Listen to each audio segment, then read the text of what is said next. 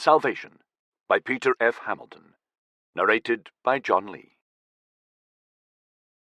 Earth Calling. Drifting through interstellar space, 3 light-years out from the star 31 Aquilae, the Nayana abode cluster picked up a series of short, faint electromagnetic pulses that lasted intermittently for 18 years. The early signatures were familiar to the Nayana, and faintly worrying. Nuclear fission detonations, followed 7 years later by fusion explosions.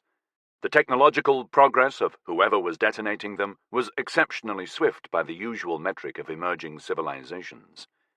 Metaviral spawn chewed into the cometary chunks that anchored the vast cluster, spinning out a string of flimsy receiver webs 20 kilometers across.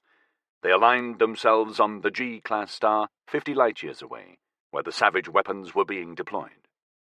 Sure enough, a torrent of weak electromagnetic signals was pouring out from the star's 3rd planet. A sentient species was entering into its early scientific industrial state. The Nayana were concerned that so many nuclear weapons were being used. Clearly, the new species was disturbingly aggressive. Some of the cluster's minds welcomed that. Analysis of the radio signals, now becoming analog audio-visual broadcasts, revealed a bipedal race, organized along geo-tribal lines, and constantly in conflict. Their specific biochemical composition was one that, from the Nayana perspective, gave them sadly short lives. That was posited as the probable reason behind their faster-than-usual technological progression. That there would be an expedition was never in doubt. The Nayana saw that as their duty, no matter what kind of life evolved on distant worlds. The only question now concerned the level of assistance to be offered. Those who welcomed the new species' aggressive qualities wanted to make the full spectrum of Nayana technology available. They almost prevailed. The spherical insertion ship that left the cluster, it didn't know if it was one of many being dispatched, or alone, measured 100 meters in diameter, a mass comprised of active molecule blocks. It spent 3 months accelerating up to 30% of light speed along a course to Altair, a trip that took just over 100 years. During the lonely voyage, the ship's controlling sentience continued to monitor the electromagnetic signals coming from the young civilization that was its ultimate goal.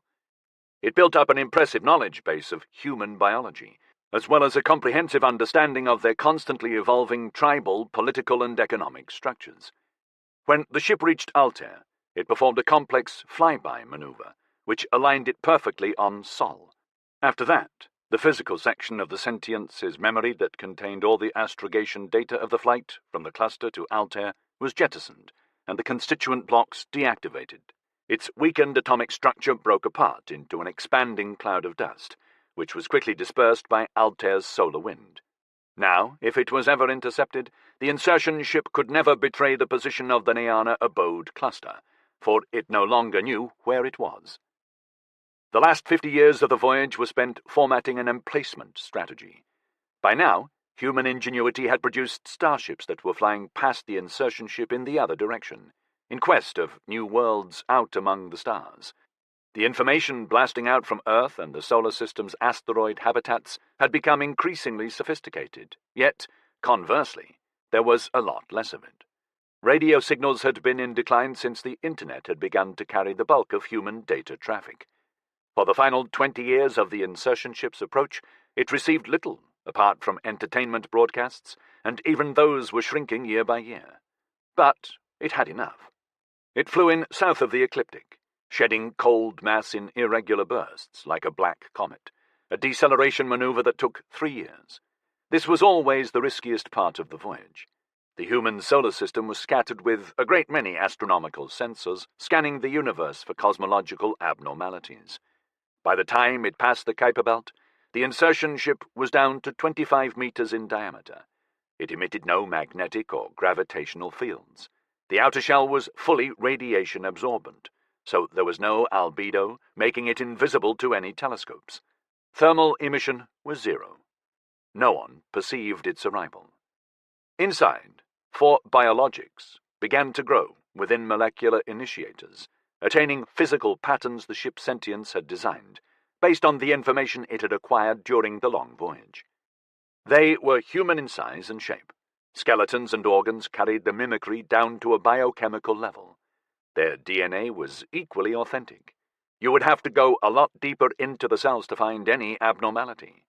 Only a detailed audit of the organelles would reveal alien molecular structures. It was the minds of the biologics that gave the insertion ship the greatest difficulty. Human mental processes were complex, verging on paradoxical. Worse, it suspected the performances in all the fictional dramas it received were overemphasizing emotional responses. So it constructed a stable primary architecture of thought routines, while including a fast-learning and adaptive integration procedure. As it closed to within 1,000,000 kilometers of Earth, the insertion ship discarded the last of its reaction mass as it performed the final deceleration maneuver. Now it was basically just falling toward the southernmost tip of South America. Tiny course correction ejector refined the descent vector, steering it at Tierra del Fuego, which was still 30 minutes from greeting the dawn. Even if it was detected now, it would simply appear to be a small chunk of natural space debris. It hit the upper atmosphere and began to peel apart into 4 pear-shaped segments. The remaining matter broke away in fizzing sparks that produced a short-lived but beautiful starburst display streaking through the mesosphere. Below it, sheltered under the blanket of thick winter cloud, the residents of Ushuaia, the southernmost city on Earth, remained oblivious of their interstellar visitor. Each segment carried on down, aero braking with increasing severity as the atmosphere thickened around them. They slowed to subsonic velocity 3 kilometers above the surface, plunging through the clouds, still unobserved by anyone on the planet. The segments were aimed at a small inlet, a few kilometers west of the city, where, even in AD 2162, the rugged land lay unclaimed by developers. 200 meters from the shore, 4 tall splash plumes shot up into the air like thick geysers, crowning and splattering down on the slushy ice that bobbed along the waters of the Beagle Channel. The Nayana metahumans floated to the surface. All that now remained of the insertion ship landing segments was a thick layer of active molecule blocks covering their skin, like a pelt of translucent gel, insulating them from the dangerously cold water. They began to swim ashore. The beach was a narrow strip of grey stones, cluttered with dead branches. A dense woodland occupied the slope above it. The aliens scrambled a short way up the incline as the pale dawn light began to seep through the murky clouds. Their protective layer liquidized, draining down into the stones where it would be flushed away by the next high tide. For the first time, they drew air down into their lungs. "Oh, that is cold," one exclaimed. "Good classification," another agreed through chattering teeth. "I'll go with it." They looked at one another in the grey light. 2 were crying from the emotional impact of arrival. 1 was smiling in wonder, while the 4th appeared singularly unimpressed by the bleak landscape. Each carried a small pack of outdoor clothing copied from a winter wear ad broadcast 18 months earlier. They hurried to put it on. When they were fully dressed, they set off along an ancient track, up through the trees, until they came to the remnants of National Route 3, which led to Ushuaia. The Assessment Team. Ferreton Kane, New York, June 23rd, 2204. I was never really that impressed with New York. The natives always banged on about how it was the city that never sleeps, how it had elevated itself to the center of the human universe, self-justifying their choice of living in cramped, overpriced apartments. Even today, when they could live anywhere on the planet and commute in through a dozen different connection hubs, they claimed it still had the buzz, the vibe, the kick. Bohemians came to dose up on the experience, man, that helped them create their art, while corporate drones sweated through their junior management years to prove commitment. But for service staff, proximity was simply convenient, while the truly poor couldn't afford to leave. And yes, guilty, I lived in Soho. Not that I'm junior management. Right there on my desk, the nameplate says, Ferreton Kane, Deputy Director, Connection Exo Solar Security Division. And if you can work out what I actually do from that, you're smarter than most. My office was on the 77th floor of the Connection Corp Tower. Ainsley Zangari wanted his global headquarters in Manhattan, and did he ever want everyone to know about it? There are few other people alive who could get a sight on West 59th Street, just along from Columbus Circle. He had to keep the facade of the old hotel as the base of his 120-story glass and carbon monstrosity. Why? I don't know. It had no architectural value as far as I can make out. But City Hall listed it as a landmark structure. So, there you have it. Not even Ainsley Zangari, the richest man there's ever been, can argue City Hall out of heritage. I'm not complaining. My office gives me the greatest conceivable view out over the city and Central Park, one that the mere super-rich along Park Avenue can't afford. I've actually had to position my desk so I work with my back to the floor-to-ceiling window. I'd be too distracted otherwise. Mind, it is a swivel chair. That cloudless June afternoon I was standing looking out at the view, mesmerized as always. The vista resembled one of those 17th-century oil paintings, where everything glows with heavenly radiance. Candara Martinez was shown in by a receptionist. The corporate mercenary wore a plain black singlet under a jacket from some mid-range fashion house. The way she carried herself made it look like a military uniform. That part of her life just never left her, I guess. Sanjay, my alt-me, splashed the data at me, which the Tarsus lenses I wore over my eyeballs presented as a grid of green and purple text. The file didn't tell me much I didn't already know. She had enrolled in Mexico City's Heroica Colegio Militar when she was 19. After graduation, she saw several active deployments in the Urban Rapid Suppression Force. Then her parents were killed by a drone bomb, some bunch of anti-imperialist anarchist whack jobs launched at the sneering symbol of their evil foreign economic oppressors, or, in English, the Italian remote drone systems factory where her father worked. After that, her escalating kill rate in action started to concern her superiors. She received an honorable discharge in 2187. Freelance corporate security ever since. The real dark jobs. In the flesh, she was 170 centimeters tall, with chestnut hair, cut short, and grey eyes. I wasn't sure if they were real or gened up. They didn't quite seem to belong with the rest of her Mexican ancestry. There'd certainly been some body work. She kept herself trim. In her line of work, that was Survival 101. But that couldn't account for the thickness of her limbs. Her legs and arms were heavily muscled. Gened up or K-cells. The file didn't say. Ms. Martinez left a very small data print on Solnet.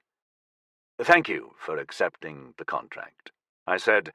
"I'm a lot happier knowing you're coming with us." Which was only partially true. Her presence made me uncomfortable, but then I know whom she's eliminated during her career. "I was curious," she said, "because we all know Connection has so few people in its own security division." "Yeah, about that. We might need something that goes beyond our guy's pay grade." "Sounds interesting, Feriton." "My boss wants protection, serious protection. We're dealing with the unknown here. This expedition, it's different. The artifact we've found is alien." "So you said. Is it Olyx?" "I don't see how it could be." A small smile lifted her lips. "Not going to hide from you. I'm very interested. And flattered." "Why me?" "Reputation," I lied. "You're the best." "Bullshit." "Seriously. We have to keep this small. The 3 other people coming with us represent some serious political interests, so I wanted someone with a genuine track record." "You're worried that rivals will find out about where we're headed? What sort of artifact have you found?" "Can't tell you that until we're en route." "Are you retro-engineering its tech? Is that why you're worried about rivals?"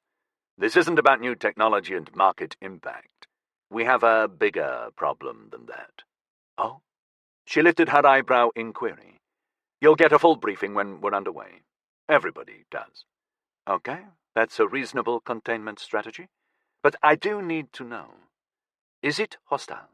"No, or at least not yet. Which is where you come in. We need to pack a large punch in a small place. Just in case." "Even more flattered." "One last thing, which is why you and I are having this meeting before I introduce you to the rest of the team. This doesn't sound good. There are some first contact protocols involved, severe ones. Alpha Defense insisted. We're going to be very isolated for the duration of this mission, something none of us are familiar with.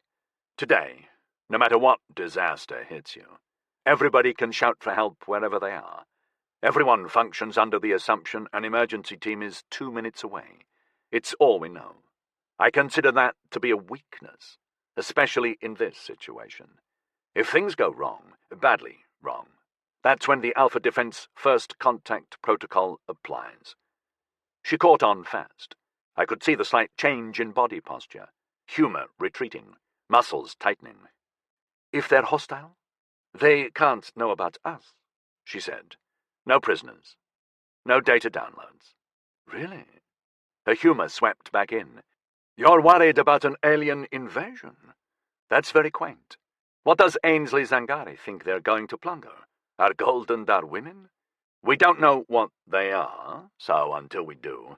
The Olyaks turned out okay, and they had a shitload of antimatter on board the Salvation of Life. There isn't another conventional power source powerful enough to accelerate a vessel that size up to a decent fraction of light speed. We were fortunate with them, I said carefully. Their religion gives them a whole different set of priorities to us. All they want to do is travel across space in their ark ship to the end of time, where they believe their God will be waiting for them. They don't want to expand into new star systems and bioform planets to live on. It's a whole different imperative to ours. I guess we didn't really understand what alien meant until they arrived in the Sol system. But, Kandara, do you really want to gamble our species' survival on every race being as benign as the Olyaks? It's been 60 years since they arrived, and we've both benefited from trade. Great, but we have a duty to consider that at some time we're going to encounter a species that isn't so benign. Interstellar war is a fantasy. It makes no sense. Economically, for resources, for territory, it's all crap. Hong Kong doesn't even make drama games about it anymore. Nonetheless, we must respect the possibility, however remote. My department has developed scenarios we don't ever reveal to the public, I confided. Some of them are disturbing. I bet they are. But at the end, it's all human paranoia. Maybe.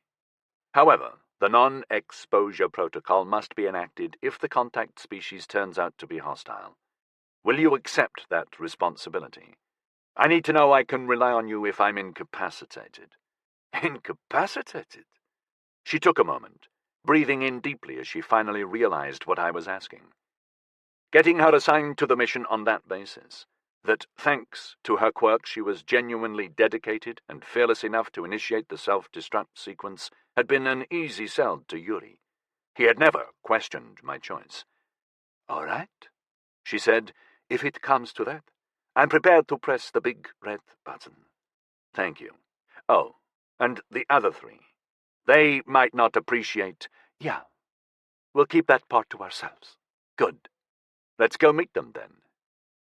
Exosolar Security occupied 7 adjacent floors. The departmental conference room was on the 76th floor. I took Kandara down the big spiral stairwell in the middle of the tower. Naturally, the conference room occupied a corner of the tower, giving it 2 glass walls. The oval teak table stretching along the middle of the floor probably cost more than my salary. It had 15 chairs spaced around it. More chairs lined the non-glass walls for flunkies to sit in.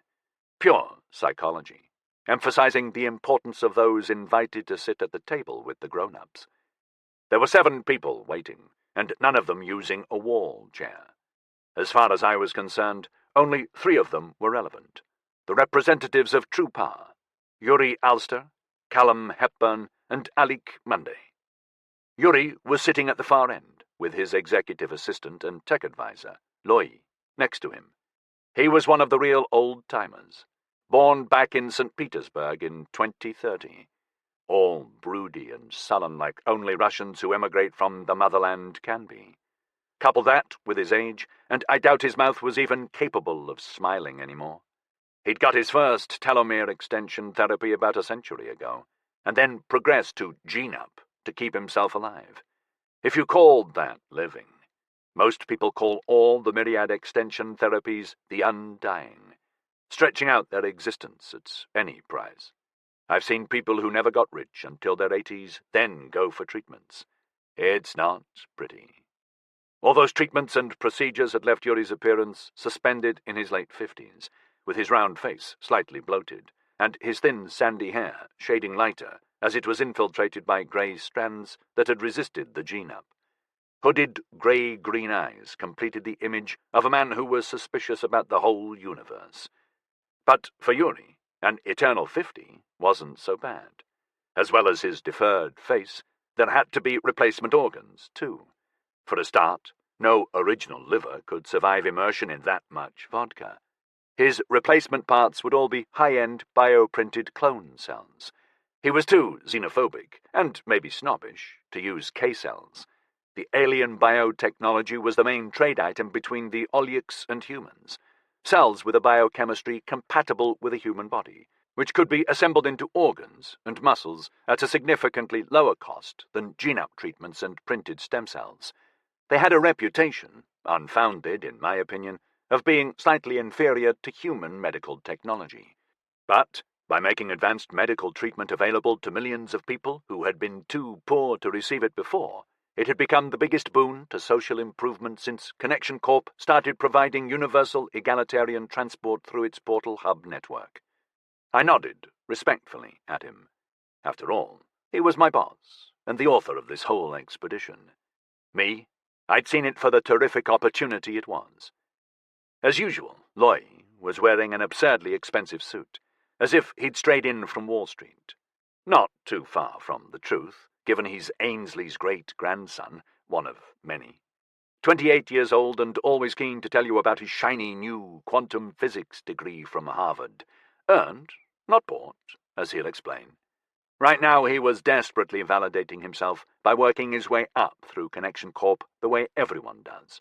Because everyone, age 28, pulls an assistant's job with a department head as soon as they join. Just a regular guy. All smiles. After-work drinks with colleagues, and bitching about the boss. Interestingly, Callum Hepburn had chosen to sit next to Yuri. He'd arrived 20 minutes ago from the Delta Pavonis system, where the utopial culture was based. These days he was one of their senior troubleshooters, possessing a craggy face that Gene-Up had failed to soften with age.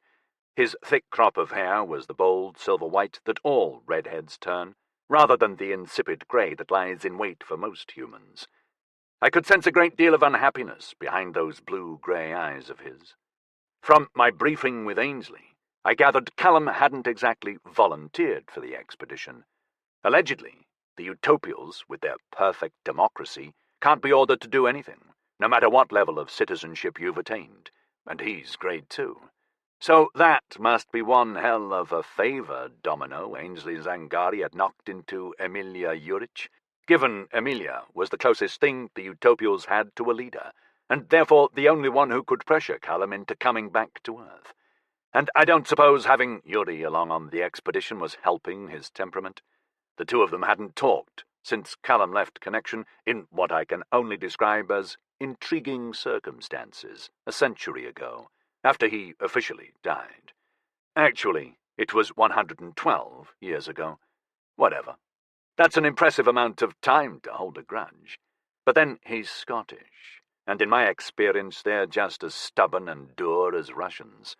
It says something about the artifact we'd found, that those two were prepared to put personal issues aside and cooperate, however nominally. Having them together in the bus was really going to make this a full-out, fun-time trip. Callum had brought 2 assistants with him from Delta Pavonis. Eldland was obviously from Akitha, the Utopial's main world, orbiting Delta Pavonis. Like all people born into the Utopial movement today, C was Omnia, genetically modified to be both male and female, spending her adult life in a 1,000-day cycle between genders.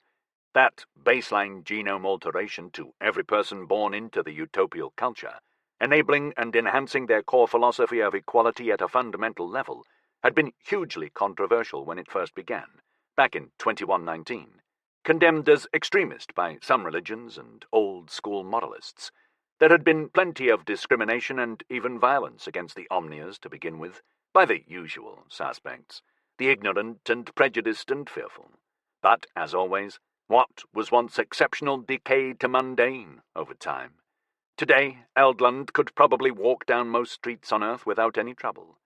E would be noticed, mind you, but that was down to her height.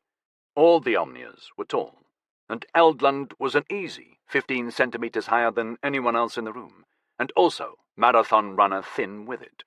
Normally I'd call that willowy, but there was nothing fragile-looking about her, although C.E. had a very pretty face with sharp cheekbones, highlighted by an artfully trimmed beard, and I could tell just how much confrontational attitude was coiled up in that rigid pose.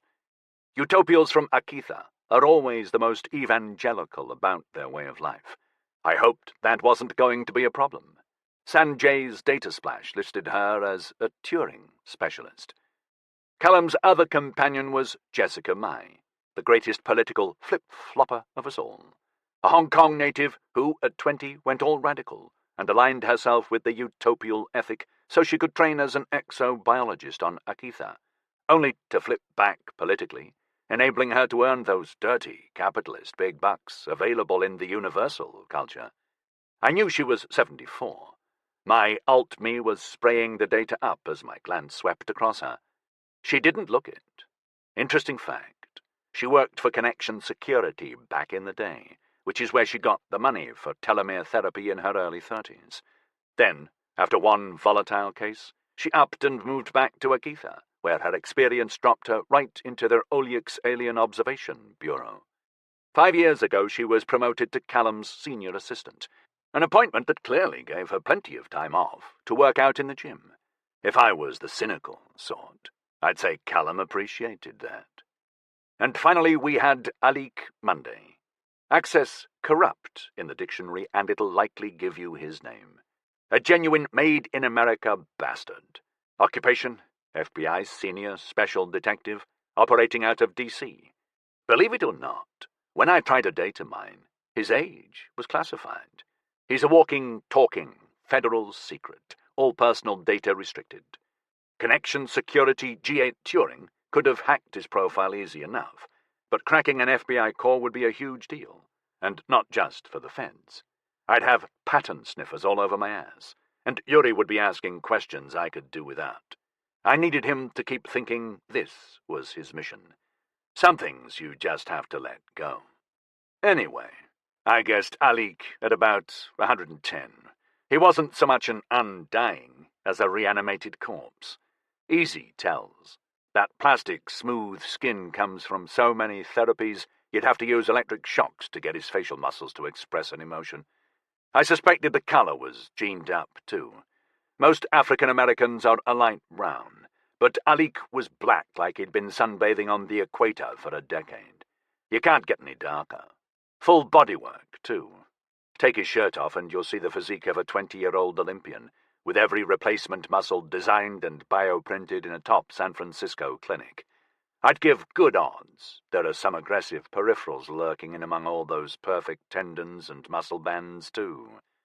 But all that time and money wasted. Anyone looking at him knew he was old and terribly calculating. He was connected to the global PACs operating out of D.C., the rich old men who really run Earth, who make sure universalism, the established democratic capitalist society, stays in place and doesn't get seduced away from its oh-so-holy guiding principles by shiny new concepts like utopialism.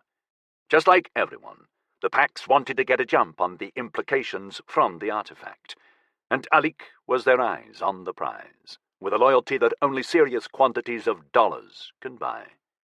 I sat with my back to Central Park and smiled graciously.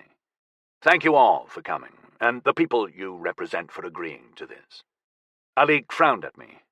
You're in charge? I thought I was requested because Alpha Defense was running this. Technically they are, I said. We're running this investigation under their authority, but it is Mr. Ulster's expedition. I'm basically just admin. Keep them in their place, huh, Yuri? Alik grinned. Yuri's impassive gaze looked down on Alik from some immeasurable height. every time. I caught Alik mouthing, "Smartass." "What's the schedule?" Callum asked. "We'll go from here directly to Nkia in the Beta Eridani system. Our transport is ready.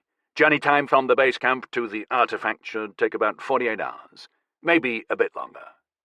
"Fuck's sake," Ali grunted. "Why so long?" "Quarantine," Yuri said tersely. "We need to keep it completely isolated, physically and digitally. So there's no portal opening to it. We're going the old-fashioned way, by ground vehicle." "Digitally isolated?" Alik's stiff face registered nothing. It didn't have to. His tone revealed all. "Please tell me you have access to Sunnet on site." "No access," Yuri said. "It's the Alpha Defense Contact Protocol. We can't take the risk. I'm sure DC appreciates that." Callum smirked. "There's a science team already on site," I told them, and gestured at the 3 assistants. "And we welcome the additions you're bringing." "The additions," Jessica said, "makes us sound like a band." She and Eldland shared a smile. Loy ignored them, staring directly at me. "You'll be given total access to the science team's data," I continued, "and if there are any further aspects of the artifact you want to examine, we'll prioritize them for you. In effect, you'll be determining the direction of the investigation." "How long will we be there for?" Callum asked. I could still hear an Aberdeen burr in his voice, even though the file said he hadn't been back there for over a century. "Our investigation has 2 priorities," Yuri pronounced. "First priority is to assess the artifact's threat potential. Is it hostile? And if so, to what extent? Secondly, based on that, we're required to formulate a response recommendation. So that's going to take as long as it takes." "Good enough?" Alik wasn't happy, but he nodded. "If there's nothing else?" I queried. Nobody seemed to have a question. "Excellent. Please follow me." The 76th floor had a portal door direct to Connection's exosolar division in Houston. Alik Monday was 188 centimeters high, so he walked straight through after me. But Eldland had to duck slightly. Connection Corp portal doors are a standard 2 meters 15 centimeters high. Maybe C didn't really need to duck, but no denying it, C was tall. We came out into a circular hub, with 14 other portal doors around the edge. Bright morning sunlight shone in through the glass cupola above. Air conditioning thrummed loudly as it battled Texas heat and humidity. Our trolleys were all waiting for us in a cluster at the center of the hub, meter-high, pearl-white cylinders with very flexible wheels, carrying all our personal luggage. Sanjay pinged mine and it locked on. Of course, Loy had 2 trolleys. All those designer shirts need careful packing. I walked clockwise around the wall, trying not to peer through the portal doors. Some led into neat department lobbies, while a couple opened directly into big assembly halls that looked empty. The door to Connection's Exoscience and Exploration Department was the 5th one along. I stopped in front of it, and waited until all the trolleys had caught up with us before going through. Given that interstellar travel is the most glamorous activity the human race has ever undertaken, the building housing E and E is surprisingly ordinary. Concrete, carbon, and glass, just like the 1,000 other corporate blocks scattered across Houston's technology zone. The entrance lobby had 4 portal doors opening into it, all of them with a picket of security barriers, slim silver bars, spaced close enough to prevent physical access. That was the visible obstacle. There were other, more discreet and lethal security measures. The company got quite jumpy after the incident, 112 years ago, that caused Callum to switch from being a good and loyal Connection Corp employee to a full-on utopial. The G8 Turing that managed building security interrogated Sanjay and scanned us all. Then the bar slid down into the floor. Giovanni, the Beta Eridani mission director, was waiting for us just beyond. He bobbed about uneasily, as so many Alpha visitors stepped into his domain. He introduced himself, shook hands tentatively, and finally said, "This way, please." He led us down a long corridor, with pictures of various star fields and cheerless exoplanet landscapes on the walls. Our trolleys trundled along quietly behind us. The few Connection personnel we passed gave us curious glances. Most of them recognized Yuri. Amazing how many people suddenly look guilty when they're face to face with that level of authority. "What's the planet like?" Kandara asked. "Gien. Fairly typical, if you can say that about exoplanets," Giovanni said. "Let's see. 10,300 kilometers in diameter, which gives us a gravity of 0.9 Earth. 37-hour days, so not good for our diurnal rhythms. Atmospheric pressure is 2,000 pascals, which makes it 2% Earth sea level pressure. That's made up mainly of CO2, with traces of argon, nitrogen, and sulfur dioxide. It's orbiting 5.5 AUs out from Beta Eridani, so cold, cold, cold. Minimal tectonic activity, meaning no volcanoes. No moons, either. Nobody's going to be terraforming this baby. So no indigenous life." Giovanni turned around and grinned at her. "Not a chance." "Does Beta Eridani have any other planets, save Nkea?" "3.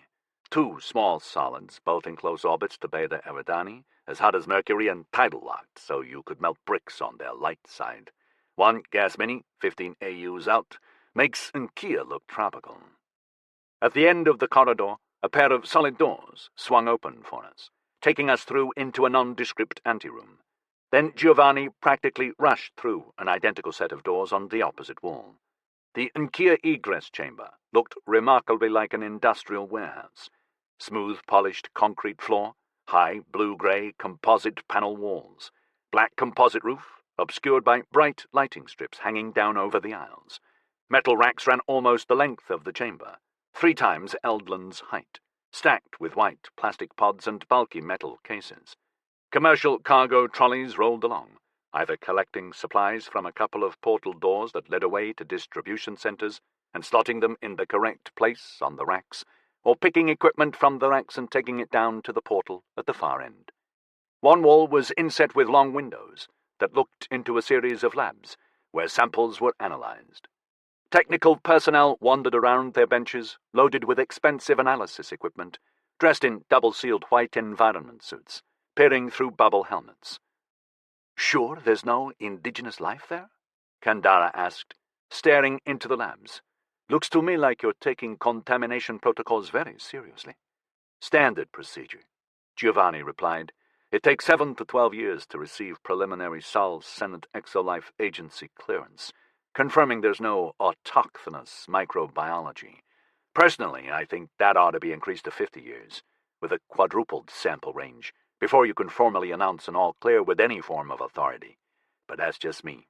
Over the years, we found some interesting microbes on some otherwise inhospitable planets." Kandara stared around as if she was trying to memorize the facility. "Any chance you missed something on Nkea?" "No. Beta Eridani was a classic by-the-book arrival procedure. Kavli spent a couple of months decelerating down from Point 8C. She arrived in system this February. We sent a squadron of astronomy satellites through her portal. So far, all standard and good. My people know what they're doing." He waved a hand at the semicircular room at the end of the labs, nearest the portal to Nkea. It was a control center, with 2 lines of big, high-resolution holographic windows all along the curving wall. Several desks had smaller screen stacks, with senior researchers and their gaggle of graduate astronomers drooling over images of strange, dark planetary crescents, orbital paths, fluctuating data tables, star maps, and rainbow graphics that to me resembled bad abstract art. We picked up the signals straight away. Hard not to. It was multispectral, low power, but constant. "Signal," Alik barked in surprise. "Nobody said this was an active artifact. What the fuck are you sending us to?" Giovanni gave Yuri a quick, resentful glance. "I don't know. I don't have clearance." "Go on, please." I told him. "What happened after you detected the signal?" "It was just a beacon signal, coming from the 4th planet, Nkea. So we followed protocol and informed Alpha Defense. A robot lander was flown down from orbit, keeping a minimum designated quarantine distance from the source. Once the lander put a portal on the surface, we started sending equipment through." He pointed at the big circular portal at the end of the egress chamber. "I've never set up a base camp so fast. Just about the first thing we sent through was a 12-person Science Ranger vehicle. Connection security drove it and 2 Alpha Defense officers out to the artifact, and came straight back. That was 10 days ago. Next thing I know, Alpha Defense has ruled the whole expedition ultra-classified, and I get orders to send a secondary base through. That's a joke, because it's actually better than base camp. It even includes its own hospital, for crap's sake. Some trucks hauled it out to the artifact, and an engineering crew set it up. They only got back yesterday. The preliminary science team left 7 days ago, with another convoy of trucks packed with research equipment. Now, you guys are here, and I've been ordered to give you total priority. Sorry about that, Loy said. Why? I asked him. Everyone is doing their job. The kid blushed, but had the smarts enough to shut up. Giovanni took us right up to the 5-meter diameter portal. They don't come much bigger. It was circular, with an elevated metal ramp bridging the rim at the bottom, so the cargo trolleys could drive over unimpeded. Bundles of thick cables and hoses snaked through to Nkia underneath the ramp. 3 sentinel pillars stood on either side, blank ash-grey surfaces concealing the formidable weaponry they contained. God help any alien that tried to come through without Ainsley's approval. Not that it would ever come to that. The G8 Turings would cut power to the portal in a millisecond, if any bug-eyed, tentacled monster even approached the other side. I stared through the broad circle. It opened directly into a 30-meter-wide geodesic dome, also stuffed full of supply racks. 2 multi-sensor globes on chest-high posts were positioned on either side, letting the G8 Turing scan anything that approached. "This is it," Giovanni said proudly, sweeping an arm toward the portal. "This is what we do. Welcome to another world." "Thanks." I went up the ramp's shallow slope after him. I couldn't help a little flash of unease as I drew level with the portal's rim. The Nkia base camp was less than a meter away from me now. A single step, as Connection's famous first ad said. A step that would span 89 light years. Using ordinary Connection Corp portal doors to walk between the company's Earth-spanning network of hubs never bothered me. The greatest distance one of those doors covered was transoceanic, maybe 6,000 kilometers. But 89 light years? You couldn't not be aware of the time and effort it had taken to cover that awesome gulf. Long before Kellan Rindstrom demonstrated quantum spatial entanglement at CERN back in 2062, human dreamers had been coming up with semi-realistic plans for starships. There were proposals to mine Jupiter's atmosphere for helium-3 that could power a town-sized pulse fusion ship that would scout nearby stars. Country-sized sails, a molecule thick, that would ride the solar wind out to the constellations. Skyscraper-sized laser cannon that would accelerate smaller light sails. Antimatter rockets. The Alcubierre drive. Quantum vacuum plasma thrusters. Kellan Rindstrom's discovery consigned them all to the history folder marked "Quirky Inventions That Never Made It Past the Concept Study." When you can connect 2 separate physical locations via a quantum entanglement portal, so many problems cease to exist. Even so, starships require a phenomenal amount of thrust to accelerate up to a decent percentage of light speed, and Connection Corp's modern designs achieve in excess of 80%. Before Rindstrom, that would have required carrying vast amounts of energy and reaction mass on board. Now, all you do is drop a perfectly spherical portal into the sun. Meta-hot plasma slams into that hole at near relativistic speed. At the same time, the portal's exit is fixed at the apex of a magnetic cone, which channels the plasma into a rocket exhaust. There is no limit on how much plasma from the sun you can send through, and the starship masses very little, just the portal and its nozzle, guidance units, and a smaller portal communication link to mission control. It can accelerate fast. When it reaches a star, it decelerates into orbit, delivering a portal link back to Earth's solar system. That means you can start sending through entire pre-assembled asteroid industrial complexes straight away. Within a day, you're ready to start crunching minerals and begin manufacture. The pioneer crews build habitats that house the workforce, which builds the next generation of starships, which fly off to new stars. It's almost an exponential process, and in their wake, the newly discovered exoplanets are ripe for terraforming. Connection Corp had been one of the major players when it comes to sending starships out from Earth, building and flying them for more than 100 years. Every new universal settled star system is another huge income source for the company. Beta Eridani is the farthest star humans have reached, 89 light-years from Earth. One step. I felt the slight drop in gravity as soon as I was through the portal. Not quite enough to mess with my balance, but I took the down ramp carefully, just in case. The dome was a smaller version of the egress chamber back on Earth, piled high with pods and equipment cases. A quarter of it was given over to life support equipment. Big spherical tanks, air filters, pumps, ducts, quantum batteries, thermal exchanges. Everything to keep humans alive in a hostile environment. If the main portal and the redundant emergency portals were closed for whatever reason, those chunks of machinery could sustain the base personnel for years, if necessary. Sanjay coupled to the base camp's network and splashed local schematics across my Tarsus lenses. Connection Corp's foothold on Nkia was laid out in a simple triangular array, with passageways leading out radially from the main dome to a trio of slightly smaller domes. Ordinarily, this would be full of geologists and exobiologists, Giovanni said, as he headed for one of the 3 big airlocks at the edge of the dome. But right now we're keeping base staff to an absolute minimum. We've taken local samples, but further field trips are on hold.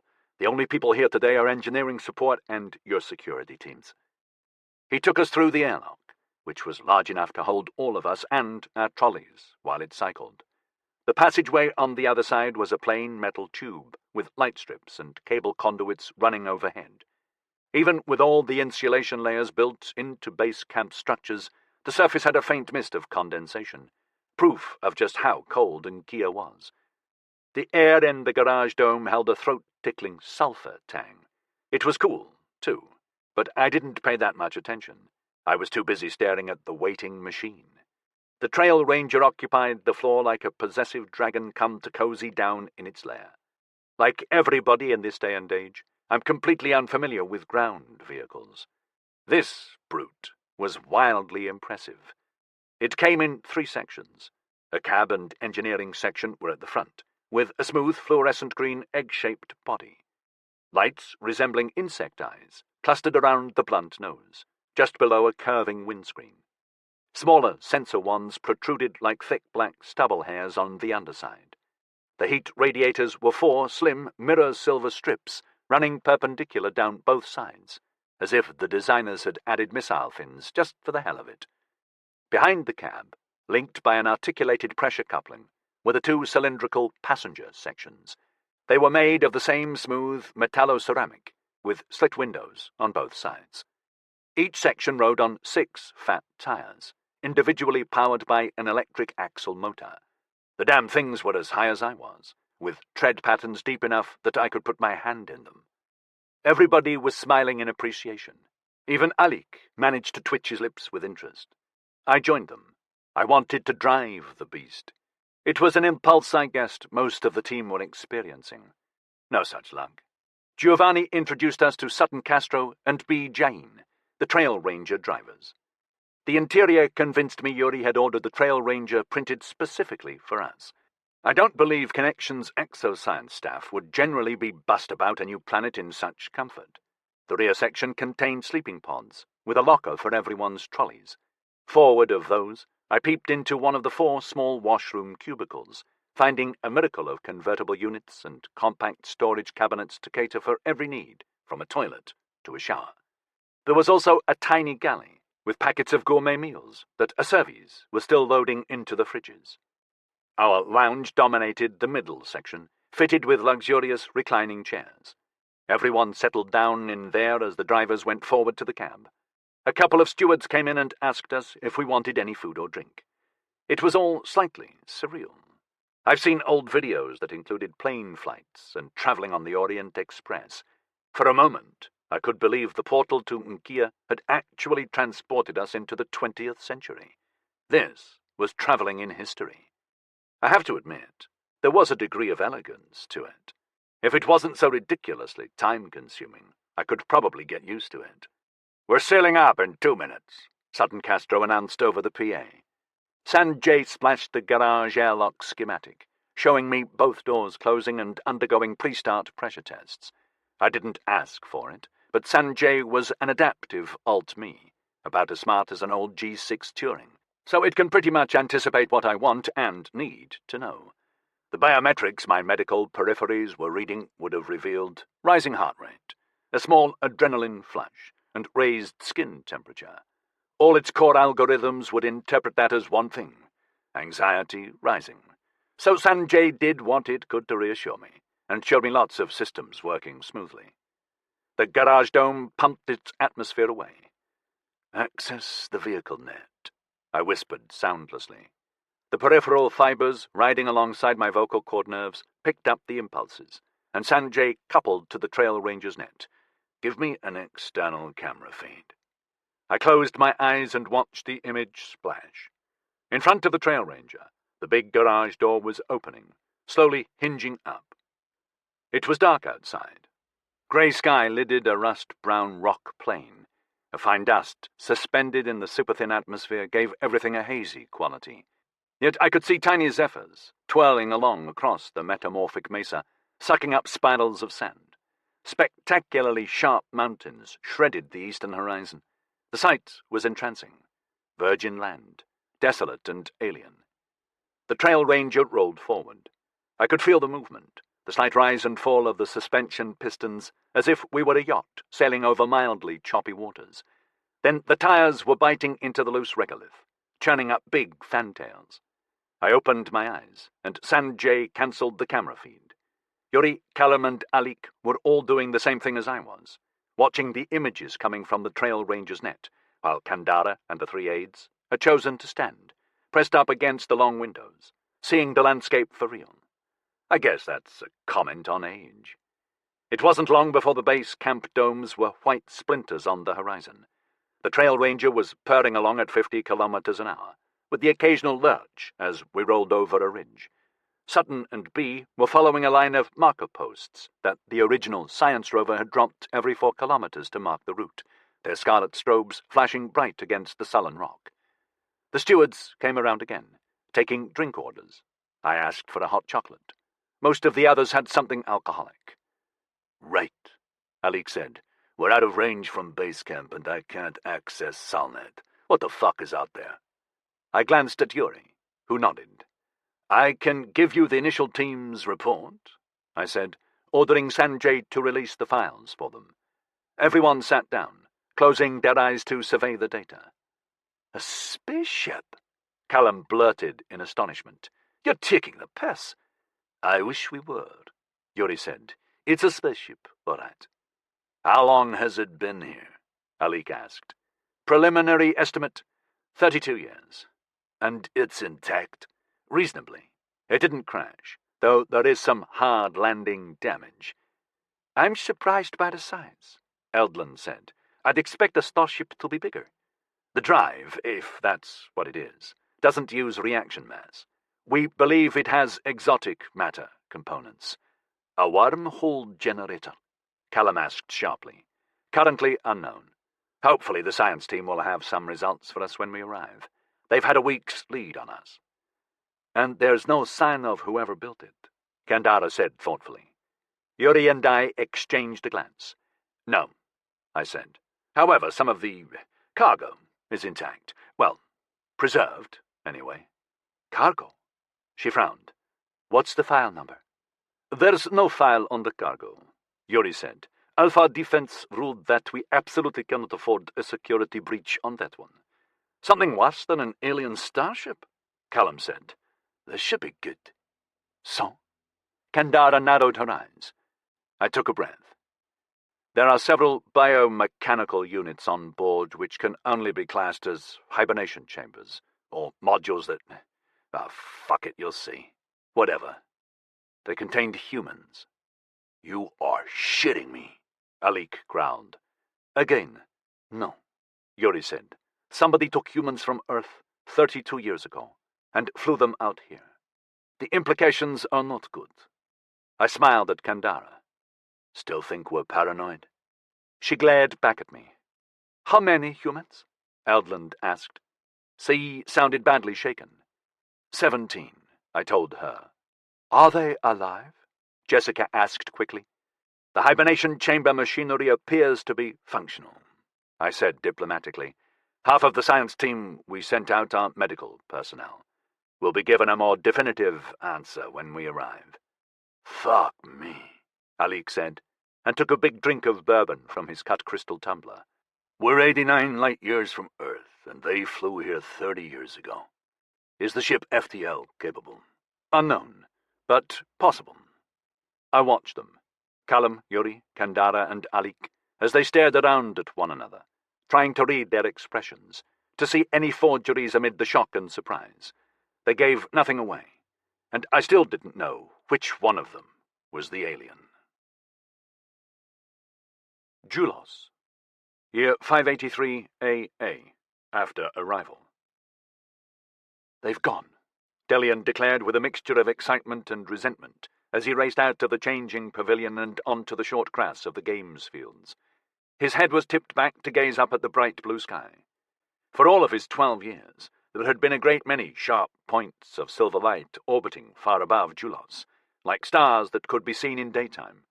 Now several of those familiar specks, the larger ones, had vanished, leaving the remaining sky forts to their lonely vigil, constantly alert for any sign of the enemy's warships approaching their home world.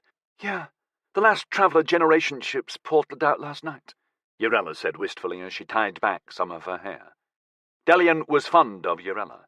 She was nothing like as solemn as the other girls in the Emerli clan, who were uniformly quiet and smiled so very little. And unlike her, none of them ever joined the boys in the pitches and arenas as they played their team competitions. But Urella had never been content to take her place in the arena's command pens, observing and advising. As he stared up into the empty sky, he could feel the sweat starting to bead on his skin. Emerli's estate was in the planet's semi-tropical zone, and this close to the coast, the air was permanently hot and humid. With his red hair and pale skin, Delian always used to slather himself in sunblock for the 5 afternoons a week when the kids played games on the estate's sports fields. But since he and his yearmates reached their 10th birthday, they'd moved on to more combative games in the orbital arena. "I wonder where they've gone," he asked. Urella pushed her shaggy ebony hair aside and smiled down at him. Delian liked that smile. Her rich black skin always made a flash of white teeth seem quite dazzling, especially when it was directed at him. "We'll never know now," she said. "That's the point of dispersal, Del. The enemy will find Julos eventually, and when they do, they'll burn its continents down to the magma. But when that day comes, the generation ships will be hundreds of light years away. Safe." Delian answered with a grin of his own, acting as if it didn't matter to him, and looked around at his monks to check they were paying attention. All the clan's children were assigned a group of 6 homunculi on their 3rd birthday, to act as permanent companions and playmates. It was Alexandra who had told the breathless and excited children that the stocky, human-shaped creatures were homunculi, a word that Delian and his clanmates shortened to monks within a minute, and it had stuck ever since. The monks were genderless, 140 centimeters tall, with thick arms and legs that were slightly bowed, alluding to a terrestrial ape heritage somewhere in their DNA. Their skin had a glossy grey and chestnut pelt, with thicker, darker fur on their scalps. They were also extremely affectionate and always eager to please. Their creators hadn't given them many words, but they had instilled a strong sense of loyalty and empathy. Around his 9th birthday, Delian had finally grown taller than his cohort. It had been a thrilling moment when he realized he'd gained that advantage, after which their play-tumbling took on a different aspect, becoming more serious somehow as they all squirmed around on the dormitory floor, laughing and shouting. He still adored them, a feeling now mingling with pride as they read his intent, providing an instinct-driven extension of his body during games. The years spent with him during childhood allowed them to learn his moods and identify his body language perfectly, which would pay dividends later in his life when he began his military service. The best integration in his year group, Alessandra had acknowledged approvingly, and Alessandra's approval meant a great deal to him. Delian and Urella shuddered in unison as they heard the distinctive, drawn-out ululation of a locax menacing hunting cry coming from beyond the estate's perimeter fence. Thankfully, they rarely saw the agile, serpentine beasts slipping through the snarled-up forest outside. The animals had learned not to stray too close to the estate, but the fence and the sentry remotes that patrolled in endless circles were a constant reminder of how hostile Julos could be to anyone who let their guard down. The arena's portal was on the edge of the sports field, sheltering under a small Hellenic roof. Delian shook off his chill as he walked through. He and Urella stepped directly into the arena, a simple cylinder with a diameter of 100 meters and 70 wide, with every surface padded. He breathed in happily, feeling his heartbeat rise. This was what he lived for, to show off his prowess in the tournaments and matches, for with that came the prospect of beating the opposing team, of winning, and nothing on Dulos was more important than winning. The arena was in neutral mode, which was spinning about its axis to produce a 20% Coriolis gravity around the curving floor. Delian always wished there was a window. The arena was attached to a Skyfort's assembly grid, orbiting 150,000 kilometers above Dulos, and the view would have been fabulous. Instead, he did what he always did when he came in, and studied the arena's interior to see if the stewards had made any changes. Floating above him were 30 bright hazard-orange hurdles, polyhedrons of various sizes, also padded. "They've bigged them up, look," Delian said enthusiastically as he took in the hurdles, committing the positioning to memory. Alessandra had promised the senior year group they would receive their databuds in another couple of months, uniting them directly with personal processors and memory cores that would handle all the mundane mental chores Delian had to labor away at right now. He considered it monumentally unfair that all the clan's adults had them. "You mean they have enlarged the hurdles?" Urella said primly. "Saints, you've gone and joined the grammar police," he moaned. At the same time he saw how intently she was studying the new layout and smiled to himself. They started to walk along the floor, necks craning up, his cohort studying the hurdle layout as attentively as he was. The rest of Delian's yearmates started to show up. He saw the boys grinning at the larger hurdles suspended above them, relishing the extra bounce the wider pentagonal and hexagonal surfaces would give them, if they landed true, of course. "Saints, we'll reach the axis like lightning," Jank said. "Going to ace this," Urette agreed. "Is it going to be a capture the flag, do you think?" Orelt asked. "I want to play straight takedown," Rello said wistfully. "Just hit them and knock them out of the arena." "Interclan matches are flag captures," Tiliana said loftily. "They allow a greater range of strategy options and cooperative maneuvers. That's what we train for, after all." Delian and Phalar exchanged a martyred grin behind Tiliana's back. The girl was always dismissive of any enthusiasm the boys showed to expand the tournament. Even so, she and her pair of monks were reviewing the new arrangement keenly. "Where are they?" Zante exclaimed impatiently. They didn't have long to wait.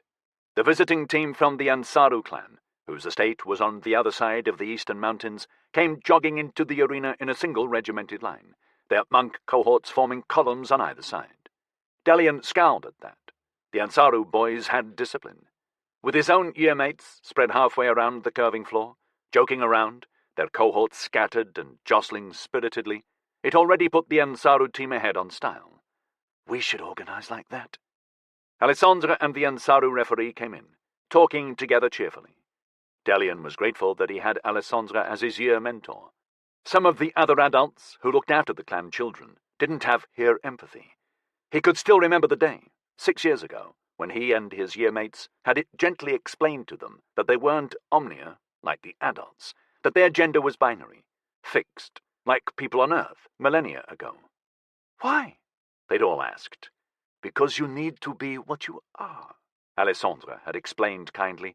"It is you who will be going out to face the enemy in combat, and what you are will give you the greatest advantage in battle."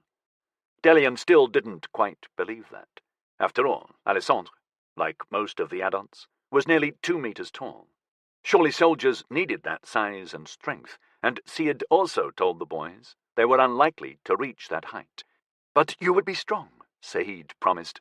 Only that was a poor consolation for Delian. He always felt mildly guilty whenever he studied their mentor too closely nowadays, drawing comparisons in his head. Despite her considerable height, Delian could never consider her as strong as a body that size could or should be. Of course, age played a part in that. Out in the middle of the zone floor, Alessandro remained reasonably robust-looking, though Delian did wonder if the black V-neck referee shirt Sae wore revealed maybe too much cleavage for someone with so many years behind her. Dorm rumor put her at 180. But Alessandra's cinnamon-shaded skin was practically wrinkle-free, contrasting nicely with her thick, honey-blonde hair, which was always cut in a severe bob ending level with her chin. Wide grey eyes could express a great deal of sympathy, yet as Delian had found, on the many occasions his misbehaviour had been discovered, they could also be stern. And this year Alessandra had decided to grow a thin beard. "Because it's stylish," Sae told the kids, slightly defensively, when they asked and snickered. Delian still wasn't sure about that. Alessandra caught his eye and gestured, "Get into position." The teams started to line up along the centre of the floor, spacing themselves evenly, each taking a half, with the referees between them. Delian and his cohort claimed his customary place in the middle of the Emerli team's semicircle. Urella was at his side, her 2 monks flanking her. Girls only had 2 monks each. Why would they need more? Delian craned his neck, giving the visiting team a fast appraisal, seeing which player's cohort seemed tightest and most responsive. "They're number 8, Urella said. "I remember him from last year. He's good. Watch him." "Yeah," Delian muttered absently. He remembered number 8 as well, remembered spinning tackles that sent him cartwheeling away from the hurdles, cursing as his opponent streaked away with the flag ball. Number 8 was a thick-set boy with brown hair oiled back over his skull.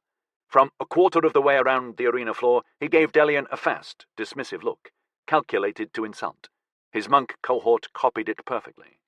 Delian's fists closed in reflex.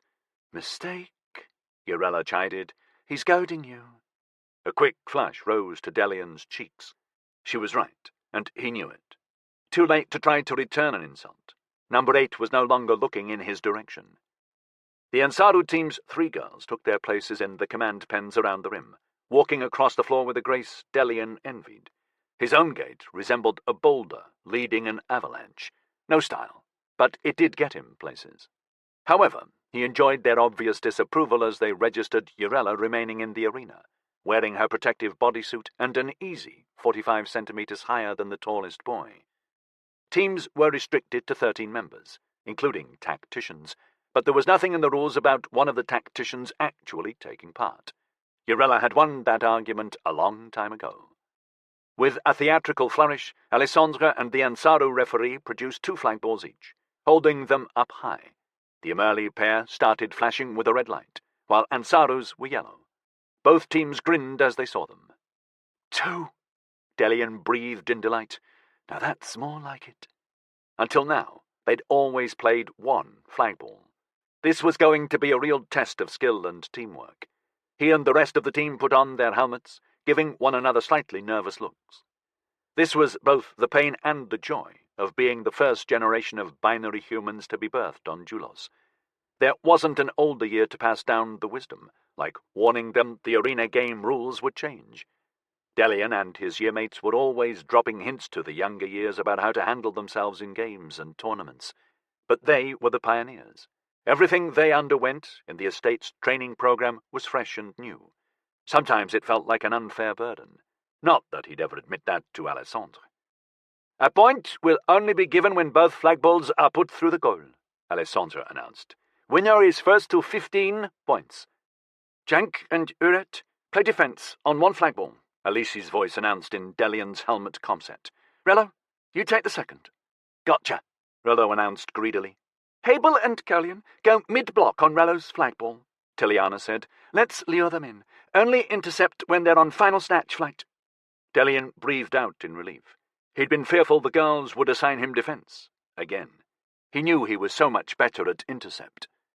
"Ready, 1," Alessandra said loudly. Everyone tensed up. Delian's monk cohort clustered around him, holding hands to form a ring. "Ready, 2?" the Ansaru referee asked.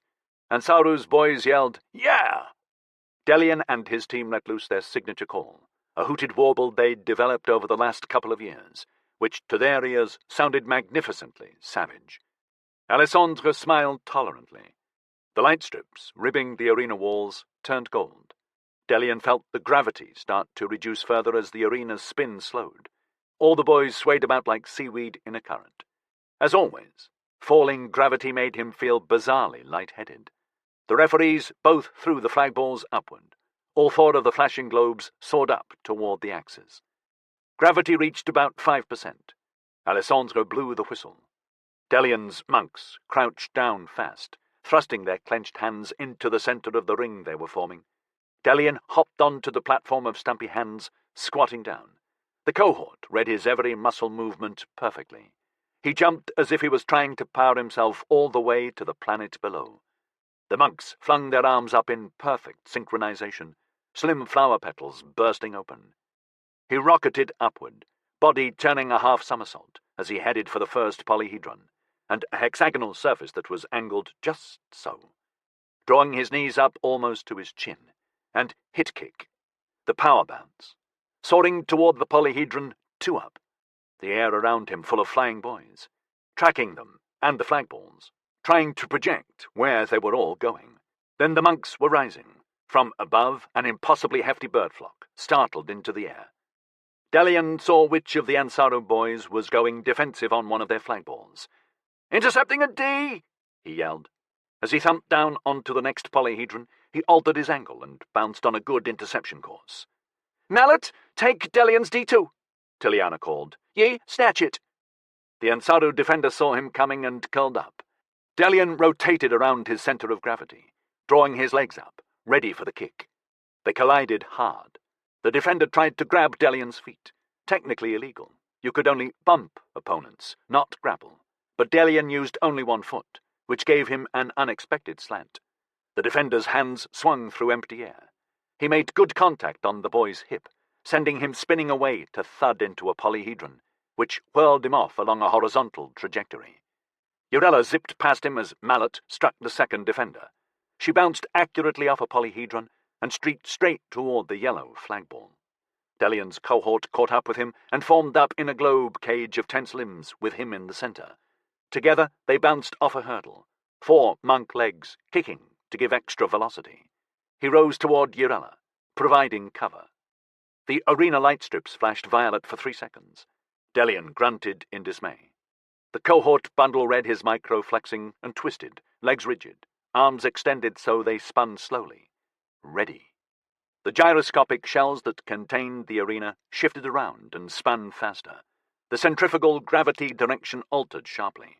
The hurdles suddenly appeared to be moving through the air, like solid clouds in a storm front. A couple of cohort bundles were swatted, flailing away chaotically. Tiliana and Elise were both yelling instructions, redirecting the team. Delian saw a hurdle approaching fast, and his cohort bundle shifted their dynamics slightly. Hit and bounce-kicked in roughly the right direction. Not that he'd ever been at sea, but Delian thought the arena's irregular shifts must be like being in a ship as it was tossed about by a hurricane. Urella had stayed on course. She grabbed the Ansaru flagball and shot through the axis. Her monks clung to her hips, producing an X shape. They twisted gymnastically, flipping her as they went through the axis, and even Delian was impressed by the smoothness of the maneuver. Urella bounced off a hurdle to dive headfirst toward the floor, which now had an apparent tilt of 45 degrees. "Ye, incoming 3 o'clock Z," Elise called. "Now, now, now!" Delian bit back his own comments. The girls always got overexcited in the games, he felt. They were supposed to be the calm, analytical ones. He saw the Ansaru defender, number 8 shirt, at the center of a cohort star formation, pinwheeling toward Urella. "Got him!" he yelled, a hurdle on his right. His awareness and posture had 2 monk arms shooting out, slapping, which gave the whole bundle a fast roll, putting them on course for the next hurdle. Bounce, and he crashed into number 8's bundle a couple of seconds before he took Urella out. The impact was strong enough to break the bundles, and monks and boys twirled apart like explosion debris riding a blast wave. Urella made one more bounce and landed hard on the angled floor, rolling gracefully to absorb the impact. She raced to the Emerly goal hoop and dropped the ball into it. Delian smacked painfully into a hurdle and flailed about, trying to stabilize himself. 2 of his monks scrambled over a hurdle and jumped toward him. Light strips started flashing violet. "Ah, saints!" he groaned, as the arena shifted again. A hurdle came sweeping through the air at him. A monk caught his angle. They spun end over end, and he just had time to crouch and bounce. "0 on Rello!" Tiliana commanded. "Quick, quick!" Delian searched around frantically. He saw Rello cartwheeling next to their flashing flagball. 3 Ansaru bundles were heading for him. Instinctively, Delian bounced another hurdle and flew, arms outstretched in summoning. In 5 seconds his cohort had coalesced around him again, and together they flashed across the arena to help Rello. The Ansaru team managed to capture an Emerli flagball and dunk it into their goal hoop. Then, 50 seconds later, Zanti snatched the second Ansaru flagball. The arena stabilized, and both teams bounced gently down to the floor. 2 minutes, Alessandra announced. Delian and the rest of the team went into a delighted huddle. Getting the first point was always a good sign, and it demoralized the opposing team. Tiliana and Elise started telling them everything they'd done wrong. They barely had time to snatch a gulp of juice before the referees called them back to play. The 4 flagballs went zipping high into the arena. Alessandra's whistle blew. Emerli was up 11-7 and playing the next point when things changed. The arena was producing centrifugal gravity at right angles to the axis, which Delian always hated, when the hurdles themselves started tumbling. "What the saints!" Zanti exclaimed in panic as he bounced off a moving surface in a completely unexpected direction. Delian just laughed in delight. The lights flashed violet, and the arena shifted again. It had been barely 30 seconds since the last shift. "Concentrate, for saint's sake!" Tiliana yelled furiously, as a flailing jank missed the Ansaru flagball he'd been aiming to snatch. He careered into a hurdle, whose rotation flung him away toward the arena's center point. Delian glided toward a hurdle, manipulating his limbs carefully. His cohort bundle flexed responsively, and he could tell which surface they were going to land on, how it could be angled. He altered fractionally, and monk legs bent accordingly. The bounce propelled him straight up toward the Ansaru flagball. 4 monk hands reached out as if they were lifting a trophy in victory. Yarella sailed across his trajectory and snatched the flagball, curling around to land square on a hurdle. "Too slow," she chided, laughing, and bounced. Admiration for her agility mingled with the annoyance of being beaten to the flagball. Delian studied the tumbling hurdle he was now heading for, and judged the rotation almost right. He bounced to follow Yarella down, ready to provide support against any Ansaru intercept. 2 Ansaru players tried, but the moving hurdles were an unexpected complication for them, too. Both missed, swishing ineffectually behind Yarella as she flew true toward the goal hoop below. Violet light flashed again. "Oh, come on!" Delian groaned. If the arena kept this up, it would take them hours to get the final points, and he was already tired. He could see from the course Yarella was on that she only had one more hurdle bounce planned out, which would put her directly on the floor. Then he caught sight of Ansaru's number 8, going for a last-minute intercept. The boy was good, he admitted grudgingly, as he watched his monk bundle smack into a hurdle and break apart in a complex slingshot spin that transferred a lot of kinetic energy to him. Number 8 soared out of his collapsing cohort, alone and at a speed that startled Delian. Things came together in his mind as he examined number 8's trajectory, that the boy would have to slow down, because to strike anything at that speed would hurt, maybe even break some bones. He couldn't slow because there was no hurdle close by to bounce off and transfer momentum. The way he flew, with arms thrust out above his head and hands clenched into fists, that was deliberate, calculated to injure Yarella. Then there was the sullen resentment number 8 had shown throughout the game when Yarella scored a point, and she'd got 6 of Emerli's total. That was back with a vengeance. It's not the flagball he's going for, Delian knew.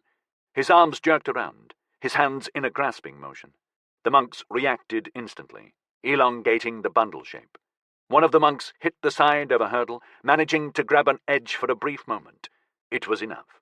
The hurdle's rotational velocity was transferred through the cohort, and they slung Delian away. Now he was the one going far too fast. "What?" Tiliana gasped. "No! Ye, look out!"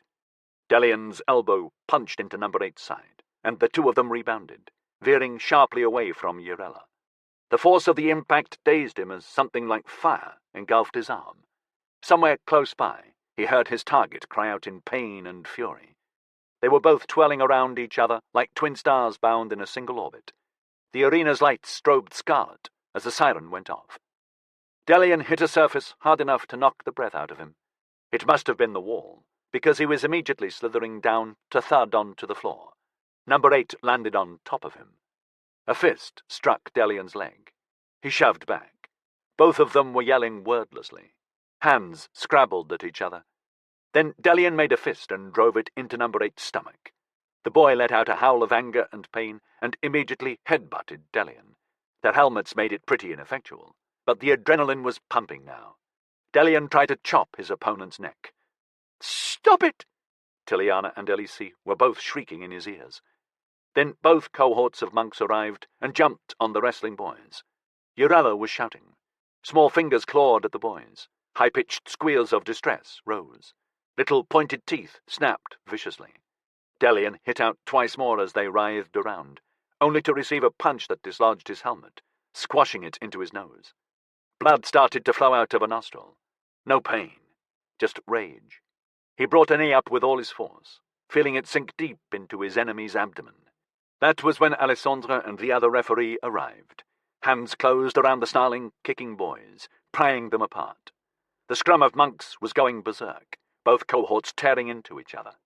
It took another couple of minutes for them to break apart and cluster anxiously around their beloved masters. By then, Delian was sitting heavily on the arena floor as it spun up to full gravity, gripping his nose to try to stanch the unsettling quantity of blood pouring out. Number 8 was curled up, hugging his stomach, his dark complexion now sickly pale as he drew juddering breaths. The two teams had grouped together on opposite sides of the antagonists, staring belligerently at each other. Even the girls had joined them. "I think the match is now officially over," Alessandra said firmly. "Boys, back to the pavilion, please." The Ansaru referee was also ordering her boys out of the arena. Alessandra consulted with her for a moment, the two of them nodding together and keeping their voices low, as adults always did when a serious infraction had been committed. "And no Team T," they both announced. Delian walked slowly through the portal, emerging blinking into the bright afternoon sunlight searing over the estate's pitches. Boys from the younger year groups were playing football, oblivious to the drama that had just transpired in the arena. The normality of the scene somehow made Delian feel sheepish. The Ansaru referee was walking with her team, keeping them in line as they marched off toward the guest team's changing pavilion. Several of the boys glowered at Delian. He stiffened, wondering how far he should take it. An arm came down on his shoulder. "To Zagreus with them," Orelt said. He raised his voice. "We won, 12-7. The Ansaru team switched their glares to Orelt. "Enough," Alessandra snapped behind them. Orelt grinned unrepentantly. "Since, but you got 'em good," he confided to Delian. Delian managed a weak grin of his own. "I did, didn't I?" "No, you didn't," Elise said. Both boys looked around and up at the girl looming over them, their expressions locked into guilt. "You put no thought into it," she continued. "That's tactically stupid. You should have planned how to strike. People can be incapacitated with a single blow. All you had to decide on was the severity of the damage you wanted to inflict." "I didn't have time, it was too fast," Delian protested. "He deliberately tried to hurt Urella." "It was nice that you thought to protect her, I suppose. But the Saints know the way you did it was stupid," Elise said. "Next time either shout her a warning or be more forceful when you attack." "More forceful," Orelt said softly in wonder, as Elise dropped back to talk to Tiliana. "Not a bad idea," Delian admitted. "I think you were forceful enough with him. Alessandra is going to chuck you into the world's deepest hole, and then Principal Jenna will fill it in, probably with poop." "Maybe." Delian shrugged. He looked around at his cohort. They all had bruises and scratches, and 2 were limping. "I'm proud of you guys." The monks nuzzled up against him, each wanting the reassurance of touch. He stroked the glossy fur on their heads, smiling fondly. Delian glanced around for Urella, the one person who hadn't thanked him or even said anything. She was walking behind Tiliana and Elise, her face devoid of expression. As if nothing's happened, he thought, or too much. In the home team changing pavilion, the boys took their monks away to clean up first. Sports clothes were thrown into the laundry hopper, then the cohorts showered, soaping, then sluicing their pelts before standing on the air dryer where they larked about under the warm jets. Finally they put on their everyday tunics, simple, sleeveless one-pieces that went over the head. Delian had chosen a fabric of orange and green stripes for his cohort, which stood out from the blander choices of his yearmates. Once the monks were done, he showered himself. Standing under the hot water, he suddenly felt profoundly tired. His nose was swelling badly now, and it was aching. His arm felt horribly stiff and a little numb. Bruises were making themselves known. The brief fight replayed in his mind, and strangely, he began to appreciate Elise's comments. It was all dumb instinct, no thought, no strategy. Hit and be hit. Stupid, he told himself. Uranti, the monk tech, was waiting in her clinic. Arena matches always produced a variety of injuries and bruises among the cohorts that C patched up. This time Uranti's head shook in bemusement as Delian brought his cohort in. My, what have we got here? C said with acid sarcasm. Am I tending your cohort or you? Delian stared at the floor. Uranti was female cycling, which Delian always found more intimidating than when C was in a male cycle. He didn't know why. He just did. When the grown-ups were female, it somehow managed to make any guilt bite deeper. With a groan, he remembered Principal Jenna was also in her female cycle now. The clan's dormitory domes were all clustered together in the middle of the Emerly estate. Grand white marble buildings with tall arches around the base, and inset with slender, dark windows. After he finished in the clinic, Delian started off toward them through the lush gardens, but when he was still 100 meters away, he caught sight of the figures racing around the thick base columns, heard the chatter and laughter of his clanmates, all so perfectly normal. He promptly turned off the path and wandered through the tall old trees, great for climbing, winding up in one of the sunken lawns, surrounded by high hedges of pink, sweet-scented flowers. There was a stone-lined pond in the center, with 2 fountains playing in the middle.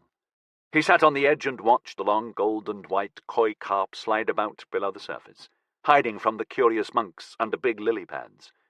Right now he just didn't feel like company. He knew his yearmates would be gathering in the lounge, gossiping about the match. By now the news of the fight in the arena would have spread to every year group. The clan would be talking about it for days. All the younger kids would ask him 1,000 questions. But I did the right thing, he told himself. He was going to hurt Urella. It wasn't long before he heard someone coming down the stone steps behind him. His monks all turned around, but he kept staring at the fish. He was pretty sure who it was. All the clan kids reckoned the adults who looked after them could mainline the genten that managed the estate. It was how they kept track of where everyone was the whole time, because sure as Zagreus, this wasn't a random encounter. Something on your mind? Alessandra asked. Delian suppressed a grin at being right. I'm sorry. Why? Huh? Delian twisted around to find a surprisingly lively smile on her lips. But we were fighting. Ah, but why were you fighting? If he'd hit Urella at that speed, he would have hurt her. It was deliberate. I was sure of it. Okay, that's good enough for me. Really? Alessandra's arms swept around. Why do we have a fence around the estate? To keep the beasts out, Delian replied automatically. Right. If you haven't learned just how unsafe Julos is by now, you never will. The enemy is out there, Delian. They search for humans constantly. And because we have to be silent, we never know how successful they are. We live in a dangerous galaxy, and it may be that Julos is home to the last free humans. You have to look out for each other to survive. That's the real lesson you're learning here, and you practiced it today. I'm pleased about that.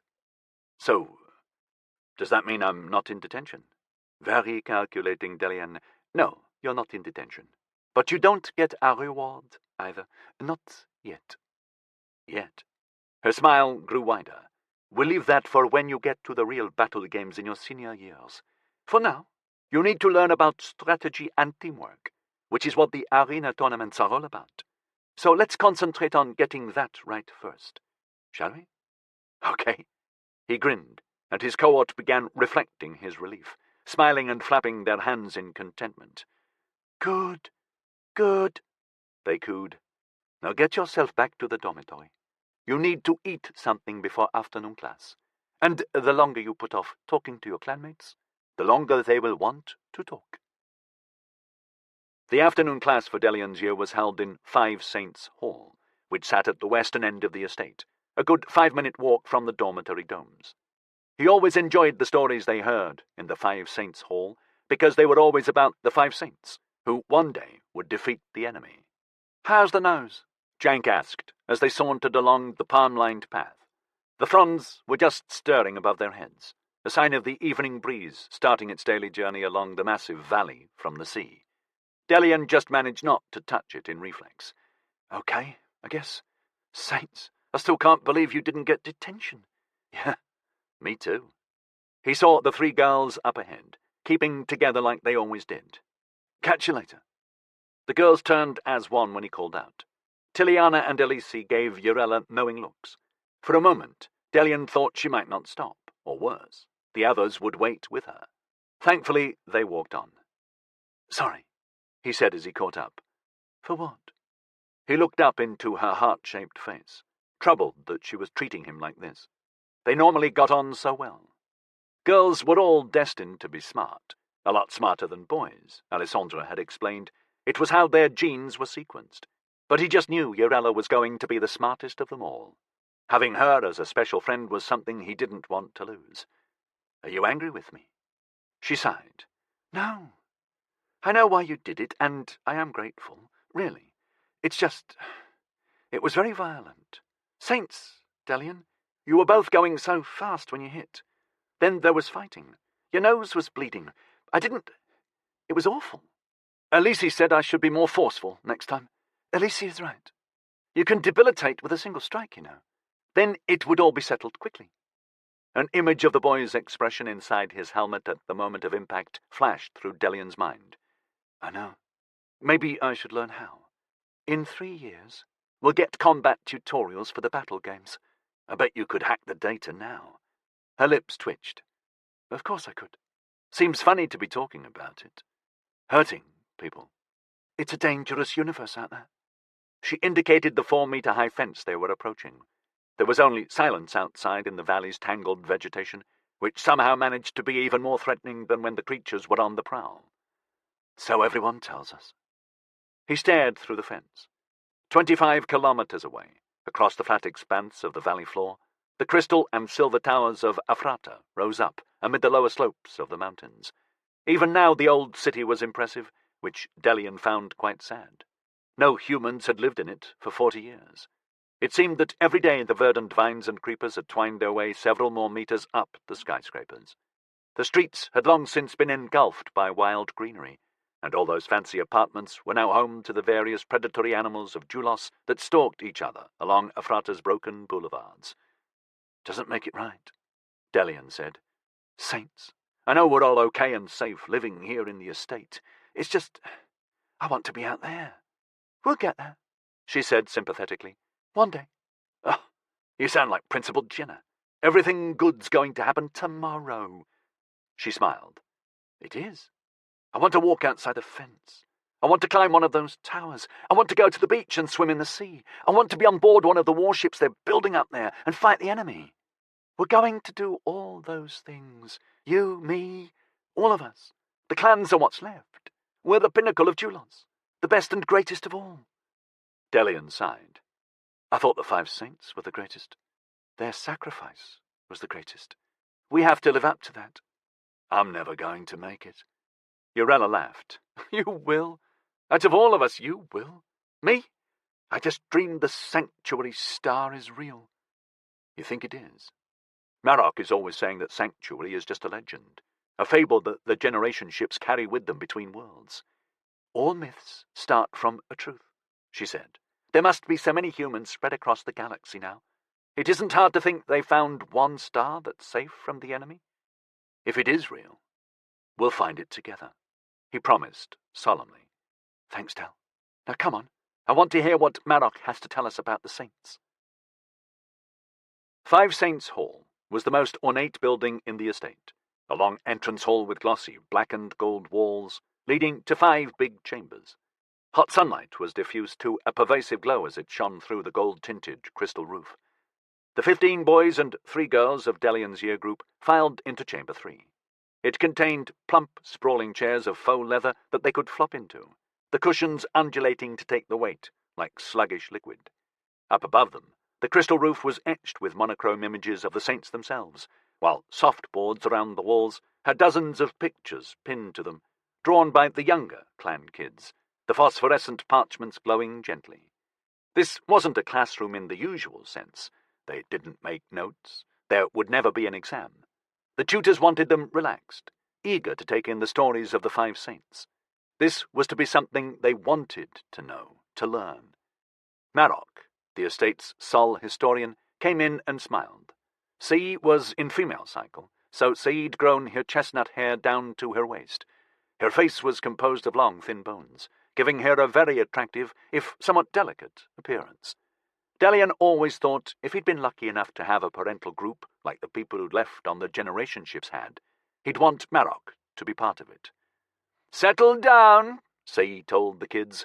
"So then, has everyone recovered from the arena?" There was some giggling and plenty of glances thrown in Delian's direction. He bore it stoically. "I ask because violence isn't something we've really talked about concerning the saints," Sei continued. "Up until now, we've only dealt in generalities. Today, I'm going to start filling in formative events. To put the 5 saints in context and appreciate what they did, we need to examine their activities in greater detail. Just what motivated them? How did they come together? Did they really get on so perfectly as the tales you've heard said? And most importantly, what was going on around them? All these things need to be looked at properly." Zanti stuck his hand up. "Weren't they friends, then?" "Not necessarily, no. Certainly not at the start. Remember how Callum and Yuri had parted 100 years earlier? It wasn't on the best of terms, was it? So who can tell me the 2 reasons they were brought back together?" "Politics and treachery," everyone chorused. "Well done." C smiled softly. "And where did that happen?" "New York." "Quite right. Now, New York in 2204 was a very different city from anything you know, even from Ephrata. And Nkia was even stranger." The Assessment Team. Ferreton Kane, Nkia, June 23rd, 2204.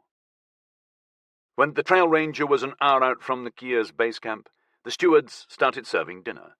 The gourmet food packets were microwaved, but they still tasted pretty good to me. I chose seared scallops on mint pea risotto for a starter, followed by minute steak and fries with red wine sauce. The wine was a 3-year-old Chablis. Not bad. I finished with lemon creme brulee drizzled in raspberry sauce. I ate mostly in silence. Everyone else was running through the files, consuming every piece of data we had on the derelict ship. It wasn't enough to draw any definitive conclusions. I know. I'd been trying to work out what had happened for 10 days. "Have you identified any of the humans on board?" Callum finally asked, as he finished off his salted almond truffle tart. "No," Yuri told him tersely. "We can't do that. Can't or won't. An identity check is one of the easiest such requests to load into Solnet. Nobody can hide in our society. Right, Alec?" The FBI agent gave him a soft smile. "It's difficult," he conceded. "Government keeps an eye on people. For their own good," Callum sneered. "How many terrorist attacks have there been in the last 50 years? The last 75, even?" "Not many," Callum agreed grudgingly. "Your infamous preemptive rendition," Eldland said sharply. "Arrest people because Ajay Turing thinks they might do something based on behavior and interests. What sort of justice is that?" Alec shrugged. "What can I say? Pattern recognition works. And FYI, every national security removal warrant has to be signed off by 3 independent judges. Nobody gets exiled without a fair hearing." "That must make your citizens feel so much safer. What is it every authoritarian government says? If you've done nothing wrong, you have nothing to fear." "Hey, you want them to be free to immigrate to Akitha or one of the Delta Pavonis habitats, pal?" "That's not a justification. That's a threat." Alec's stiff mouth managed to crank out a self-righteous smile, and he poured himself a shot from the vintage bourbon bottle he'd brought in his luggage. "Why haven't you tried to identify them?" Callum asked. His gaze had never left Yuri. The same reason there is no Solnet out here, and that Alpha Defense insisted we keep a very secure separation distance between portal and ship. Security. Man, you're still fucking doing it, aren't you? Still claiming everything you do is the right way, the only way. Anyone who says or thinks different isn't just wrong. They're evil with it. Because this happens to be the right way. Try thinking about this.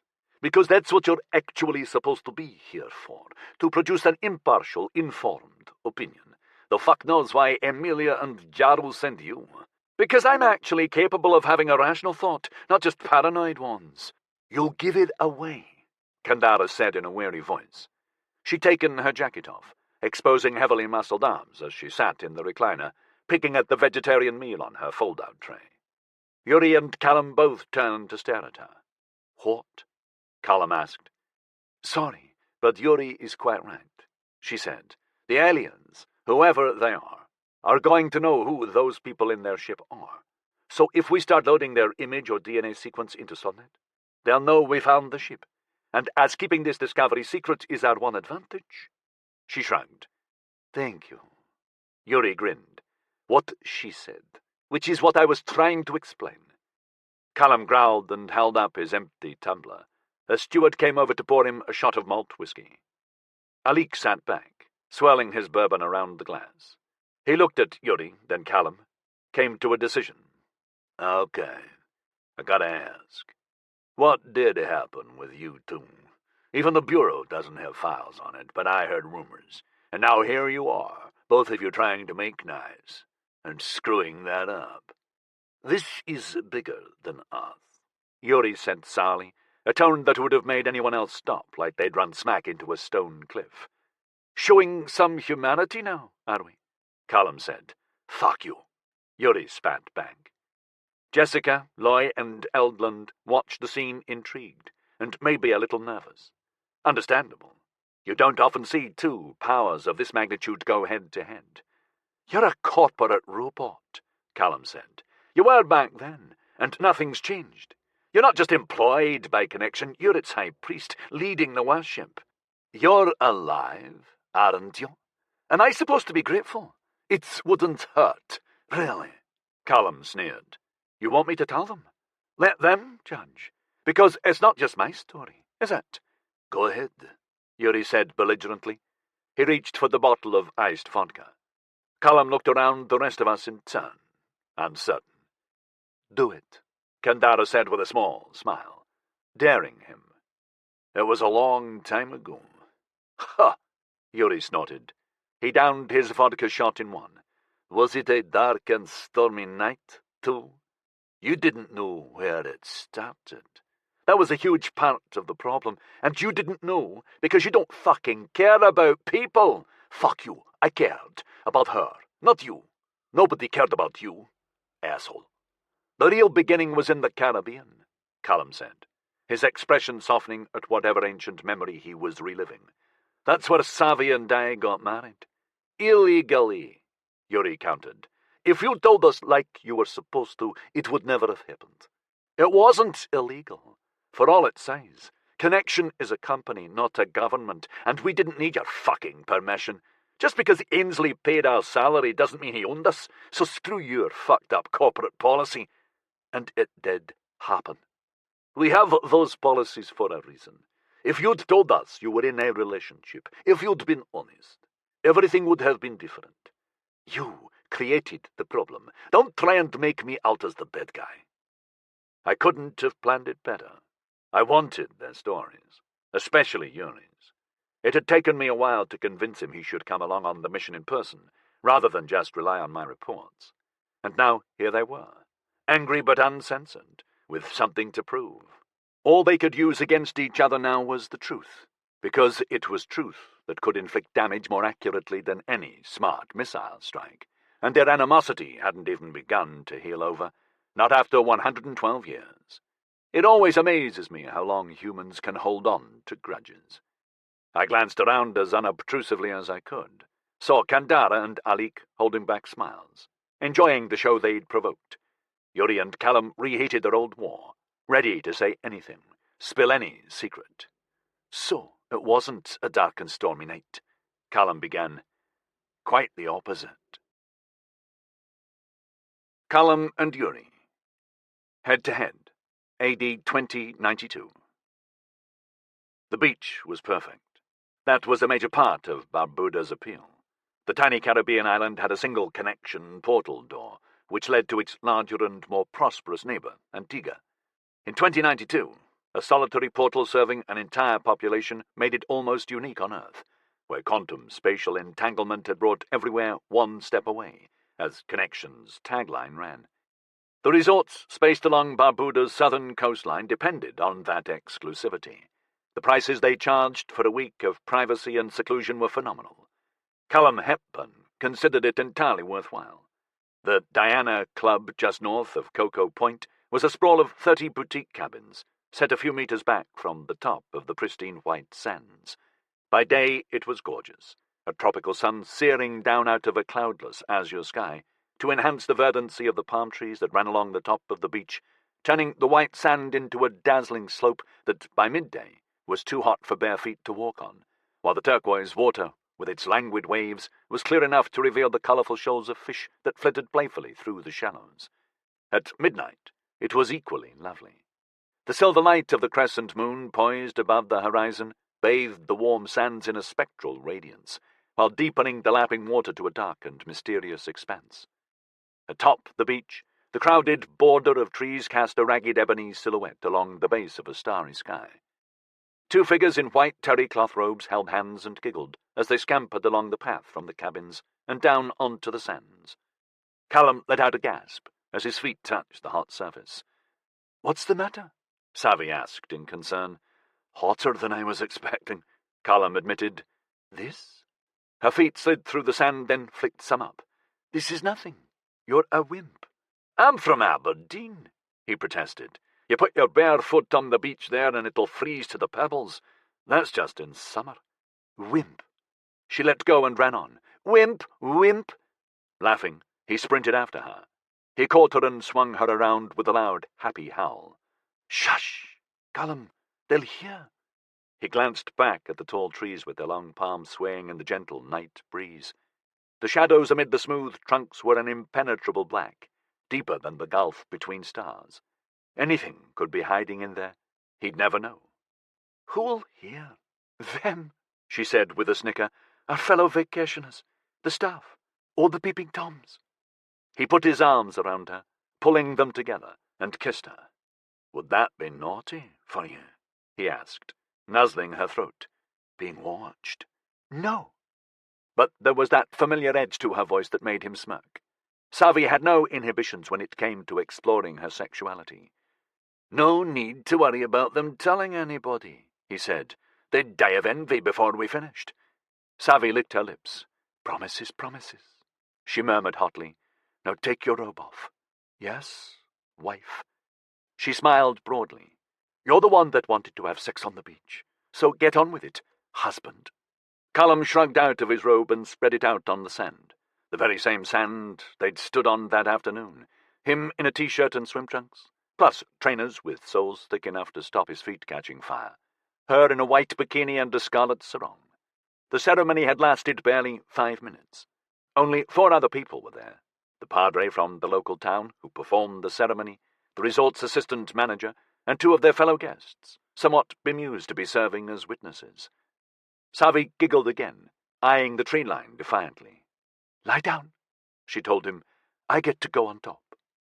Callum heard the rising excitement in her voice, and did as he was told. Savi stood above him, her feet planted outside his hips. She made a show of slowly undoing her belt, then let the robe fall open. He gazed up in wonder at his wife, her lithe body gleaming in the pastel moonlight. "My wife.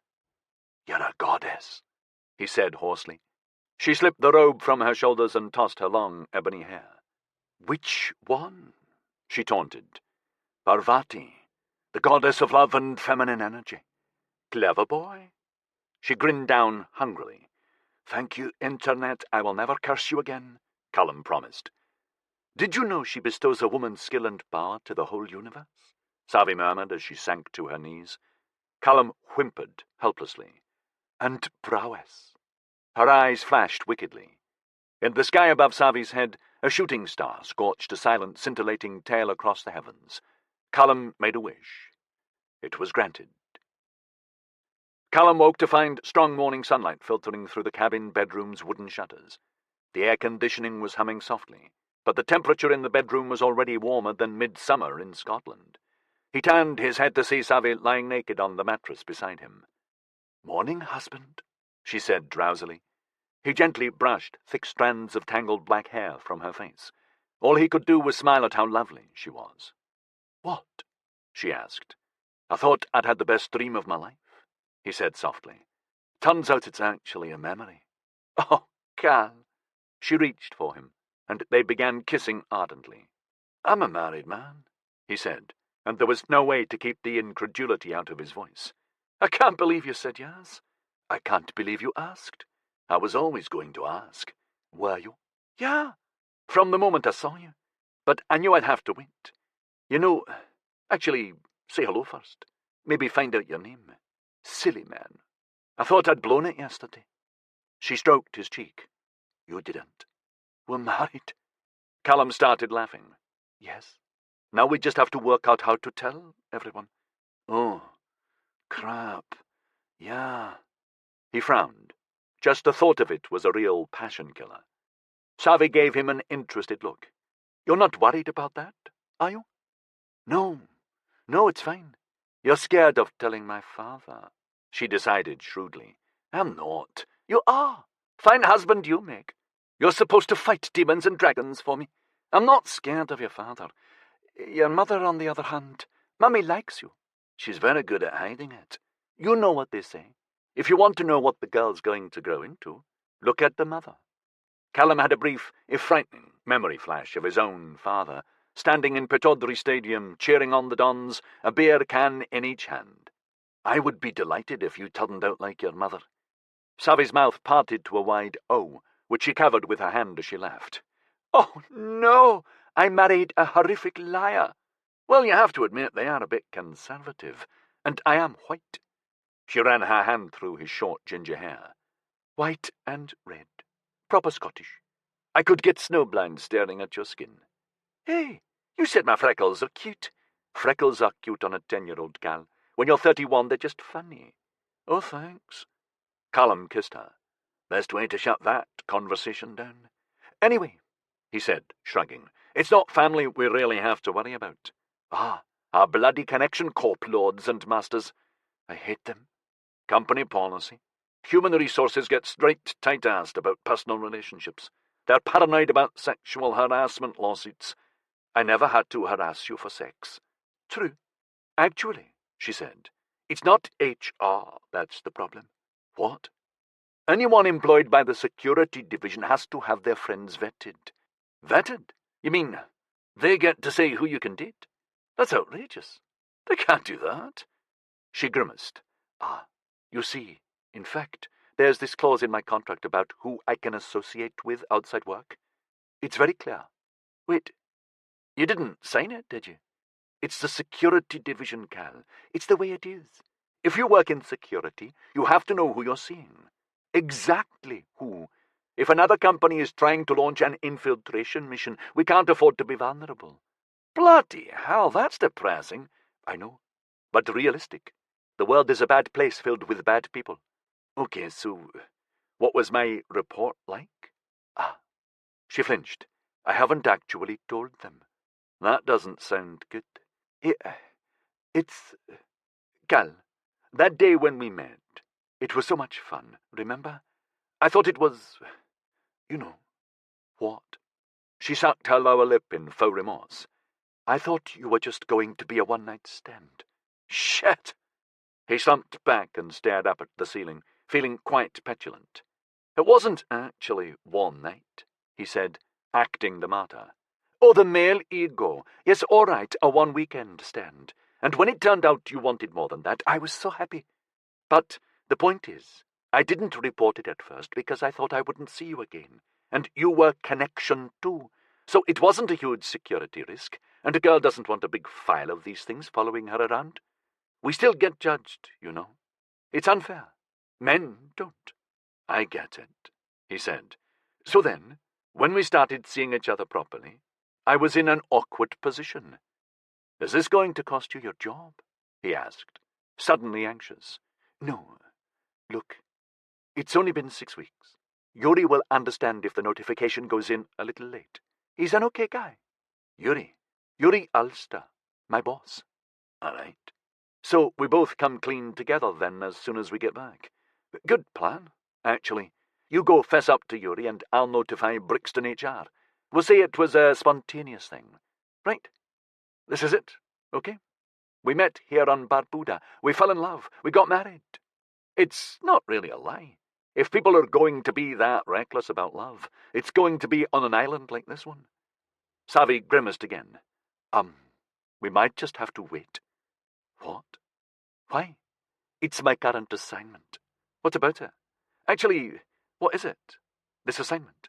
"Hey, no fair. You promised you would not ask about my undercover assignments." "Sorry. There will always be aspects of what I do that I can't tell you. You know that, don't you?" Yeah, I get it. You have no idea how hard it is for an Indian girl to make a decent career for herself in this business. I worked bloody hard to get into covert ops, and I love what I do. I can't risk crashing it now." "It's exciting, too, which is what you really like," he thought. But he wasn't going to say that to her face. Sorry. You know, I just get concerned for you." "I know. It's very sweet. But your work is physically dangerous, too. One slip up, and you've got a disaster area on your hands. And I know how dedicated you are. So just think how you'd feel if I asked you not to take the worst assignment. Emergency detoxification isn't quite as extreme as the media plays it up to be. And I'm not asking you to give security up. I was just showing an interest in my wife's work, like a good husband." "Nice try," she mocked. It's not really unsafe, is it? You judge. There's this evil billionaire with a fiendish plan for world domination. No, solar system domination. My assignment is to use all my feminine assets to seduce him and steal the plans from his bedroom safe." Callum grinned lecherously. "That should work, 'cause those are amazing assets." She laughed and kissed him again. "Actually, this one is really boring. I go around university campuses pretending to be a student and showing up at anti-corporate rallies and meetings, with particular attention to anti-connection gatherings, seeing who's there, who's the angriest of them all, who's the silent smouldering type, who's all talk. We're monitoring potential future troublemakers." "That sounds quite sinister. The company keeping profiles on a bunch of 20-year-olds. Is it legal?" "They're kids, Cal. 99% are just rebelling against their parents now they've finally left home.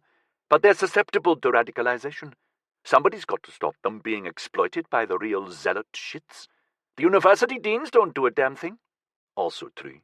It's important work I'm proud of. Urban violence is in decline for the first time in decades, Cal." I wasn't arguing. "So how exactly does this prevent you from telling Yuri about me?" "I'm in the middle of an assignment. It was a miracle I managed to swing this 4-day break. If I tell him about us on Tuesday when we get back, he'll lift me from the job until you've been vetted. And if I'm away for too long, it might make the group I've been hanging out with suspicious. The whole assignment collapses." He frowned in confusion. "It can't take more than a couple of hours for them to read through my file, surely." "That's not how you vet someone, Cal. Internal assessment will put a couple of case officers on reviewing you, and now that we're married, you'll have to come in for an interview. If you're clean, it'll only take a week. But if there are any question marks, you're looking at months for verification." "Bloody hell! If I'm that questionable, how come they let me do what I'm doing? Look at how potentially dangerous my job can be. I could cause connection more grief than any street mob. Just one hesitation or wrong action, and tons of toxic crap leaks out into the water across the city. You're not getting it. Intelligence gathering is about acquiring information and analyzing it. What we do is try to find the people who are looking to subvert you. Yes, if you'd been turned, you probably could cause 2 or even 3 bad toxic spills before security realized you'd become a militant. Our job is to halt that subversion before it happens." "Are you telling me if one of my cleanup operations does go pear-shaped, security will come looking for links with fanatics?" "Depends on how big the damage is, but basically, yes."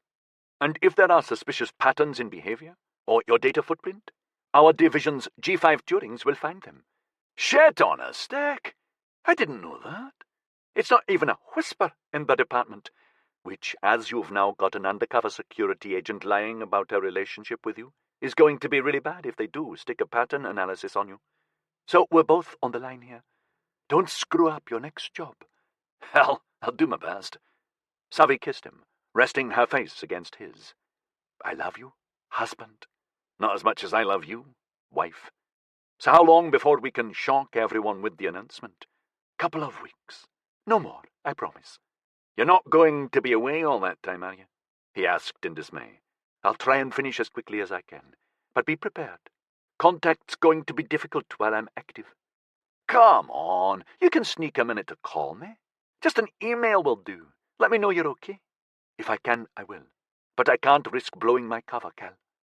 He found that frustrating, as if she wasn't willing to make the effort, which wasn't fair. Like she said, to get where she was at just 26 must have been tough. That resolve of hers, pursuing what she wanted without hesitation every time, was intoxicatingly attractive. I understand, he told her. Thank you. Savi rolled on to her back and stretched sensuously. This is the first day of our honeymoon now, isn't it? Yes. That means I'm entitled to sex with my husband all day long. It certainly does. So what are you waiting for? The alarm woke Cal, a vile, insistent buzz coming from the antique digital clock, with numbers that glowed scarlet in the gloomy bedroom. He reached for it, but of course it sat on a neat stack of plastic storage boxes, half a meter from where his fingers stretched to. Bastard! He had to scramble to the edge of the mattress and swing his legs out from under the heavy duvet before he could reach the cube of black plastic. In the silence that followed, he shook his head, trying to wake up properly. An ex had set up the Beyond Reach trick. Savi had thought it was a great idea, so he'd claimed it was all his own. Wives, so touchy about old girlfriends. He looked around at the empty bed and sighed. 5 days without her now. There'd been no call. Not even an email. How is some bunch of dickhead students going to notice anything wrong with a 2-minute call? Do they all live together in a cult compound or something? That wasn't a thought he wanted to explore. The alarm started off again. He'd only hit the snooze button before. Cursing, he switched it off properly and headed for the shower. His flat was on the top floor of a grand old Georgian terrace house in Moray Place, one of the best addresses in Edinburgh, so the estate agent swore. A small, beautiful park of ancient trees, circled by the new town stone architecture the city was renowned for. That was why the flat was only 4 rooms, and even on his salary, paying the rent was a stretch.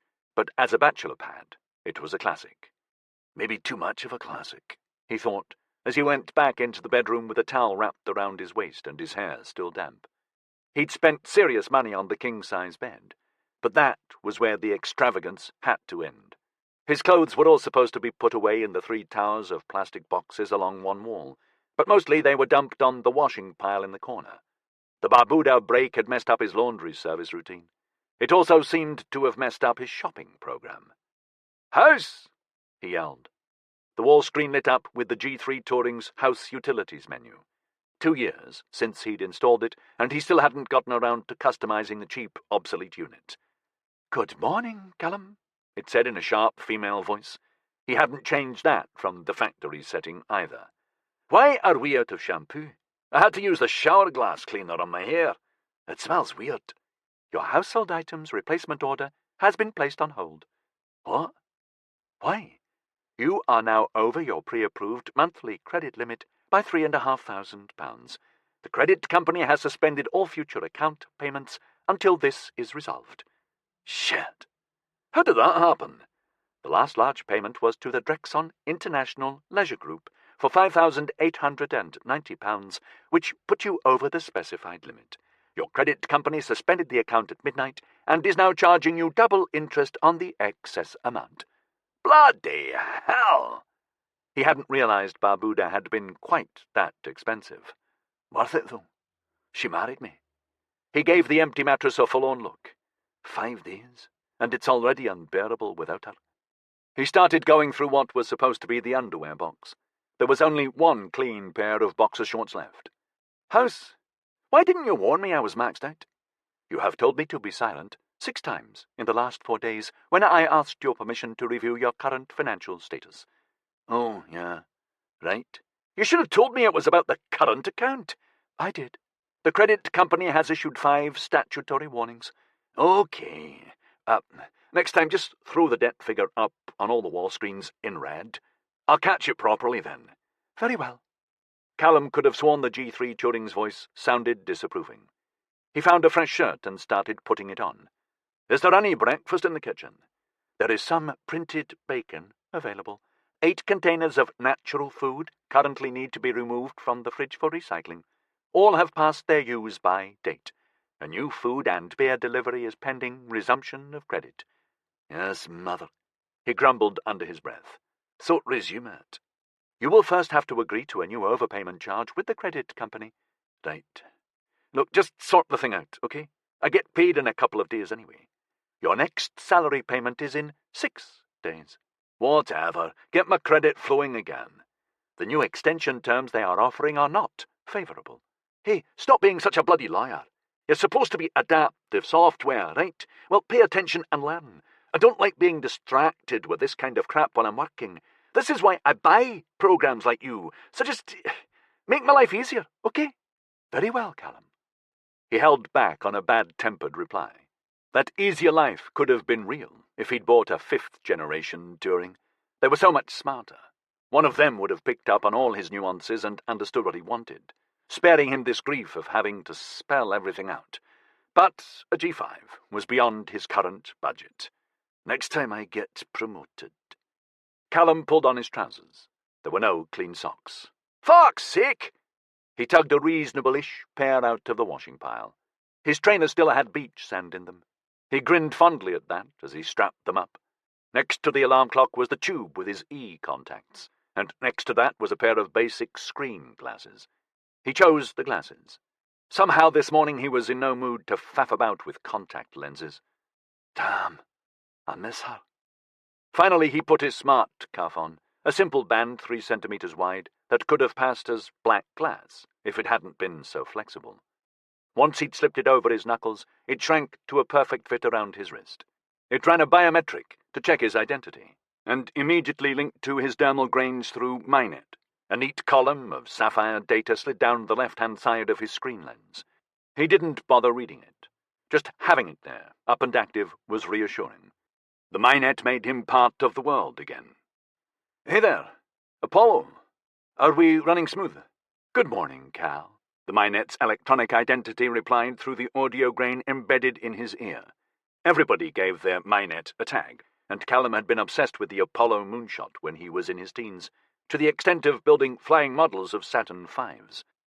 "You've got full MyNet connectivity with your peripherals," Apollo said. "Your blood sugar levels aren't good." "Yeah, it's morning, pal. Keep a watch on House. I want to know when my credit's back up." "You're already solvent again."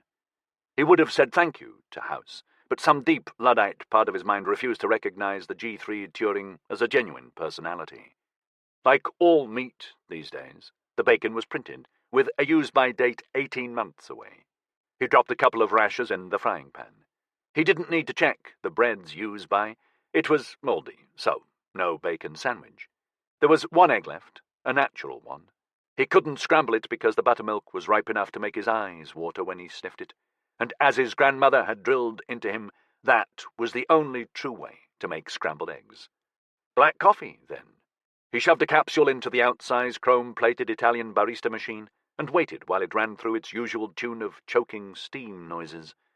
"Stream the overnights for me," he asked Apollo, as he cracked the egg on the side of the frying pan. By some miracle the yolk didn't break. The kitchen wall screen produced a grid of news streams, determined by adaptive preference filters. He sipped the coffee with growing satisfaction as 5 of the 10 news channels focused on disasters across Europe. He scanned them quickly to see if any of them threatened to contaminate the surrounding area. Those he might well wind up dealing with during his shift. The major one that had developed while he slept was a blaze in a Frankfurt theatre. 7 fire tenders were dealing with it, sending along white arcs of foam playing over the inferno. "No," Callum said. Apollo tracked his gaze, slipping to the second grid, and pulled that one to the front. A landslide in Italy brought on by excessive rains. 3 houses in a mountain village washed away. He glanced at the next grid. A sinking yacht in the sea off the coast of Malta, surrounded by Coast Guard ships and news drones. "Sorry, my friend, can't help you." He flipped the bacon. 4th, a radioactive waste disposal facility just outside Gulgen, Sweden, which had undergone an evacuation during the night. Unconfirmed reports that the waste storage containers had cracked. Crap. A live feed gave him a company spokesman, standing outside the gates, assuring reporters that evacuation was just a precaution, and there was absolutely no spillage. Callum stared at the uneasy spokesman, not believing a word of his cliches. "Call Moshi," he said. His deputy's comms icon came up in the screen lens. "Are you monitoring the Gulgen facility?" "Way ahead of you, boss," Moshi Lian replied cheerfully. "The G5 touring caught it within a minute. There's been a lot of executive chatter with the Environment Enforcement Agency. Spillage? Satellite's not showing anything yet, but the containers are below ground level. If there's a leak, it's not vapor." "What does Doc say?" "She's talking to Boynak executives, and we're on an open channel to the EEA in case they order intervention." Callum's screen lens showed him the Boynak file, the owner of the Gulgen plant, in turn owned by a tangle of interlocked holding companies, registered in a scattering of independent asteroids. He grunted in contempt. "Fucking typical. Boss, can their in-house team handle it?" "Best guess? No. They're shouting 'nobody panic' quite loud, and we're not seeing any cleanup equipment on its way through the hubs." "All right. I'll be with you in 10. "I welcome that." Callum grinned, then looked down at the frying pan. The rashers were overcooked, and the yolk had turned solid. "Oh, bastard!" The huge old trees in Moray Place were all budding early, thanks to the unseasonable winds that had been blowing in from the southwest for most of February. With the low morning sun striking them, it looked like an emerald frost had materialized overnight to coat the circular park. What had been the cobbled road surrounding the verdant urban aisle was now broken up by 2 lines of raised circular troughs, with cherry trees planted in the center of each one. Callum smiled up at the cherry blossom glowing a luminous pink in the bright sunlight. Savi had enjoyed the blossoms on her last visit. He walked around the troughs, keeping a wary eye out for cyclists. Ever since Connection had started establishing its hubs across the globe, civic authorities had been pedestrianizing cities and towns, starting with the centers and gradually expanding out as the hub network coverage increased. There was still room for taxis, delivery buggies, and emergency vehicles to maneuver along Moray Place and the neighbouring streets, but even the taxis were few and far between these days. The only time Callum really saw them was during one of Edinburgh's not infrequent rainstorms. Cyclists, though. Cyclists were very intense about their right-of-way, which seemed to include every flat surface in existence. Callum turned down Forest Street. "Any emails from Savi last night?" He didn't know why he asked. The inbox was on his screen lens, and had nearly 24 emails pending, most of them work-related, with one from his mother. "No," Apollo replied. "What about everything you sent to the junk archive? She might be using a one-time address. Check them for a personal message." "There are none." "Calls? Ordinary phone calls or a situ?" "No." "Calls made but no answer voice recorded?" "No." "Has she made any social posts?" "Not since she posted her Barbuda videos the night before you left. Her parents and sister have both left messages on her My Life site in the last 30 hours, asking her to call them." "How about, have I been tracker pinged?"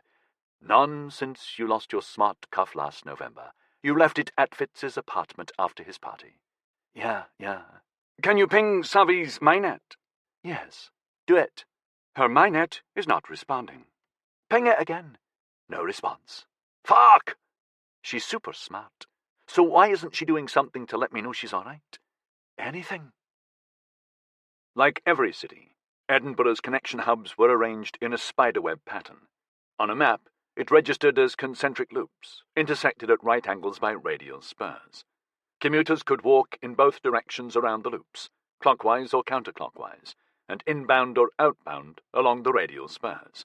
A simple MyNet app called HubNav told everyone the quickest route to their destination. Callum never bothered with it in the morning.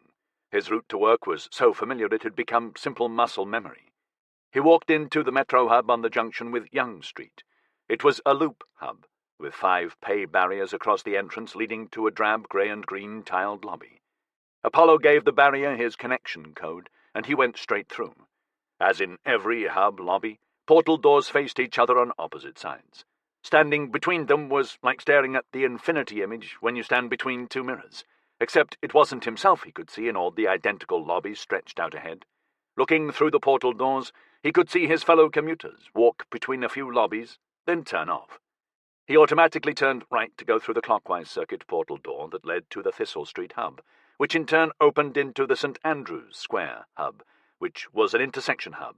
So turn right and through the inbound portal door of the radial spur directly to the Waverley hub. Waverley was the centre of Connection's Edinburgh Metro network, standing on the site of the old train station. The 12 radial spurs that led into it emerged onto the floor of a plain circular building with a glass dome roof, overlooked by the severe old castle perched on its stone cliff high above. At the centre of the hub were 2 wide portal doors for the national city network, one in, one out. Even this early in the morning it was busy. Callum took the portal door out. The British National City Hub was the Waverley Hub built on an industrial scale, constructed 25 years ago on a cheap derelict industrial zone in Leicester. Because its physical location was irrelevant, the accountants just wanted the lowest local tax rate on offer in the country. It was an annular concourse 100 metres wide, with high polished black granite walls and a black and white marbled floor. Huge lighting galleries hung from an arched ceiling, bringing an intense noonday glare to the dense throng of 24/7 commuters. It was built to operate 130 portal doors, 65 on the inner wall, all exiting their respective cities to deposit people into the concourse, and a matching 65 on the outer wall, the outbounds, each one with its city name glowing in bright turquoise neon above. There were no neat channels along the concourse designated for people to walk between them, no convenient moving floor strips, no smiling staff to help. The concourse was a purely Darwinian melee. Travellers used their hub-nav app to find where their city door was. Then they just put their heads down and went for it, resulting in a permanent rush hour of intolerance and mid-level aggression, of people running urgently, only to clash with the slow movers, people cursing each other, parents checking children were keeping up, luggage and shopping buggies being booted as they strove to follow their owners, all of them kicking up a noise to rival a football stadium crowd. Callum slipped through all as if he were Teflon-coated. The door to London was 6 to the left of the Edinburgh exit. He made it in 40 seconds. Through that, and he was in the Trafalgar Square hub, with its 25 radial doors to take you out across the huge capital city, plus 1 door in a recess, guarded by a security barrier. It opened for Callum, allowing him directly into Connection Corp's internal hub network. 3 portals later, he was in emergency detoxification, a big purpose-built facility in Brixton, where, for once, no expense had been spared to give it 8 specialist handling garages full of supports machinery, wrapped around a core of offices and maintenance depots. ED operated 7 active response crews, ensuring 2 would always be on standby at all times to cover most of Europe. The division's mission was to prevent any emerging contamination situation from getting anywhere close to the point where leakage occurred. That meant getting the first response teams in fast and early, and dealing with the problem directly with the resources only a company like Connection could deliver. That required a full backup for the on-site teams, from full technical support in the Brixton office to fast civil evacuation procedures and emergency medical crews that could be brought in from right across the globe in worst-case scenarios. Everything depended on the first response team managing things professionally and disposing of the problem in minimal time and at a minimal cost. The practical, political and financial expectations focused on the team leader were huge. Callum's first response crew used an office that had a window wall overlooking the facility's monitoring and coordination centre, whose architects had clearly modelled it on Connection's Starflight mission control. Callum greeted his crew and stood beside the tall glass, watching the activity in the M&C centre. He could see the long lines of consoles below, and noted a full support crew was already in place, bolstering the normal monitoring staff. A sure sign of a building situation. They were studying fast-changing data displays under the supervision of 5 separate operations directors. The wall they faced was covered in a dozen screens. Most of the secondary screens showed the same news streams of minor disasters he'd seen in the flat. One of the two main screens was showing the cleanup at an aging chemical plant on the banks of the Vista, just outside Gdansk. The ED crews had been working that one since before his Barbuda trip. The land around the plant had been used as a chemical drum burial ground for decades, and none of the contents or locations had been logged. The Environmental Enforcement Agency only discovered the site when the drum started leaking into the Vista. ED was having to excavate the whole area down to 50 meters to clear it. The second big screen relayed the gates of the Gilgan disposal plant, with snow falling as if to soften the problem. There wasn't much activity going on outside the long dark buildings behind the double chain-link fence. That was when Callum knew for sure Brixton would be sending a crew in. He watched Dokal Torres, their corporate liaison counsellor, standing beside Fitz Adamova, in Callum's opinion the best of ED's operations directors. The two were having a very intense conversation. "That looks serious," he decided. "There's money in play on this," Moshe Layan said cheerfully. "Corporate always gets serious when money's in the room." At 28, Moshe was keen to prove himself. He had a puppyish eagerness, combined with fierce intelligence. Callum was convinced that, back in the rocket age, his deputy would have been a right-stuff astronaut for NASA. But now connection had changed the world, so Moshe was at the new cutting edge of risk-taking and helping to make the world a better place at the same time. It was like an addiction. All the crew had it. "Update?" he asked. "We're going to get the call," Moshe said. "Boynak still haven't moved anything through their hubs that can help." "Nothing?" Callum asked in surprise. "Are we even sure there's an emergency?" "They might not be moving equipment," Alana Keats said, "but Doc just confirmed 4 of their top engineers arrived on site an hour ago." She glanced through the window at the counsellor. "Evaluating," Callum said. "That must be it." "Doc thinks so," Alana agreed. "By the way, what happened to your hair?" "My hair is fine." Callum ran his hand over his hair. It seemed a bit stiffer than usual, and he could still smell the glass cleaner. "Okay. Do we have plans of the plant?" "Way ahead of you," Raina Jacek said. She was the crew's data expert, and privately Callum would trade any 2 of the others for her. She knew her way around network systems better than anyone with a standard degree out of university. Most of her teens had been spent as a hacktivist, mainly for political and environmental causes. She'd been arrested several times, and even served 3 months in a Norwegian junior offenders camp. Normally that would red flag her as far as connection was concerned, but her file said she had switched sides after rehabilitation. One night at a party, when they were both mildly stoned, Raina had told Callum that she had actually had a near-death experience after her friends were sold a bad batch of crystal enzyme. Her boyfriend had died, but the paramedics were good enough to revive her. It had made her realize just how dark the underworld could go. So it wasn't a switch of allegiance, exactly, but emergency detoxification was making a visible difference, even if she didn't like the profit motive. They sat around the office table, and Raina threw schematics of the Gilgan plant on the wall screen. "Standard disposal setup," said Henry Orme, their radioactive materials expert. "Boynak have a contract with a whole bunch of European companies to get rid of their radioactive waste." "What sort of waste are we talking about?" Callum asked. "Standards items, medical traces, research lab material, nothing too bad, until you start to lump it all together." "Which is what they do," Colin Walters said knowingly. "Yep, there's a portal between the Gulgan plant and one of the vent chambers on our Haumea asteroid station. Boynak gathers the waste into batches at the Gulgan plant and sends it through to Haumea, which vents it away into deep space along with all the other crud Earth's desperate to dispose of. 40 AUs being what everyone agrees is a safe distance. It's a simple and easy system." "What could possibly go wrong?" Raina said happily. Callum ignored the snark. "Show me." Colin used a pointer to highlight a section of the plans. The center of the main building had 5 large cylinders, 4 meters in diameter and 15 long, arranged in a vertical cluster. Each of them funneled down to a meter-wide pipe at the bottom, and they all connected to the 1-meter portal below via a series of valves. "These tanks are pressure chambers," Colin said. "You collect the waste from clients in small sealed canisters and drop them into the tank through an airlock at the top. When the tank is full, you pressurize it to 5 atmospheres." His pointer dot reached the bottom of a tank. Then you open the valve. Gravity and pressure send the waste straight down to the portal, along with the vacuum sucked from Haumea. Whoosh! Out it all goes. Callum nodded. He'd seen variants on the system dozens of times.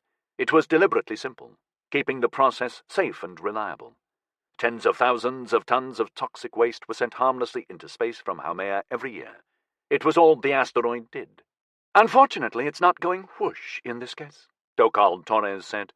The council was walking in from the M&C Center. Unlike the rest of the crew, she was wearing a light grey suit with a dark claret blouse. That way she stood apart and emphasized how far up the management chain she'd risen. For all her insistence on following protocol and routine, Callum liked her. She was smart enough to know when to give him the leeway to deal with problems. It was a good professional relationship. On rare occasions, she'd even been known to join the rest of the crew for a beer after work. "What's happening?" Moshi asked. "Blockage at the base of the tank. It's been pressurized, and Boynak is worried about some of the seals holding for a prolonged period. We're creeping outside the design specs." Callum tried to keep the excitement from his voice. "Do we go in?" Dokal took a breath. "Yes." The crew whooped and gave each other high fives. "Boynak and their insurers have authorized a full breach and vent. Whatever it takes." "What's the blockage?" Callum asked. "The valve won't open," Dokal said. "Uh-huh." Callum nodded shortly, instinct warning him something was wrong. The way she gave a lawyer's answer only confirmed it. "We can tack a blister to the base of the tank and blow through the wall." "Your call," she said. "Okay."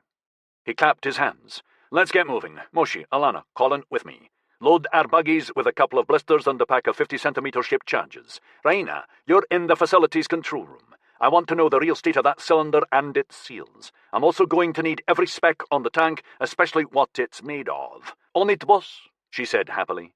"Henry, take Haumea Station. Thread us." "Oh, come on," Henry complained. "You're at Haumea," Callum said in a level tone. Henry's partner was 7.5 months pregnant. It made Callum feel strangely protective, especially as a newlywed himself. Having Henry away from the dangerous material at Gilgan made him feel a lot better. Henry held up his hands. "You're the boss. I want to be through the hubs in 10 minutes. And it's Max Hazmat's people. This is radiation we're dealing with." The crew hurried out. Just as he reached the door to the handling garage, Dokal said, "A word, Cal?" Instinct made his skin crawl, but he just said, "Sure," like it was routine, some stupid paperwork to clear first. "What's with the hair this morning?" she asked as they hurried up the stairs. "It's nothing." She raised an eyebrow but didn't push it. Dokal's office was on the ED Corps' second floor, which gave her a rare outside view. The white blinds were shut, preventing anyone from seeing out. Or, more relevantly, Callum thought, in. 2 people were waiting for them. He recognized one, Poi Lee, Connection Security Director, who had been with Ainsley Zangari since the very beginning. Company rumor had it she supplied him with pirated firewalls the day he rented his first office in Manhattan, because he didn't have the money to buy legit copies. Just the sight of the old woman made him feel guilty. She couldn't be here about Savi. Could she? Poi Lee gave him a quick appraisal. "You look worried, Mr. Hepburn," her deceptively light voice challenged. "Bastard. My expenses are all legitimate." He made it light office banter. The second visitor stood up. "This is Major David Johnston," Dokal said, "from the Ministry of Defense, Nuclear Division." The major was a heavy man in his early 50s, moving with some difficulty and wincing every time he bent his knees. Callum imagined him being injured during some kind of dark ops mission. A thin monk's band of white hair circled his scalp, and he wore wire-rimmed screen glasses, which gave him the air of a classics professor. His presence worried Callum a great deal more than Poi Lee ever could. "Really? Pleased to meet you, Callum. Consular Torres here has been singing your praises." Callum gave Dokal an ironic glance. "Nice to know." "We have a delicate problem," the major said, "and by we, I mean the British government. So we're asking for your help and discretion." "Which connection guarantees," Poi Lee said. "Correct, Callum?" He spread his arms wide, trying not to let the dismay show. "Sure. So what's the problem?" "The 68 Global Disarmament Treaty. Major Johnston said. "Terrific breakthrough event for global politics. Lots of voter happiness all round." "I've heard of it," Callum said cautiously. Not that he could remember details. Politics and history weren't exactly his strongest subjects. It was inevitable, given the development of atomic bonding generators.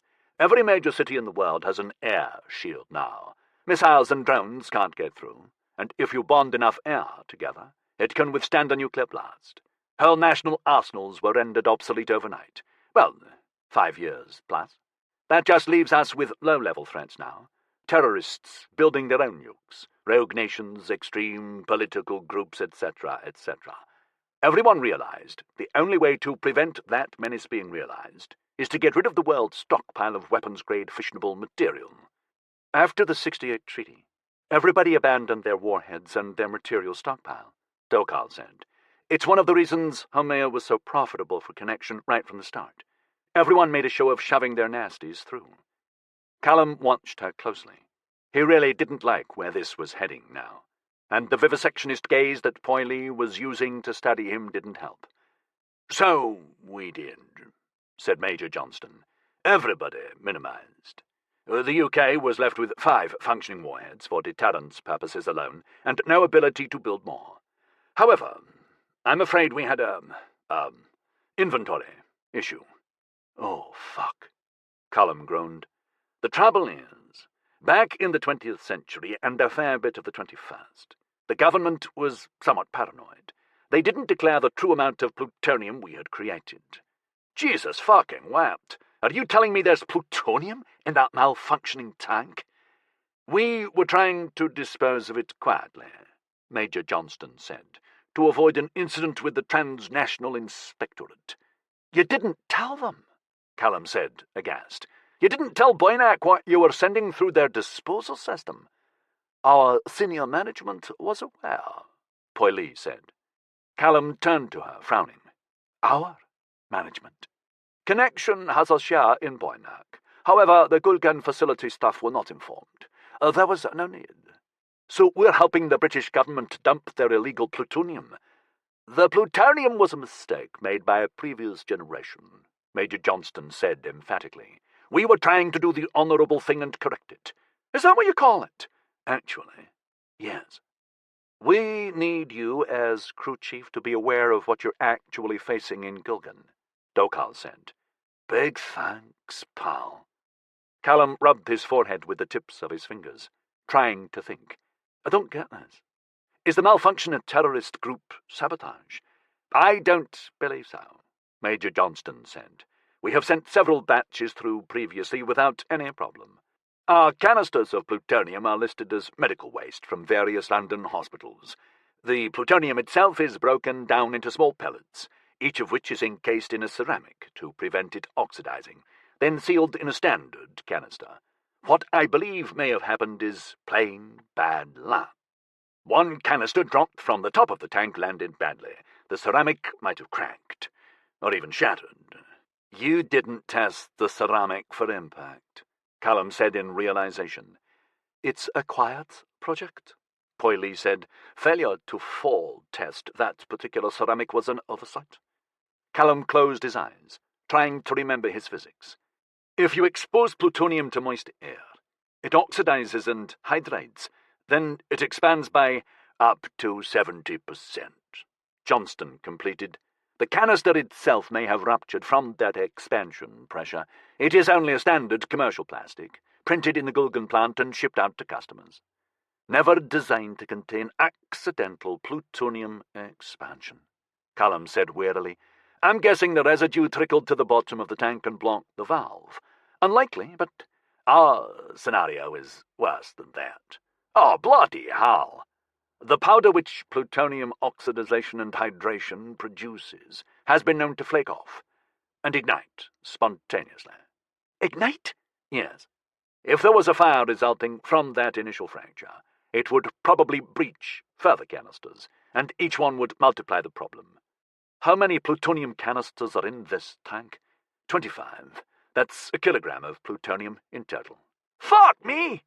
Well, let's hope I can vent the whole mess before that fire starts." "Cal," Dokal said quietly, The Gulgan facility engineers didn't pressurize the tank. But you said... Oh. Yeah, there was a fire inside the tank, Major Johnston said. That's what caused the pressure increase. There's only a limited amount of oxygen in there, so that'll be consumed by now. But we suspect that while it was burning, it turned a lot of the other canisters molten, releasing more plutonium along with all the other residue. That is probably what's broken the valve. There are no sensors left inside. The fire took them out.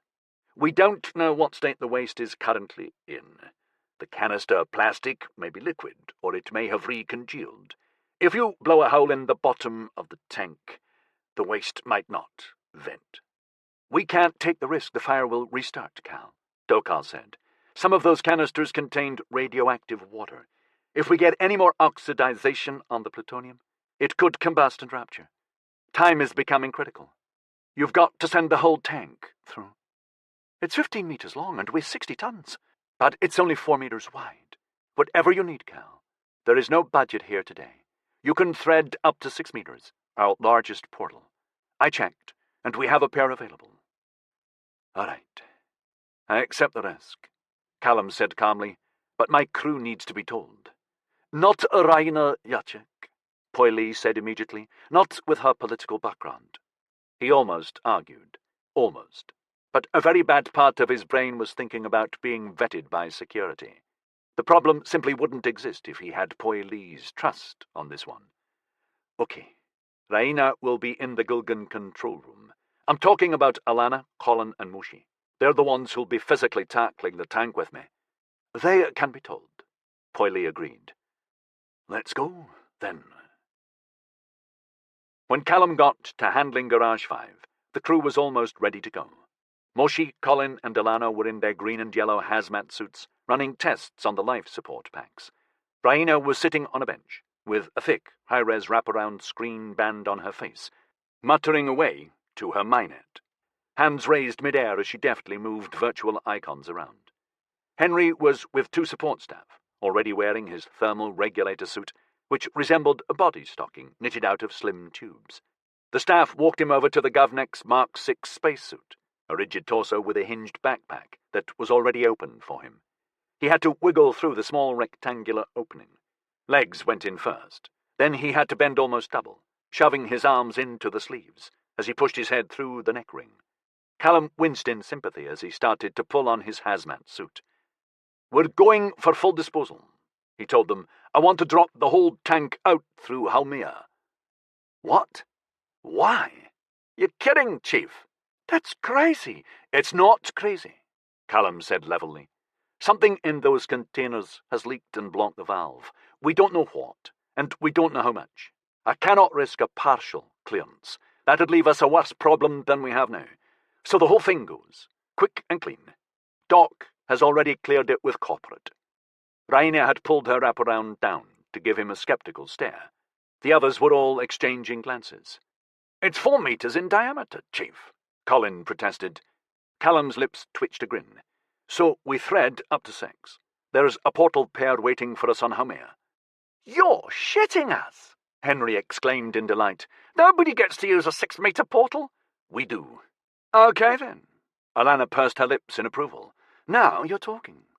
So, Henry, we'll be taking 2 portals. One to depressurize the tank. That'll buy us some time. The second to thread up, ready for complete disposal. That's going to take some serious cutting. Mushi, electron beams for all of us. Colin, we're going to need at least 2 cases of shaped charges. Raina, how's your timing? We're going to need some serious precision on this. I'm insulted you asked. But she was smiling. Like the rest of them, she had her eyes on the big prize. This operation was going to look great on their CVs, and the bragging rights they'd have over the other crews was incalculable. There was also the prospect of a bonus, always index-linked to the scale of the hazard you averted. They used Connection's internal European hub network to get them to Stockholm. Then there was a private portal to the Boynak offices, which put the Gulgan facility 1 step away. As soon as they got there, Raina went straight for the operations control room. A technician in a hazmat suit led Callum and his crew to the disposal building. It was a standard industrial structure of metal girders covered in composite panels. Inside was a three-dimensional lattice of pipes and loader rails, interlaced with stairs and suspended walkways. At the far end was the reception bay, with cargo portals linked to various collection stations across the continent. Right at the centre, suspended over a deep pit, were the 5 tanks. Callum took one look at the imposing matrix of metal, a brutal edifice made worse by the red emergency lights flashing across it. The sirens had been switched off hours ago. Apollo threw up a swath of schematics, identifying components. "Leave the buggies," he said. "They'll take too long to scale this. We'll carry the cases from here." They didn't say anything, just did as they were told, and plucked their equipment cases from the buggies. Callum guessed they were still in shock. He'd explained about the plutonium on the way over, cutting Raina out of the comms circuit. It was 2 flights of stairs up to the walkway that led to the top of the tanks. He was sweating by the time he got up there. The cases were heavy, and he had an electron cutter slung over his back. Loader rails ran parallel to the walkway, silent and still since the pressure warning started. He glanced at the blue plastic canisters, frozen in position, stretching all the way back to the loading bay. Each one had a prominent radiation warning emblem. Ordinarily that might bother him. Today, he just didn't care. Like they're going to make a difference if we screw up. Dokal had shown him the confidential file Johnston had provided. He'd had estimates of the potential damage should the tank rupture. Likely quantity of plutonium particles to spew out, wind patterns, ground dispersal, emergency evacuation procedures to enact for anyone within 200 kilometers, contamination effects on local wildlife and vegetation, cost of a clear-up, shocking in both financial and environmental terms. "Mini Chernobyl," she had said, grimly. Apollo had shown him that file. It banished his usual level of confidence, which he fought hard to hide from his crew.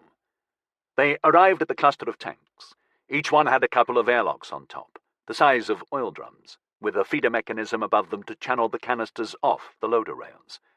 "Alana, cleared the insulation off the top of our tank. Enough for a blister. Mushi, get me a temperature reading, then prep a puncture charge. Colin, the blister, please. And guys."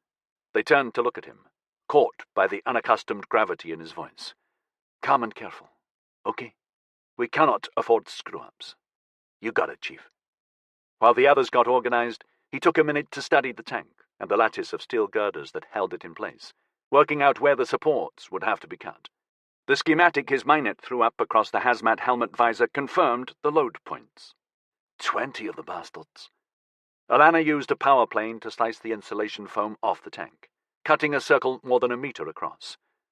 38 Celsius, Moshi said. "That's well inside tolerance." "Good," Callum said. "Let's keep it that way. Place the charge." Colin put the puncture charge in the middle of the area, a black plastic circle like a fat coin, 3 centimeters across. Callum opened the first of his cases. The portal it contained was a disc, 30 centimeters in diameter. On one side, it was a hole that opened into a metallic chamber in homeostasis, while the other side was a 20-centimeter strata of molecular circuitry, stabilizing the entanglement. When Callum looked through, the portal was facing a wide airlock hatch, with amber caution lights strobing around it. As always, he had to resist sticking his hand through and wiggling it around. "Henry, how are we doing?" "I'm in the vent chamber. Portal is locked in position, ready to open outer door." Henry's space-suited hand came into view through the portal, giving a thumbs up. "Stand by." Colin held up the blister, a hemisphere of incredibly tough metalloceramic, with a meld bonding rim. Callum twisted the portal disc into its locking slots in the apex of the blister, and they both lowered it onto the patch Alana had prepared. "Seal it," Callum said. "Henry, open the vent chamber hatch, please." "Confirmed, Chief. Opening now." Callum watched the data Apollo was throwing onto his visor display, seeing the pressure inside the blister wind down to 0. "Fitz, status, please." "Hamea systems all stable?" the operations director said. "Portal power supply confirmed and buffered. Your go, Cal." "Raina, update. Blister seal melded to the tank. It's secure, Cal. Good to go." "Thank you. Mushi, blow the puncture charge." There was a dull crump from the blister. Callum heard a loud whistling sound. Apollo showed him the pressure in the blister rising sharply. "It's venting, Chief," Henry reported. "Good plume, mostly gas, some particles." It took 3 minutes for the tank to empty. Callum, Moshi, Alana and Colin all kept watch on the casing, but although it trembled as the gas was expelled, nothing else happened. The whistling noise reduced to nothing after a couple of minutes.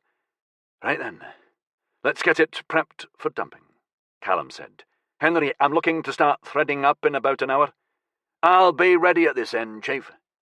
Moshi had the job of blowing the horizontal support struts that fastened the tank to the surrounding lattice. He clambered along the metal girders, fixing a double charge to each strut. Alana and Colin used their electron beam cutters and severed the disposal pipe at the bottom of the tank below the jammed valve, then went on to slice out a 2-meter section. When they were finished, there was a clear space below the valve.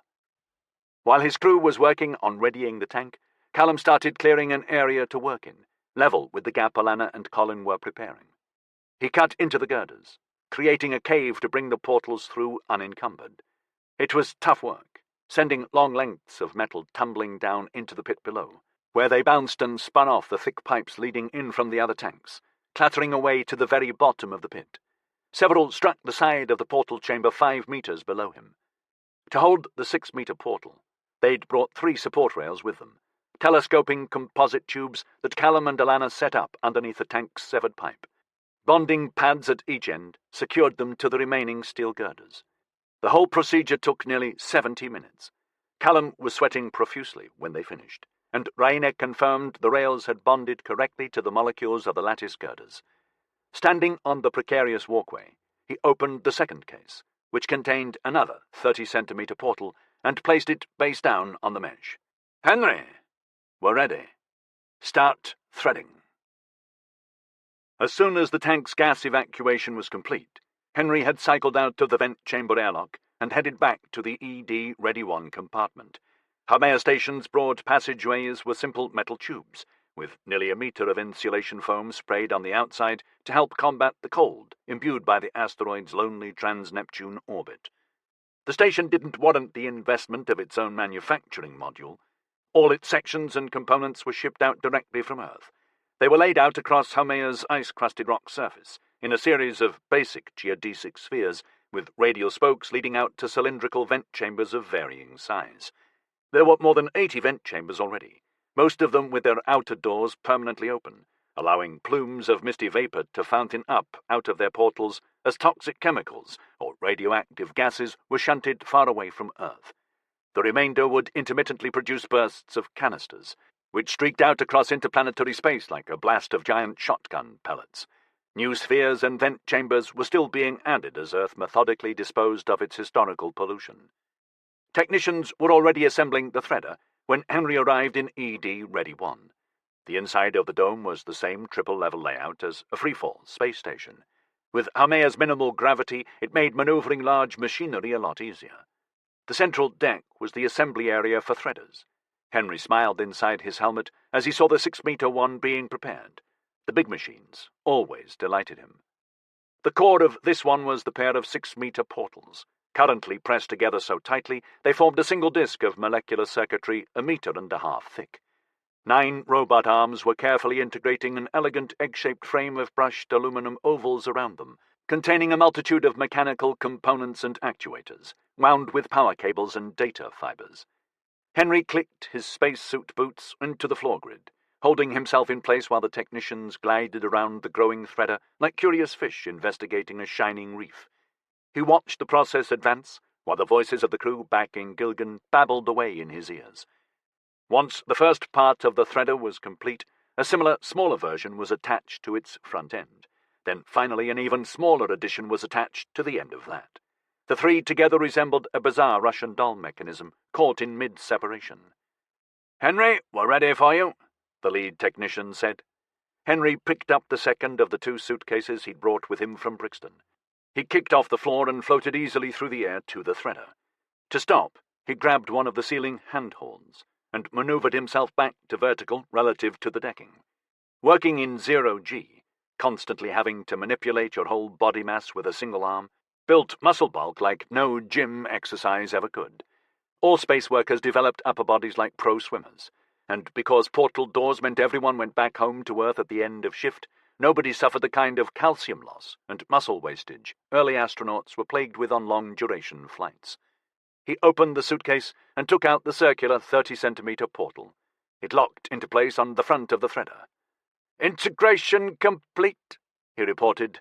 "Reading it," Fitz said. "Running threader procedure checks. You are to egress the vent lock." The magnetic monorail grip on the bottom of the threader powered up, propelling it along one of several rails on the deck. Henry waited until it went past, then grasped one of the curving aluminum ribs at the back and let it tow him along. The rail led down a passageway to the largest vent chamber on Haumea.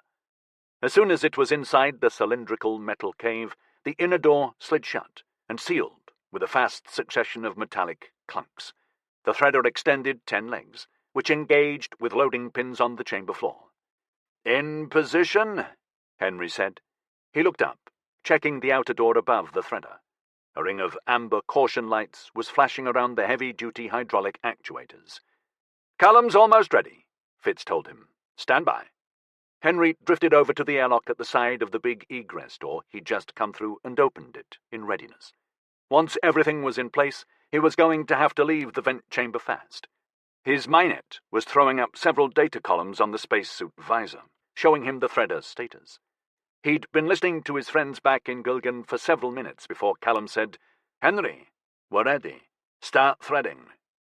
Henry gave the instruction to his Minet. The smallest of the threader's 3 mechanisms started up.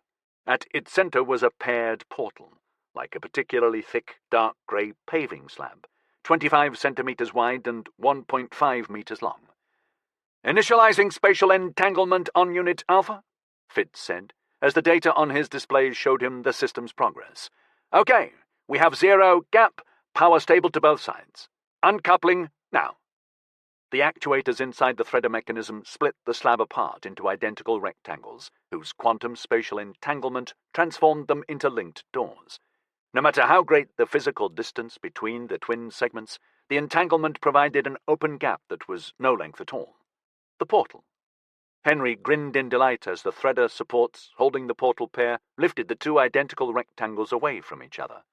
Actuators moved with the fluidity of metal muscles, sliding one of the twins, short edge first, through the waiting 30-centimeter portal, its edges just clearing to emerge directly into the Gulgan facility. "Got it," Callum said. In front of Henry, the threader mechanism rotated the remaining portal slab by 90 degrees, so its longer opening was ready to receive the shorter side of the next stage. "Initiating spatial entanglement on Unit Beta," Fritz said. Unit 2 was another rectangular portal, larger this time, 1.5 meters by 6.5. The support arms pulled its twin segments apart and immediately slipped the short end of the upper segment into the waiting Unit Alpha portal, with a clearance of less than a centimeter. Inside the threader, the remaining Unit Beta portal was rotated to present its wider side to Unit Gamma, the 6-meter portal. "Here we go," Henry muttered. "Unit Gamma ready for you, Chief." Callum caught the Unit Alpha slab as it threaded through from Haumea and placed it on the floor in the section he'd marked out. Unit Beta quickly emerged out of it, and the legs on its back deployed, lifting it up and flipping the open side 90 degrees, so it finished up horizontal. He checked it was aligned with the rails bridging the gulf under the tank. Apollo adjusted its height until Callum was satisfied. Alana fixed its legs to the walkway's grid. "Let's have it," he told Henry. The 6-meter portal came through, sliding out across the rails. Callum glanced into the opening, seeing the vent chamber's outer door dead ahead. He watched the data column showing him the state of the rails and their bonding points. Everything was well inside tolerance. "Looks good from here. Let's go." Along with Moshi, Alana, and Colin, he clambered back up the metal stairs to the top of the lattice. Moshi had prepared straps and harnesses for all of them, fastened to the thickest girders. Callum eyed the top of the tank as he clipped himself in. "Everyone secure. Good to go, Chief. Raina, I need you to keep watch on the building sensors." "I'm on it, Chief." "Henry, open the vent chamber door," Callum said. "Moshi, get ready." It began with a faint hissing sound. A breeze started up, plucking at the thick fabric of his hazmat suit.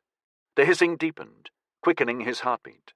Peripheral vision showed things moving on the walkways that crisscrossed the lattice.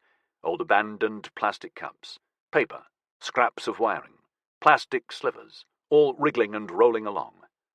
"Door at 50%, Henry reported. The hissing had become a storm roar now. Its force was buffeting him with a lot more force than he'd anticipated. Instinct made him check the harness clasps. Colin and Alana were already on their knees, gripping the walkway rail for extra security. 75%, Henry said. Callum could hear the whole building protesting now. Metal was creaking overhead. When he glanced up, he could see the lights swinging wildly. Above them, the ceiling panels were buckling, starting to peel from the frame. 100%! The snarl of air venting into interplanetary space became a hurricane howl. Vapor was streaking across the lattice at incredible speed. 2 roof panels ripped free and slammed down onto the tank, vibrating furiously as they were sucked away down the sides. "Blow it!" Callum shouted. The charges on the tank support struts detonated simultaneously. He couldn't even hear them above the gale that was clawing at him. Snowflakes transformed to dangerous ice bullets, strafing down from widening cracks in the roof. The top of the tank vanished, dropping so fast he barely caught the motion. More lethal panels were scything through the air, following it into the cyclone funnel that had formed in the gulf its departure had created. "It's clear!" Raina yelled across their comms. "Close it, Henry!" Callum shouted. The gale took an age to subside as the vent chamber's outer door laboured against the incredible pressure. Twice as long as it took to form, Callum was sure. Silence, when it came, was like a physical force slapping him. Callum took a shaky breath and stood up, tensed against the eerily still air. "Everyone okay?" They called it in, voices unsteady with relief. Callum slowly unclipped the harness. Snow was falling through wide fractures in the broken roof. The inside of the building resembled a bomb site. He checked his radiation sensor, which showed him background levels only. "Bloody hell! We did it!" he said. Then he started laughing at the surprise in his own voice. The alarm clock's buzzing woke Callum. Someone had turned the volume up to stadium rock level and added earthquake shake to it. Callum moaned weakly and opened his eyes, actions that were hideously painful. His hand groped around for the alarm clock. Somewhere in his aching brain he cursed the smart-ass, out-of-reach trick. That was when he realized he wasn't even in the bedroom, let alone his bed. He was sprawled on the settee in the living room with a cricked neck and one arm wedged under his torso, and the alarm was still buzzing away. His vision was blurry, but he could see through the open door into the bedroom where the red glowing digits taunted him. "House," he croaked. "Good morning, Callum. Switch the alarm off." "That is not possible. Your alarm clock has no interface. It is very old. I believe it was manufactured in the 1990s. "Bastard." He staggered upright, groaning at the wave of pain the motion caused at the very center of his brain. The living room lurched nauseatingly around him. Somehow he managed to coordinate his limbs and tottered into the bedroom. He didn't bother with the snooze or cancel buttons on the clock, just switched the fucker off at the mains. Relief lasted about 5 seconds. "Oh, shit," he gasped and sprinted for the bathroom. He didn't know what he'd had to eat last night, but he certainly managed to throw up most of it into the toilet bowl. He pressed the flush, then slumped on the floor with his back to the wash basin, breathing heavily as his body abruptly turned to ice, and his clearly lethal bastard of a headache hammered at the inside of his skull in an attempt to break free. They'd spent another hour at the Gilgan disposal facility yesterday after dumping the tank, first helping the staff check to make sure no waste canisters had split or leaked during the chaos, then threading the portal doors back to Haumea's station. Media drones had caught the roof buckling, and the snowy air screaming into fissures as the panels were sucked down into the massive emergency vent. Everyone assumed the tanks had imploded. It took Connection's PR team a while to calm fears and reassure everyone that ED had worked their usual miracle, preventing radiation leakage from contaminating the surrounding area. Under Dokal's forceful guidance, the PR team underplayed the potential damage level, emphasizing the debris would have only been mildly radioactive medical waste. The news streams ignored that modesty and started playing old Chernobyl videos. By that time, Callum and the crew were all back in Brixton, kicking back in their office, cheering and jeering at the deluge of alarmist reports. If only you knew, he thought smugly. After that, they all went out for a quiet celebratory drink. The shower helped a little, but he took 4 ibuprofen as soon as he got out, washed down with half a carton of fresh orange juice he found in the fridge. A fully stocked fridge. Oh, thank Christ for that. He slapped bacon rashers into the pan. Plenty of bread today, so 2 bacon sandwiches. 2 mugs of extra strong coffee to go with them. He found some clean clothes, shoved the entire dirty laundry pile into the housekeeping service's bags. They could sort everything out and screw the extra cost, and left them outside his door for pickup. Then he sat back down at the breakfast bar and took a couple of paracetamol, because a paramedic X had told him it was okay to mix them with ibuprofen. He wasn't quite up to the walk to the Young Street hub yet. He couldn't be bothered to watch the overnight news streams. If there was anything bad, ED would have called him in. He slipped on his screen sunglasses. Hey, Apollo, any calls or emails from Savi? No. Ping her Mynet for me, pal. No response. Bastard. Callum didn't get it. 6 bloody days, and not a single minute away from dumb student radical eyes? Maybe it had all been some kind of con. She'd married him for his money, and the whole Diana Club staff was in on it. They jacked a couple of romance-bewitched tourists every month, laughing as they cashed in his what? All he had were good prospects. Can't take that to the bank. He shook his head wearily. Grow up, you moron, he grunted angrily. It was clear what his brain was doing, trying to deny the obvious conclusion. Something's happened. Something bad. Apollo? Yes, Cal. Set up a news filter. Find any female students fitting Savi's description but not her name, reported missing from campus in the last 6 days. Which campus, Cal? He shrugged. All of them. On the planet? I'm paranoid, but am I paranoid enough? Yes, he sighed. Everything on Earth. That might take a while. May I purchase additional processor time? Do it. When he walked into the crew's office, he might have laughed at the state of Alana and Colin, except he didn't exactly occupy the moral high ground. Besides, he suspected he looked even worse than they did.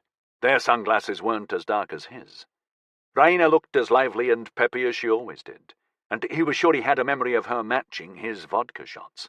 There was even a vague recollection of a cocktail glass alight with blue flame. Raina gave him a weary, sympathetic smile. How's it going, Chief? Still alive. Why aren't you hungover? Younger, smarter, know where to score better drugs. Bastard, he grumbled. Moshi was at the small kitchen bar in the corner, washing down pills with a big mug of tea. He hadn't shaved, and Callum was pretty sure he was wearing the same shirt as yesterday. Morning, Moshi said, and slumped back into one of the settees before closing his eyes. For Henry, it was just another morning, and all was well with the world. But then Henry had been a responsible adult last night, and gone home before midnight to be with his expectant partner. Callum looked through the glass wall into the M&C centre. Fitz grinned and gave him a mocking 2-finger salute. Callum responded with 1 finger. Okay. Callum tried to focus on the news streams running across the wall screens. One of the central pair was still showing the Gulgan facility. There'd been a heavy snowfall overnight, covering some of the more blatant damage to the building. What have we got? Why do we care? Moshi asked, his eyes still closed. Nothing even close to interesting, Raina said, especially no plutonium scares today. Callum gave her an irritated glance. He knew she'd find out eventually, but she needed to be smarter about it, particularly inside their own office. The security bug us. Dokal walked in and took a disapproving look around the human wreckage. Jesus Christ, guys. You're supposed to be professionals. Couldn't you even wait till the weekend? We'll probably have saved the world twice more by then, Moshi said. Not in this state you won't. Are you actually active ready? Alternatively, Raina said, well done for yesterday, everyone. Connection is delighted, so I come bringing news of your enormous thank you bonus. There are 2 other crews on shift. Callum said. "If we get called after them, we'll be ready." Dokal gathered herself up for a rebuke, then relented. "Actually, corporate appreciation will manifest in your next salary payment." There was some feeble cheering from around the office. Only Henry looked genuinely grateful. But then he'd recently been telling Callum horrific stories of how much new baby gear cost.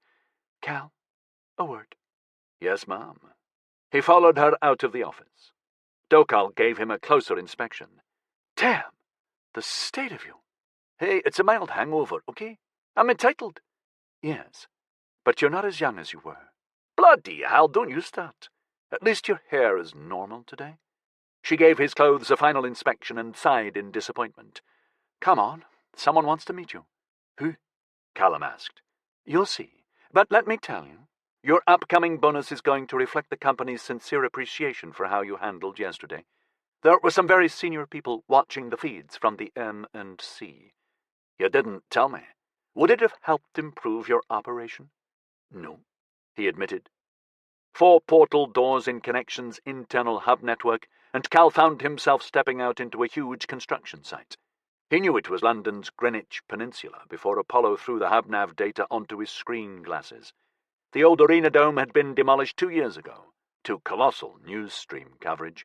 Now he was standing about 10 meters below ground level, in a circular pit with metal restraining walls and a floor of frosty mud.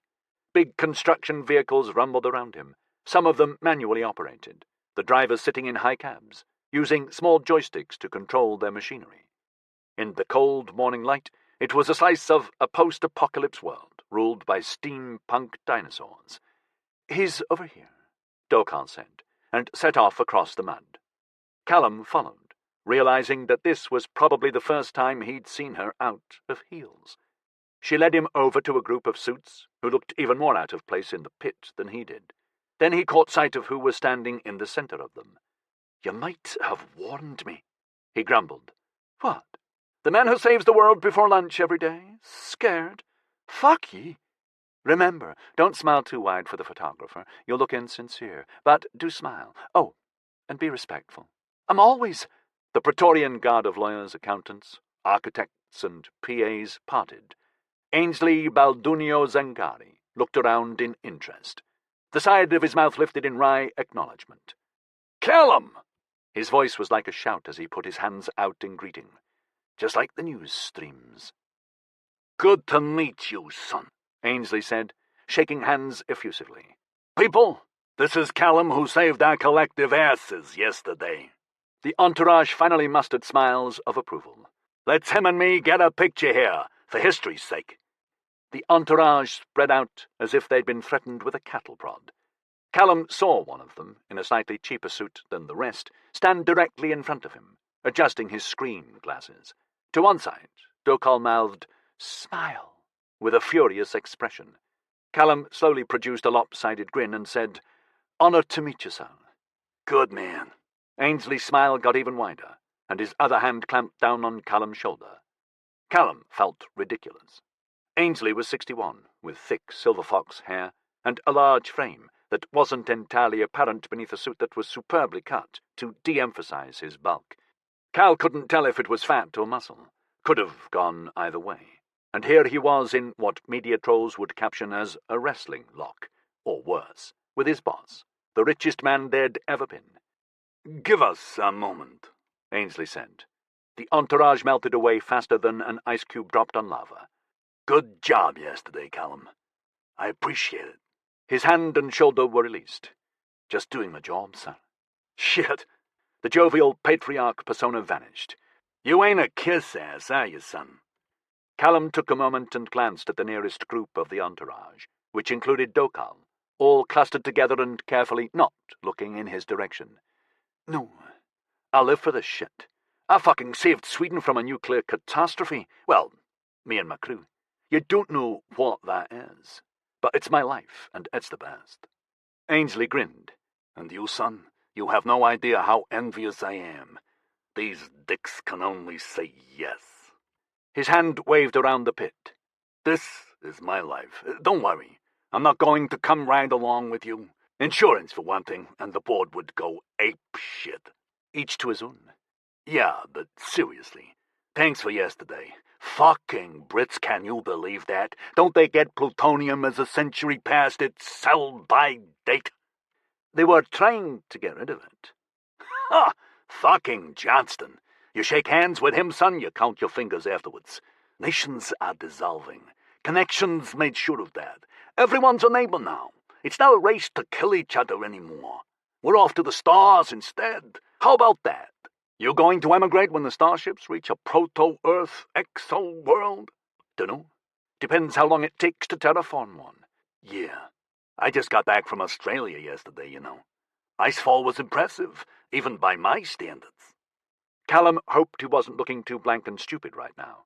He vaguely recalled seeing something about Icefall on a pub's news stream late last night, as a fickle media finally moved on from Gilgan. Apollo threw up details. A Connection media briefing. It was one of Ainsley's pet projects, irrigating the Central Australian desert. I had it started, well, Callum said uncertainly.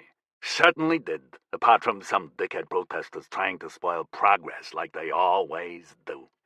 Right. The beauty of it is, we can spin Icefall as a grand humanitarian project, but actually it's planetary engineering 101. That's why I'm really backing it. Get some experience in. This way we'll be ready to make the truly big decisions when the time comes. And it will. I guess it's reassuring to know someone's planning for the genuine long term. That's why I'll never make it as a politician. I want to actually achieve something in life. Callum put his hands on his hips and regarded the cluster of hulking machinery that was seeding piles deep into the pit floor. I'd call this achievement. Bullshit, son. This is just a building. Egyptians and Incas were building big shit 3,000 years ago. Sure, it's going to be impressive. Connection's European Grand Urban Headquarters, never going to be anything else. But it's already 3 years behind schedule, and we ain't properly started. Fucking bureaucrats here. Jeez. I thought they were bad in the U.S. You been to New York, son? The tower I'm putting up next to Central Park is going to be a real statement like this one. But at the end of the day, just a pile of concrete and glass. Are you going to put emergency detox in here? Fuck knows. I leave the small shit to assholes in the office 10 floors under mine. Let them worry about it. I'm the concepts and deals guy. Callum laughed. Now I'm starting to envy you. Yeah, it's a long way from New Jersey to here. Not that I was ever New Jersey trash. Did you know that? Your father was a hedge fund manager, and I followed him to Wall Street and made the right investment, huh? No. Your Harvard degree was in machine intelligence. You liquidated your inheritance to set up Connection. Ainsley nodded in satisfaction, as if Callum had just passed a test. Not just a college jock on a rodeo ride at my expense. Sir, you're smart, son, and I don't mean your degree. How many of your crew know about the big boss without their mindhead throwing it up? Some. But you did, and that counts. We're expanding, Callum, the human race, and Connection is going to make it possible. The asteroid habitats were just the start. How did you feel when Orion reached the Centauri system? Happy and disappointed. I was hoping for a decent exoplanet in orbit. Likewise, son. Zagreus was well named. That is one crappy little loser of an exoplanet. But we didn't let that stop us. No, not this time. We went into that goddamned useless star system hard and built us another wave of starships. That's what our society is these days. We've got the balls to look outward and dream like JFK again. Fuck! That makes me proud to be human. One of those new starships will find us somewhere worth terraforming, and if it doesn't, then the following wave will, or the 20th wave. It doesn't matter. We are going to build new worlds out there, son, and Connection is going to take you out to the stars. You and a billion others desperate for a fresh start on a new planet. 20 years' time, you'll be standing on this very same spot, and you'll be able to walk into our interstellar hub and step onto one of a dozen planets that we've tamed. Connection is going to be huge. It's going to span the whole fucking galaxy one day. It's pretty big now, sir. Sure, but this one solar system is just the start. And if the company is going to grow the way I know it can, I'm going to need me some real smart, tough bastards to wrestle it into shape for me. What do you say to that? It was probably the hangover damping his emotions down, but Callum was pleased with himself for not overreacting. He just kept his cool and said, "You offering me a job, Mr. Zangari?" Ainsley chortled. Oh, I like you, son, sure enough. But no fancy job offer. Not today. What I'm saying is enjoy your macho time in ED these next few years, and watch out for the next generation who'll rise up like fucking crocodiles to snap at your heels. Then when the time comes, you're tired of the sound of those teeth getting closer, and you apply to go on senior management courses or maybe do an MBA. You'll find connection is supportive. You're what I'm looking for, son. Don't get a head swell now. I talk to 100 like you a week, but you got yourself noticed and approved yesterday. No small thing in an organization this size. Duly noted, sir, and thank you. Ainsley put his hand out again. Okay. Now I need people to say yes to me again. Callum's smile stayed in place as he walked back through all 4 portal doors to the ED office where the crew was waiting. Ainsley fucking Zangari! Alana yelled. Himself! Yeah. What did you say? Wait, what did he say? Moshi demanded. He said, well done. Said to thank you guys too. Christ knows why. What's he like? Raina asked. Same as on the news streams. Loud. Holy shit. Did he know our names too? I don't know. Probably. You'll be in the report file. Under mine. Fuck off. Callum laughed and went to make himself some tea. The pills had squashed his hangover now, and he'd had too much coffee already. His crew chatted away happily behind him. The richest man who'd ever been, their boss, knew they existed and was pleased with their work. So how big is the bonus, do you think? He sank back into a settee facing the glass wall into the M&C, giving the news streams a proper look this time, and getting Apollo to summarize potential problems.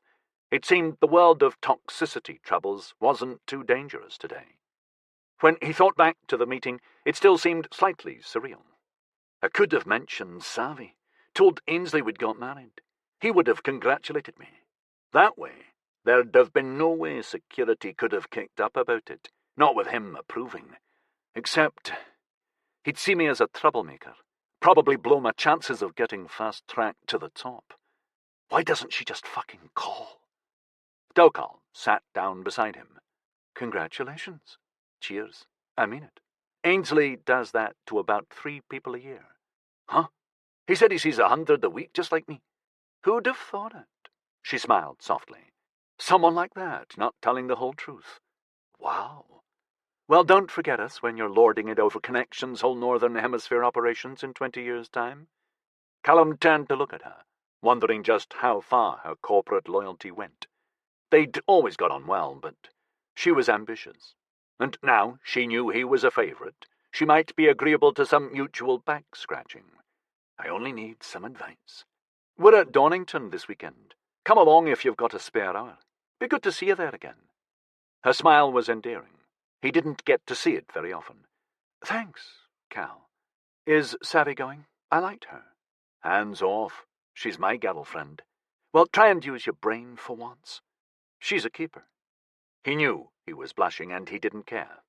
Yeah, I figured that. Callum made it past the Craner curves and throttled back into Old Hairpin. He leaned into it, and the Ducati 999 followed the track like it was a rail. You beautiful machine, you. Through Starkey's Bridge, and he opened the throttle again. The twin-cylinder engine roared like a small rocket. The instrument panel blurred as the bike accelerated hard. He wasn't wearing screen lenses. This was all about authenticity. He didn't need precise readings. He felt the bike. Slowing to take the bastard sharp McLean's turn, he was slicing close to the patch of crumbling tarmac, and slowed another fraction, weaving wide. A Kawasaki ZX-17B shot past him, followed by an Aprilia RSV4 1000. Shit! He screamed into his helmet mic. He throttled up hard. Too much for the turn and had to brake, losing even more ground. Shit! What's up, Cal? Alana asked in his headphones. Overtaken, he called out in frustration. He gunned the throttle again and charged at coppice for the turn into the long Dunlop straight. Opened the Ducati full and revel in the sheer power as the landscape stretched out into streaks of colour on both sides. Focus spot was the track and the screaming bikes ahead, but they were throttled up full and just as fast. He wasn't going to catch them. 4 laps left. He did okay, didn't slip any farther down the field, but his edge was gone, and he knew it. 9 days now, and nothing. Something's happened to her. This is serious. How bad is student radicalism these days? How violent do they get? A checkered flag was waving on the gantry overhead. 9th place. There were only 15 bikes in the race. He took the slow lap around to the exit and drove through the paddock. The support vehicles parked in long lines down the tarmac lanes were even more antique than the Ducati. Spectators enjoyed them almost as much as they did the bikes. People were wandering along, wrapped against the cold February air, gawping at the old camper buses and engineering caravans, parents pointing out shapes and company badges to semi-interested children. Callum's team had an old Mercedes Sprinter van, converted to a mobile workshop for the Ducati. It was parked down at the far end of the paddock, opposite the Redgate turn. Colin and Henry had set up an awning beside it, covering their collapsible chairs. A barbecue stood just outside, where Henry was turning the sausages. Callum tried not to grin at Henry's expectant father routine. After all, it was an excited Henry who had originally found the bike on a specialist auction site 18 months ago, just as Callum was appointed crew leader. They'd formed a syndicate, all of them chipping in for the privilege of riding the superb old machine at rallies and club meetings. Between them they could afford it, but as they'd soon found out, it wasn't the initial cost that was the problem, but the maintenance. And as for the price of specially synthesized petrol, Callum parked the Ducati and took his helmet off. "So, was that a good result?" Dokal asked with apparent innocence. She was sitting under the awning next to her girlfriend, Emily, both of them with a can of beer. "We need to have a handicap scheme for these club meetings," Callum said gruffly. "Some of those bikes are more powerful than the Ducati. They're a lot younger, too." "That's the spirit, Chief," Raina said. She came out of the back of the Sprinter, zipping up her leathers. "I'm going to have a couple of practice laps before my race, okay?" "All yours." Callum dismounted, trying not to make old man grunts as his legs protested. "Watch out for the tarmac at McLean's and Redgate. There's a patch starting on Craner, too." "Thanks." She swung her leg over the saddle and started the engine. "Should you be racing on broken tarmac?" Emily asked in a light French accent. Callum shifted his gaze from a fabulous scarlet and black Yamaha YZF-10R on the other side of the paddock lane. "Huh? Oh, the track owners do their best. There's only so much they can charge to hire Donington for a day. We're just enthusiasts, that's all. It took 3 clubs combined to fund today. Owners have a legal responsibility. They can get into all kinds of trouble with negligence, all the way up to corporate manslaughter. Drivers sign a waiver before we go out. I'm not sure that's good enough." "Excuse my friend," Dokal said. "You can take the girl out to the risk assessment department." "Just saying," Emily replied with a pout. "Test of skill," Callum told her. "I'm going to get these leathers off. Henry, how are we doing?" 15 minutes and we're eating." "Roger that. Where's Katya?" "Too tired," Henry said, "but she sent her salmon quiche." He pointed at the foil-wrapped flan on the camping table. "Now you're talking." Callum went into the dark Sprinter and struggled out of his leathers, trying not to jab elbows into the racks of tools along one side. "Not like you," Dokal said. "9th place?" He glanced over at her as she stood in the van's open doorway. "I wasn't concentrating," he admitted. "I can see that. Have you and Savi broken up?" "No." Callum shook his head. "Quite the opposite." He started to explain. Dokal's hand covered her wide-open mouth. "Married?" she squeaked when he'd finished. "Seriously?" "Deadly so. That's wonderful." She came over and gave him a hug, smiling widely. "You old romantic. How long have you been going out? 2 months? When you know, you know." "Callum Hepburn, a married man. Who'd have thought it?" "Thanks. Are you going to have a proper reception?" "Oh, please say yes. I love weddings. Her parents are quite old style, aren't they?" "What did they say?" "There's a few formal issues we have to settle first. I wanted to talk them over with you." "Of course. Human resources for a start." She closed her eyes for a long moment, dropping right back into her corporate lawyer mode. "They'll grumble, but don't worry about them. They only have that notification procedure in case an injured party goes all hypersensitive and fires off a workplace sexual harassment suit. You two didn't. Quite the opposite. Happy ever after ending. Yeah. He scratched the back of his neck, pulling an awkward face. But she's in security. They take it all a lot more seriously. Dokal grinned evilly. My oh my. You should have been vetted. What will they find? I'm not bothered about being vetted. It's the not telling them earlier when we should have bit that's the problem. I don't want a black mark on her file. That's easy. Companies aren't allowed to do that anymore. What? It's discriminatory. As an employee, you have the right to see your full file, including disciplinary entries, which you can challenge in tribunal if you think said remarks are having an undue negative impact on your career prospects. If the tribunal agrees they're disproportionate, they can be wiped, and they can't be handed on to a subsequent employer, either. Really? Yes. That's why HR chiefs are always networking so hard with recruitment agency account managers, and why corporate treads, but softly, on their entertainment expenses. A lot of shit lists get passed over in bars. Bloody hell. I didn't know that. You have a long way to go before you're ready to sit behind a desk, don't you? So it would seem. I know some people in HR who deal with security personnel issues. I can have a quiet word. Best to get this kind of bollocks smoothed out before it even happens. Would you? She smiled. You have to pick up my bar tab. Deal. And thanks. I'm just looking after number one. Ainsley thinks the sun shines out of your arse. Remember? She winked. Leave it with me.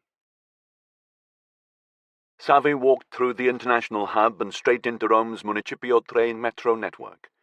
5 hubs later and she was out on Via Monte Massico, a sloping road in the Tufel area, lined by high trees that partially obscured the 5-story apartment blocks on both sides. Sunlight was only just beginning to filter through the boughs that interlaced above the pavement, forming a verdant tunnel. She loved Rome, but at this time of year and this early in the morning, it was almost as damp and cold as Edinburgh. The only difference was that the trees here were all evergreens, though even those in the sheltered yard at the front of her apartment block seemed lackluster right now, waiting for the warmer spring air to pep them up. Her apartment was on the 2nd floor, so she ignored the creaky old lift and climbed the stairs, her buggies lumbering along after her. She'd chosen the 1-bedroom place for its compact size, nice for one person to live in by herself, especially after 23 years crammed into a comfortable Mumbai house with a large family. Here there was quiet and solitude. Family was welcome to visit, but wouldn't be able to stay. The house G4 Turing had used its flock of drudges to vacuum the carpets and clean the surfaces while she was away on her Caribbean break, even polishing the centerpiece rosewood table properly. When she got to the galley kitchen, the fridge was properly stocked. She took out the pot of organic yogurt and fresh milk, then measured out a cafetiere with natural ground beans from the delicatessen 2 streets away. After a quick shower to wash away the last of Barbuda's insidious sand, she put on a robe and went back into the tiny kitchen. The yogurt had lost its chill, the way she liked it, and the coffee had brewed properly. She sprinkled granola into a bowl and poured the yogurt on top. After 4 days of indulgent, large and highly westernized breakfasts delivered to the Diana Club villa's balcony, it was quite a relief to come home to this. The memory made her hold up her hand and admire the single gold ring she was now wearing. I'm married. While she ate breakfast, she told Nelson, her Minette, to run the icefall news streams. Preparations were well underway for the first fall day. Connections, giant airships, were buzzing along a kilometre above Australia's Gibson Desert in a careful holding pattern. Meanwhile, farther south, in Antarctic waters, the harvester boats were circling iceberg V71, which had broken off the Ross Ice Shelf 3 months ago. It was a colossus, with a surface area of 2,850 kilometres, making it larger than Luxembourg. Nelson refined the filter for any mention of opposition groups, political or active. There were a few global and Australia-based ecological groups posting about the sacrilege on social media, but not much of that was relayed by the mainstream. The Walanguru People's Review was more strident, but it wasn't saying anything new. As always, the prospect of jobs and fresh money pouring into the outback now was winning the day. Deserts didn't have many committed friends in 2092. Savvy checked the time and went back into the bedroom. The buggies was standing obediently at the foot of the bed. She opened the luggage panniers and carefully placed all her dirty linen into the laundry basket, ready for the concierge service to collect. Her lips twitched. Not that I wore much. She gazed at the gold ring again, and very reluctantly took it off. It went in the jewelry box in the bedside cabinet. Cal had promised an engagement ring as soon as her assignment finished. I know we did it backward, but you still deserve the set. I miss him already. It shouldn't have happened, but I'm so glad it did. Maybe it is true. Opposites attract. Except we're not really that different. He's smart and funny, which is more than most men, and considerate, and oversensitive in that way Western men can be. She sighed, and behaves like a 16-year-old half the time, which is quite fun.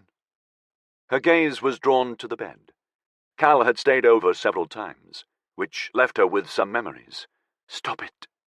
She dressed in neutral clothes, blue denim jeans and a thick purple roll-top sweater, flat-soled pumps and a simple leather bag. Her long hair was plaited with practiced efficiency. To finish, she slipped into a pair of wire-rimmed screen glasses. She inspected herself in the mirror and nodded in satisfaction. Nothing special, nothing that would draw attention in a crowd. One of hundreds of thousands of identical young women thronging through Rome's metro hubs, on their way to their corporate offices, to fend off another day's over-familiarity from male managers. Outside, the sun was making progress up the sky. Sharp, bright beams were slicing through the canopy of leaves as she walked back to the hub, on the junction with Viamonte e Borneo. 5 hubs took her to the center, where she switched to the national network. The Naples hub had a portal door into Connection's internal network. 8 hubs later, she emerged onto the ground floor of a skyscraper in Sydney's central business district. The glass walls of the big lobby looked out onto a nighttime city, with pedestrian roads long since cleared of clubbers. Even with the air conditioning thrumming away, she could feel the heat radiating in from the concrete pavement outside. A night watchman glanced up from his desk and gave her a quick wave. She got into the lift and sensors performed a deep scan. Only then did the lift take her up to the 15th floor, the security offices. Here, Australia's time zone didn't apply. The 15th floor was wrapped in one-way glass that didn't allow anyone to look in, day or night, so nobody could see a department that kept the same operational level 24/7. Its layout of corridors and offices was similar to any of the commercial departments in the building. But instead of the usual conference rooms, there were armories and special equipment centers. Right at the center, through another 2 sets of safe checks, was the Active Ops Center. Australia's head of station's office was next to it. The door slid open to allow Savvy in. Yuri Alsta looked up from the semicircle of screens on his desk. "You're late," he said. "No, I'm not." Savvy didn't much like Yuri. Thankfully, that wasn't a requirement of the job, but she certainly respected his toughness. His infiltration operations brought impressive results. She'd been on 2 of them so far and seen firsthand how his field agents were deployed to maximum effect. It didn't matter what a new operative's file said, or how well they'd done in training and simulations. Yuri was only interested how they performed in the field.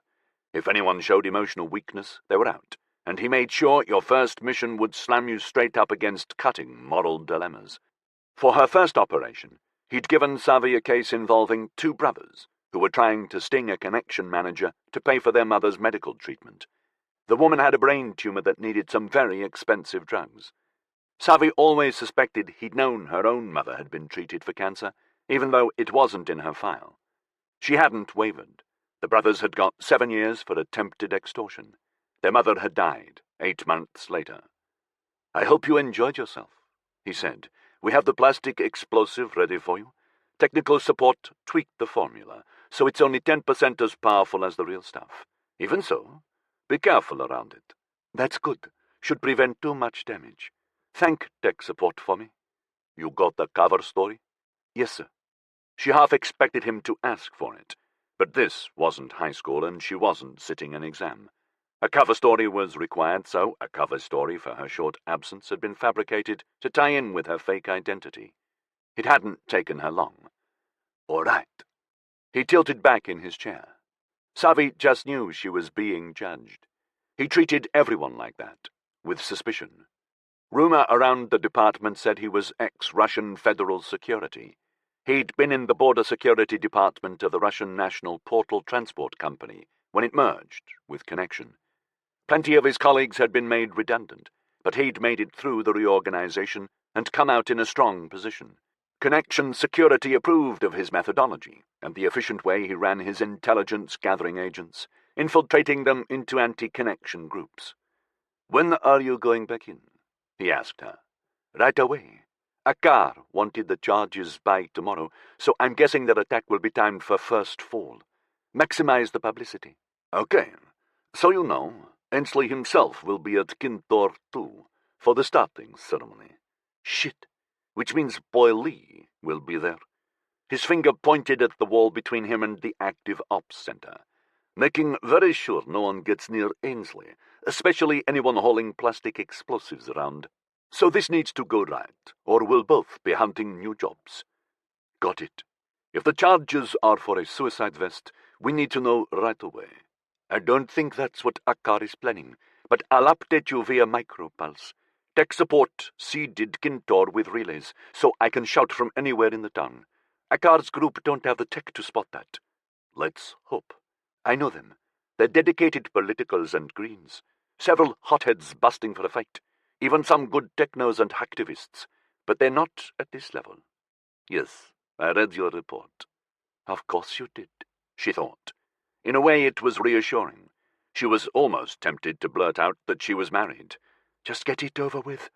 But she couldn't risk him pulling her off the case until Cal was vetted. Procedure was Yuri's Bible. "Sir." She got up to leave. "What did you do?" "Excuse me?" "Your long weekend off. What did you do?" "I went to the Caribbean with a girlfriend. She thinks I'm a company economics analyst. We stayed at a spa, had a lot of treatments and drank cocktails in the beach bar. It was relaxing. Just what I needed." "Ah, huh." He returned to the semicircle of screens.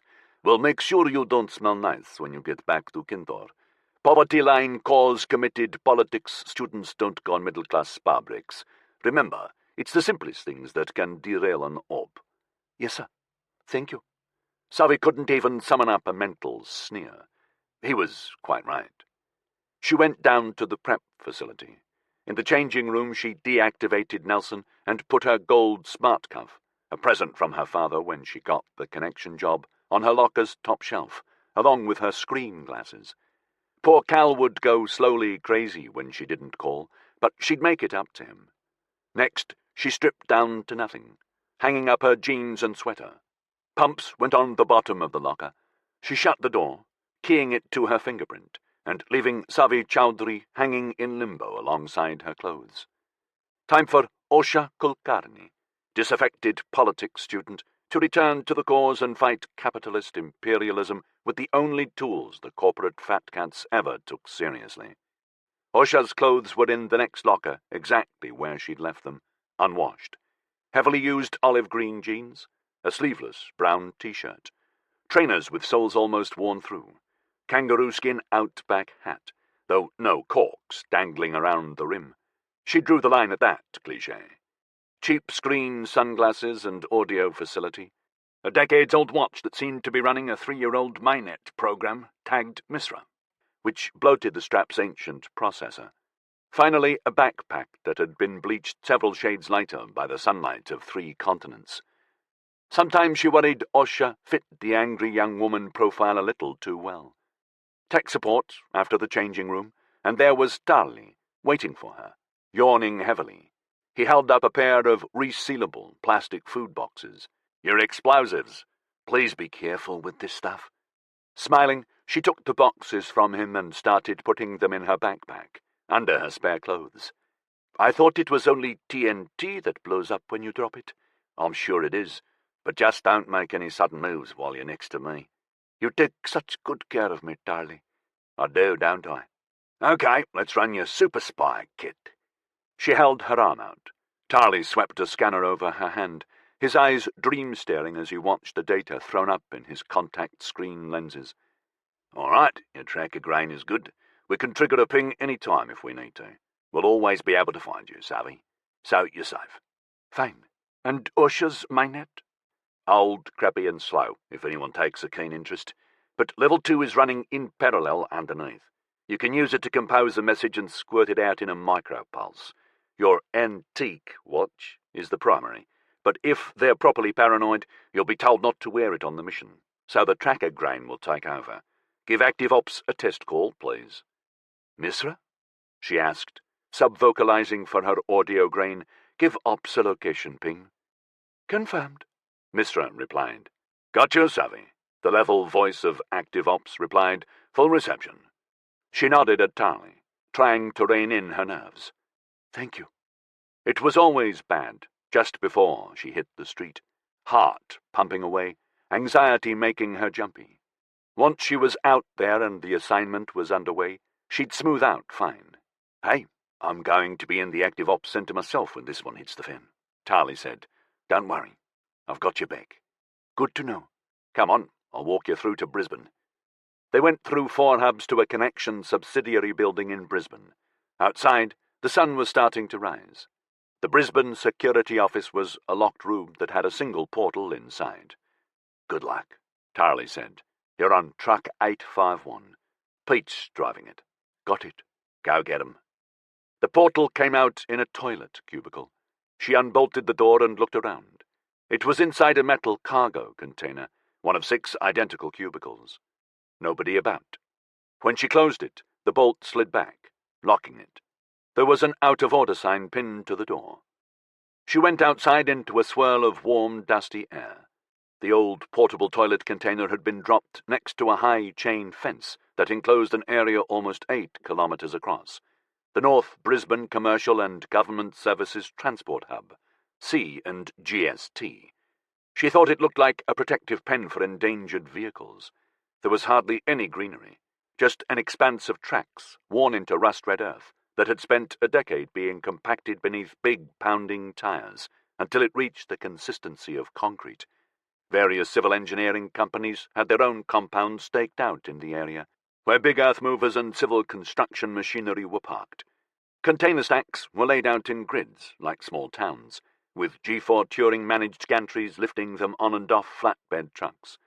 Right in the middle of the transport hub was a broad ring of tarmac, as if a land reclamation team had forgotten to break up a chunk of old highway.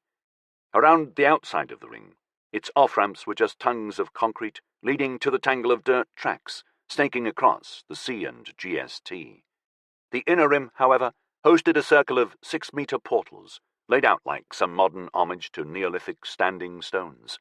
Even this early in the morning, trucks were rumbling around the tarmac, their powerful electric motors whining loudly in the still dawn air as they drove in and out of the portals. Only a few had human drivers in their cabs. The rest were truckies. Savi left the toilet container behind, walking across the hard, rutted ground to the nearest container zone. She saw only a couple of other people wandering about, both in high-vis jackets stained with the ruddy dust. If they saw her, they didn't pay any attention. Misra threw a nav guide across her screen sunglasses, and she wound up at the end of a container row where a truck was parked on the loading pad. It had 851 painted on the side of its cab.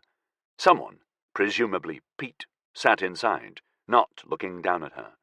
She stood in the shade of the containers as the gantry slid along the row and carefully lowered a battered blue container onto the truck. Once the gantry moved away, Savi clambered up the couplings and found herself a ledge in the broad gap between cab and trailer. She jammed her feet against some cable, bracing herself, when the axle motors began buzzing, and 851 moved off.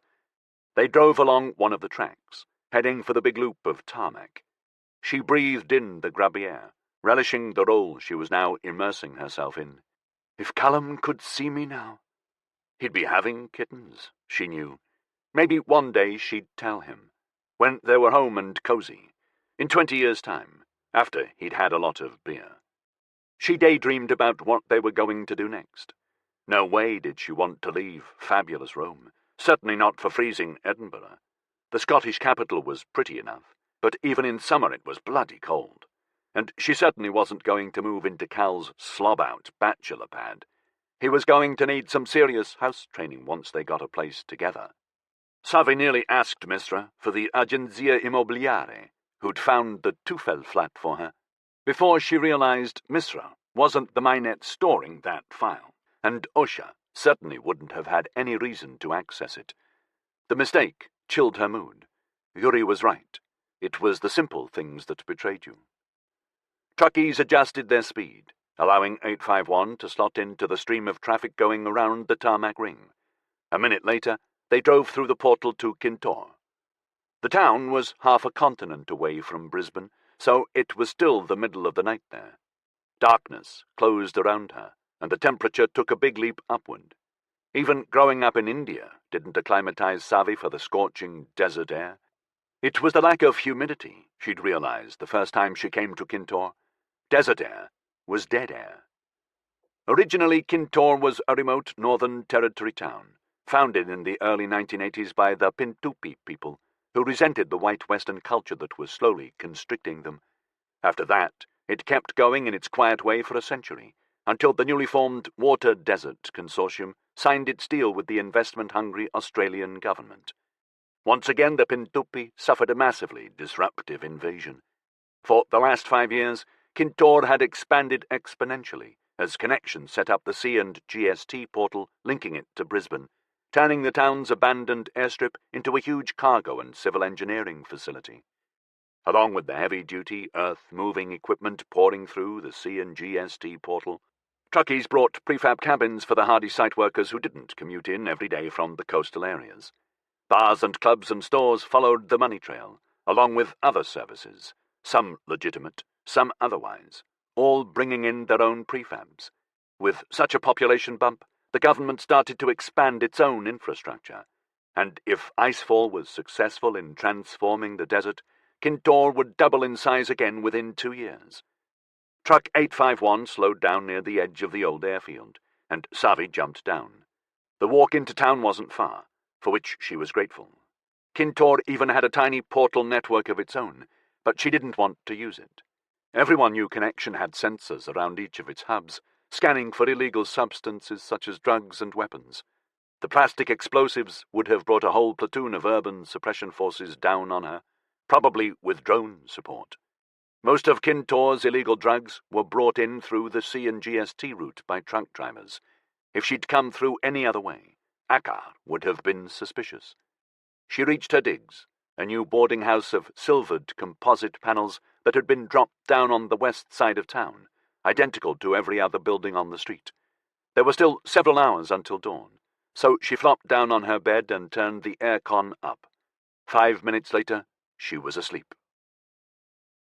Breakfast was a croissant in the Granite Shelf, one of the new cafes on what was now a long main street. A limp oblong of pastry that had been microwaved for too long. The little cube of butter that came with it was as cold as ice, but the orange juice wasn't too bad.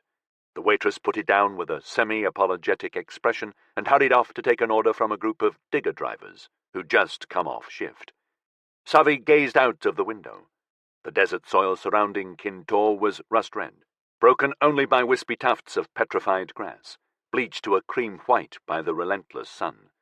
Today, like every day for the last 2 years, the air was stained with dust. Somewhere out across the desert, massive irrigation canals were being dug. Hundreds of kilometers long, they were destined to channel water across the parched lands, allowing the desert to bloom again. If Icefall worked, it would ultimately become an oasis more than 1,000 kilometers across. Theoretically, that would create its own new microclimate, changing wind patterns and luring in rain clouds from the coast. But in the meantime, the powerful diggers working 24/7 were kicking up dust that lingered for days in the tranquil air. A lot of people had taken to wearing plastic surgical masks when they were outside. What with the empty canals, the locals had started to call the whole enterprise Barsum. The Mars reference wasn't pleasantly ironic. After she finished eating, Savi put on her own mask and tramped down Main Street for a kilometer, before turning off onto Rose Walk. Akar had a tiny store repairing air conditioning units, possibly the greatest boom business in Kintor. The dust was forever clogging motors and filters across town, giving Akkar as much work as he chose to accept. She knocked on the buggy's garage door at the back, giving the camera on the frame above a mildly pissed look. It opened, and she walked through into the gloomy composite cave. First glance revealed a typical printer store operation, with metal shelving holding cartons of liquid crudes, plastics, and metals, ready to feed the printers. One cabinet down the far end held vials of the more expensive crudes, those used to produce electronics or pharma. Medium-sized printers were lined up along the back wall, their central glass hatches making them look for all the world like a line of washing machines. Eye-twisting violet light shone out through the glass as they chittered away, building up components molecule by molecule in their extrusion cores. A couple of long benches held broken-down air conditioners and impressive racks of electronics. Akkar was sitting in a battered office chair, using a small vacuum nozzle to clear a filter grid. He was a tall North African in his late 30s, with a shaved scalp and plenty of tattoos chasing up his neck from a muscular torso that was always wearing vintage T-shirts with the logos of long-departed gamer companies. The tails of those tattoos snaked out of his sleeves to coil around his arms. When he spoke, light would sparkle on the rubies embedded in his teeth. He was one of the few people who could make Savi nervous just by looking at her. Like Yuri, he was perpetually judging everyone. "Welcome back," he said. "I heard you got in early this morning." Savi glanced at the two other people in the garage. Dimon was a lot larger and even more menacing than Akkar, filling the role of lieutenant and enforcer. He never spoke much, and when he did it was in a whisper that emphasized his words more than any shout. Unlike most of Kintor's residents, he always wore a smart suit, which made him look like an ex-sports star. Julissa sat in a chair next to Akkar, a 22-year-old from Cairns, whose family used to run a crocodile farm just outside the town. Its bankruptcy and subsequent sale by the banks to developers, hungry for such a prime chunk of land, kicked her environmentalism into something approaching religious devotion, drawing her deeper into the movement, until she reached the status of Akkar's cyber queen. She was painfully thin, surviving off caffeine and nose candy, as far as Savi could tell. Bleached blonde hair was cut to an all-over centimetre bristle, giving her the face of an angry, strung-out pixie. "I didn't tell anyone that," Savi said. She was impressed, as always, by Akkar's intel. Given he refused to use the internet or any kind of mobile network to communicate with his radical friends, he had to have a pack of real people watching Kintor's barren streets. "At 4 o'clock in the morning?" "I know." He smiled. Violet printer light twinkled off his teeth jewels. "Did you get it?" Savi nodded, giving herself a long moment of satisfaction, showing them how pleased she was with herself, how committed. "Sure." She unslung her backpack and brought out the two plastic food boxes. "Don't drop it," she warned, as Julissa picked one up eagerly. "You have interesting friends," Dimon said. "Who said they were friends?" She shot back. Akkar held up a hand. "You've done well, Osha. Thank you for bringing us this." "Does this get me in on the action?" she asked. "Do you want to get into the action?" "I want to do something. Make people take notice of what's really going on here. Posting rants on my life don't do shit." He glanced over at Julissa, who had carefully opened one of the food boxes. She stuck a small sensor on it and glanced at the readout on a screen. "Real," she said. "Okay," Akkar said slowly. 3 days' time." "First fall," she said approvingly. "Yes. What do you want me to do?" "Turn up here at 8. We'll give you something to do." "Okay. Aren't you curious?" She returned his gaze steadily. "Yes, but I get how security works. If you don't know, you can't tell." "Smart girl. But I'll be asking you to plant some of this fine explosive you've brought us. Do you have a problem with that?" "Just tell me. Will I have to put it near people?" "No. People are not the target. Life is sacred." "Okay." She slung her backpack on again. "Be seeing you." Savi walked home slowly, and used Misra to message active ops. "I've been told the operation will happen on first fall. 90% certain that's for real. They're being cautious. I will be taking part. Details as soon as I find out what they're doing." Misra sent it in a microsecond pulse while she was still on Main Street. Savi wouldn't have put it past Julissa to put E-surveillance around her digs. An answering pulse came 30 seconds later. "Stay safe. Yuri." The gigantic earth-moving equipment digging canals across the desert stopped work at midnight, before first fall day. Desert Water's PR agency hoped that would at least reduce the quantity of infernal red dust in the air by the time the great event began mid-morning, allowing cameras a decent view. All the big vehicles began driving across the desert for Kintor's airstrip field, where the contractors had scheduled them for maintenance. A lot of people started arriving through Kintor's portals as dawn began to break, coming in not just from Australia's cities, but from across the globe. Icefall promised to be quite a spectacle. From Kintor, they went through a newly installed portal to a viewing area that had been prepared 90 kilometers from the town.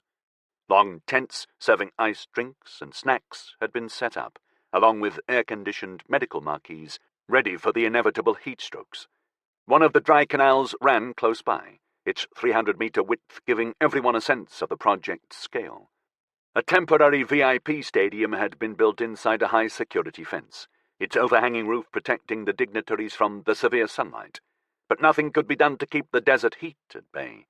The forecast had it rising to 33 degrees Celsius by mid-morning. Savi had never seen so many people in the desert town before. A month ago, Cal had taken her to a football match in Manchester. The crowds of boisterous supporters pouring into the stadium gates had been easier to push through than this. Everyone was heading along Main Street to the portal that would take them to the viewing area. She made it to Akar's store and went into the buggy's garage. There were a dozen people inside, most of whom she recognized from the anti-Icefall meetings that Akar had used to recruit them. These were his senior cell leaders, each of them in charge of around 15 activists, as far as she'd been able to determine. So, over 150 mobilized for today, then. Julissa saw her and came over. "You ready for this?" "Sure." She was led to the back of the garage, where 2 young men were waiting beside the silent printers. They were introduced as Ketchel and Larrick.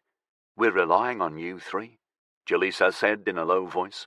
"You've got the second most critical role today." Which Savi didn't believe for a second. She knew she still wasn't fully trusted, that it would take several events like today to prove herself to them. Events that are never going to happen, thanks to what I'm doing now. The lanky girl handed Savi a leather shoulder bag. The men were given small backpacks. "Your target is the substation at the end of Fountain Street," Julissa went on. "That's where the whole town's electricity comes in via portal from the national grid. It's a huge amount of power. The damn thing supplies every piece of equipment Water Desert uses. So, this is how it happens. There's a 3-meter-high fence around the transformers and switching gear, which is topped by razor wire. There's one super secure gate, which they have rigged with all sorts of scans and codes. We're not going in or over. You're going to blow a hole in the fence. The charge in your bag is armed by a dual-action switch. Look." Savi peered into the bag, seeing the neat cube of plastic explosive with a small rectangle of electronics on the end. The only feature was a red hexagonal switch that seemed disproportionately large. "Turn clockwise 180 and press," Julissa said. "Okay? Simple. Twist and press." "Got it. Once it's armed, it cannot be disarmed. I've set the timer to detonate at exactly 10:57 local time. So at about 10:55, you stroll past the fence, arm the charge, and drop the bag beside a post. Then you get away fast." "Okay. Once the fence is breached, Ketchel and Larrick, you're in there right away. Your targets are the 2 main transformers. Here." She showed them a crude map of the substation, with the transformers marked. "It's easy enough. Arm your backpacks, drop your backpacks. They will detonate at 11:03. Now, they're bigger charges than OSHA's, but we've built in enough time for you to get in and out. Any questions?" "That's it?" Savi asked. "That's it. Look, this is all about distraction. The ice starts to fall at 10:30. We've got a lot of supporters crowded into the viewing area. They'll start a protest demonstration at 10:45 outside the VIP enclosure. Smoke bombs, net raptors, throw some stones at security. Fuck knows there's enough rocks lying around. That's where Water Desert will be looking to protect their precious guests, all the celebrities, corporate fat cats, and public pig parasites. So you get in and cut the power to the whole fucking town. What good is that going to do? You don't need to know. Like bollocks, I never asked for details, but we're taking a huge risk here. For what? Cutting power to everyone's air conditioner for a few hours? Problem? Akar asked. He was standing right behind her. She hadn't noticed him approaching. No, she said. I'm happy to help. I asked for this gig, remember? I just need some assurance. This isn't a token statement. It's not, Akar said softly. Trust me, Usha. Today is unique, and not because of icefall. Today, Water Desert has put a lot of its most expensive eggs in one basket, and thanks to Julisa's skills, we're going to crack them open. You will provide us with that window of opportunity. Savi gave him a hard glance. Okay, she said. That sounds more like it. Good luck, he said. All of you. We'll meet back here in 36 hours. As she left the garage, she saw Dimon handing out home-printed, semi-automatic rifles to 3 other men. He saw her watching, and Savi gave him an approving nod. Dimon grinned in return.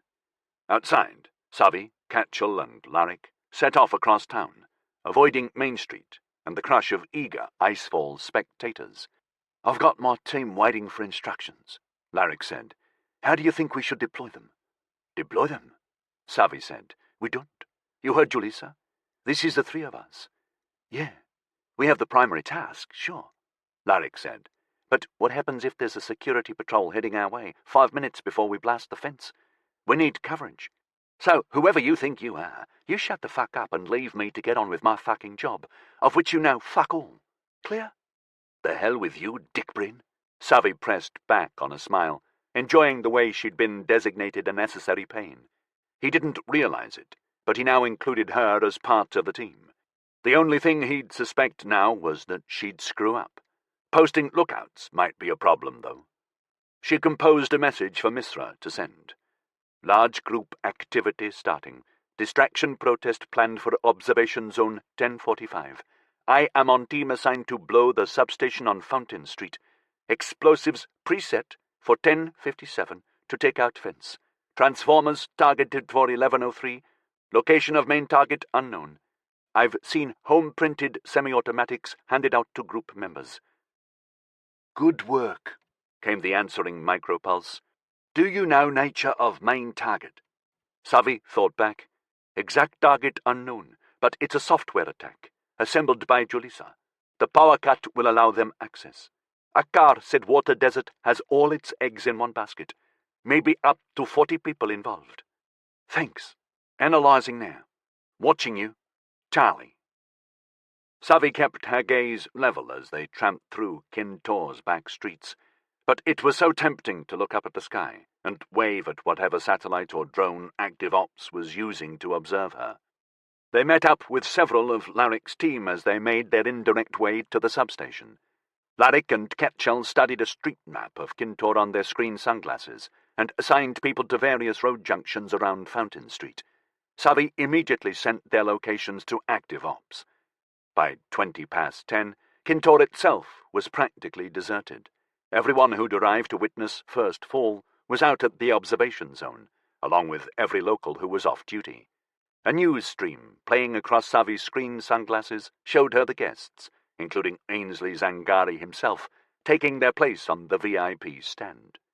Down in the Antarctic, the 5 connection harvester boats closed on V-71. Ex-Navy frigates, their prows had undergone a drastic profile alteration during the refit. Instead of a sleek wedge shape, they were now bulging hemispheres, 10 meters wide, presenting the open maw of a portal to the frozen sea, like the mouth of a giant whale. Below the hull, 2 extra sets of newly installed propellers turned slowly, their huge electric motors powered from the global power grid via portal. They weren't designed to give the harvesters extra speed. Rather, their phenomenal torque allowed them to push the vessel forward relentlessly. At just after 10:30, the first harvester reached the sheer cliff of blue ice, its captain curving around so the portal rim grazed the surface at a thin angle, but then immediately sliced deeper inward. The propellers spun up, maintaining the ship's speed and momentum as fractured ice began to fall into the portal. For a brief moment, desert sunlight shone out of the gaping hemisphere. Then the front of the harvester was almost completely buried in the cliff. Yet it continued to churn along parallel to the ice, gouging out a 9-meter-wide gash. Behind it, the second harvester struck the cliff at a similar angle, its portal biting deep. In the desert observation zone, the people squinted up into the glaring sapphire sky. The long, dark ovals of the airships maintained their positions a kilometer above the desert's desiccated white grass and Mars-red soil, 5 clicks from the front of the VIP stadium. It was close enough to see everything. Gasps came from the crowd as a slim stream of glittering white splinters began to fall from the belly of an airship. It quickly grew wider, so that by the time the first few boulders of Antarctic ice smashed onto the desert, the floor was 9 meters wide as it emerged from the portal slung below the airship. By that time, the second cascade of ice had begun from the neighboring airship. Cheering and enthusiastic applause filled the dry air. By 10:40, all 5 airships had solid white cataracts pouring out, catching the sunlight in a dazzling refraction blaze as they tumbled downward. On the ground below, the 5 ice cones began to grow upward and outward with remarkable speed, their surface a constant avalanche of shattered ice.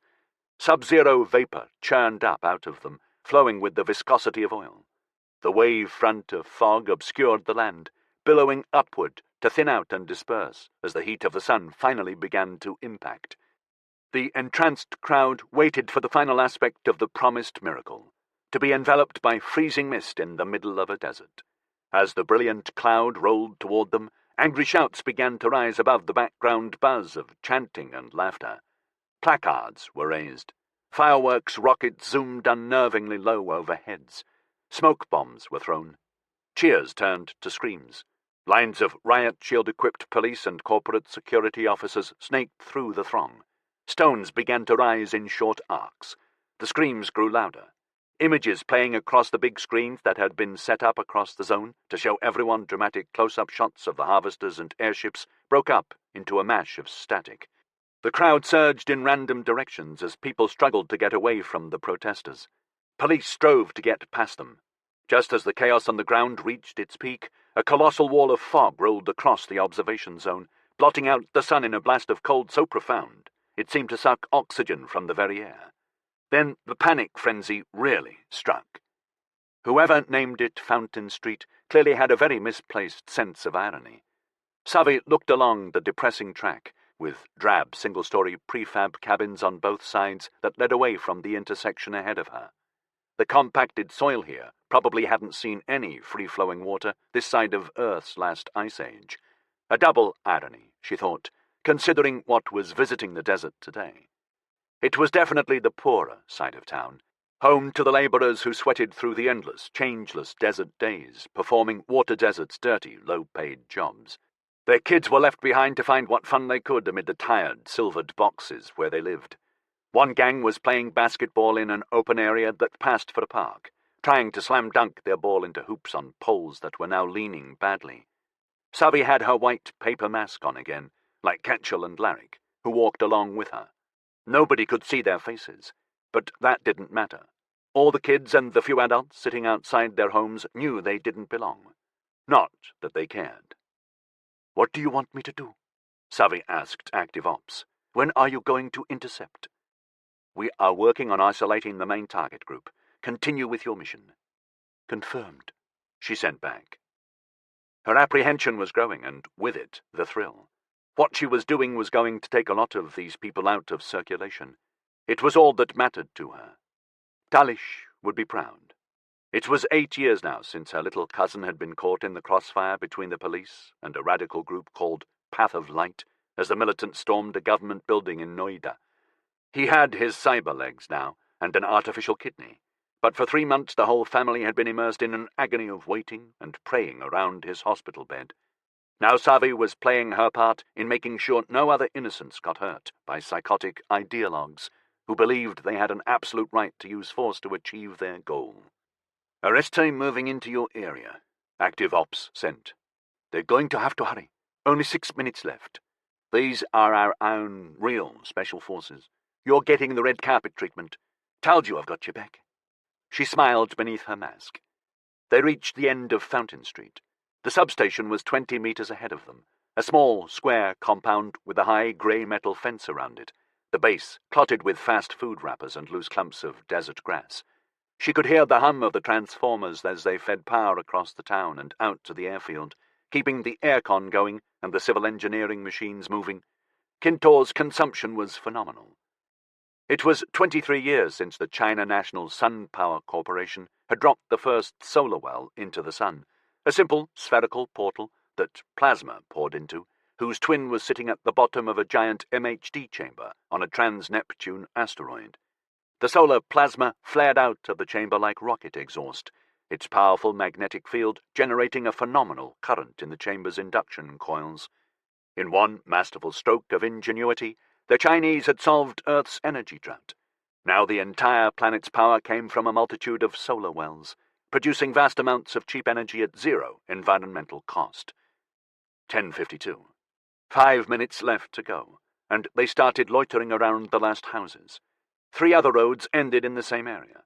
There was nothing on the other side of the substation other than the desert. Kids laughed and shouted behind them. Savi turned to Ketchel. "Have your people seen anything?" As he swung around, she caught a glimpse of the shoulder holster he was wearing under his white cotton jacket, weighed down by a large automatic pistol. "Oh, shit. Now, we're clear. Let's do this. Some of the group with me are armed. Warn the arrest team." "Will do." They began sauntering along the stony road. Savi put her hand into the bag and found the hexagonal switch. There was only a moment's hesitation before she turned it. "I hope to hell Julissa built this right." She pressed down, hearing the button click. Ketchel and Larrick both glanced at her when she exhaled loudly. "It's armed," she said. 10:53. They reached the fence. Savi kept walking but unslung the bag. She dropped it at the base of a post. Without saying anything, the 3 of them picked up their pace. 30 seconds later they reached the top of Renison Road. They crouched down behind a flimsy fence, marking out a prefab's yard. Savi worried the thin composite might fragment in the blast, producing a blizzard of shrapnel. "Did anyone see us?" she asked urgently. "All quiet," Larrick said. He started putting in a pair of foam earplugs. "Damn," Savi grunted. "You got any spare?" He gave her another of his contemptuous glances and handed her a couple. She squeezed the first plug and started to worm it in. Something moved across the stony ground behind her. She stared in disbelief. A football was rolling out of Fountain Street, heading straight for the substation. "No," she whispered. Ketchel looked at her. Then he saw the ball and his eyes widened in shock. "Shit!" The ball was only a few meters from the fence, and a boy was trotting along behind it. He was maybe 8 or 9 years old. "No!" Savi stood up. "No, get back!" "Stay down!"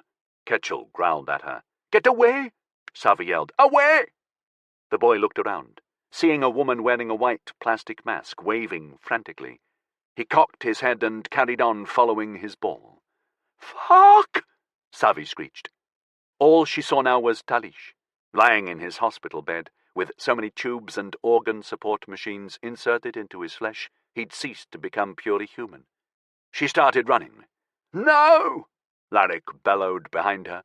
The boy had almost reached the ball, which was rolling to a halt a couple of meters from the fence, level with the abandoned shoulder bag. He turned again, his expression growing uncertain as Savi sprinted hard toward him. "Get away! Get away!" she yelled frantically. He didn't know what to do. He took an uncertain step back, away from the wild eyes of the crazy woman. Then he realized she wasn't going to stop, that she was going to run right into him. He turned and started to run. She flung her arms around him, picking him up despite his frightened wail and thrashing limbs. She kept running, desperate to build distance between her and the bag. Savi saw a flash. Then nothing. The waiting room for the surgical wards was neutral in every respect. Pale grey carpet, white walls, with twin floor-to-ceiling windows looking out over nighttime Brisbane. 2 rows of back-to-back settees were lined up down the centre, their cushions thick and comfortable enough for worried families to spend the night curled up on them. High-quality vending machines and a big wall screen, silently running news streams, completed the decor. Yuri Ulster had been waiting in it for more than an hour, but refused to sit.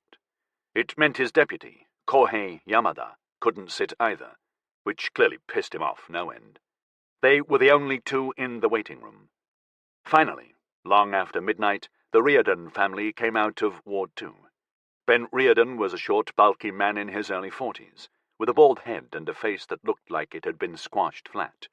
He seemed angry, which Yuri suspected was a permanent expression. Ben was employed running the machines that dug out the icefall canals.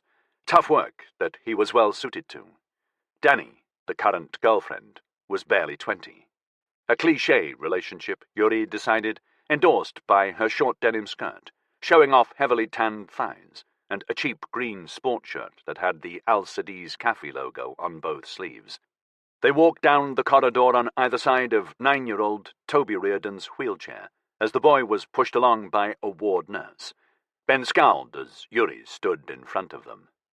"What do you want?" he asked, exhaustion and fear giving him a raspy voice. "Just a couple of questions for Toby," Yuri said as pleasantly as he could. He winked at the boy, whose cheeks and right arm were covered in patches of medskin. There was a cast holding one leg rigid, too. "No way," Ben snapped. "We've answered every question a dozen times." "I'm not police," Yuri said. "I'm from Connection Security."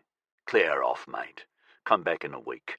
My boy got blown up. You understand that? He's 9 years old and the bastards blew him up." "I know. And Connection's medical plan covers your family, even for this. That's worth a minute, surely." Ben took a step forward, his fists bunching. "Are you threatening me?" "I'm asking you to do the right thing." "I don't mind, Dad," Toby said. "We're going home. A few questions and you won't see me again, okay? I can arrange for an extra week's paid leave, which you can spend here in the city, or maybe in a Gold Coast resort, next to the sea. Be nice, that. Big change from Kintor. You can be with Toby while he recovers. That's something we all want, isn't it?" Ben hesitated, clearly hating himself for being tempted. "It'd be good," Danny said tentatively. Ben ignored her. "How about it, big fella?" he asked Toby. "Only if you're up to it." "Game on, Dad." Ben glared at Yuri. "Be quick." "Sure." Yuri knelt down so his face was level with Toby's. "Did the doctors fix you up, okay?" "Yeah, I guess. So you were playing football, right?" "Yeah, with some of my mates. It's my ball, see? Dad gave it to me. I think it's gone now. I didn't see it after." "I'll get you another one," Ben said. "Was all this happening at the end of Fountain Road?" "Yeah. And what happened?" "Jay's kicked it, hard like. I went to bring it back. From the electric station." "Yeah. It didn't go in or nothing. Honest. Dad's told me it's dangerous in there." "Your dad's quite right. So you got the ball?" "No. This woman was shouting stuff like, 'No,' and 'Go away.' She ran at me." Yuri held up a small tablet, which was showing Savi's picture. "Is this her?" "Yeah." Toby nodded solemnly. "That's her. She ran at you. Then what?" "Picked me up. She was really strong. Then it happened, the bomb. It went off." Yuri could see the moisture glinting in the boy's eyes. He was starting to withdraw. It was too vivid, too terrifying. "Now this is important, Toby. I need to know about what happened after. What happened to the woman?" "They took her," Toby said simply. "She was hurt bad. There was blood. It was all over her. The police took her." Toby nodded, silent as he relived the memory. "What did they take her away in?" "Big car. Bigger than a normal police car. Same colour, though. They carried her into the back, along with the other bloke. Another man. Was he injured too?" "I guess." "Did they say anything to you? Just that I'd be okay. He said they'd called the paramedics. The policeman that talked to you, what did he look like? I don't know. Okay. Was he black, white, Indian, Chinese, short guy, tall guy? I don't know. He never took his mask off. What sort of mask, Toby? They were all in armor. It was black. You know the dull kind of black? I do, Toby. Thank you. Yuri stood up. You finished? Ben asked. Sure. Hey, Toby, you did okay. You're lucky to have a dad like this. He watched as the Riordans went into the lift. Threw them into the back of a car, Kohei said skeptically. Savi told us she was with Ketchel and Larik, but there were more activists scouting round for them.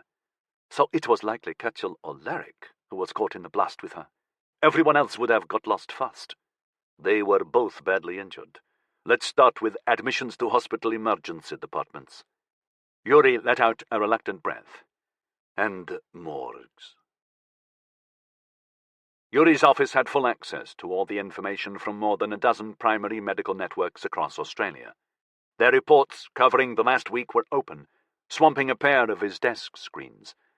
The security department G5 Turing was even running a real-time scan through hospital emergency department files for a Jane Doe matching Savi's description. So far it had turned up precisely 0. Savi had effectively vanished from the digital world the moment the bomb went off. He was more concerned by Connection Security's own logs. Kintor's files of first fall day had been deleted from the Sydney office's servers, transferred to New York under Poi Lee's authority. Yuri's repeated requests to review the drone videos of Fountain Street had been blocked. There was going to have to be a showdown with Poi Lee, and soon. Savi had taken the worst of the blast, protecting Toby Riordan. She needed treatment, if she wasn't already dead. And the Sydney department was running another 8 current operations, which all required his complete attention, all as important as the infiltration of Akar's group. Those agents were depending on him as well. He dropped his head into his hands and massaged his temples. The text of the screens was out of focus no matter how many times he blinked. The 3 empty coffee mugs lined up underneath the desk screens made him sigh. According to Boris, his Minet, he'd been in the office for 18 hours straight. Yuri did not lose his own operatives. It weighed heavily on him. His people had to trust him. They had to know he had them covered. Everyone in Connection regarded him as a real hard-ass, which he strove to be. But with asking people to undertake dangerous missions came responsibility. And Yuri took that very seriously indeed. There was a swift rap of knuckles on his door, and Kohei Yamada came right in without waiting. Sorry, Chief. We have an incident outside. It's odd. Yuri frowned and glanced over at the window, slightly surprised to see bright morning sunlight pouring down the skyscraper canyon of Sydney's central business district. What's happening? Boris hadn't alerted him to any crowds gathering on the street below. Callum Hepburn is in reception. He's refusing to leave until he sees you. Why do I know that name? Is he one of our targets? Kohei grinned. No, the Chief. His Minet threw Callum's picture on the wall screen. Yuri peered at a young red-haired man with a mildly bewildered smile on his face as he shook hands with Ainsley Zangari himself. Boris backed it up with a biography file. Right. He cleared up Gilgan. I remember. Connection's emergency detoxification team had been headlining the news streams after the potential disaster at Gilgan had been averted, until Icefall took over media interest. What's he doing here? No idea. But he started shouting quite loudly at our people when they asked him to leave. Most impolite. Kohei pointed at the screen. Given who he knows, I thought it best we shouldn't just sling him out on the street. He's angry about something. But publicity, Chief. We don't want it. Fuck it. Bring him up here. Yes, sir. And Kohei, I want 2 uniformed staff outside my door. Way ahead of you, Chief. Yuri spent the intervening minutes reviewing Callum Hepburn's file. It was ordinary enough, except for one entry concerning Gilgan, which was classified higher than Yuri's rating could access. He raised an eyebrow at that. Callum stomped into the office. On his pale skin, the red flush of anger was very pronounced. Mr. Hepburn, please, have a seat. Callum marched over to the desk and put his hands down on it hard, so his face was thrust over the screens, glaring down at Yuri. Where is she? Yuri glanced over at Kohei, who was standing in the doorway, curious and amused. I don't respond well to people shouting at me, Hepburn, so you need to back off, calm down, and tell me what this is about. Callum paused for a moment, then took his hands off the desk, straightening up. Savi Chowdhury. She's missing. Where is she? Training allowed Yuri to keep his face expressionless, but only just. I'm sorry. I've never heard of that person. Bollocks! She's one of your covert agents. She went undercover for you. She didn't come back. What makes you say that? Callum breathed in deeply, his nostrils flaring. She's my fiancée. She went undercover after our holiday. It was supposed to be for 5 days. It's double that now. No way does anyone stay out of contact for that long. Your fiancée? Yes, and yes, I know she's supposed to inform you lot, so I can be vetted, but it was a whirlwind thing. So, what's happened? And where is she? Just tell me she's safe, and I'll piss off and leave you alone. Yuri could read the anxiety burning away behind the man's anger. Okay. It's like this. If one of our agents is undercover, they have specific contact protocols. That includes several emergency methods of alerting us if they get into difficulty. If we had received one of those alerts, then we would extract them at once. He spread his hands. The reasonable man. It's been quiet around here. Like bollocks it has. There was a riot out at Kintor when the icefall started. Were her students there? It's the kind of stupid stunt those morons live for. Once again, Yuri was startled by how close the man was to the truth. He was furious with Savi for compromising herself so badly. And for what? An impetuous fling? When he tracked her down, her career with security was over. What students? She was monitoring student groups for you, playing Spot the Radical. Are they the ones who protested icefall? No. No student groups' security watches were there, and you have my word on that. So where is she? Look, I appreciate your concern. This is your fiancée. You've every right to be worried. But all of my personnel are accounted for, so I'm sure she'll be calling you as soon as she surfaces. Callum stood still for a long moment, processing what he'd heard. All right, then. He nodded as if he was generously letting Yuri off a felony charge. I'll give it a couple of days. Yuri watched him walk out of the office. You're welcome, he told the empty doorway. Kohei came in. Did I hear that right? They're engaged? So it would seem. And someone like Hepburn isn't going to lie about that. He's a fool. He sees the world in black and white. What do we do? Only one option left now. Yuri knew he should wait until he'd had a sleep at the very least. His rumpled shirt, stubble, tired eyes, all spoke of someone not making the best decisions. But this couldn't wait any longer. Poi Lee's Manhattan office was in one of Connection's downtown buildings, a temporary location until the new American headquarters was built, overlooking Central Park. Like Yuri, she didn't put a lot of weight on expensive fittings as symbols of status. Somehow he wasn't surprised that she was in there, working away in the middle of the East Coast's night. Very few senior management worked their physical office time zone standard hours. You look like crab, she said as he came in. Thanks. Tea? No, I've had enough caffeine today. I recommend chamomile. Very gentle. He shook his head, trying to ignore the irritation. We have a problem. You and I would be out of a job if there were no problems in the world. Very zen. It's Savi Chowdhury. Your infiltration agent? Yes. You've got her, haven't you? No. Why do you say that? I went back over our detention records, Yuri said. I was surprised. In what way?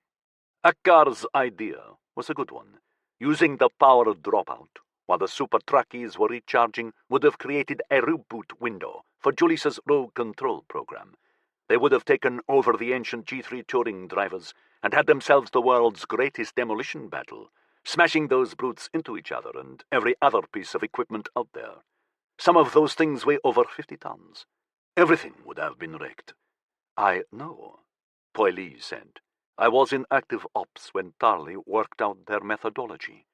Yes, and that was when we all realized how many activists they would be sending to the old airfield. That's also when you stood down the original arrest squads, and the Arizona Search and Engage team was brought in. Your decision, your authorization. You originally tasked the Australian Internal Suppression Force with the arrests. I judged they weren't large enough, nor capable, for 120-odd phonetics. Quite rightly, as it turns out. S&E handled containment and detention very well. They were a bit too efficient. They scooped up Savvy as well. They didn't know she was our asset. I'd like her back, please. We don't have her. Have you even checked? As a matter of fact, yes. Arizona S&E were given the code for her tracker. We don't have her. Yuri sat back in the chair and gave her a careful look. Is this a dark rendition operation? Is that it? Have we got them stashed away at some Guantanamo in North Korea or something? That would only multiply our problem, wouldn't it? You can't hide that many people and not have anyone ask where they are.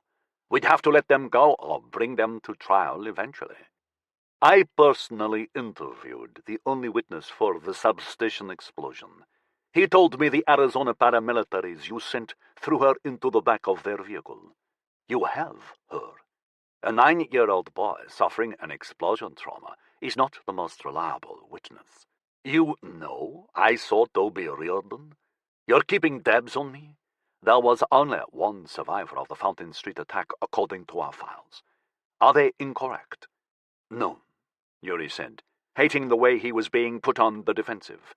Look, I get that screw-ups happen, especially on a day as intense and confusing as last week's. Just let me access the Arizona S&E records. I'd like to see who they processed. You don't have clearance for Arizona S&E documentation. They're an internal outfit we deploy during extreme security events. I'm a divisional commander, for fuck's sake! And that level does not give you clearance to go digging through Arizona S&E files. I'm sorry. Oh, come on, boy. You've got to give me something. Let me walk down to the holding cells and quietly take her out of there. She's security. One of us. She's not going running to some piece of shit libertarian civil rights lawyer. Can't be done. You do it then. Again. We do not have her. She's dead. Isn't she? That's what's being covered up here. I'll pretend you didn't say that. It's not going to go away, you know. The file is closed, Yuri. Drop this. That's a direct order. It's not me that's your problem, he said softly. Have you heard of Callum Hepburn? How is he the problem? Wait. Do you know him? I know of him. I can't tell you why, but I can assure you he is a solid connection employee. Not for much longer. He's going to be trouble. Really? Has he joined a radical group? Turns out he's Chowdhury's fiancée. Poi Lee sat up, all humour leaving her compact frame. His what?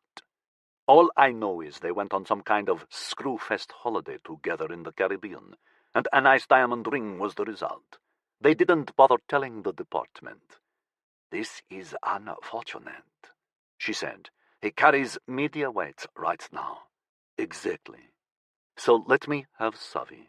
I'll reunite the star-crossed lover idiots, and everything goes away. I do not have her. Why are you doing this? His voice was raised, which was never a good idea with Poi Lee, but somehow Yuri no longer cared. Yuri, please. We genuinely don't have her. You have my word on that. I did check, and please don't call me a liar to my face. That would be bad for both of us. This is closed. Accept it and move on. Yuri took a moment, but in the end he just nodded and said, Okay. He simply couldn't afford to challenge Poi Lee. Not directly. How did it go? Kohei asked when Yuri got back to his Sydney office. Yuri slumped into the chair behind his desk. Boris switched all the darkened screens back on, which showed the same mass of data as before, and still told him nothing. "Question for you," he said to his deputy. "You're a criminal, in the middle of a serious criminal act, and someone assaults you. Who do you complain to, and what do you say? While I was trying to sabotage $100 million worth of equipment, someone beat the crap out of me, then threatened me so badly I'm terrified for my life." "You cut a deal," Kohei said immediately. "You get into the witness protection program in exchange for testifying." "Nice theory. In practice, witness protection is for organized crime informants who can bring down whole cartels. Somehow I doubt some radical hothead smashing up our equipment is going to be given that same deal." "You mean Akar's eco-radicals, who tried to bust up our super trucks?" "I do indeed. They were rounded up by a connection security subdivision called Arizona S&E. It's a paramilitary group we use for crowd control in bad urban disturbances." "Do they have the authority to operate in Australia?" "Yes. They've got an office registered here in the building, actually, and a private police license issued by the government. That allows them to detain persons found committing a criminal act. They then hand them over to the local justice department along with evidence of the alleged felony." "Neat," Kohei said approvingly. "And if the suspects are held incommunicado, then who's going to notice them missing?" Yuri concluded. He massaged his temples again, which made no difference to the fatigue draining the energy from his muscles and thoughts. "There were over 120 of them." "Including Savi?" "Given the way I was warned off, yes. But 120 people, maybe more. One of them has to have a family or friends kicking up a fuss. Poi can't vanish them with impunity. Can she?" "Were there actually any witnesses?" Kohei asked. "It all happened out at the old airfield. That's ours. And New York has all the logs. Shit. Poi Lee's thorough. Akar's people will be well-chosen activists, totally dedicated. The last thing they'll do before going on a raid like this is tell anyone. So it's going to be days before anyone even asks where they are. Weeks before there's any concern raised. And even if you can get some friendly official to start investigating on your behalf, there's no evidence linking them. No one apart from us knows the size of the group. As self-generating cover-ups go, it's impressive." "You can't rendition that many people in this day and age," Kohei said. "The holding location would reek. Some smartass would fly a drone over it." "I can't believe Poi Lee would cut us out without reason," Yuri replied. "We know Arizona S&E picked Savi up right after the explosion, and Poi Lee swears the Arizona guys haven't screwed up. She claims she checked personally." "So she's running scared of the media getting hold of this? Christ, Chief, what do they do to these people? Are we working for psychopaths?" "I don't know. And that's bad, whatever way you look at it. If Savi died because they didn't give her medical treatment quickly enough, why not just give us her body back? Why leave it like this? It doesn't make any sense." "So do we pack it in?" "Savi is one of mine." Yuri closed his eyes, fighting the fatigue that was stopping him thinking straight. "I'm going home to catch some sleep. I need a clear head to figure out what to do next." Callum stepped out of the Kintor portal hub onto Main Street. It was mid-afternoon, and the town had been roasting under the desert sun for more than 10 hours. He wasn't prepared for the heat, nor the dry, scratchy dust he inhaled with every breath. Sweat emerged from every pore, and he was only wearing shorts and a purple t-shirt, along with Factor 50 sunblock. He fumbled in his shoulder bag for his new surgical-style mask and slipped it on. Apollo threw a nav map up on his screen sunglasses, and he began to walk down the street, following the direction graphics. There were very few of the dust-tarnished buildings with a second story. Why would you bother? Single-story prefabs were cheaper and land more so. If you wanted a big house here, you just spread outward. Or at least land had been cheap until a week ago, when the ice started to fall across the desert. Now, when he looked to the west, he could see a thick, oddly stable bank of cloud rising from the strata of ice that lay over the red sand. The chunks already covered an area more than 2 kilometers across, and that was with only 5 of the big airships on station.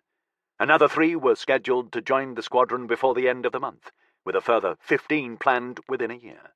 Meltwater was now trickling along the waiting canals, soaking into the arid sand, but creeping a little farther every day.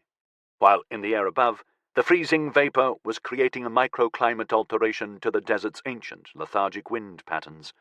Regular breezes had started to blow down Kintor's streets as the cold sink drew in air from the coast to the north. For now, all they brought was more dust. But within 6 months, Water Desert's climatologists were predicting clouds would be lured inward across the continent, accelerating change. Within a couple of years, Kintor would become the newest, most exciting oasis on the planet. Money would flow in with the new rains, and speculators were already buying up plots along the canals. But for now, Kintor retained its frontier atmosphere, a convenient home for its tough workforce, and scattered with the commercial establishments that supplied them with whatever they needed. Callum eyed the neon and hologram signs above the plethora of small, thriving enterprises. He stopped outside the granite shelf, seeing just another prefab with long windows and 3 big aircon cabinets barnacled to the wall at one end. The glowing blue sign was younger than the prefab that it crowned. Raina had found it for him, of course. After Yuri Alster had stonewalled him, he'd confided in his crew that he'd actually gone and made a commitment to a woman. That she was security, undercover, that she was missing, and he suspected the company was busy pulling together some kind of whitewash. "Fucking typical," Raina had grunted. They were all on board, all wanting to help. "Whatever it takes, Chief, whatever you need." He'd nearly got emotional at that, but so far it was only Raina's expertise he'd needed. Savi's minet, Nelson, might have been taken offline, but that didn't leave her totally isolated, Raina explained. If she was undercover, she was going to be using a different minet identity. They didn't have its universal address code. However, Savi's dermal grains would be networked with it.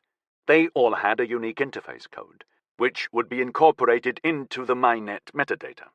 It took Raina less than an hour to track down the codes, extracting the data from the Mumbai clinic that had implanted them 5 years ago. It was the kind of web-head skill that both impressed and troubled Callum, that so much of a life could be accessed so easily. If Savi had used a minet connection to call anyone or access the internet, it would be logged in the local server, Raina told him. All she needed was a probable location. Then she could hack into the servers. A search engine would be able to find the data. Callum's only suggestion for a location was Kintor. It made sense to him when he confronted her boss, Yuri. Icefall had been the center of the biggest anti-connection protests for more than a year. Just the kind of thing student wannabe radicals would join, or be manipulated into joining, which was what Savi was investigating. Perhaps Parvati had chosen to smile on his quest. Whatever. He'd been right about Kintor. It had taken Raina just 97 minutes to track down Savi's grains. They were interfaced with a minet tagged Misra, which had authorized payment for meals at the granite shelf. The last had been a croissant and green tea the morning icefalls started, a few hours before the protests. After that, there was nothing. Callum walked into the cafe and sat down. He asked the waitress for orange juice and a croissant. When she brought it, he showed her the picture of Savi and asked if she recognized her. No. There were 3 other waitresses on that shift. He asked each of them. 2 said no. 1 hesitated and said maybe. The granite shelf was a busy place, she said. We get a couple of 100 people every day. Your girl, she might have been in a few times, not dressed as smart as the photo, but it was a while ago now. The rush of relief was so strong Callum had to go and sit down for a while. Apollo called Raina for him.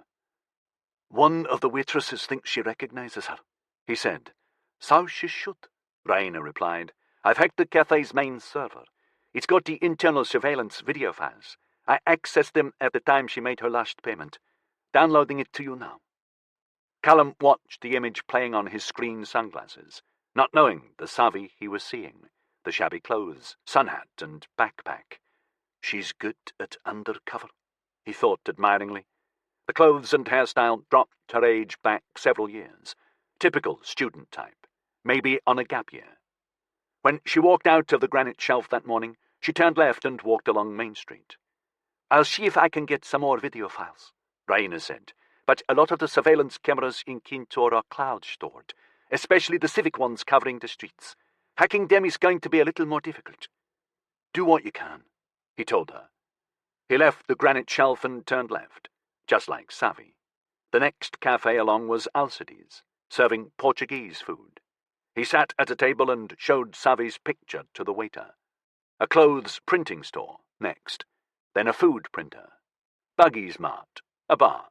Didn't bother with the finance house. Another cafe. The sky was shading down to a rosy dusk when he left the cafe. Streetlights were coming on, blue-green cones of light revealed in the dusty air. More people were walking about now, not that the temperature had dropped. He could feel the ground radiating its daytime heat at him. "I think I've got her turning into Rosewalk," Raina said. "That's about a click from where you are. It's not the best image." "You're doing better than me," he said. "The food store owner says she may have been a customer. Couldn't say when. There's not much camera coverage down Rosewalk. It's more residential down there. I'll take a look." Apollo threw up the nav map, and he started walking. 3 men came out of a bar just ahead of him. He moved to avoid them. "Internet connection is dropping out," Apollo said. "What?" "Network signal lost. Unable to reconnect. My reception is being subject to access overload." "How's that?" The 3 men from the pub shifted to stand directly in front of him.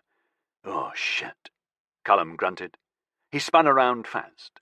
2 men right behind him, one dressed in a smart suit, holding up a taser baton and grinning in anticipation. "Want to make a break for it?" the suited man taunted. Callum had only ever been in a couple of bar fights, and that had been with people his own age at university. Boozy shoving matches with added swearing. The bouncers had stepped in fast and closed it down. These 5 men looked like they could chop those bouncers apart as a warm-up routine. "I've not got much cash on me," Callum said, wishing his voice wasn't shaking so much. "This is Main Street. Why isn't anyone calling the cops?" "Down here, pal," one of the group from the pub said. Callum saw the narrow street he was indicating and started to panic. "Look, I've got a smart cuff. I can wipe the universal code and the Track Me app. It's top of the range, worth plenty." "If only we wanted you for your money." "Or your body," another sneered. "Move." It was his last chance to attempt a run. He was too frightened of the pounding they'd probably give him. Being put into hospital wasn't going to help Savi, but then being forced into a dark alley wasn't exactly promising. A hand shoved him between his shoulder blades. He tensed. If he ran to the right, he'd be going directly down Main Street. "They won't chase me there, will they?" The taser baton poked him in the back of his knee. It must have been a reduced charge. He yelped at the fast burst of pain, but didn't quite fall as his leg jerked about. "Don't run," the voice warned. Humiliated and fearful, he went with them. "Raina will know the link was deliberately broken. She'll hack the cameras and see them taking me. She'll call the police or our local security officers. She'll help. She'll get me out of this. Come on, Raina. Come on." They turned down another street, then made regular turns after that. Apollo's nav map tracked every turn, plotting their route. He could trace each footstep he was being forced to take. Fat lot of fucking use that is. After 7 minutes, 38 seconds, they finished up at a roller door in a sleep pod hotel that was being refurbished. It slid up, and he was shoved into the dark cavern beyond. The door rattled as it rolled down again. Then the lights came on. It was a storeroom, with empty metal racks on the walls and plenty of dust on the rough concrete floor. The air was hot and stale. Right in the middle was a sturdy wooden chair with 4 handcuffs, 2 hanging off the arms, 2 on the front legs. Callum took one look at it and the taser baton hit him, full power this time. The only muscles he could make work were in his throat, so he screamed as he tumbled over. The baton struck again, and the universe dissolved into terrible pain. His body jerked about and he howled, all sense leaving him. His limbs were on fire, which slowly subsided, leaving him with painful cramps. Vision returned, or at least he could see light streaks amid the darkness. He tried to blink into focus. The shaking was bad, and he couldn't move his hands. He was cuffed into the chair, wrists and ankles. Oh, shit! Shit! Shit! His screen sunglasses had either fallen off or been taken. Whatever. He didn't have them anymore. When he looked at his wrist, he saw the smart cuff had been removed. "Apollo," he whispered. A hand smacked him on the side of the head, hard. "Don't do that again. Your mindnet is dead. You are alone." The red stars slowly faded. There was a man standing in front of him, tall, African, with a bald head beaded by sweat and tattoos running sinuously along his arms. He wore a black T-shirt with a picture of a crystal prism splitting a rainbow. Callum's chuckle was almost hysterical. "I have that album too." "What?" "Pink Floyd. Dark Side of the Moon. Classic, but not as good as Wish You Were Here." "Smart ass," the man grunted. His hand lashed out again, striking the other side of Callum's head. Pain spiked through his ear, and there was a taste of blood in his mouth. "Fucking hell, what is this?" "Where are they? Where have you taken them?" "What? Who?" "My people." "What the fuck?" Callum eyed the hand as it rose threateningly again. "Which people? Wait, who do you think I am?" "I know exactly who you are, Callum Hepburn." The African held up a piece of paper, printed with the publicity shot of him with Ainsley at the Greenwich Peninsula site. "Connections newest golden boy. Saved Northern Europe from a radiation plume. The world is so grateful." "Why am I here? And who the fuck are you?" The man raised his hand again, and Callum flinched. "Where are they?" "Who?" Callum bellowed back, more frightened than ever now. Not just for himself, but mainly for Savvy. If these were the student radicals she'd been shadowing. "You are either a fool or a very good actor." "I'm not fucking acting. I don't know who you are or who you're talking about." The man walked around the chair. Callum tried to turn and watch him, worried that he'd be hit from behind. But he re-emerged on the other side, carrying a tall glass of water. "Tell me what you want to know," Callum said desperately. "Exactly what? If I know, I'll tell you. Fuck's sake!" He had to tip his head back then. The man was standing directly in front of the chair. "My name is Akar, but I think you know that already, company boy." "No, I don't fucking care either." Slowly, Akar tipped the glass, pouring the water down over Callum's crotch. "What?" Callum stared down at his soaking shorts, then back up at his captor. "What the fuck?" "To encourage the telling of truth," Akar said. "Took us years and years of research, but we found water improves conductivity to skin." He smiled mockingly. "Who knew?" The suited man came around the chair to stand grinning down at Callum. He held up the taser baton. Akar's smile turned mirthless. "Demon, how big a charge does it take to fry a man's balls?" Demon patted the taser baton. "Don't worry, boss. We have more than enough." "No!" Callum yelled. "Fucking no! I'll tell you what you want to know, but I don't know what it is. Tell me, fucking explain. What is going on?" "First fall," Akar said. "My people went into Water Desert's maintenance compound. Is that clear enough for you?" "I know there was a riot out at the observation area that day," Callum said desperately. "Is this the same thing?"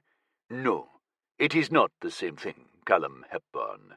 127 activists went into that compound. They were going to strike the greatest possible blow against the corporate criminals who are here to rape the desert. A blow that took me over a year to plan." His hand shot out, gripping Callum's chin. 127, company boy. None of them came home. Where are they?" "I don't know," Callum said. "I wasn't here. I work in fucking emergency detox, for Christ's sake. I don't give a flying shit about your stupid fucking desert. Nobody does. Only freaks like you." "First, they came for the rocks in space and took them away from us, saying they now own them," Akar said in a low, dangerous tone. "And we did nothing, because they were just rocks.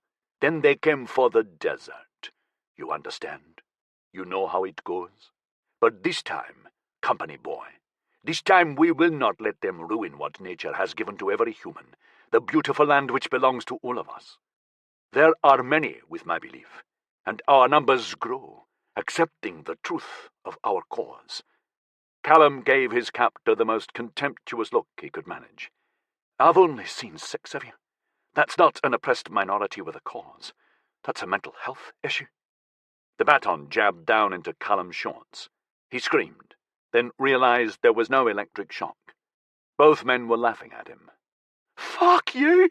he shouted. "I hope connection fucking drains you in melting ice. I want the last thing you see to be green plants conquering every fucking useless rock in your worthless hell. I hope the water rots your corpse and turns you into fertilizer to help more plants. That's the only way dumbass shits like you will ever help any ecology." "I think he means it. I think you're right." Callum glared up at them. "You're fucking morons. 127 people don't just disappear. That's crazy. You're being fucked up the arse by your own cracked conspiracy theories." "You're quite right, Callum Hepburn. People don't just disappear. It is madness." Akar produced the picture of Sally and thrust it into Callum's face. "So, where is she?" I... Callum knew guilt would be lighting him up like a solar flare. "She's not..." "Not what?" "Not one of you." He knew he was blowing it, and he didn't care. They knew Savvy, and she'd vanished along with their fellow maniacs. Callum couldn't imagine a worse possible lead, but at least it was real. He was one step closer to her. "Who is she?" Akar asked in a deadly whisper. "She's my fucking wife, you piece of shit. And if you've touched one hair on her head, I will fucking kill you." Akar snatched the taser baton from Daimon and jabbed it into Callum's chest. The pain was abysmal. Callum writhed helplessly, unable to think, transformed to nothing but a lump of screeching, agonized flesh. Daimon pulled Akar's hand, moving the baton away. "This is not you, my friend. We need him talking, not screaming." Akar nodded reluctantly, but beneath his anger he was giving Callum a puzzled look. "Speak to me. Your wife?" Callum coughed pitifully, his body still shaking. "Yes, she's my wife. What do you think I'm doing, coming here to Shit City Central asking where she is? I want her back." Akar and Dimon exchanged a glance again, which Callum guessed was bad. "What's her name?" "Savvy Hepburn." He knew he shouldn't tell them, but it was just a name, and appearing to help, to cooperate, might kick something loose. Where she was. "A connection undercover agent," Akar said in a quiet fury. "She led us into a trap. Your bitch did this to us." Callum glared at him. "Yeah, so? She outsmarted you. It couldn't have been difficult. Where did you see her last?" Akar glared at him. "She betrayed us. I should make her watch while I cut your throat in front of her. You've got to find her first. When did you see her last? Come on. When?" "I ask the questions, company boy." "Yes, you do. So try asking this. How do you who's hiding in a crappy prefab cesspit in Kintore, how do you get into connection to find your precious people? How do you recruit someone on the inside? Someone they'll never suspect. Someone who's a lot more desperate than you are to find out what the fuck happened. Got any ideas on that, pal, huh? Got a name, maybe?" Akar gave an incredulous snort. "You want to work with us? I would sooner chew my fucking leg off. But what choice have either of us got?" "No way," Dimon growled. "Really? Go on then." Callum challenged recklessly. "Explain your alternative. Savvy is with security. She was watching you, recording you, gathering every detail of your pathetic little eco-cause lives. Connection Security knows all. A multi-trillion-dollar company with a security division budget bigger than the sodding CIA. The only thing that they don't know about is your current location. But you can't get out of Kintore now, can you? Not through a portal, and drones or satellites will spot any vehicle driving away. You're in a jail, just as secure as your missing comrades. Nicer food, maybe, and invisible walls. but this is where you'll stay for the rest of your life, which, with drone surveillance and G5 Turings searching the internet, probably isn't going to be more than another week. So go on.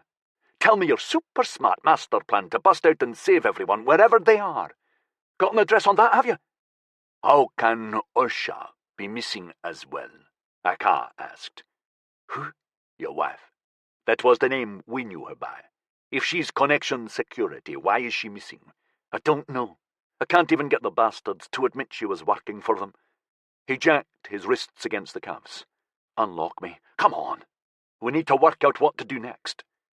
127 people vanished, Callum, including one of their own, if we believe you.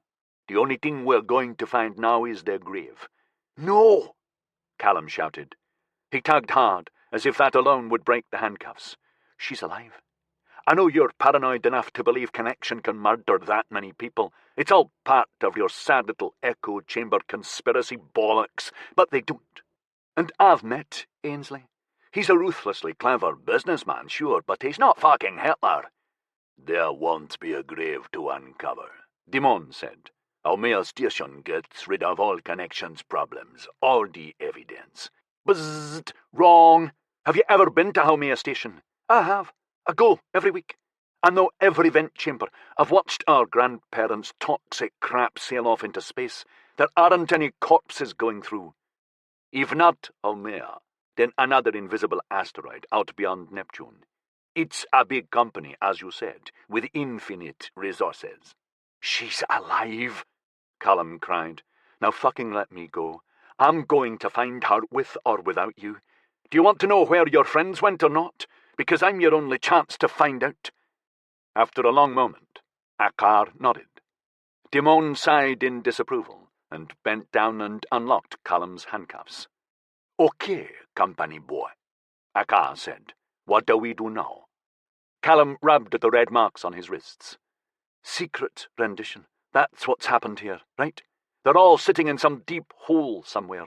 Disused mine. Hollowed-out volcano. North Korea. We're agreed on that, yes?" "Yes." "Then there's only one thing we can do now. They vanish down the rabbit hole. We have to dive in after them." The sun had set 2 hours before, leaving the Sydney skyline ablaze in neon and office lights. As always, Yuri hadn't noticed. "We've got movement, Chief," Kohei Yamada said breathlessly. Yuri looked up from the screens on his desk to see his deputy leaning on the doorframe, grinning excitedly. "Movement? Demon just broke surface. Active Ops is tracking him." "Now?" "Yeah, we're live." "Shit." The two of them hurried along the corridor to the Active Ops Center. Omri Toth was Duty Operations Manager. He gave Yuri a thumbs up. "Facial recognition got him outside the Kintor hub 5 minutes ago." "Where did he go?" Yuri asked. "He didn't." "Show me." Omri gestured at Tarly, who was on one of the desks. Yuri peered at the main screen at the front of the room. It had a camera view of the Kintor hub, a hexagonal green and white tiled lobby with 4 portal doors, 2 for the town's tiny loop, the other pair leading to the Northern Territory's central hub. 7 minutes ago, Tarly said. Yuri watched Dimon linger just outside the entrance barriers, looking around slowly. The big man spent a couple of minutes observing pedestrians come and go, then left. "Current location, hanging round outside 20 meters away," Omri said in a bemused tone. The screen switched to one of the hub building's external cameras. Sure enough, Dimon was standing farther down Main Street. "Kohei, get me the duty captain at the Northern Territory Central Hub," Yuri said, "and put our armed response team on active alert." "Yes, Chief. And no national police. Let's keep this in-house." He watched Dimon, who was still standing on Main Street. The man was wearing one of his charcoal grey suits, which must have been disturbingly hot in Kintor's evening heat. "Is his Minet using the internet?" Yuri asked. "Difficult," Tarly said. "I'll put our J5 Turing into the local servers, see if we can identify his digital signature." Boris threw a communication icon across Yuri's screen lenses. "Captain Delegate, the Northern Territory Hub Network Security Chief?" "Okay, Captain," Yuri said. "We have some activity at the Kintor Hub. A suspect on our critical wanted list may try to get through Central Hub. I need you to start shutting it down. Sir, you heard me. Let everyone currently in the hub go through, but close the barriers and every portal door to new traffic apart from Kintor. My authority. That's going to cause chaos. I don't care. Once the hub is empty, deploy the tactical response team to pick him up. I want him to walk straight into this, eyes open. Yes, sir. Omri was chuckling. Oh, man, regional control is going to dump on you from a great height. You shut Central, and you're closing down the whole Northern Australian territory. The HubNav app will throw everyone a route through the secondary networks. That's why we have multiple overlaps. It'll take people 30 seconds longer. As long as I don't get hauled into corporate to explain this, you won't be. Now, get all our Kintor spy drones into the air. Do not lose them on. I don't care about stealth. This needs to be ripped. Already launched. Darley, Yuri said quietly, open the secondary cache and copy all these operations files into it. My access only, not New York. Got it, Chief. Boris, notify Boy Lee we have a situation developing. It's him, Tarley exclaimed. Who? Yuri stared at the screen. Akka! That uniform isn't fooling anyone. Yuri felt his excitement building as he saw the tall eco-warrior walking along Main Street toward Dimon. He wouldn't dare, he breathed. Akka was wearing the brown and green jacket of Step-Smart couriers, along with matching shorts. The company's standard-issue canvas satchel was slung over his shoulder. His cap had a long peak which he'd pulled down until it almost touched his broad wraparound sunglasses. That, along with several days' stubble, was possibly enough to confuse a low-level facial recognition program, but not anyone in active ops. $10 he's going to try, Kohei said. Bloody hell, Omri said. Dimon was scouting it out for him in person. These blokes never use the internet for anything. They're religiously old school. Keep on them, Yuri yelled. Kohei, with me. Gallagher, empty the hub now. Our suspect is coming through. He ran out of active ops. There was a portal door 20 meters away. Boris threw a route to the Northern Territory Central Hub on his screen lenses. The portal door led into Connection's internal network. Left turn, through 2 more doors. Right turn at the 10-portal junction hub. 3 straight. Poile's icon sprang up. What's happening? She demanded. Akkar's surfaced. We're about to take him down.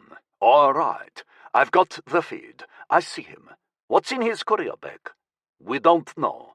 The portal sensors will pick up anything dangerous. I don't want him in a central hub. If I send the tactical team through to Kintor now, he'll run.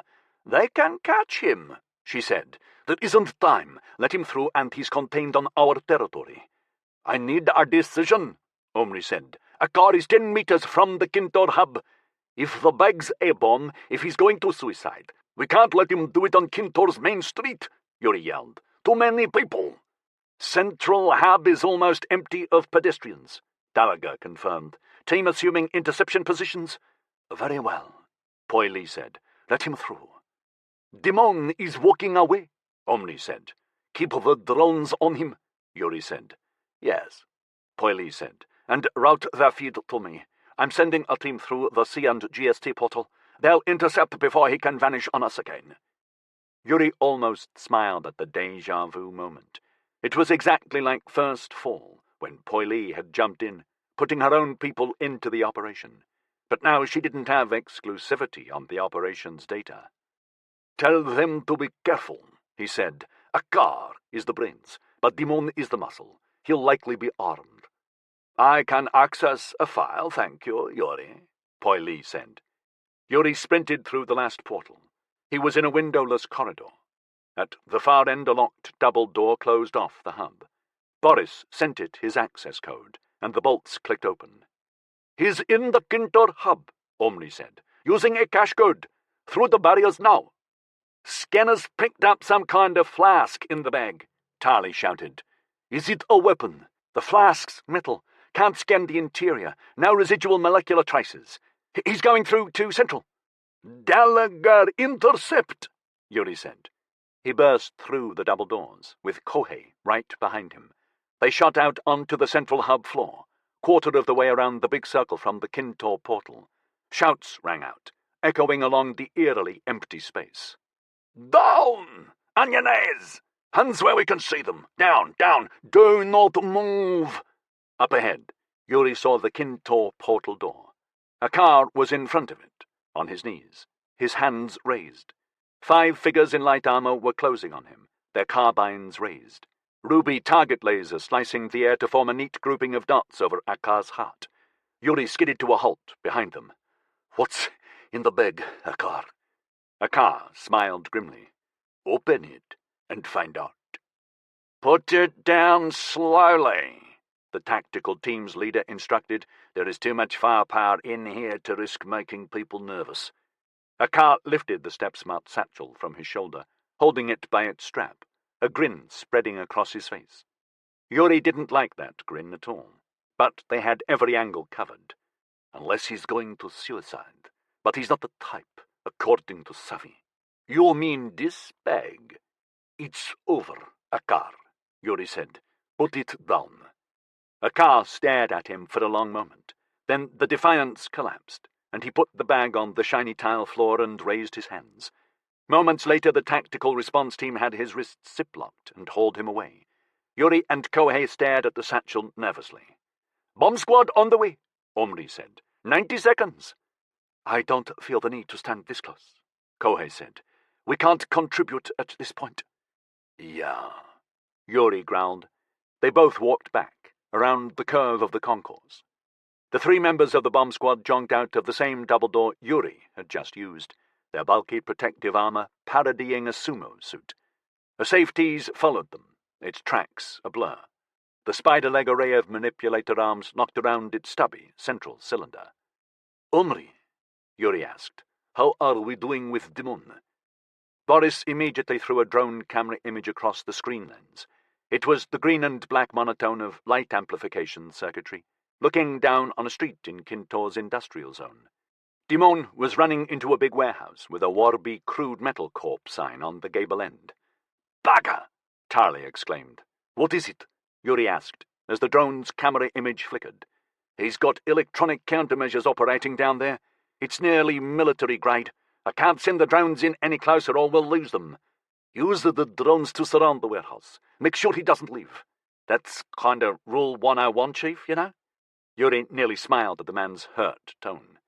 "My team will be there in 2 minutes, Poi Li said. "They've cleared Kintor C and GST. Yuri's heart rate was calming. By unspoken agreement, he and Kohei walked a little farther around the central hub. "Well, look at that," Kohei said wryly, as the drones showed them 2 big 4x4 vehicles pulling up outside the Warby Crude Metal Corp warehouse, one at each end. "Like police responder cars, but bigger." Yuri watched impassively as 7 or 8 men deployed from each 4x4, all wearing dark head-to-toe armor. "Packing them in," he murmured.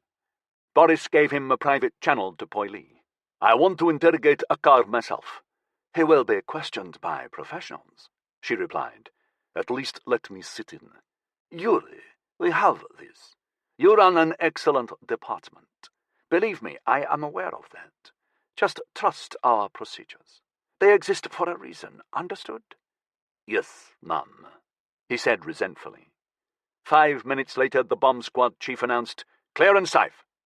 Yuri and Kohei walked back to the step-smart satchel, which was now being held aloft by one of the safeties' arms. The squad chief had his helmet visor hinged up.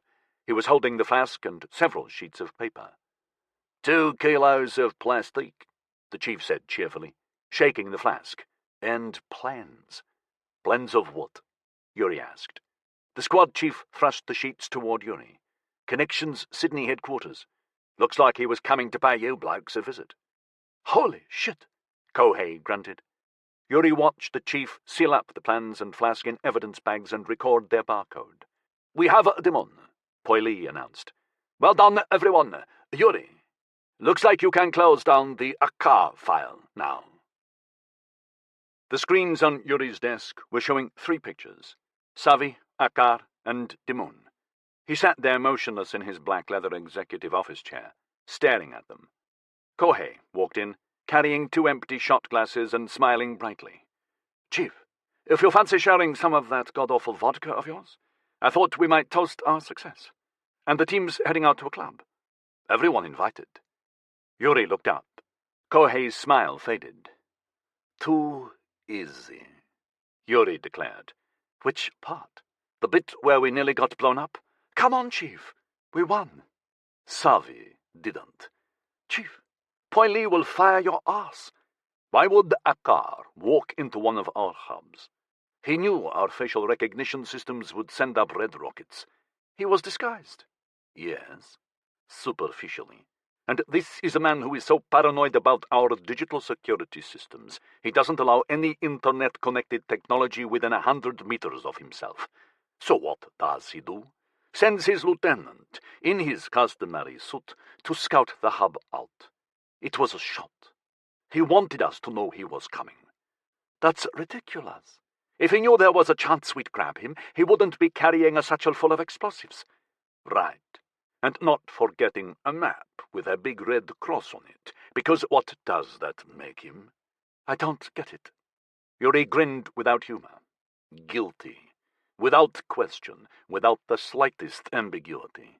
He was going to blow up Connection's headquarters. Us. He was coming for us.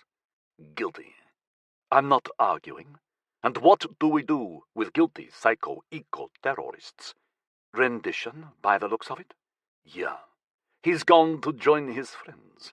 That's what this was all about. He was never going to blow anything up." "Okay, so he's joined them. Or he's dead, if it turns out we really are on the side of the fascist psychos. But how did he know they're all missing? There's been nothing about his people raiding the Kintor maintenance depots in the news streams. No Connection managers bragging about arrests. No prosecutors grandstanding that charges are pending. He had to know we've disappeared them." "True. But you'd have to know, really fucking know, if you're going to pull a stunt like this. Akar isn't stupid. He's not going to gamble his life on some piece of hyped-up underground propaganda. He must have been completely certain." "How?" "Nobody knows. We know. Because of her." Yuri stared at the picture of Savi, and in his mind the puzzle silently resolved itself, every factor slipping neatly together. Boris obediently changed the picture of Savi at his command. "And so does he," Yuri said, pointing at Callum Hepburn. "He knows his fiancée is missing. What happens when you put those two facts together? A member of Connection's undercover security team and the company's fanatical opponents, both vanishing in the same incident. You'd know there is a huge dark operation in play. But how would Akar ever know Savi is one of ours?" "Boris," Yuri said calmly, "access Callum Hepburn's Connection travel account." "Online," Boris replied. "How many times has Hepburn visited Kintor?" 5 times in the last 3 days. "Oh, shit," Kohei whispered. "And when was the last time he arrived in Kintor?" Yuri asked. 7 hours ago." "Has he left yet?" "No." "Why here?" Kohei asked as they approached the Warby Crude Metal Corp warehouse. "The other piece of this that makes absolutely no sense," Yuri said. "Dimon knew we'd identified him. Why run here?" "It's where they've been hiding out." "Most likely. But he led the drones here, and he got it screened with electronic warfare protection. Nobody could see what was going on inside. All communications were down. That didn't stop the Arizona S&E team, didn't it?" Yuri had been reviewing the copied drone files as they walked through Kintor. The video images showed him 16 armored figures entering the warehouse. Then the minutes ticked away, with the drones carefully holding station above the warehouse, until the electronic jamming was switched off. The drone's secondary data table reported all 16 of the team linking to Connection security with secure encryption, sending in personal video feeds and basic telemetry. "Confirmed target detention," the Arizona S&E team reported. "No casualties." They emerged triumphant. 2 of them were escorting Dimon. 3 more were carrying the modules of electronic countermeasure systems. The remaining 11 completed a sweep of the warehouse, confirming there were no further hostiles. Dimon was put into one of the big 4x4s and the team departed. "I bet those vehicles are fitted out with a portal door in the back," Kohei said. "That way, you can send prisoners directly to North Korea or wherever they're being stashed. Be useful if there's more trouble than you're expecting, too. Just bump the S&D team numbers up directly from their barracks." "I think you're right," Yuri said. They reached the warehouse door. The Arizona team had broken it down and they went in after Dimon, then resecured it with a padlock and chain when they left. Yuri produced a power knife from his pocket and sliced through a link in the chain. He and Kohei took out their pistols and slipped inside. There were no windows. Apart from maintenance crew inspections, people didn't work in the warehouse. It was all automated by an old G2 Turing. Floor-to-ceiling shelving racks ran the length of the building, holding big drums of liquid metal crude of every type. They were held ready for the large-scale printers out at the airfield maintenance depot, which could fabricate any of the moving components in the civil engineering machines that were abraded by the desert's infernal dust. A meter-diameter portal door was installed at one end of the building, with a conveyor belt leading through it back to Warby Crude Metal Corp's main refinery in Japan. A couple of forklift truckies slid silently along the long aisles, placing newly arrived drums on the shelves, their bright amber safety strobes the only light in the warehouse. Yuri glanced around the eerie building, where strobes sent sharp-edged shadows leaping across every surface.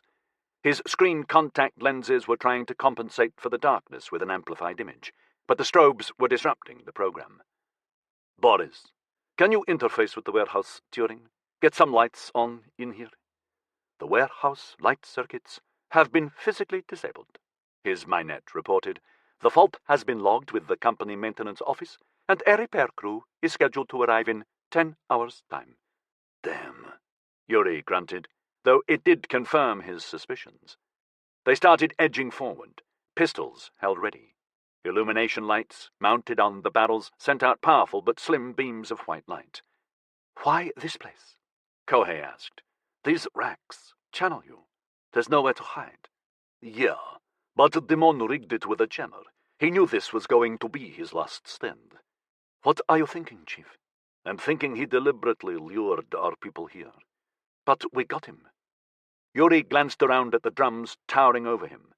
The Arizona S&E team were out of contact with each other. All they had were helmet-mounted infrared beams and light amplification goggles.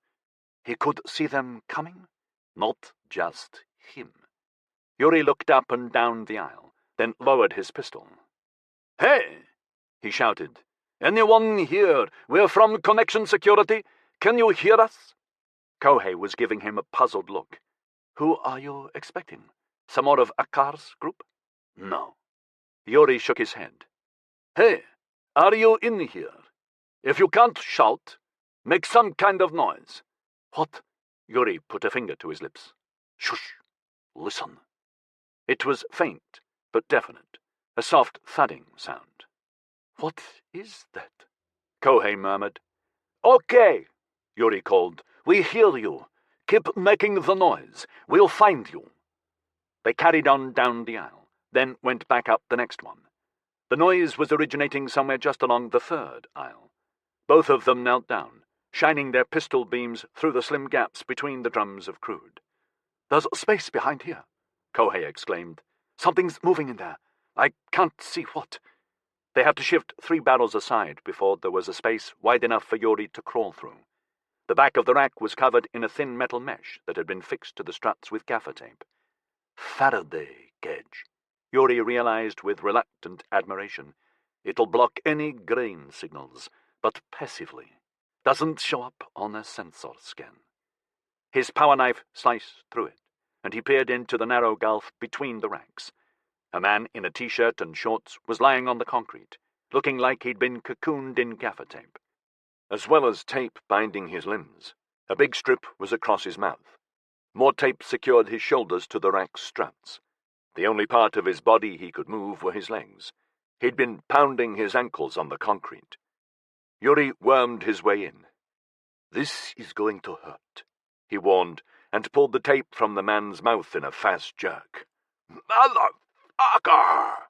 Who are you? Yuri asked. Phil Murray. You're from the team we sent in after Dimon, aren't you? Yeah, Phil said furiously. Arizona S&D Squad 7. Our comms were out. Bastards must have jumped me. I think I got tasered. What's happened? Where's your armor? I don't know. I woke up like this. Fuck. I've been here for hours, man. It's not good. Get me out of here. Yuri checked his screen lens display. There was no signal. 1 minute. He pushed his way back out through the rack. Hey, don't fucking leave me. Get your ass back in here. The internet icon came back on as soon as Yuri was back in the aisle. He gave his knife to Kohei. Cut him loose. You got it, Chief.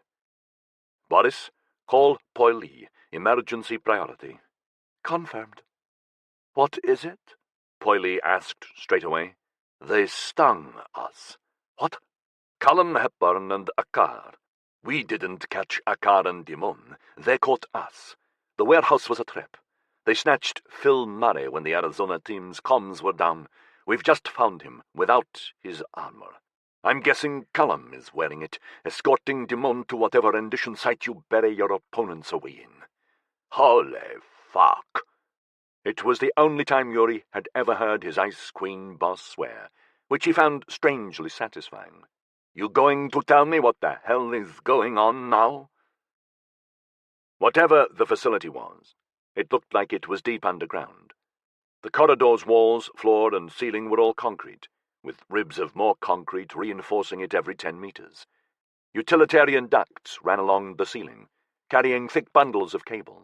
Air grills gusted dry, stale air down constantly.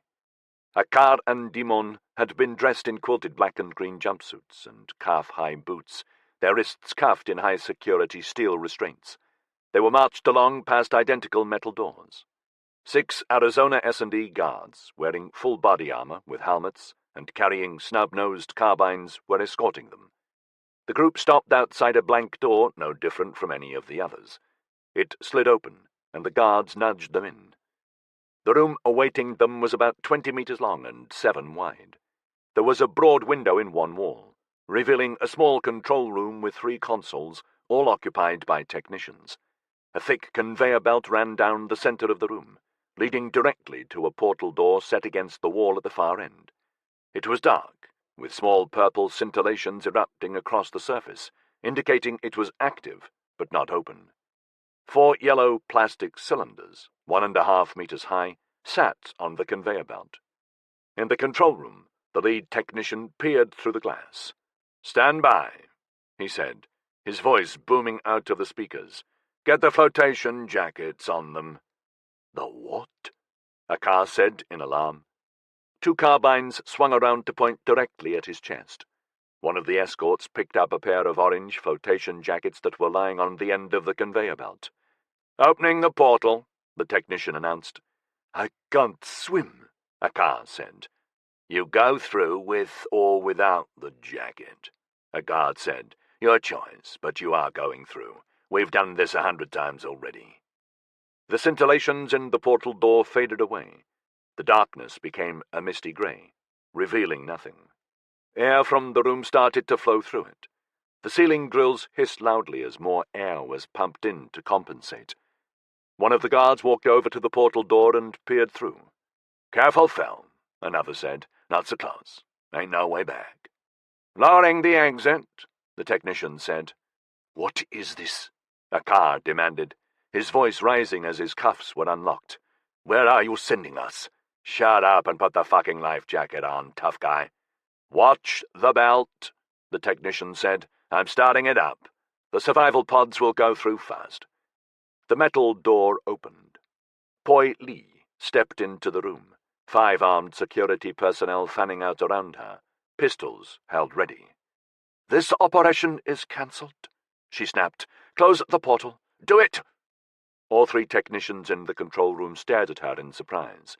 The conveyor belt started to move, carrying the 4 cylinders along. "Escort guards, stand down," she ordered. "Remove your helmets. Now, you." By the portal. Step away." The guard who'd been staring into the emptiness beyond the portal door stood perfectly still in front of it. "Take your helmet off," Poi Lee ordered. His hand went up slowly, gripped the helmet rim, and lifted it off. Callum smiled at Poi Lee, then flipped backward through the portal. "No!" Poi Lee yelled.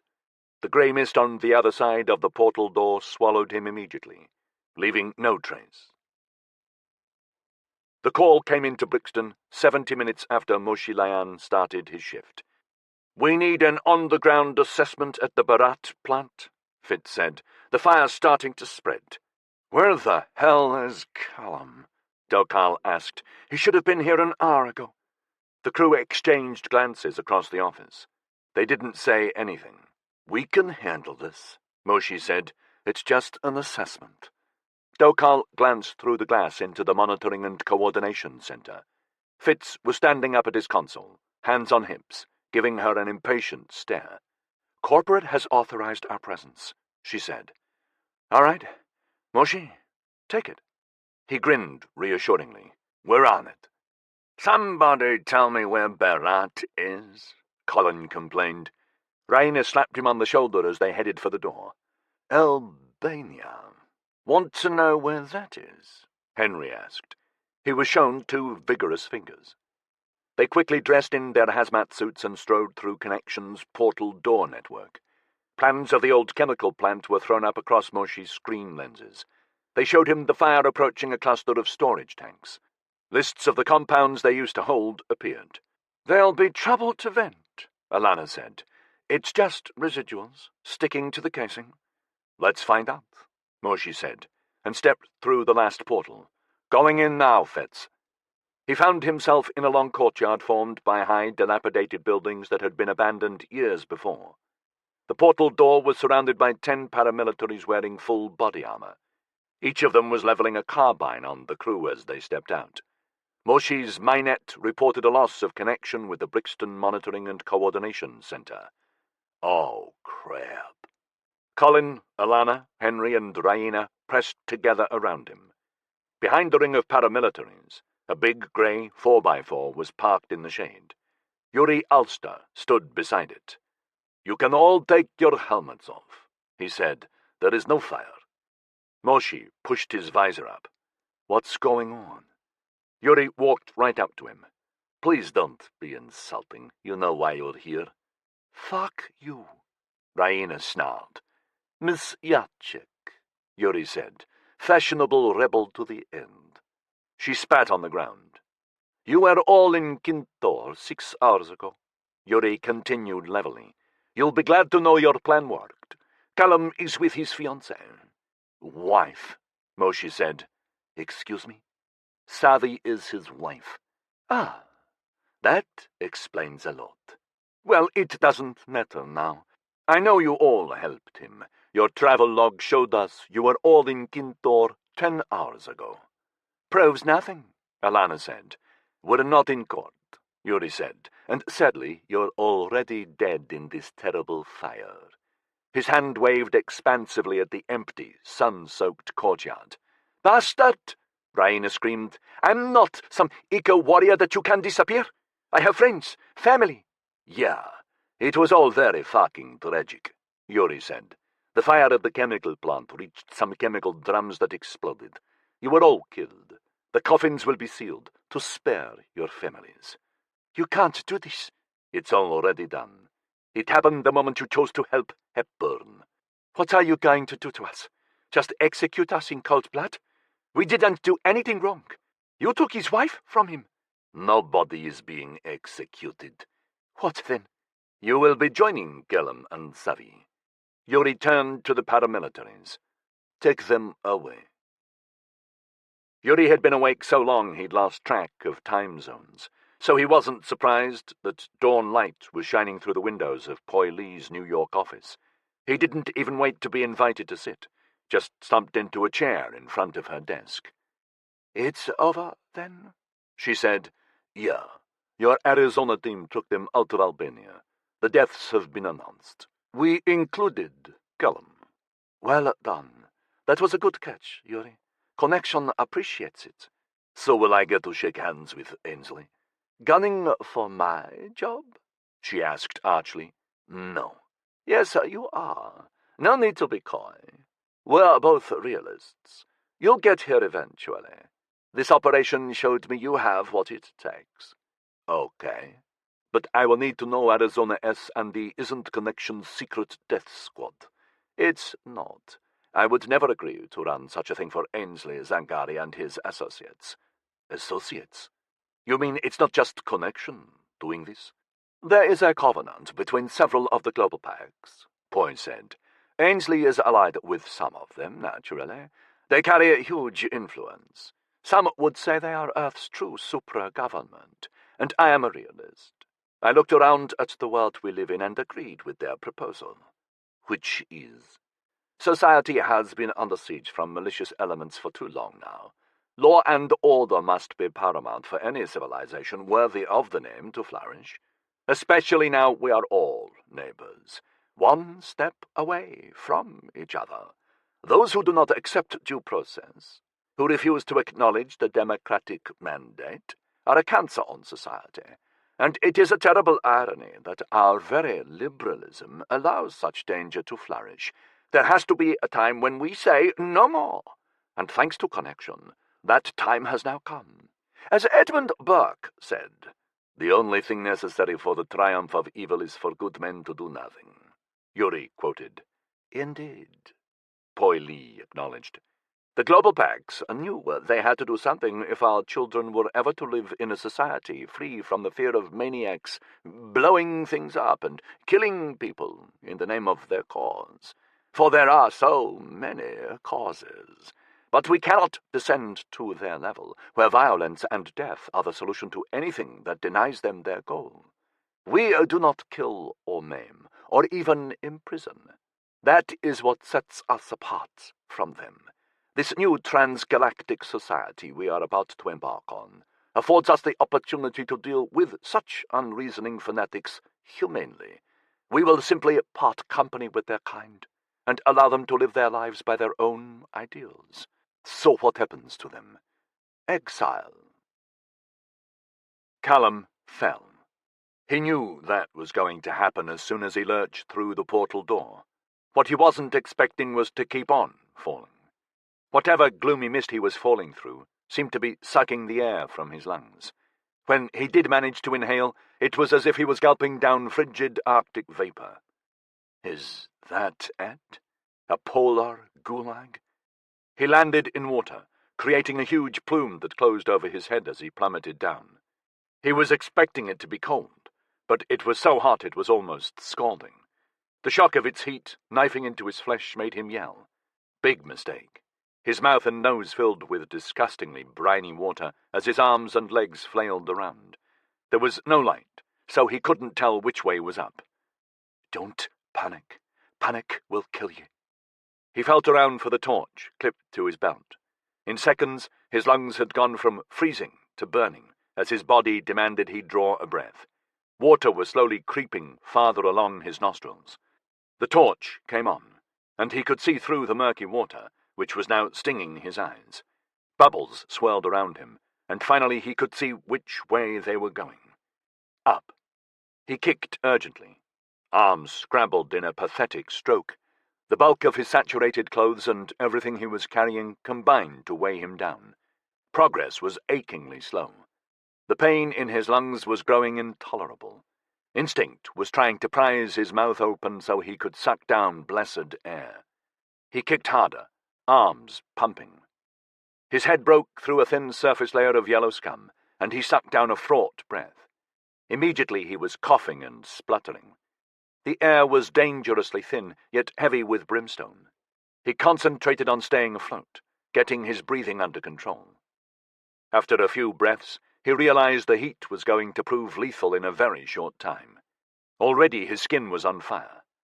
Apollo was throwing up all sorts of medical warning symbols on his screen lenses. Movement was difficult. He shone the torch around, trying to see anything solid he could swim toward.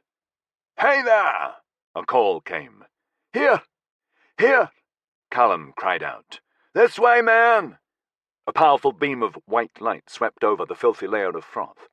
Callum shone his own torch in the direction from which it originated. The beam found him, dazzling. "We see you," the voice yelled. "Make your way toward us, fast as you can. This water's gonna screw you up." Every movement was difficult now. The heat was stabbing through his flesh to grip his bones, slowly paralyzing him.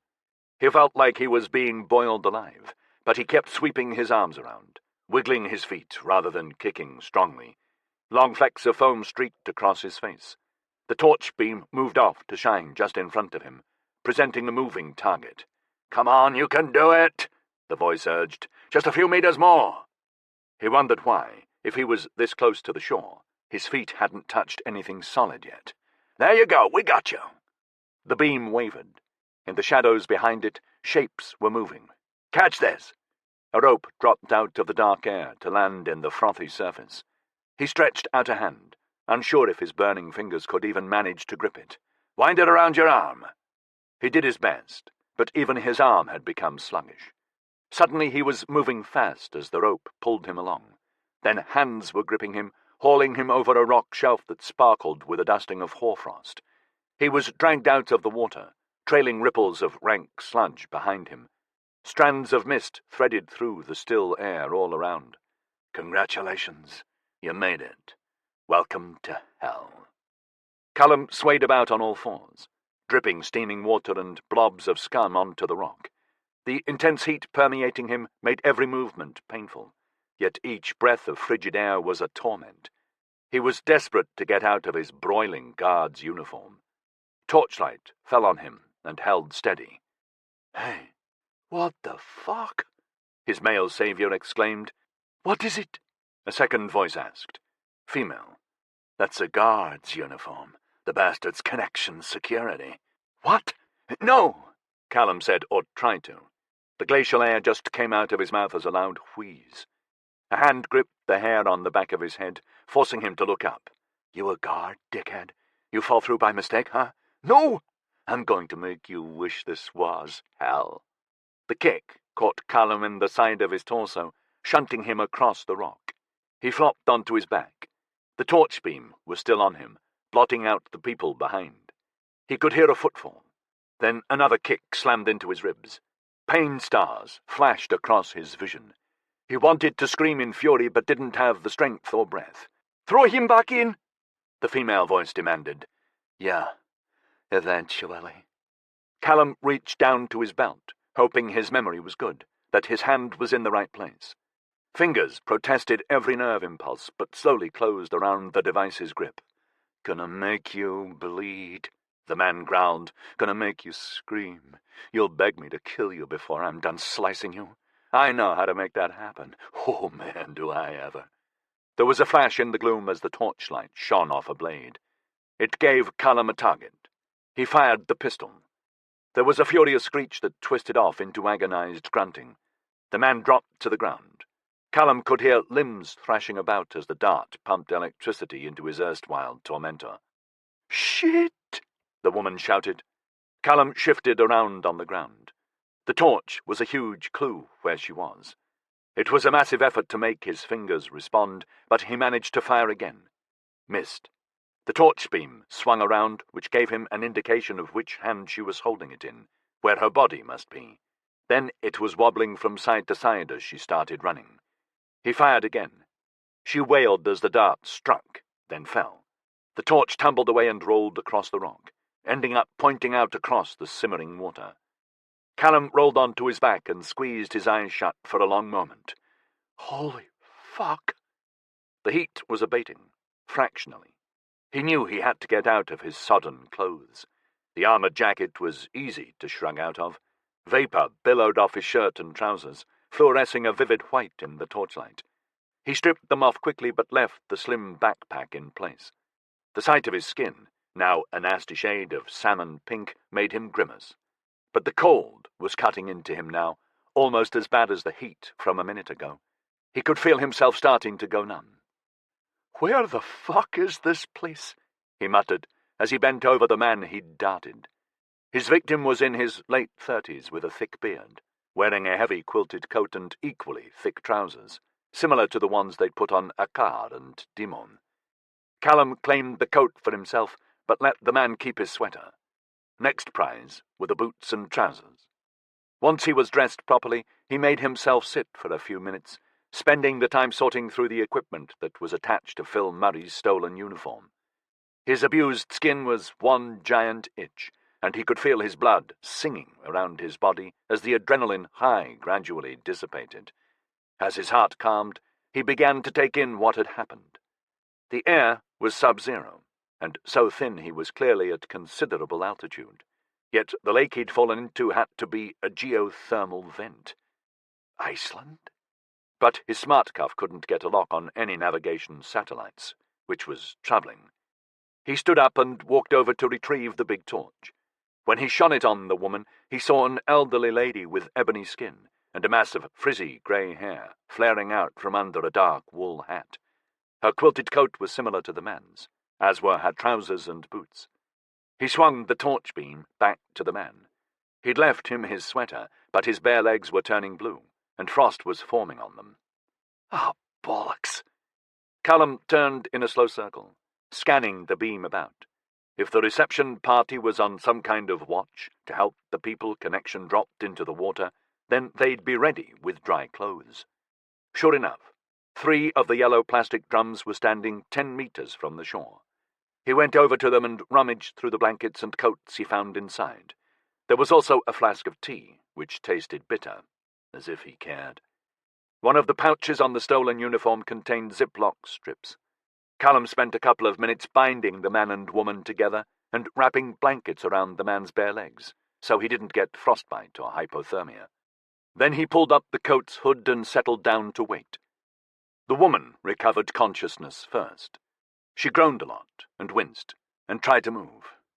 "Crap," she grunted when she found how securely she was fastened to her companion. "Hello," Callum said. She scowled at him. "You shot me, you piece of shit! Just before you two started to cut chunks off me. Yeah, I mean that way. And the name's Callum. Start running, connection fascist. If you thought Dunbull was pissed at you before, wait until he wakes up. The hunt will be fun." "I'm not connection. Well, I do work for them, but not in security." "Liar!" He shrugged and sipped some more of the odd tea. Sure enough, the woman managed to stay silent for about a minute. "What are you doing?" she asked, genuinely bewildered. "Waiting for my friends. Connection is going to go apeshit that they helped me, so they should be shipping them out here in a day or so. By the way, where is here? I thought Iceland at first, but I'm not so sure now. Antarctic? Like you don't know?" "Afraid not." She sniffed in contempt and turned her head away. When she looked back, he saw real anger in her expression. "We'll kill you." He grinned, specifically to annoy her. "No, you won't." "What friends?" "Who am I talking to?" "I'm not telling you my name." "But if you're going to torture me to death anyway, what difference will it make?" She stared at him for a moment. "Folowakemi." "Where are you from, Folowakemi?" "Nigeria, probably, right?" "And you know this how, spy? I'm in your files, aren't I?" "Ah, a promotion. Dumb guard to spy in 5 fast minutes. How flattering. No, I'm not a spy. My net suggested Nigeria." He held up his arm so she could see the jet black smart cuff. "My God, you have working electronics?" "Yup." "Then you are a spy." "Crap, but you're paranoid." He waved his hand at the surrounding darkness. "Mind, I suppose you have that right. Dumped here, wherever here is. Incidentally, my net can't lock on to any sat-nav signals, so that makes this place extremely remote. I'm guessing the Antarctic's Ellsworth Mountains. Quite high up them, too. With air, this then." Her grin made him uneasy. It betrayed the fact that she thought she still had some advantage. "Wrong. Who are you?" "I told you. Callum." Dunbull groaned. His head came up and his gaze fixed on Callum. "Untie me," he demanded, "so you can start stabbing me." Callum said archly, "I don't think so." You are going to hurt so bad. Real tough guy, huh? You need to dial it down there, pal. You think you can outrun us? Do I look like I'm trying to run somewhere? That brought a puzzled frown.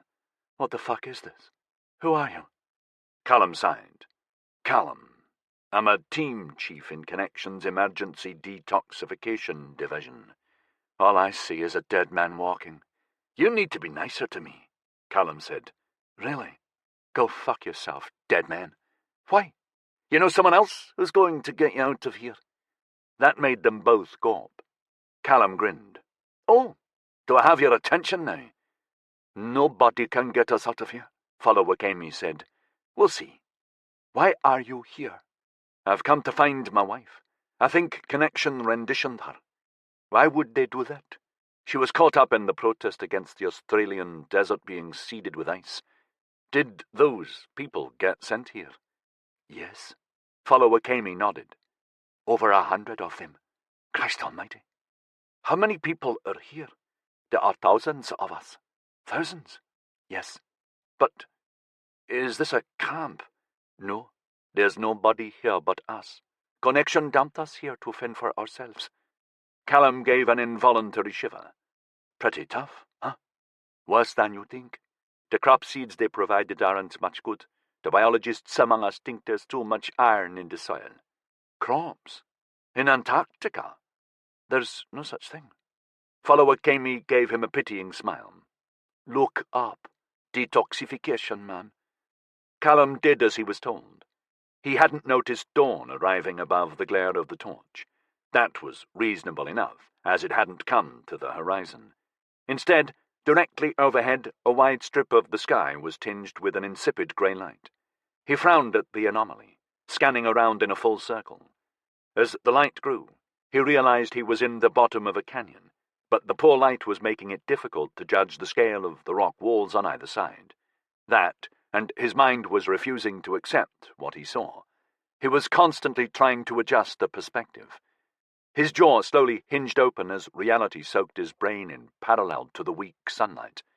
The sheer cliffs were at least 7 kilometers high, probably more, with a floor maybe 5 kilometers across. He'd been to the Grand Canyon a few years ago, done the whole tourist routine, some rafting, climbed an easy face of rock.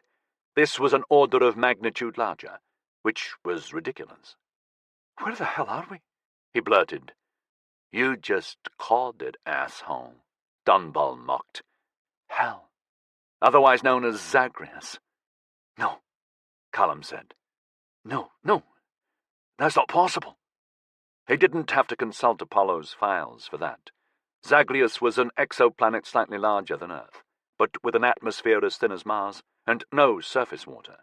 It orbited 3 AUs out from Alpha Centauri A. When the Orion starship decelerated into the Centauri system, there had been quite a clamour to begin terraforming it. But it was so much cheaper to build a second wave of starships, and send them farther out to stars with more suitable exoplanets. Still think you can get us out of here? Follower Kami sneered. Yuri looked around the domestic disaster zone that was Callum's flat, and wrinkled his nose, partly from the sight, but there was also a weird smell coming from the galley kitchen. Don't we pay him enough for a housekeeping service? Kohei asked. Yuri grunted. Apparently not. 2 technical officers came in and went over to the small white block in the corner of the room, which was the G3 Turing house manager. I want a complete memory download, Yuri told them. Unlocked files available to my desk in 2 hours. Yes, sir. He walked across the living area, frowning in disapproval at the large number of empty pizza boxes scattered around. Plenty of people were here, he said. He knew he was planning a one-way trip, so what's the point of clearing up? You think they planned it here? Kohei said. Probably. It doesn't matter now. So why are we here? Yuri pulled a face, unable to fully explain his sense that somehow they'd lost, that Callum was laughing at them. After so many years in the job, you got a feel for things, for people in all their crazy glory. His old training back in Russia concentrated on individuals, where everyone was considered suspect, untruthful, corrupt. Now his corporate staff were all strictly procedure-focused, utilizing data trawls and analysis matrices. If they wanted someone, they didn't go out of the office and hunt them. They just waited until facial recognition algorithms pulled them out of a public street camera. There were no real chases, only drones auto-tracking their targets. It was one of the reasons he enjoyed running the undercover ops division. Intelligence gathering was as close as he got to old school these days. Until Callum Hepburn had come along. Callum didn't fit any profile they were used to. He wasn't motivated by greed or ideology or religion, wasn't mentally ill or drug-addled, didn't want to rule the world. Callum was a man in love, and desperate. Best of all, he was smart and tough, unafraid to take chances. "Do you not think something's wrong with all this?" Yuri asked. Kohei let out a small groan. "We got them all. What could be wrong?" "Yes, we were always going to get them." "Not necessarily. It was only because you're smart enough to work out what was going down that we found Phil Murray. They stuck tape across his mouth. He'd have chewed through eventually. In a disused warehouse. Due a maintenance visit for the lights. And anyway, when Callum took a dive through the portal into exile, we'd have known Murray had been substituted. They're gone, Chief. You'll need to close the file."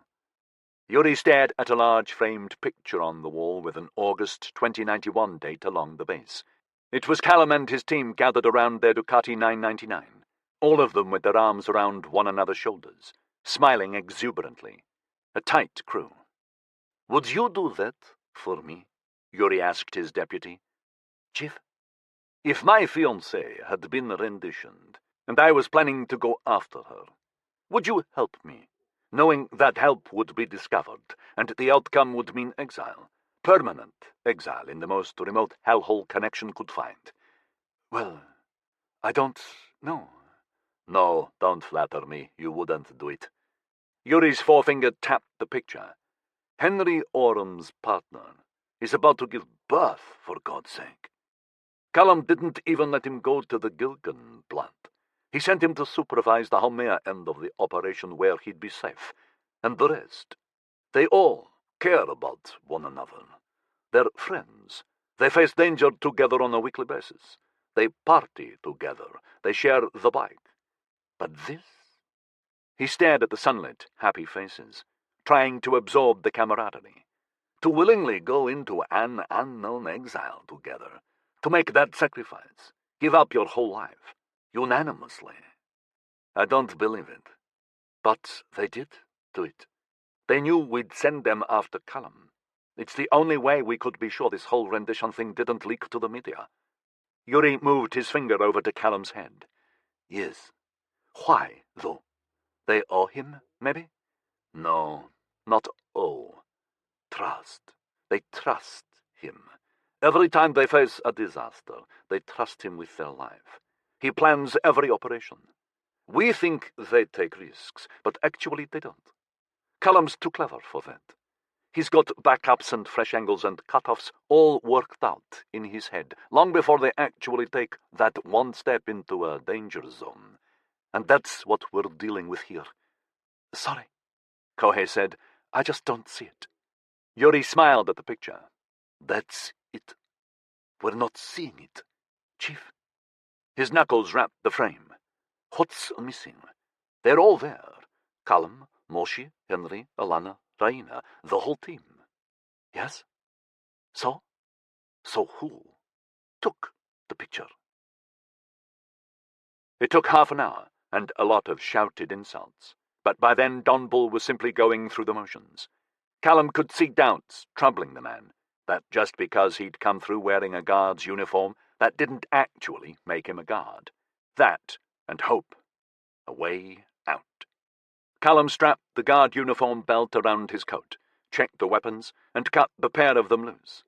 He stood back, one hand very close to the pistol holster. "Just so we understand each other, I don't trust you. So keep your distance and no fast moves. I've sacrificed everything to come here. Shooting you won't even register." Follower Kemi stretched and rubbed her wrists. Dunbull simply glared at him and went over to the drums to find himself new trousers and boots. Now that the daylight had strengthened, Callum could see the lake was actually a rough circle a couple of 100 meters in diameter. Sitting on the rock shelf, just out of the water, was a raft made entirely of the yellow drums lashed together. "It's a volcanic caldera," follower Kemi said, watching him. "There's a group of them in this section of the canyon. Without them, we'd be dead. They supply all our heat and water." Callum glanced up at the phenomenal walls of rock. "And the air? Do they vent that as well?" "Only sulfur gas. We're 7 kilometers below the planet's average ground level. That's why we have air. It's a tiny pocket, the last on Zagreus. It must have had a full terrestrial atmosphere at one time, maybe 1,000,000 years ago. But now it's as thin as Mars. That's why no one bothered to try and terraform it. You'd have to import a whole new atmosphere. Too expensive, especially when exo-world astronomy has found so many worlds with a nitrogen-based atmosphere close by." "How long's the canyon?" 300 kilometers, we think. A few of us remember the Orion survey images and news reports. But less than 20% is habitable, and this is the only cluster of geothermal vents." Callum squinted up into the sky. It had brightened to an astonishingly deep sapphire blue. "Where's the portal?" "It's on some kind of drone blimp, we think," Donbull said. "They lower it when they're sending a batch of people through, which only happens at night, so we can't ever see it. That way we can't jump on board and go back through the portal. The rest of the time it stays up there somewhere, all nice and safe from us bad boys." "Makes sense," Callum muttered. "So it won't come down again until tonight?" "Never has," follower Kami said. "But then we've never had anyone like you come through before, either. It'll take security a while to work out what's happened. As soon as they do, they'll round my crew up and send them through along with Dimun and Akar." "Akar?" she asked sharply, and crossed herself. "They got Akar? Well, shit." "They didn't catch him. He went visible so I could position myself for this. Very visible, actually." "You are joking. Detoxification, ma'am." "No joke." "Akar's coming?" "Yes, and when he does, we're all out of here. Everyone goes home." "I'll take you to the longhouses," follower Kami said. "You can see if your wife is there." "Thank you." "If she's not." Callum grinned weakly. "Don't worry. I'll still get you all out." It wasn't far to the collection of buildings that the exiles had built for themselves. Callum ordered Apollo to record everything his screen lenses were capturing. They would all be relying on the images for leverage when he got back to Earth. He didn't know what to look for at first, so it took him a while to recognize what he was walking toward. In his mind, he'd pictured a medieval-style village of circular huts with thatched roofs. Stupid, because Zagreus didn't have any vegetation. There were no trees for wood or palms. Instead, the outcasts had built themselves stone walls 3 meters high, forming long rectangles. They were roofed with sheets of transparent polythene. "It comes in big rolls," follower Kami explained. "They send it inside the survival barrels, like everything else. It's thin, but really tough, thankfully." "What else do they give you?" "Clothes." She patted her coat. "Seeds, eggs, some tools, a few utensils, basic medicine, food, of course, to start with.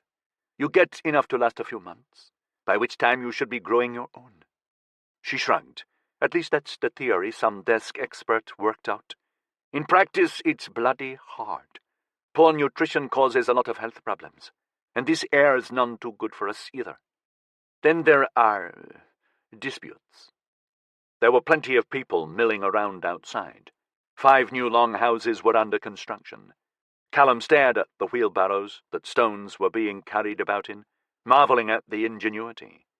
Each was made of a barrel cut lengthwise, with a barrel rim as its wheel, strips of barrel forming the handles. "They're damn useful," follower Kami admitted reluctantly as she caught him watching. She went over to one of the crews building a wall. Callum's hand stayed very close to his pistol as she talked to them. A group started to gather, inspecting him from a distance, their voices a low grumble on the verge of menacing. It was the weapons on his belt that made him stand out, he knew. Everyone here would be up close familiar with the types and who carried that particular combination. He kept his nerve and stared back levelly, as if they were of no consequence. Then, as he dreaded would happen, someone was striding across the ground toward him, a big man with a dark beard that hung a good 20 centimetres down the front of his coat. He was carrying an axe, its handle made from thick strips of yellow barrel plastic, bound to a stone blade.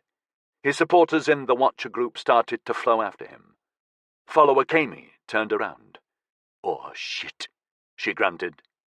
"You," the big man shouted. "Shithead, who the fuck are you?" Callum knew that being reasonable was never going to be an option. He drew the short carbine, switched it to a single shot, and fired just in front of the man's feet, not bothering to take good aim, just showing how nonchalant he was, how he was the man now. The noise of the shot was astonishingly loud in the thin air. Everyone recoiled. "I've got about 70 rounds," Callum said clearly, "so I can probably kill about 50 of you before you reach me. Alternatively—" He raised the carbine and flicked on the laser targeting beam, slapping the red dot squarely on the man's face. "I can take you all back to Earth. Your call." The man kept jerking his head about, trying to dodge the beam. Callum kept it aligned pretty well, given the circumstances. "Listen to him, Nefor," Follower Kami said. "He came through alone. They didn't drop any survival barrels with him. That's never happened before. He wasn't renditioned. He came here because he wanted to. He's searching for someone." "No way," Nefor barked. He must have realized how much face he was losing in front of his followers. "There's a portal door in my backpack," Callum said, raising his voice so everyone could hear. That drew a universal gasp of surprise. "Oh, yeah," Callum said contentedly. "You had that right." He stopped and made an effort to dial down the arrogance. "I'm the only one who has the access code, so listen good. We are waiting until connection exiles my friends here. Then, and only then, will I start the thread-up procedure. After that, if you want to come through after me, you're welcome." He saw Nefor draw a breath, his mouth opening to speak. "No!" Callum bellowed. He raised the target dot slightly and fired another shot into the air. "No discussion, no arguing. That's the way it happens. Now, either accept that or fuck off." Very carefully, Nefor raised his arms. "You got it, buddy. Anyone who can get me out of here is my friend for life." Callum scowled, covering up just how shit-scared he actually was. Follower Kami cleared her throat. "What?" Callum snapped. "I think I know which longhouse your wife's in. If you can calm down and not shoot me, I'll take you there." She led him along the tracks between the longhouses, most of which seemed to have gullies of steaming water running alongside them. The gullies branched frequently, taking the water through low arches into individual longhouses. They'd only just started off when he realized that Nefor was following him, along with everybody else, all of them keeping a respectful distance. "I am not the Messiah," he grumbled under his breath. Follower Kami opened a door, made from sections of yellow barrel, and they walked into a longhouse. The air inside was thick with strong scents, and hot. The humidity was almost tropical. Hot water flowed down a shallow stone channel running the length of the building. Callum checked that Apollo was still recording everything he was seeing. Sandy soil was banked up between the water and the walls, with densely planted crops growing out of it. The majority of vegetation was maize, but he recognized tomato plants and avocados, eggplants, breadfruit, dwarf bananas, as well as several varieties he couldn't place. None of them looked particularly vigorous, as if they were suffering from a universal blight.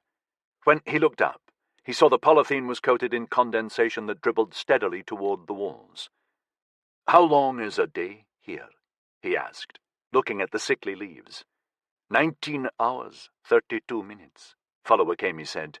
"It messes with us and the plants, along with the minerals we can't filter out of the water. Nefor putting his Stone Age axe through your skull can lower your life expectancy as well. Is he in charge? He'll tell you he is. This month, anyway. Someone as big and stupid will go for him soon, if we're still here. It's the worst kind of primitive. Frankly, I'm surprised we've lasted this long. Each new group that arrives brings their own set of opinions, with a capital O." Pens of close-spaced yellow plastic poles marked the end of the vegetation. Scrawny chickens pecked at the rough ground inside. Callum held his breath against the smell. Beyond the pens was a curtain of polythene. Follower Kamey pushed it aside. Inside was a sick bay with a row of 10 cots, all of them occupied. The smell of vomit and feces and diseased breath was a miasma worse than anything the chickens produced. Callum nearly gagged as he scanned along the figures wrapped in blankets. Apollo sent out a ping for her grains, but there was no answer. There. Halfway along the row, thick, filthy black hair hung limply over the side of a cot. He let out a sob and sank to his knees beside her.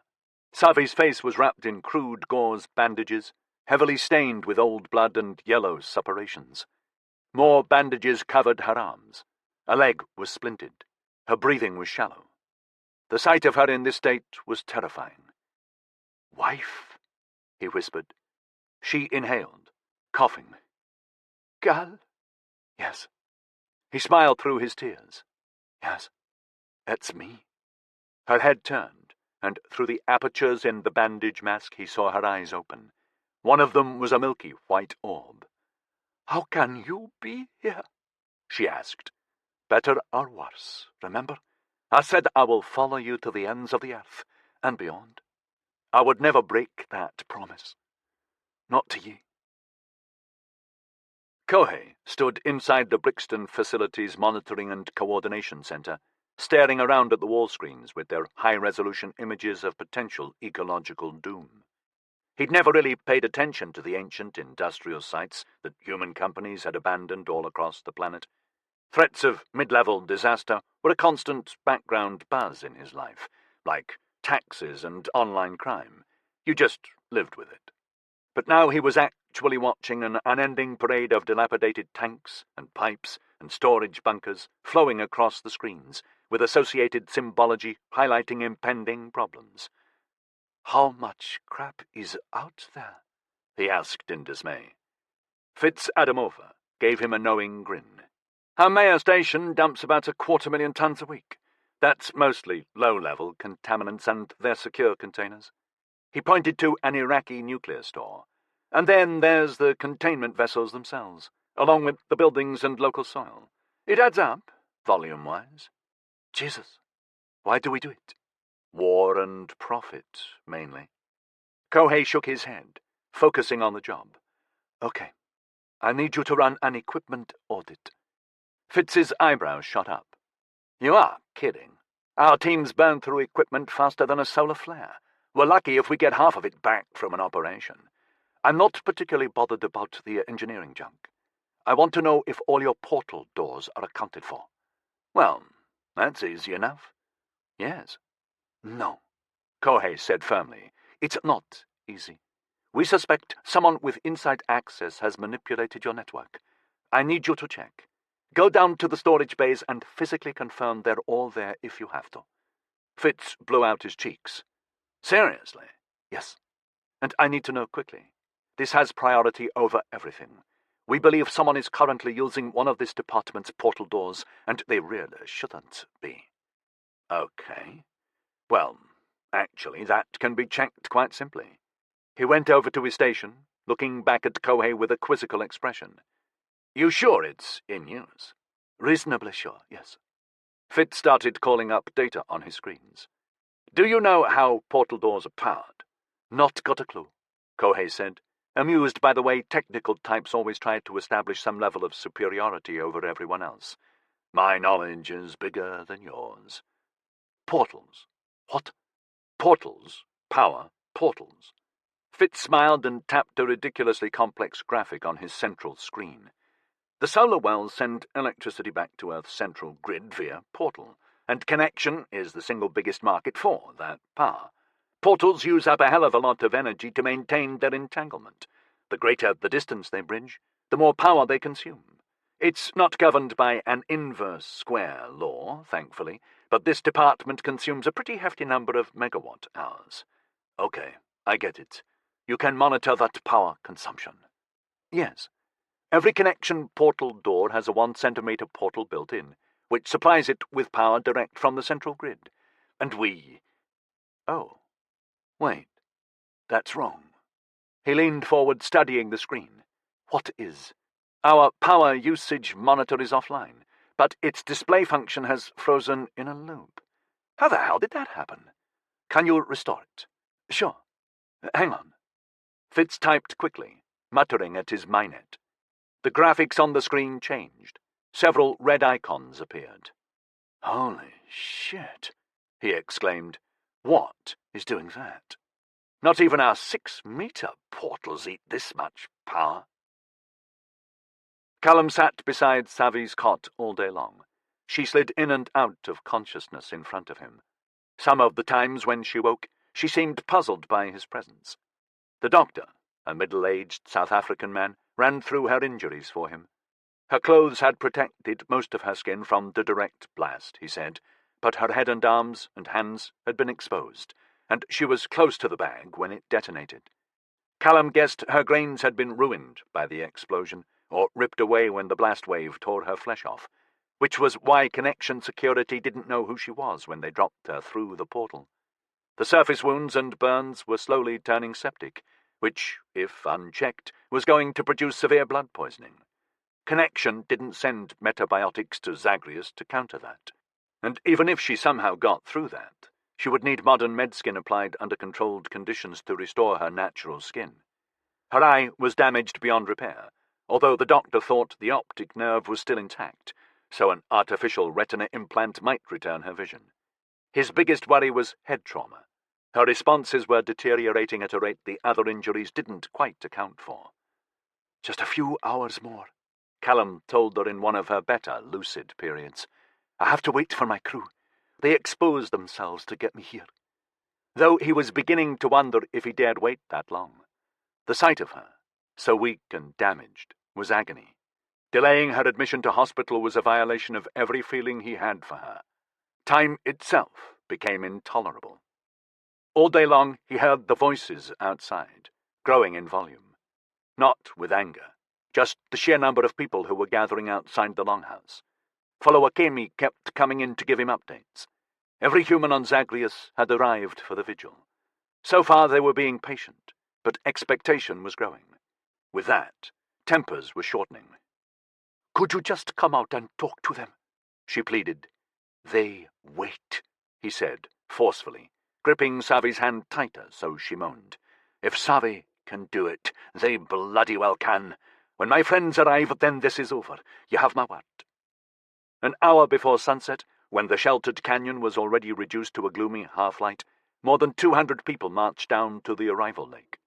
Follower Kami said they were making very sure there were no screw-ups when Connection dropped his friends in the geothermal vent.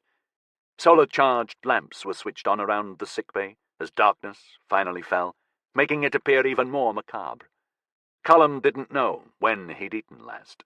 Sleep was also a distant recollection, something he used to do in his previous existence. Apollo had to keep sending alert signals to his auditory grains, as well as purple flashes to his screen lenses as he kept drifting off. His time display told him it was 2.5 hours after sunset, when the cheering started outside. He frowned, puzzled by the sound. Then follower Kami rushed in. "They're here!" she shouted excitedly. Moisture was glinting in her eyes. "You're telling the truth, aren't you, detoxification man? You can take us home now?"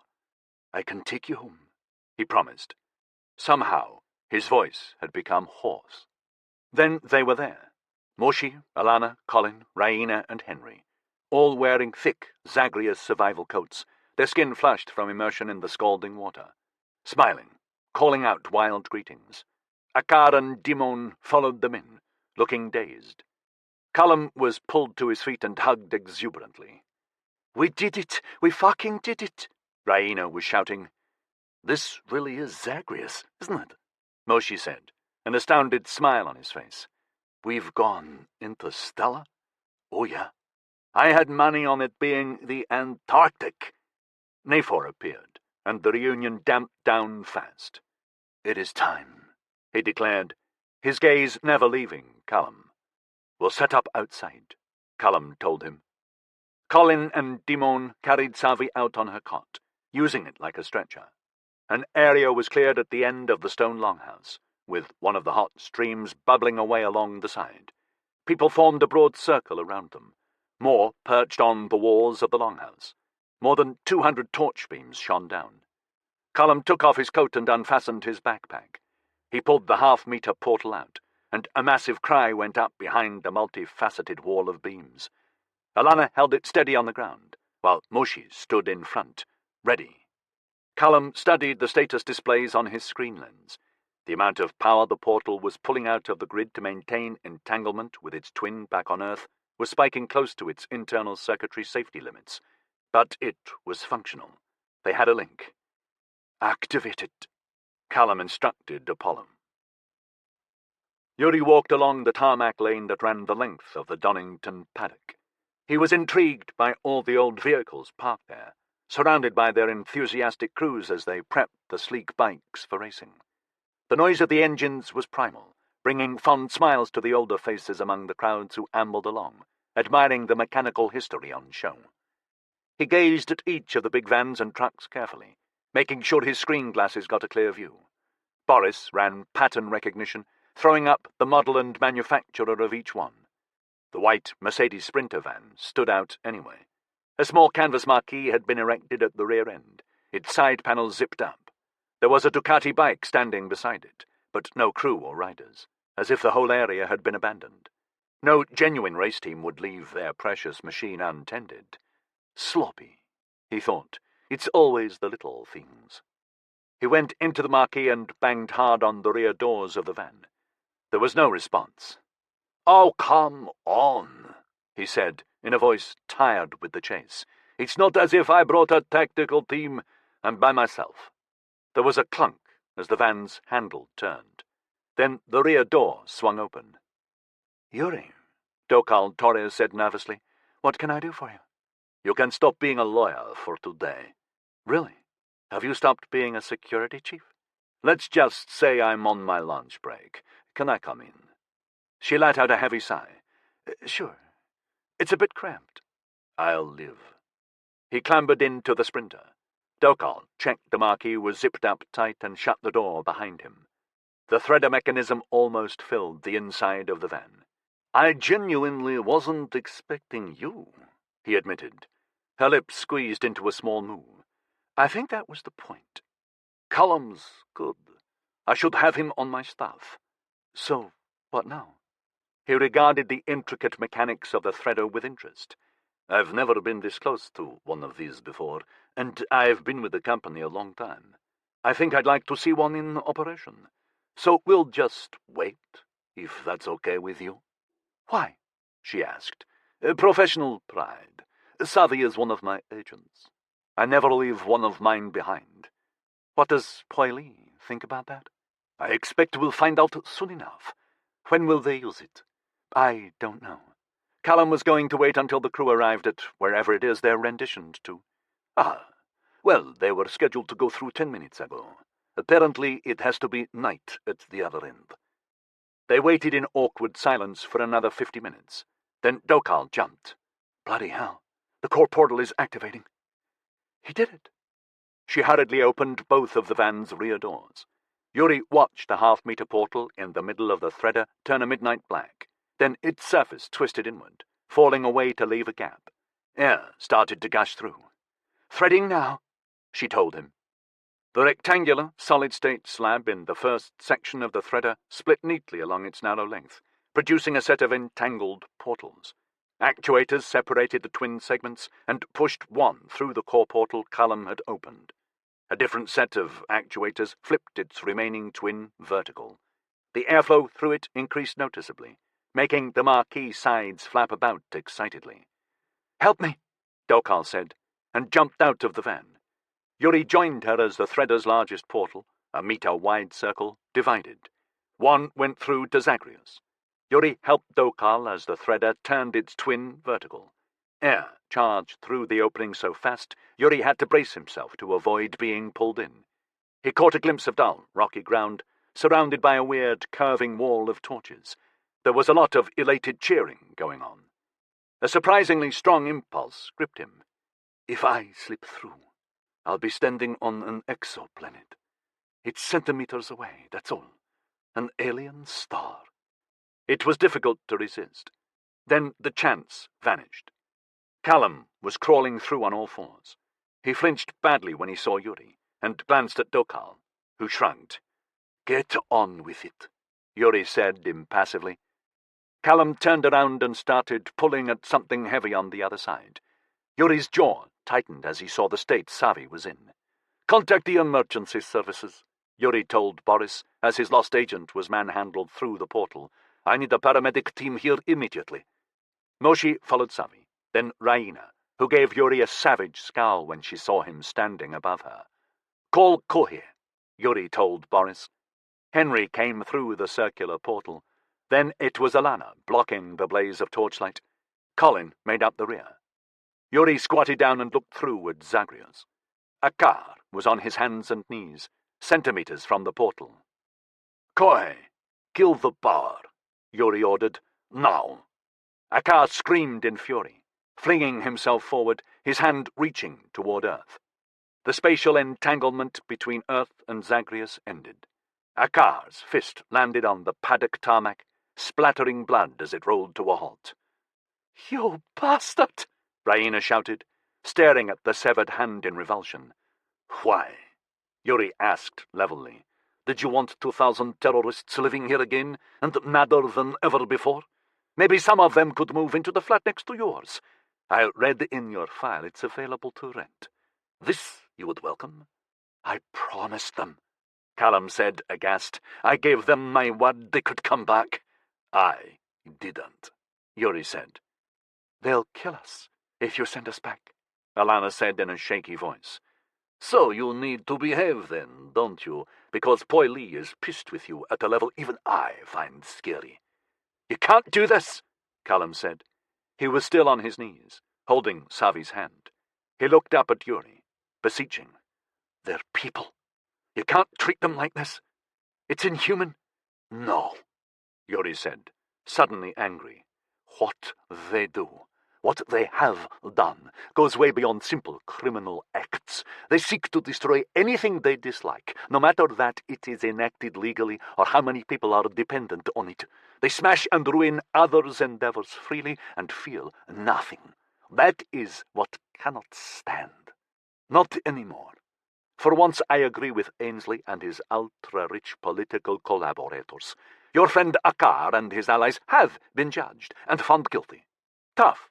That judgment didn't come after million-watt-dollar fee lawyers defended them in public courts, followed by 10 years of taxpayer-funded appeals. Tough that we don't spend hundreds of thousands a year keeping them in prison, but judged they have been, and far more leniently than they judge you or I. And even now, we give them a second chance." Raina's hand shot out, pointing at the inert threader. "That planet is not a second chance. That is a death sentence." "Because of what they are," Yuri sneered. "They have been given an entire world of their own. We provide the means to survive, even to thrive, if they learn the basic lessons of society, and cooperate rather than fight each other like savages. So I'm really, really sorry if Zagreus isn't a 5-star hotel with room service, but we cannot afford the luxury of tolerating them anymore. This is the humane solution. Zagreus has one canyon where humans can breed, a toxic shithole that's poisoning them," she shouted. "That's not a word, it's a freak site. Even if you send us back, we've got a recording of their conditions to blow this whole obscenity out of the water. It's already downloaded into a cache vault. Right, Callum?" "That's your threat," Yuri said contemptuously. "Okay, send it. Go right ahead. Send it to every news service in the solar system, every political commentator, every justice department. What do you think is going to happen?"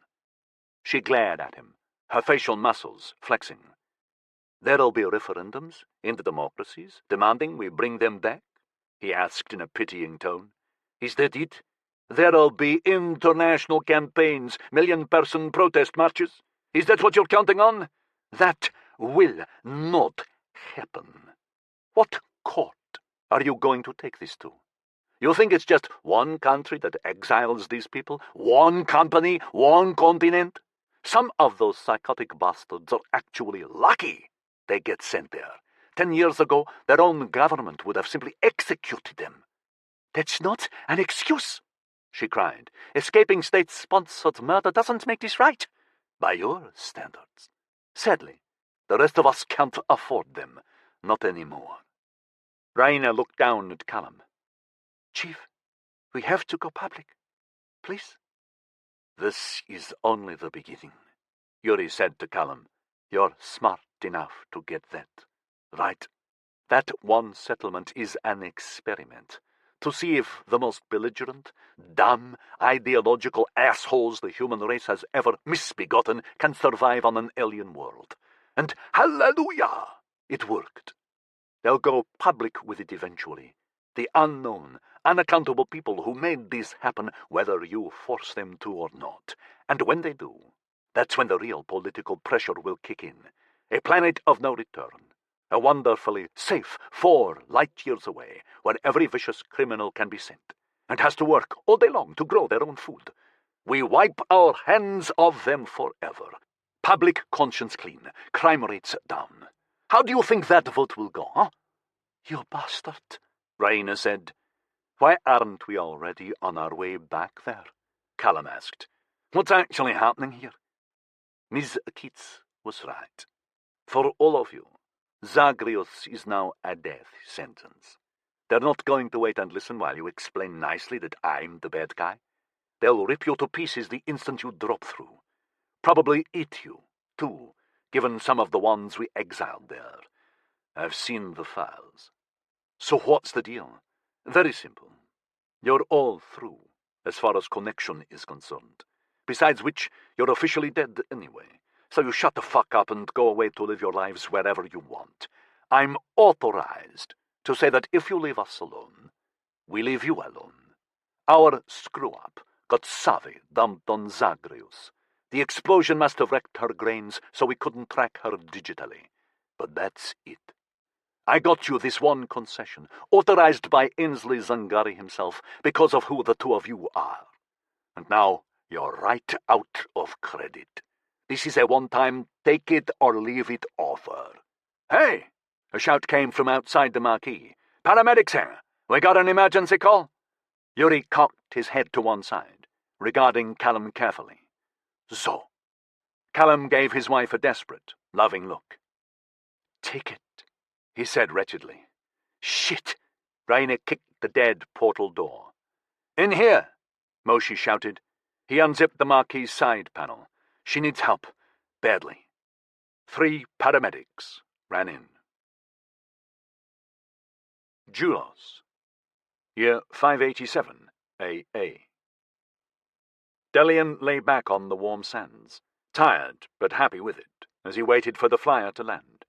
Even after 10 days, he was still impressed by the beach. The whole island, actually. The resort was one of the very few that hadn't been allowed to decay naturally after most of the humans living on Julos had flown off into the galaxy. Its management, Gen 10, had been left with full control of all its original service and maintenance remotes, to preserve the water bungalows and communal buildings at the same high standard as it had for the previous 2 centuries. That standard was one Delian had swiftly come to appreciate, after 16 years spent in the confines of the Imali estate and its communal dormitory. If nothing else, he could actually have solitude if he wished. Everyone in his year group had been assigned their own water bungalow, a neat little construction of curving glass walls, framed by ancient hardwood beams, topped off with a thatched roof. They stood several meters out from the shore, resting on living coral pillars. The glass floor gave him a fantastic view of the superbly clear water a meter below, and the amazing variety of colourful fish that came sporting through the shallows. Of course, that solitude had been the last thing on anyone's mind, especially at night.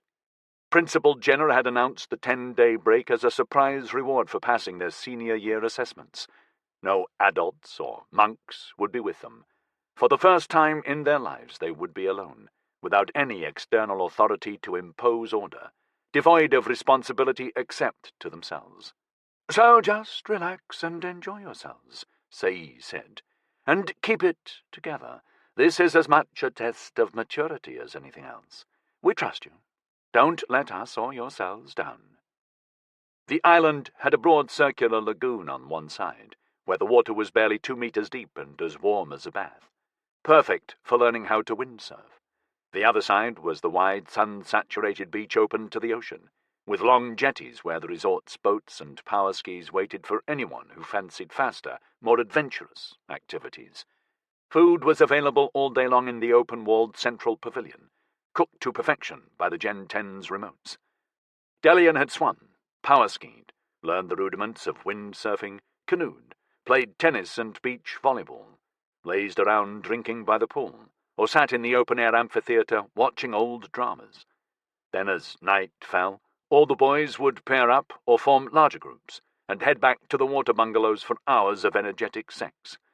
The sea air and the freedom had reacted with their hormonal bodies to fire their libido up to a relentless height. In those 10 days, Delian had been to bed with more than half of the boys, including Xanti, of course. Xanti, who had everyone queuing up to find out how big his cock really was, and who fucked like an angel. Some of the boys had even been bedded by Tiliana and Elise, and that had been a major disappointment for Delian, which for some reason he couldn't let go of. He'd been extremely eager to find out what sex with a girl was like, but Urella hadn't shared his enthusiasm. He told himself he could wait until she was ready for that level of intimacy, that their friendship was more important to him. Even so, lost in ecstatic congress with his friends every night, it was her face he'd pictured over theirs. As he waited on the beach, the skin on his bare torso started to tingle in the sunlight. Every morning he'd put on the highest-rated sunblock, which the bungalow's dispenser assured would last all day, only for him to have to apply it again at midday, or, more often, for someone else to slather it licentiously all over his skin for him. He sat up and started pulling on his t-shirt. As he did, Urella came off the wooden walkway that led to a cluster of the water bungalows. Delian waved hopefully. She smiled and walked over. Now that she and the other girls had molted, Delian considered her bare skull to be quite erotic. He'd been fantasizing about rubbing sunscreen on for her. After all, who didn't like a scalp massage? "The Gen 10 said our ride would be here in 10 minutes, he said in greeting. "And you don't think that's odd?" Delian frowned, not quite sure what she was talking about. "Odd how?"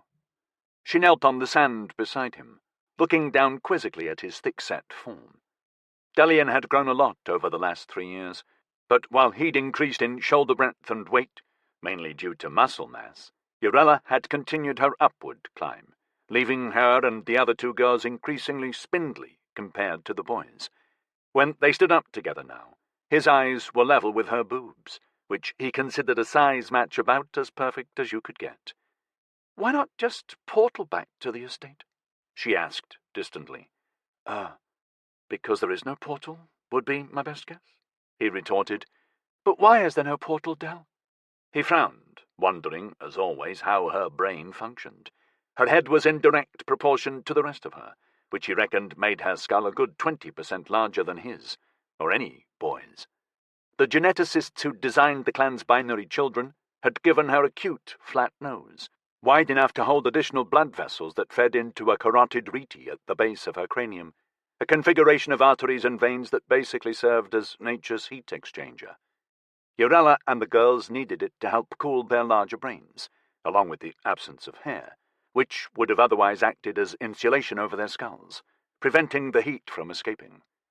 All that extra grey matter generated more and smarter thoughts than Delian could ever manage, just as the geneticists intended, but it meant keeping up with her and the other girls was hard sometimes. Because now everyone's gone, most of the portals have shut down, especially to somewhere as remote as this. He gave her an expectant look, pleased that he'd come up with a logical and rational answer. "The resort is maintained to give people a holiday. Therefore, regular transport is an obvious requirement. So why shut it down?" "I liked the sense of isolation we had here. It made me feel, I don't know, different, like seeing what being an adult is going to be like." She grinned. "Me too. It felt like we were being trusted for the first time ever. That was nice." His eyes tracked along her amazingly long legs, wondering how they'd feel straddling his hips. Perfection, he decided. "Could have been better," he said wistfully. Urella laughed and flicked some sand at him. "Oh, Del, you're not still cross that we didn't have sex, are you?" "Saints, no, I wasn't cross. I was disappointed, that's all. It's just, I don't think this was the right place and time for you and me, that's all. The island was purely about everyone partying and having lots of fun sex. We deserve it after all those battle games we've been playing for the last couple of years. They've been tough. Now we're all as relaxed and happy as we've ever been."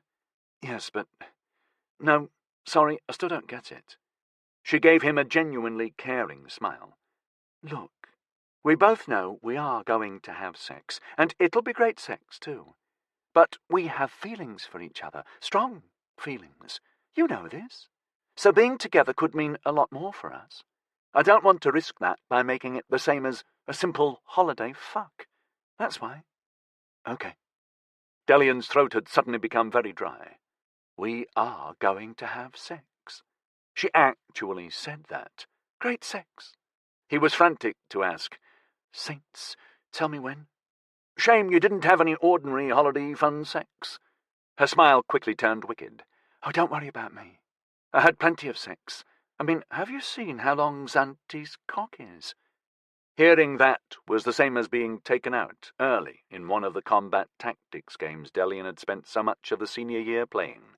It didn't physically hurt, but it was hugely upsetting. "I'm glad," he lied. The flyer appeared, a matte grey cylinder with rear stub wings, skimming in over the water. It slowed as it approached the beach, and trim landing legs unfolded from its fuselage. Urella shook her head at the machine as it touched down. "Doesn't make sense," she complained.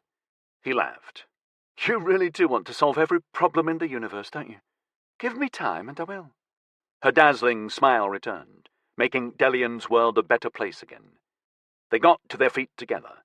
Then Urella bent fast and kissed him. "You're special to me," she said seriously. "You're not like the other boys. I don't want our friendship to end." "It won't," he promised solemnly. As he joined the queue for the flyer, he glanced around the other boys, seeing blissful expressions and hearing all the cheerful chatter. He tried his best to keep sullen resentment off his face when he saw Zanti, whose arms were around Elise's waist and Jank's shoulders, the three of them laughing away merrily. Compared to the sun shining down on the island, it was so dark inside the fuselage, Delian's eyes took a moment to adjust. He found a seat midway along and settled into it. Urella sat next to him. He let his head rest deep in the cushioning and half closed his eyes. "Advanced development year," he said, as if surprised by what awaited them when they got back to the clan estate. "I didn't think it would ever come." "What do you think they'll do to us?" she mused. "Alessandra said not to worry. The implants will help us boost up. We'll be able to merge with any weapons tech the design teams can produce. The surgery's routine. It doesn't hurt or anything." "I can't see that I'll be any use fighting the enemy," she said. "You and the other boys, yes. You're all tough. But I'm not." "You'll command," he said. "You have the tactics and the smarts. All we'll ever do is what you say." "Suppose I get it wrong?" "You won't. I trust you." "Oh, great saints." She shuddered. "I don't need that." The flyer lifted from the beach and headed back out across the sea. "Flight duration is 107 minutes, the Gen 10 pilot announced. "Emily Estate has been notified of your arrival time.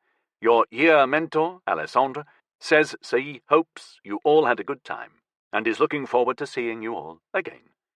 The statement was greeted with boos and cheers in equal measure. Delian stared out of the window as they went supersonic. The sea was strangely uniform as it slid past 20 kilometers underneath them. He picked out several island groups but couldn't work out their size. Then they were over land again. Old cities and settlements were easy to see, grey wounds in the verdant blanket of vegetation. 2 or 3 times he saw columns of smoke winding up from bushfires. His view began to shift as the flyer banked slightly. "Why are we changing course?" Urella asked. "Are we?" "Yes." She was looking around, as if seeking confirmation. "Pilot, what is happening?" The boys in nearby seats glanced curiously at her. "Stand by for systems confirmation," the Gen 10 said. "What?" Delian pressed his face to the window. The land below was becoming rumpled as they started to pass over some low foothills. The green was diminishing, draining away to more rugged browns and ochres, beset with tiny dark specks. "Systems undergoing irregularities," the Gen-10 said. "Please remain seated. Safety restraints will activate in 10 seconds. Do not be alarmed. This is a precautionary measure only." "Ah, precious saints," Delian moaned. The flyer's nose-down angle was getting steeper. He couldn't be sure, but he thought their speed was increasing. They certainly seemed to be losing altitude. He held still as the cushion started to swell, extending a series of rib-like restraints around his torso and limbs. "What is the nature of the problem?" Urella demanded. "Propulsion irregularities? Enabling compensation." "Del, my databud can't reach the net." "What?" He grunted. "I'm cut off.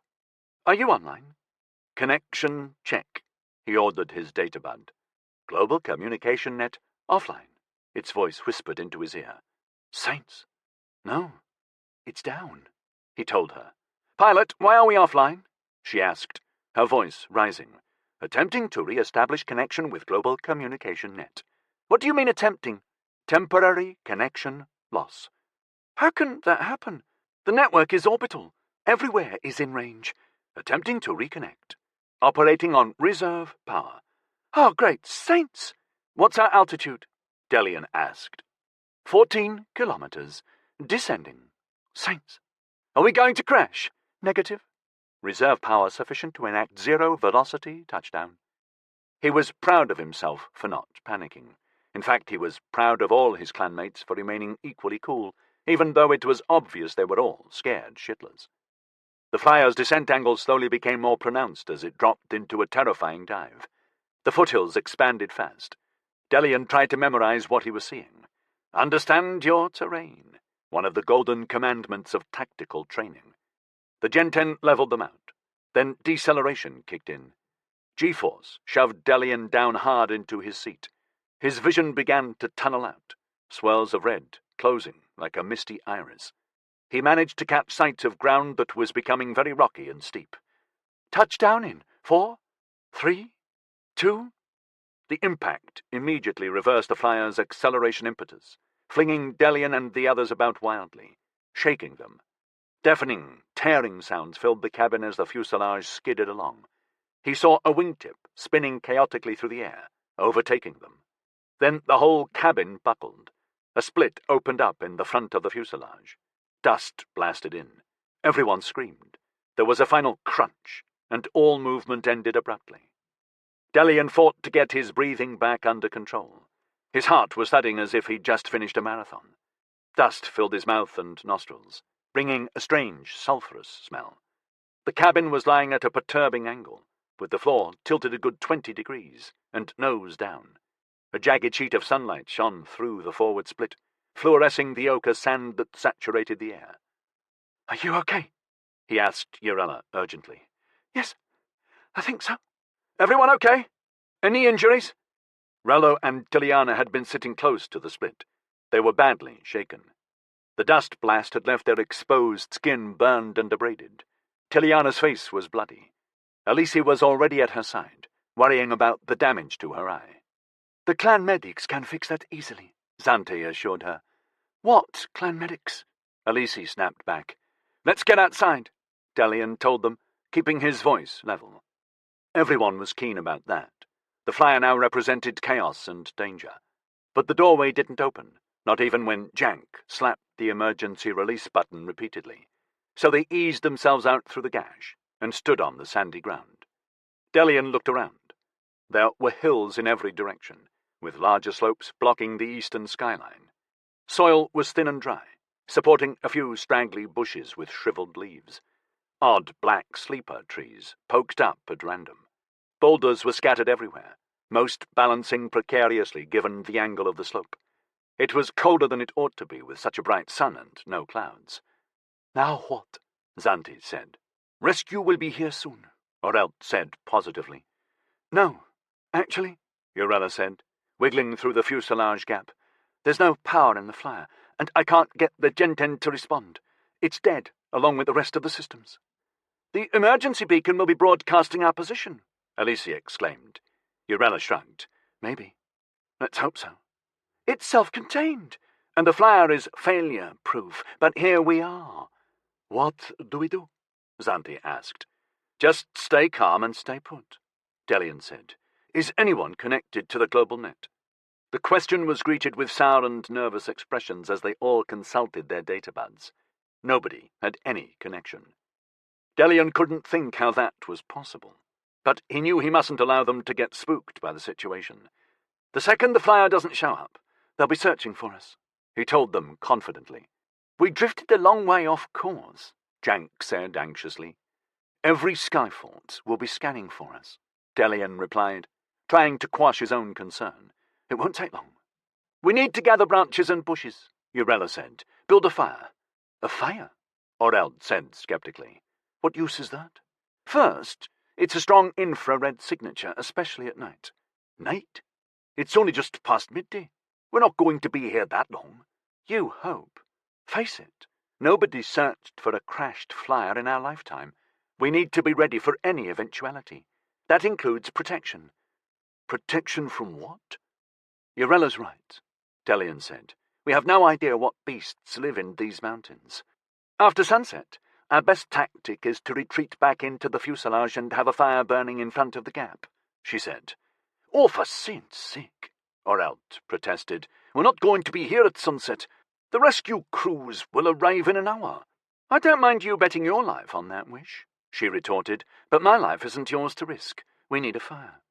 We do, Alicia agreed. This is an exceptional situation. We have to adapt to it. There must be an axe in the emergency kit, Delian said quickly. He could see Oreld gathering himself to argue. Jank, Uret, Xanthi, you're with me. We'll fell some of those sleeper trees. The rest of you, start gathering the bigger bushes. I'm going to check and see what else we've been left with, especially water. They started moving, reluctantly. Nobody wanted to consider they would be here for any length of time, but they did it. Delian found 2 emergency cases in the rear of the fuselage. One was a medical kit, which he handed to Alici to treat Tiliana's eye. The second contained basic survival equipment. It was mainly thermal blankets and ropes, a couple of knives, torches, and 10 flasks each filled with a litre of distilled water, along with a hand-pumped filter. He was disappointed that was the total, but the case did have a small axe. Not much water, he said quietly to Urella as he walked away from the flyer. No rainfall here. Check the ground, she replied, equally subdued, and the flyer is totally dead. I don't see how that could happen. Everything is supposed to have multiple redundancy. He glanced up at the empty cobalt sky. Far overhead, the bright specks of the Skyforts shone with reassuring familiarity. Even Cathar, the system's gas giant, was a sharp spark just above the horizon. Do you think the enemy? No. If Dulos was under attack, we'd see the Skyfort weapons firing. They'd be as bright as the sun, at least. It's not that. We're living in the last days of this world's human civilization. Things are bound to go wrong. I just never thought it would be this bad. I guess we've lived very sheltered lives. Delian scanned around to assess the sleeper trees. There weren't many on the bleak hillside, but at least they stood out.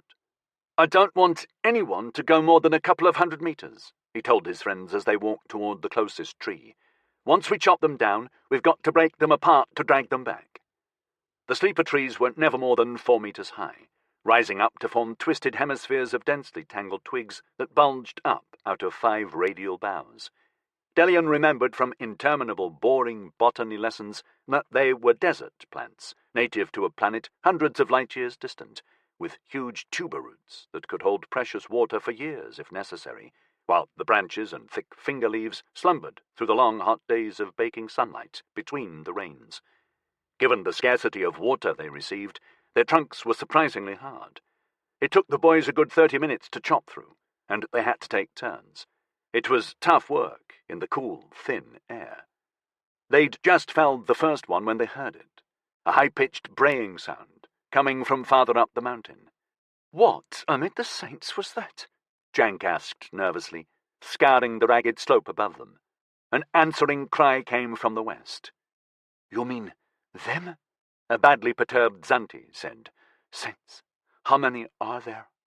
Delian silently noted how easily Zunti was spooked. A petty satisfaction, but the saints would understand and forgive. A whole planet's worth? Oret replied grimly. This is why the estate is fenced in. They sound like Morocks. I thought they only came out at night. We're too exposed here, Delian said.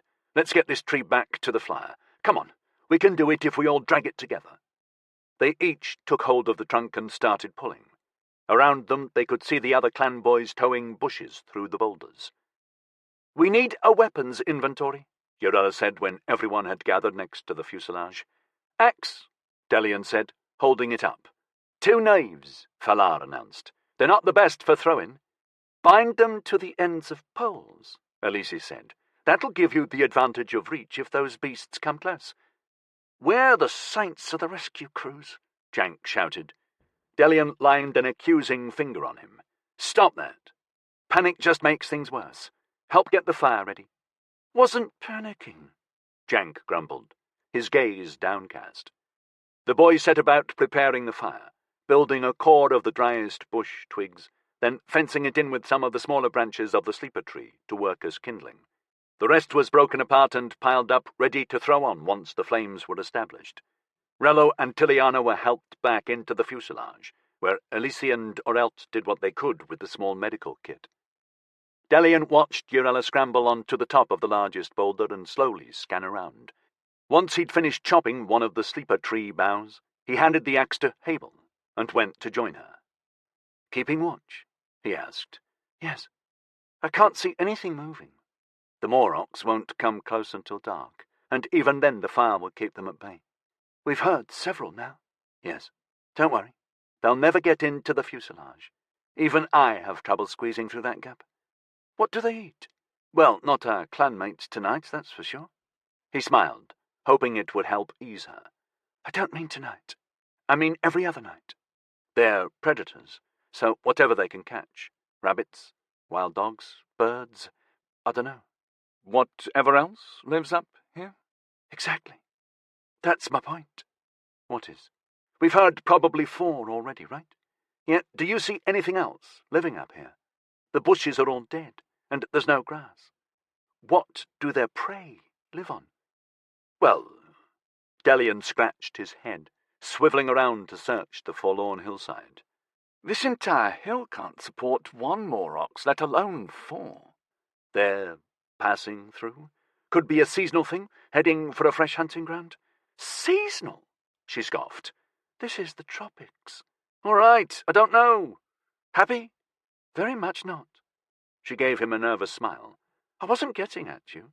I just find all of this weird. The odds of each event that's hit us today are pretty near improbable, but together they're impossible. What are you saying?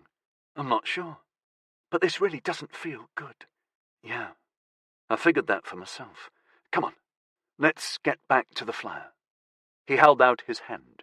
After a moment, she took it, and together they slipped down the boulder. No water either, she said. That may be worse for us than Morox's. Let's get through the night before we start worrying about that.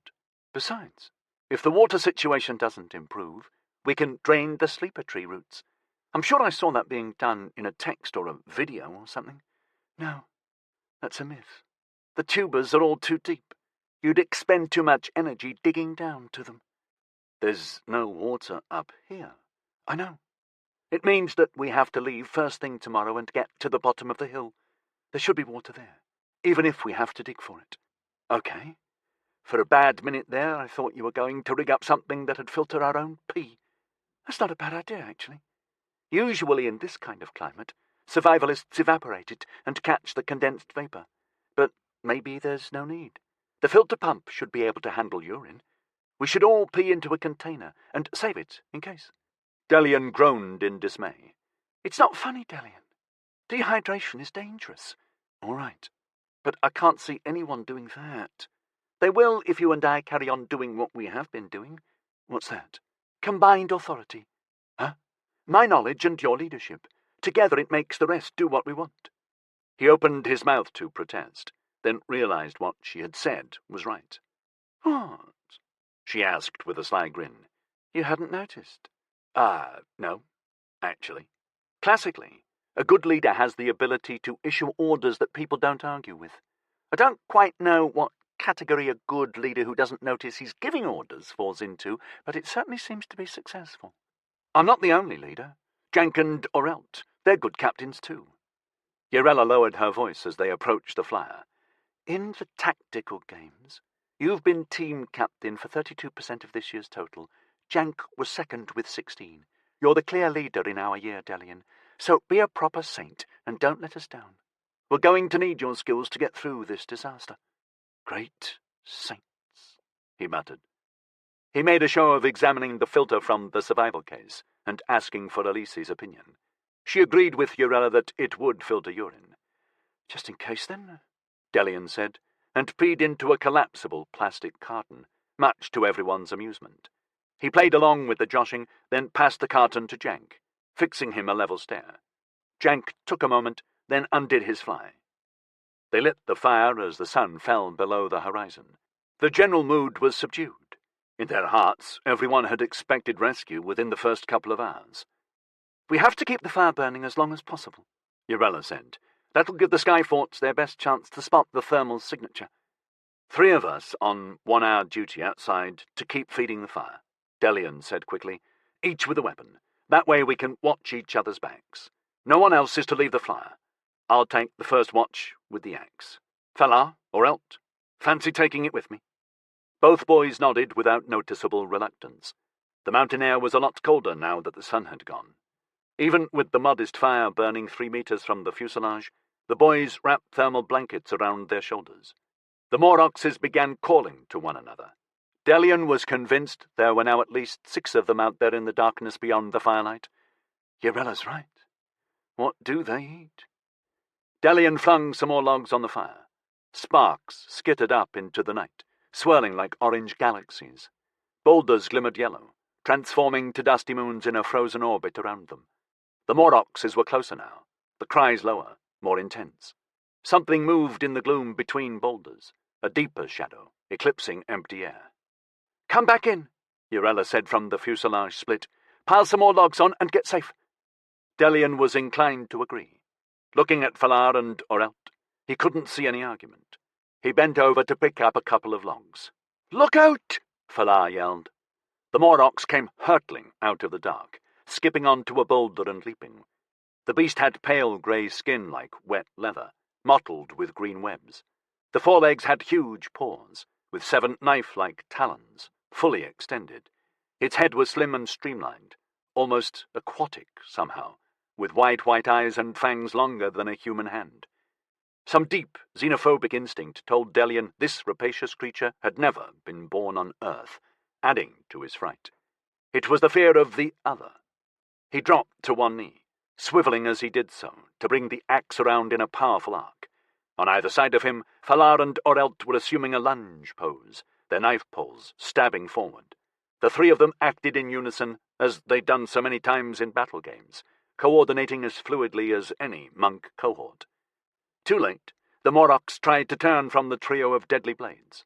Delian's axe caught its flank, ripping open a huge cut. Dark purple blood squirted out. The Morox howled and landed badly, legs scrambling for purchase. Fall back! Delian shouted. Falar, in, first! He could see another 2 black spectral shapes circling the fire's radiance, biding their time. I'm in! Falar called. Then, danger left! Delian and Orelt faced the new Morox as it sprinted toward them. This time Orelt dropped to his knees. Delian instinctively knew what he was doing, thrusting the knife blade ahead and low, forcing the Morox to leap. Orelt began his swipe. Sure enough, the creature saw the blade solid and unmoving at its own head height, and sprang. The axe hit it directly on the side of its short neck, penetrating so deep, Delian could barely wrench it out. Only the inertia of the creature's falling corpse helped free it. Orelt was squirming backward through the gap. Delian took 2 fast paces and saw the next Morox appear on the top of the fuselage. No time. He flung the axe, sending it spinning through the air as the Morox leaped at him. It hit the side of the beast's forelimb and bounced away, clattering off the rocks, and Orelt was standing in the gap, the knife pole ready to throw like a spear. The creature smashed into Delian, its forelimbs lashing out. He felt talon tips lash down his left arm. Then it juddered, a knife pole sticking out of the back of its neck. Its weight was on top of him, carrying him to the ground. The fall dazed him, and all he knew was the mass of the dead carcass pressed unmoving against him, pinning him down. The boys were yelling all around. Hands dragged the dead creature off him. He glimpsed Orelt and Falar back in the open, their knife poles jabbing into the darkness. Habel retrieved the axe. Santi, Jank, and Collian were holding burning branches, scything them about furiously. Orette picked him up and manhandled him through the gap, where Urella half carried, half dragged him to a seat. She and Alicia were immediately busy with antiseptic sprays and long strips of A-skin, while behind them the boys performed an orderly withdrawal back into the flyer's cabin. "You'll be fine," Urella was saying loudly as torch beams wobbled about, shining on his arm. There was plenty of blood. "The cuts aren't deep at all." Orelt's face loomed up in front of him, grinning wildly. "We got another one, and we reset the fire. It'll burn for another hour at least." "Terrific," Delian gasped, and winced as Alicia applied a strip of A-skin to his bicep. It stung as it adhered. "Drink this," Urella ordered, shoving a flask at him. "You need fluid." "It's not piss, is it?" "No." She grinned. "I'm saving that for breakfast." The surviving Moroxes howled to each other for the rest of the night. One even ventured up toward the gap in the fuselage again, only to have Zanti and Collian ward it off with the knife poles. Delian dozed for most of the time, falling into a deeper sleep sometime well past midnight, only to be dragged from slumber by a fresh Morox howl. He saw Collian in the gap, holding a knife pole ready, but not jabbing or shouting for help. The next thing he knew it was dawn, and the cabin was full of his yawning friends. A wan grey light was shining in through the small windows, and the smell of smoke was heavy in the air. "Decision time," Urella said, as she inspected the strips of A-skin on his arm. "We can't hang around here if we're going to make it to the foot of the mountain before nightfall. We either set off now, or we don't do it at all.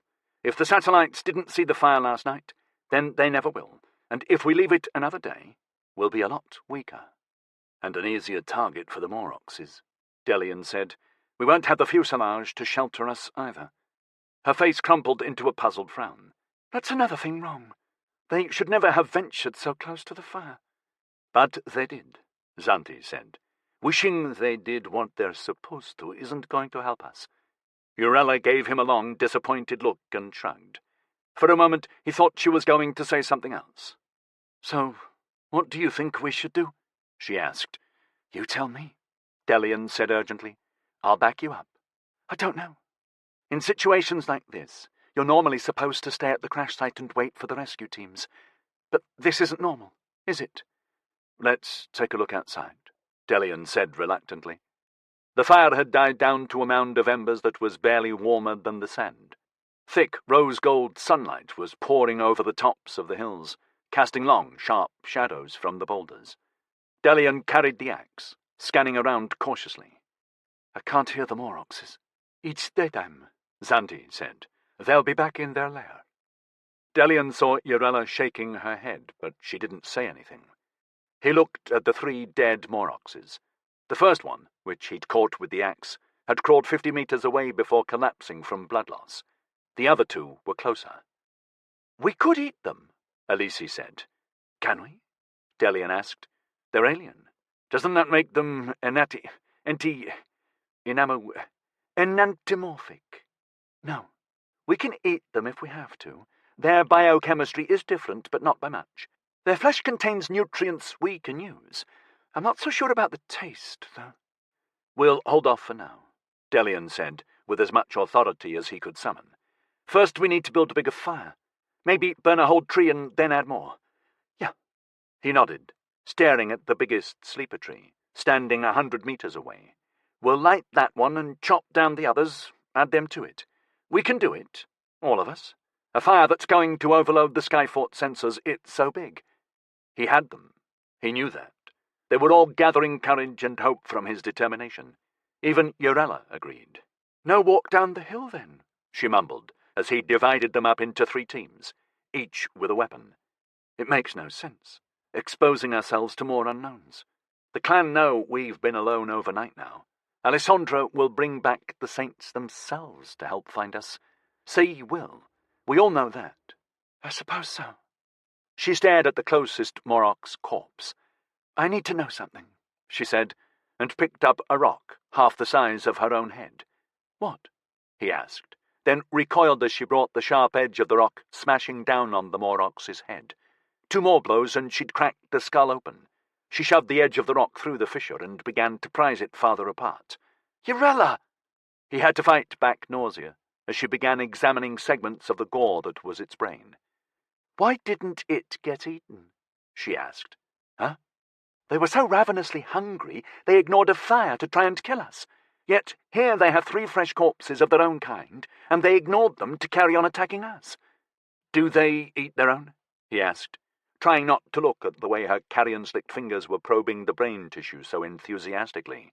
Yet there was something horribly fascinating about the scene. I don't know. I don't suppose we should judge them like they're terrestrial animals, although you'd think basic instincts would be almost identical. I guess, he said. So what are you hoping to find? Don't know till I find it, she answered grimly. Okay. He knew that tone. She wasn't going to be stopped by anything he could say. Cheering broke out around the sleeper tree. His clanmates had piled scrub bushes up around the trunk, which were now burning hot and fierce, their smokeless flames shooting vertically into the tree's boughs above, which were starting to smoulder. Delian was glad of the excuse to look away from Urella's gory task. Despite the fresh air gusting across the slope, he was feeling sluggish. Lack of sleep and his throbbing arm seemed to be making his body intolerably heavy, which was strange, given he was very aware of his empty stomach. With growing dismay, he knew it wouldn't be long before they'd have to start using the hand pump filter. Falar and Uret were taking it in turns to attack another sleeper tree with the axe, the thuds reverberating through the crisp air. More boys were dragging bushes back to the rapidly expanding blaze. Delian looked up at the invitingly empty sky with its flotilla of artificial stars. "Why can't the sky forts see us?" he murmured. "Why fill Julos with alien predators?" Urella said. She'd risen to her feet, wiping jelly strings of clotted Moroc's blood from her hands. "I mean, seriously. Sure, keep some in orbital xenohabitats and store their genetic molecule for study, but release them into the wild. That makes no sense at all. Our ancestors put in a century's effort just terraforming this world up to habitable status, so a whole civilization of humans could flourish and expand. Now we can't even set foot outside our clan compound, it's so dangerous. Dangerous to the enemy, too. Like they're ever going to set foot here. The only landing they'll ever perform is with a dozen apocalypse event asteroids. So what, then? So I don't know, she shouted bitterly. Delian was surprised. It hurt him to see her like this, so wound up and frustrated. Close to tears, too, if he was any judge. Urella was always the cool, rational one, but then this situation was extreme. Without thinking, he put his arms around her. Her whole body was held as rigid as steel. I remember someone telling me there are always answers. You just have to know where to find them. She nodded, slowly and very reluctantly. I know. Did you find anything in the Moroc's brain? No. What were you looking for? Not sure. Something that would make it act the way it did. They all behaved the same. I know. And that worries me. I'm scared, Delian. Me too, he said softly. But we'll get through this. He kept hold of one of her hands as he turned to face the sleeper tree, which was now a giant column of flame, burning with the aggression of rocket exhaust. The boys who'd lit it were having to stand well back. The heat was so strong. The Skyfort sensors will think we're zapping them with a laser when they pass over. The infrared emission is so strong. Yes. Urella bent down and kissed him again. You know what I'm thinking? What? This place is our Zagreus. So you know what that makes us? Up shit creek without a paddle. No! You and me. Look at us. You, with your red hair. You're St. Callum. And you're my Savvy. He laughed. Yes. They escaped, didn't they? They got back home. Delian heard the urgency in her voice, the desperation. Yes, they did. They even lived happy ever after for a couple of decades on Nebesa. If they can do it, so can we. Callum was always my favourite saint, he confessed. Really? Yuri's mine. How come? I'd have you rooting for Kandara. Oh, no. She used violence to solve everything. Not as bad as Alik, though. But Yuri used to think through his problems. Remember the missing boyfriend story? He investigated properly and made decisions based on facts. And he never stopped until he finished the case. That's what I aspire to. He could be pretty ruthless, too. A lot of people died when he was hunting for Horatio. That wasn't his fault. Well, apart from the matcher. And people like that deserved to be sent to Zagreus. Yeah.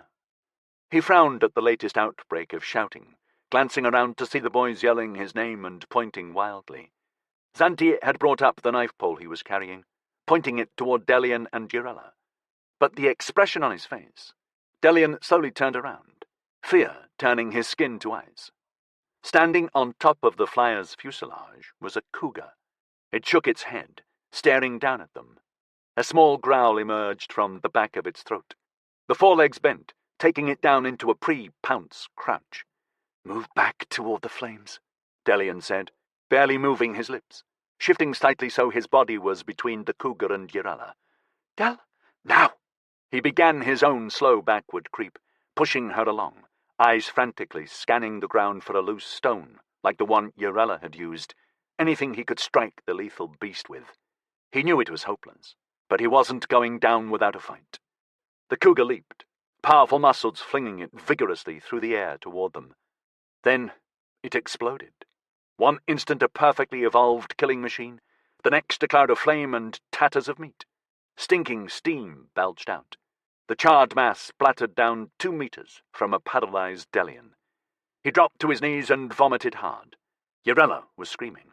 Clanmates ran toward them en masse, yelling and shouting. A shadow fell across all of them. A shivering Delian raised his head, watching in total incomprehension as the big flyer descended silently out of the clean morning sky. The Assessment Team. Ferreton Kane, Nkia, June 24th, 2204. I was fascinated by the way Yuri and Callum resurrected their ancient conflict, shouting over each other, bickering with barrages of obscenities about trivial points, and who was responsible for what, with neither giving ground. When the whole uncensored account was finally aired, I'd learned very little that I hadn't already accessed in Connection's secure files.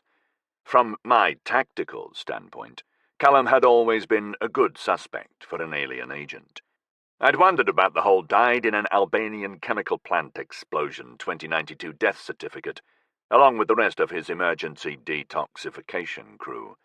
The Barat disaster was on the British government's official births and deaths registry for all of them. Then he and Savi officially popped up again in 2108, in the Delta Perfonis system, with their kids in tow, as if nothing untoward had happened and his death had been an unfortunate bureaucratic misunderstanding. He was listed as being a senior technical manager for the Nebesa Habitat construction project. That discontinuity was precisely the kind of record-keeping mistake I was looking for. Undercover agents assuming the identity of the recently deceased had been standard practice within the intelligence community dating all the way back to the 20th century. And Callum is well placed. Ainsley recognized his drive and ability a century ago. Since then, he'd worked his way up the utopial ladder to personal technology advisor to Emilia Yurik herself, one of the original utopial movement founders. It put him in a perfect position to feed their senior council's growing xenophobia toward the Olyiks, had he been an alien agent. The hostile policies of the human elite toward the Olyiks have been growing steadily, ever since the Salvation of Life arrived at Sol in 2144, 52 years after Callum's supposed death. Suspicion of an alien species is part of the human condition, and relatively understandable. What cannot be explained by logic is the rising paranoia people like Emilia Yurik and Ainsley Zangari have exhibited over the last couple of decades. Somebody, somewhere, has to be feeding that paranoia with a whole load of damaging bullshit. The conclusion we came to is that a very different alien species, An ancient enemy of the Olyaks, no one knows for sure, arrived undetected at Sol, time uncertain, and has been busy insinuating their way into positions of influence. And my real task in the Connection Exosolar Security Division is to expose their possible agents. And now, with his death explained and even confirmed by my boss, Yuri, it's likely not Callum. Obviously, no Earth company or Sol system habitat would employ him after 2092, but the emergent utopials with their ideological goal of a pure and decent post-scarcity society with a correspondingly technology-heavy infrastructure were an ideal choice. Delta Pavonis welcomed everyone who rejected the universal culture that dominated Earth and their terraformed planets, which actually made the utopial society his only choice. "Did Savi recover?" Loy asked. He was sitting at a table with Jessica and Eldland, where the three of them had remained silent the whole time. Callum stirred from his sojourn into the bitter past, and it took his heavy grey-green eyes a moment to focus on his old adversary's assistant. "Yes, thank you. Savi recovered. We were together for over a quarter of a century. Even had a couple of children. So yes, it was worth it." Yuri merely grunted and downed another shot of Arctic cold Tovarich vodka. The stewards had been providing him with a steady supply of the tiny frosted glasses all evening. I was beginning to think my boss had a special peripheral to filter out alcohol toxicity. He certainly didn't betray any signs of being drunk, apart from his ever-shortening temper. Alik seemed to have the same resilience, or peripheral. He was sitting back in his chair, on his third glass of bourbon. His eyes were almost closed, but that didn't fool me. He'd been deeply absorbed by the confrontation. Kandara, by contrast, was sitting straight-backed, fearsomely attentive from start to finish. "I had no idea Zagreus was a dark rendition site to begin with," she said. "History," Yuri grunted. "The Conestoga asteroid went public with the penal colony's existence 3 years later, exactly as the project's instigators always intended. And as a registered independent government, Conestoga couldn't be penalized in any international court the way corporations could." "Government my ass," Callum said gruffly. "Conestoga was a chunk of valueless rock 100 meters in diameter in a trans-Jupiter orbit with an automated industrial base that had a dormitory module bumped on. Total population, 50. I watched him eyeing the three assistants in the lounge, anxious for them to understand, to take his side. Every one of them was a corporate lawyer. Conestoga offered other Sol governments an exile destination for undesirables, Yuri said. Everyone agreed on an improved standard for the survival packages, and bam, the queue of convicts was suddenly 6 months long. It's a tough life on Zagreus, but it works. The surveillance satellites show an expanding civilization. They're even venturing beyond the canyon now, building pressurized domes out on the surface. We tamed the bastards." "Who bloody ra?" Callum said. "Do the satellites tell you how many people died in the process?" "If it bothers you, offer them a new terraformed world, or maybe open up one of your precious utopial planets to the poor, misunderstood princesses. No? There's a surprise." Callum stood up. "Zagreus is not the way we should judge civilized progress. It's a bloody disgraceful throwback. Education and a dignified standard of living is the true solution to elevate the poor and disenfranchised. Utopial society produces so few of what you class as exile-level criminals, we don't even exile them. They are removed from the general population, given a comfortable residence and supported. That is our society's triumph." His glance swept around the trail ranger. "I don't know what time zone you're all from, but I'm off to bed." Yuri waited until he disappeared into the rear compartment. "Our judges don't have to hand out so many exile sentences because the threat of Zagreus keeps people in line. Actually." Loy nodded, making sure his boss saw his approval. "No, actually, it's despicable," Eldland said, and Sae stalked off back into the rear compartment. I wondered how Sae was going to fit into a sleeping pod. They were all standard size, so Slight oversight on our part there. Maybe Said stick her legs out into the aisle for the night, and no doubt complain about bias and anti-omnia discrimination tomorrow. I think that's it from me, too, Kandara said. Not a bad idea, Yuri conceded. The others all made their way back to the sleeping pods. Sanjay connected me to the drivers. B. Jain assured me we were making good time, and the Trail Ranger was running smoothly toward the alien ship. With that, I went to bed. Loy, Eldland, and Jessica were all awake and sharing a table for breakfast when I got up. At least they seemed to be bridging the deep ideological chasm between Yuri and Callum, but that's youth for you. Alik came in, his hair still damp from the shower. He sat down opposite me. "Now, Jim," he complained. "Yeah, really sorry about that." He laughed and ordered coffee and toast from the steward. "Quite a showdown your boss had last night. I felt like I had a front-row seat in some real history. I knew the basic facts, but yeah, some of the details they spilled was something else. Surprised they're both on this trip. It's important. Sure, I get that. But do they maybe have a little extra data to go on?" I raised an eyebrow, scanning that handsome face with its immobile flesh. Alik Monday would make the perfect poker player. He lacked the ability to produce a single tell. The voice, though, that could convey a lot of emotion. I'm guessing he must practice that. Connection didn't play favorites here, Alik, I chided. The Utopials were extremely keen for representation on the assessment team. And Callum is their prime troubleshooter. He's a grade 2 citizen. If you think he's here to produce a technical assessment, you're fooling yourself.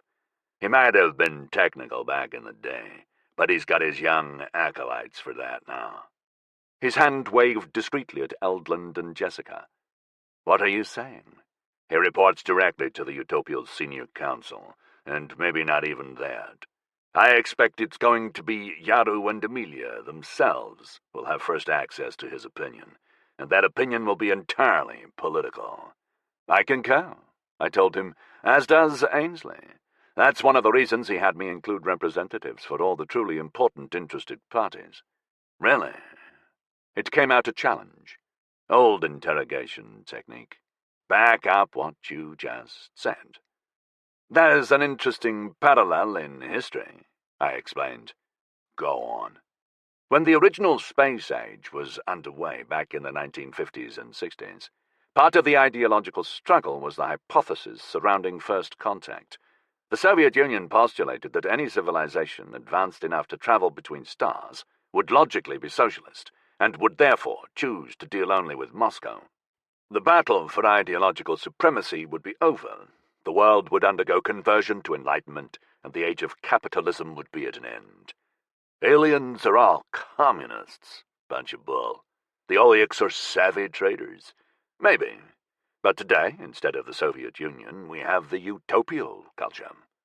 I glanced over at Eldland and Jessica, still chatting happily with Loy, who will explain at great and boring length how their post-scarcity equality is not socialism, but a technology-driven evolution of egalitarian humanist society. Jeez. You mean Callum's here to confirm starfaring aliens will all be good little utopials? Yes. Beware, my son, the end days of capitalism are nigh. He'll swing contact their way. Utopial society is very benign and nurturing. The thinking goes that aliens will instinctively favor that. Benign my ass. Tranquil, verging on stagnant, more like. Indeed. Oh, come on. You work for Connection, for fuck's sake. The universal market economy worlds and habitats are goddamn dynamic. The Olyaks don't do much business with utopials. The Olyaks are a single ark ship colony who care only about continuing their voyage to the end of the universe, where they will meet their god at the end of time. Anything else is secondary to that doctrine, so by necessity they adapt to local conditions. In the Sol system, trade with Earth and the habitats is the method by which they can acquire the energy to build up their supply of antimatter and continue that voyage. Therefore, they trade. The argument being, had they arrived at Delta Pavonis instead, They would now be following Utopia doctrine in their contact with Akitha. Doesn't that kind of blow the shit out of the pan-galactic utopial theory that every species will embrace post-scarcity benevolence? In the case of the Olniaks, yes, which is why Callum is hoping for a more favorable outcome this time. So what's the deal with Yuri, then? I leaned in a little closer, lowering my voice. I didn't say this, but Yuri is a xenophobic son of a bitch. He's got a real bug up his ass about the Olniaks. Why? He doesn't like K-cells, apparently. That's crazy. They've turned out to be a medical miracle. Goddamn cheap one, too. Everybody wins. I shrugged. It's just the way he is. I smiled and sat back to watch if that particular seed of doubt would grow into anything I could use on my mission. Outside the trail rover, Kia's landscape was turning darker. The long screes of sandy regolith we traversed were now as black as volcanic dust. And maybe that's what the stuff actually was. I'm no geologist. Callum appeared mid-morning and gave the coffee machine a thorough workout. He and Yuri gave each other a curt nod. Their war wasn't yet over and probably never would be, but the truce was holding. Alik went and sat next to Yuri. For a moment they both looked out of the window as we passed the scarlet strobe of a beacon post. The intrusive light caught their faces, shading them both a strange blood red, its time-lapse flashes pulling the shadows out of hooded eyes like dramatic tears. So, if after considered analysis we declare the alien ship hostile, what happens? Alik asked. Are we carrying a nuclear capability?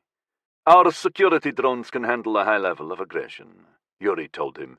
If the spaceship becomes actively belligerent, they will contain it while we retreat. Retreat in what? Yuri frowned, as if he'd misheard. In this, of course. Jeez, you call this a getaway car? The alien ship is isolated. It doesn't pose a threat to anything except the immediate vicinity. If that happens, we can return in a more forceful mood. Unless it wipes us out. Then the guys sent to find us get taken out, and the guys who get sent in after that. What's the cutoff? Team 20? There is no link with Solnet. However, the satellites are keeping watch. If the mission's GA Turing spots any trouble, then the appropriate protocols will be followed. Great, Alik grunted, and we're still racing away at walking pace. You were aware of the risk before we started. Risk? Yeah. Your paranoia, not so much. We have to guarantee the safety of our entire species. That is no small obligation. Come on. If you can travel between stars, you aren't doing it for the glory of the Empire. There's no such thing. Our own history and rationale cannot be used as a template for analyzing the motives of an extraterrestrial species, Yuri said levelly. The alien ship was probably on some kind of scout mission, an exploration and assessment, maybe. The equivalent of this very assessment mission. Whatever the exact classification, they stole humans to examine them. Already that puts them into an antagonistic classification. Do we know they were stolen? Alik challenged. Hell, they could have been fleeing some catastrophe or war, and the aliens were doing these people a favor. We're 89 light years from Earth, right? So if this ship was flying below light speed, it could have left Earth at any time in the last 500 years. There was some pretty bad shit going on then. Not our finest era. Fleeing what? Second World War, for starters. Think on it. You're stuck in the Blitz in London, and some strange dude offers you a way out. The chance for you and a few others to start a new life on a new world. The only price is that you can't ever come back. You know you'd take that offer. We've got close to 20 terraformed planets now, every one of which costs us the biggest financial and political effort our species has ever known. If we'd spent half that much fixing Earth, we'd have us a genuine paradise. But no, getting a second chance is the greatest human dream and delusion we have. It even outranks religion. Benign aliens, intervening to save us, Yuri sneered. What's that? Second on the wish list? Alik spread his hands wide. Then why are humans on board? We don't have nearly enough information yet to confirm the intent. Hell, man, I know that. I'm offering up possibilities, that's all. Thinking wide. That's why we're all here, aren't we? Everything is up for consideration. So which do you think it is? Kandara challenged. You put up a good case for them being benign. Are they saving worthy people from Earth's brutality? Or are they hostile imperialists, capturing specimens for the all-time rectal probing record in their laboratory? Alik gave her a quick salute. I'm prepared for it to be the hostile, but intellectually I'm kind of thinking it's unlikely. Why? Yuri said, his voice sharpening. Every reason given.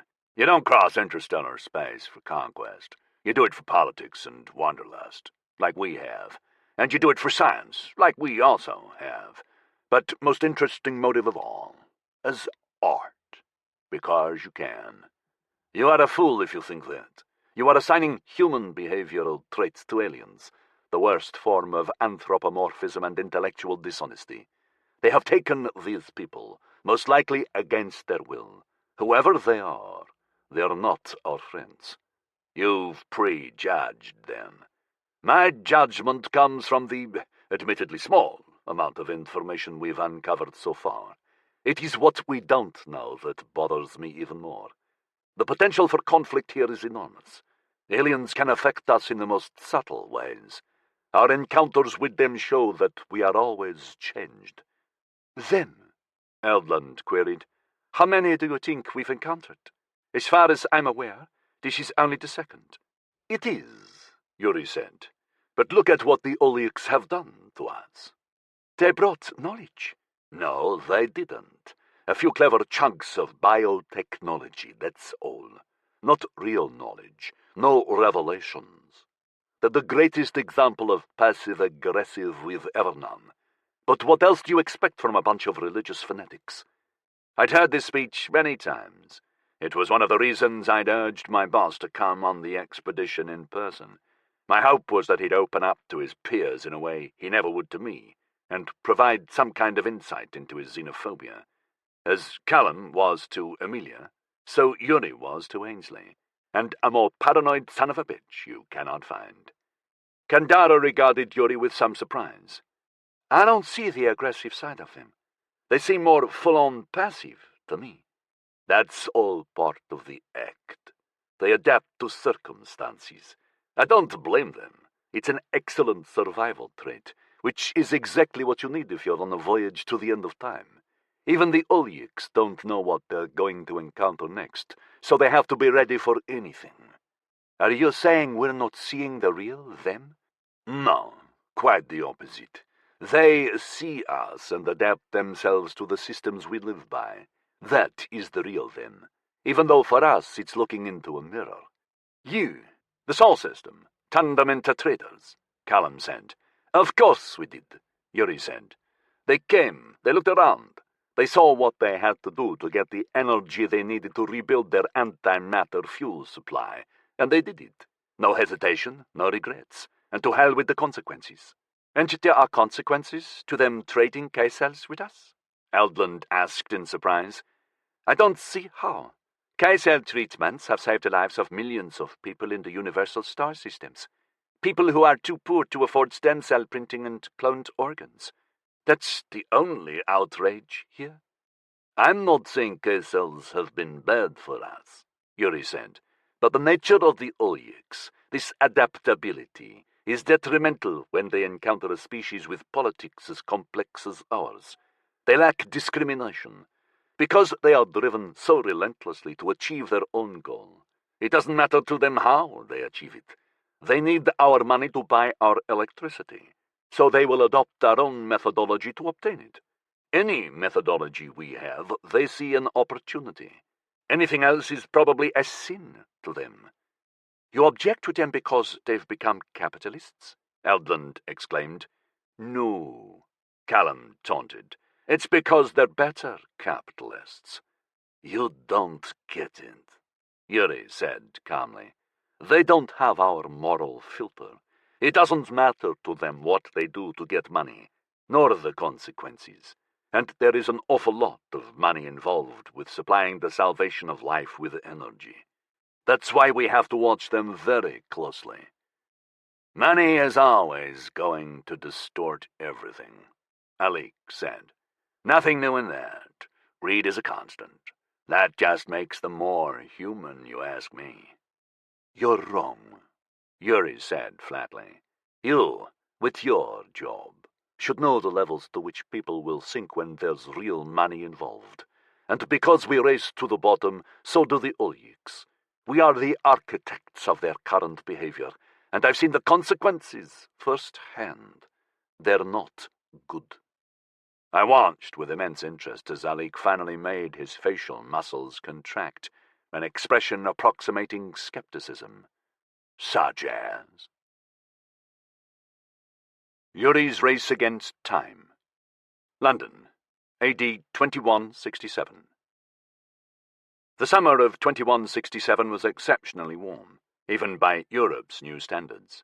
In Yuri's London office, the whining aircon was making no difference to the wretched late August temperature. By 10:15 on Thursday morning, he wanted to open the window. Not that he could. His office was on the 63rd floor. Connection's extraordinary European central office rose out of the Greenwich Peninsula, a neo-Gothic, helix-twist skyscraper of glass and black stone that topped out at 90 stories, like the watchtower of some fallen pagan archangel charged with guarding the city against invaders sailing up the Thames. From his office, Yuri had a perfectly framed view of the huge old Dartford Bridge, curving up out of the distant horizon. But that same panorama was one that poured sunlight through the glass all morning long. Earth had been using solar wells to supply its power since 2069, with the last coal and gas power stations shutting down in 2082.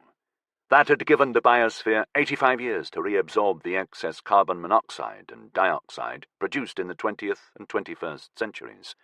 Climatologists kept saying that was long enough for the atmosphere to stabilize at pre-industrial revolution levels, the idealized norm.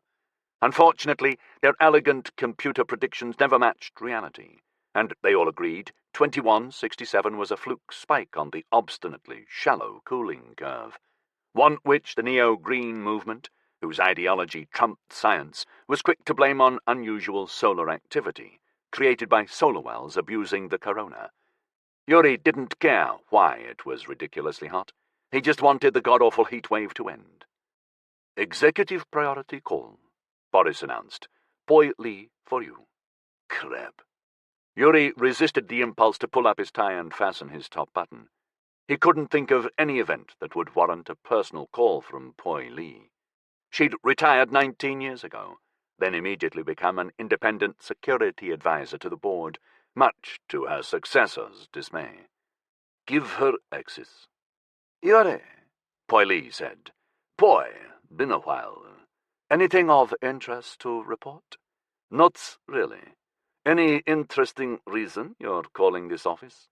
He'd been appointed head of Connection's small but elite Olyx monitoring office 2 years ago.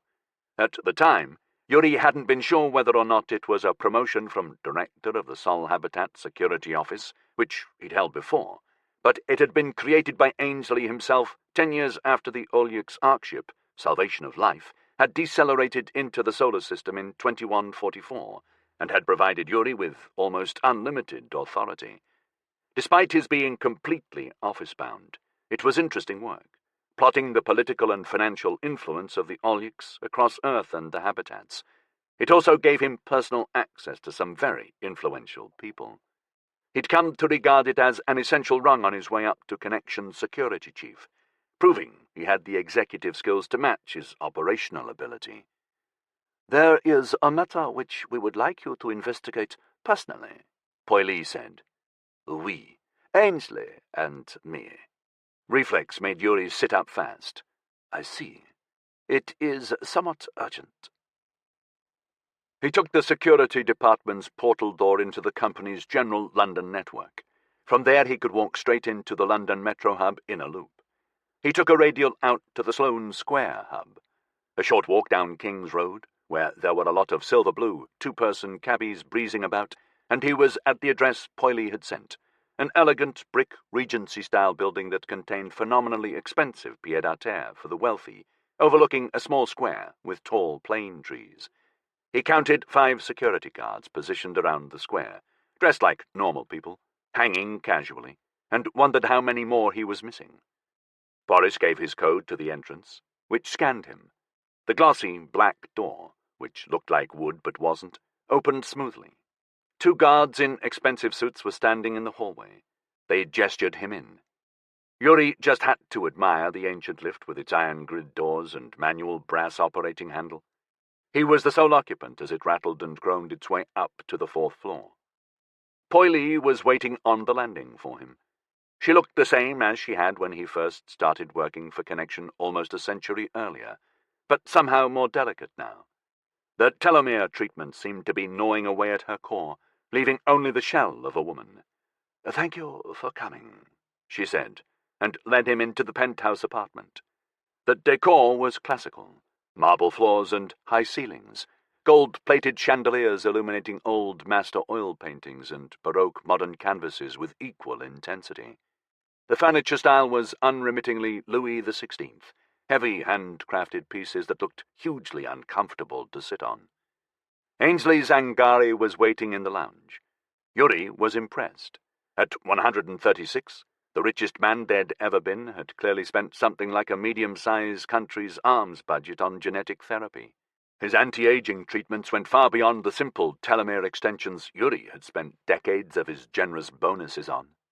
Anyone who didn't know him would think he was a normal 40-year-old who ate sensibly and exercised properly. Even his hair had turned from silver-black to a youthful brown, as if follicle hues were merely seasonal, and now spring had come once more. "Yuri, good to see you." A handshake with a strong grip, underscoring easy vigor. "Sir, Poy said this was urgent." "Yes, let me introduce you. This is Gwendolen."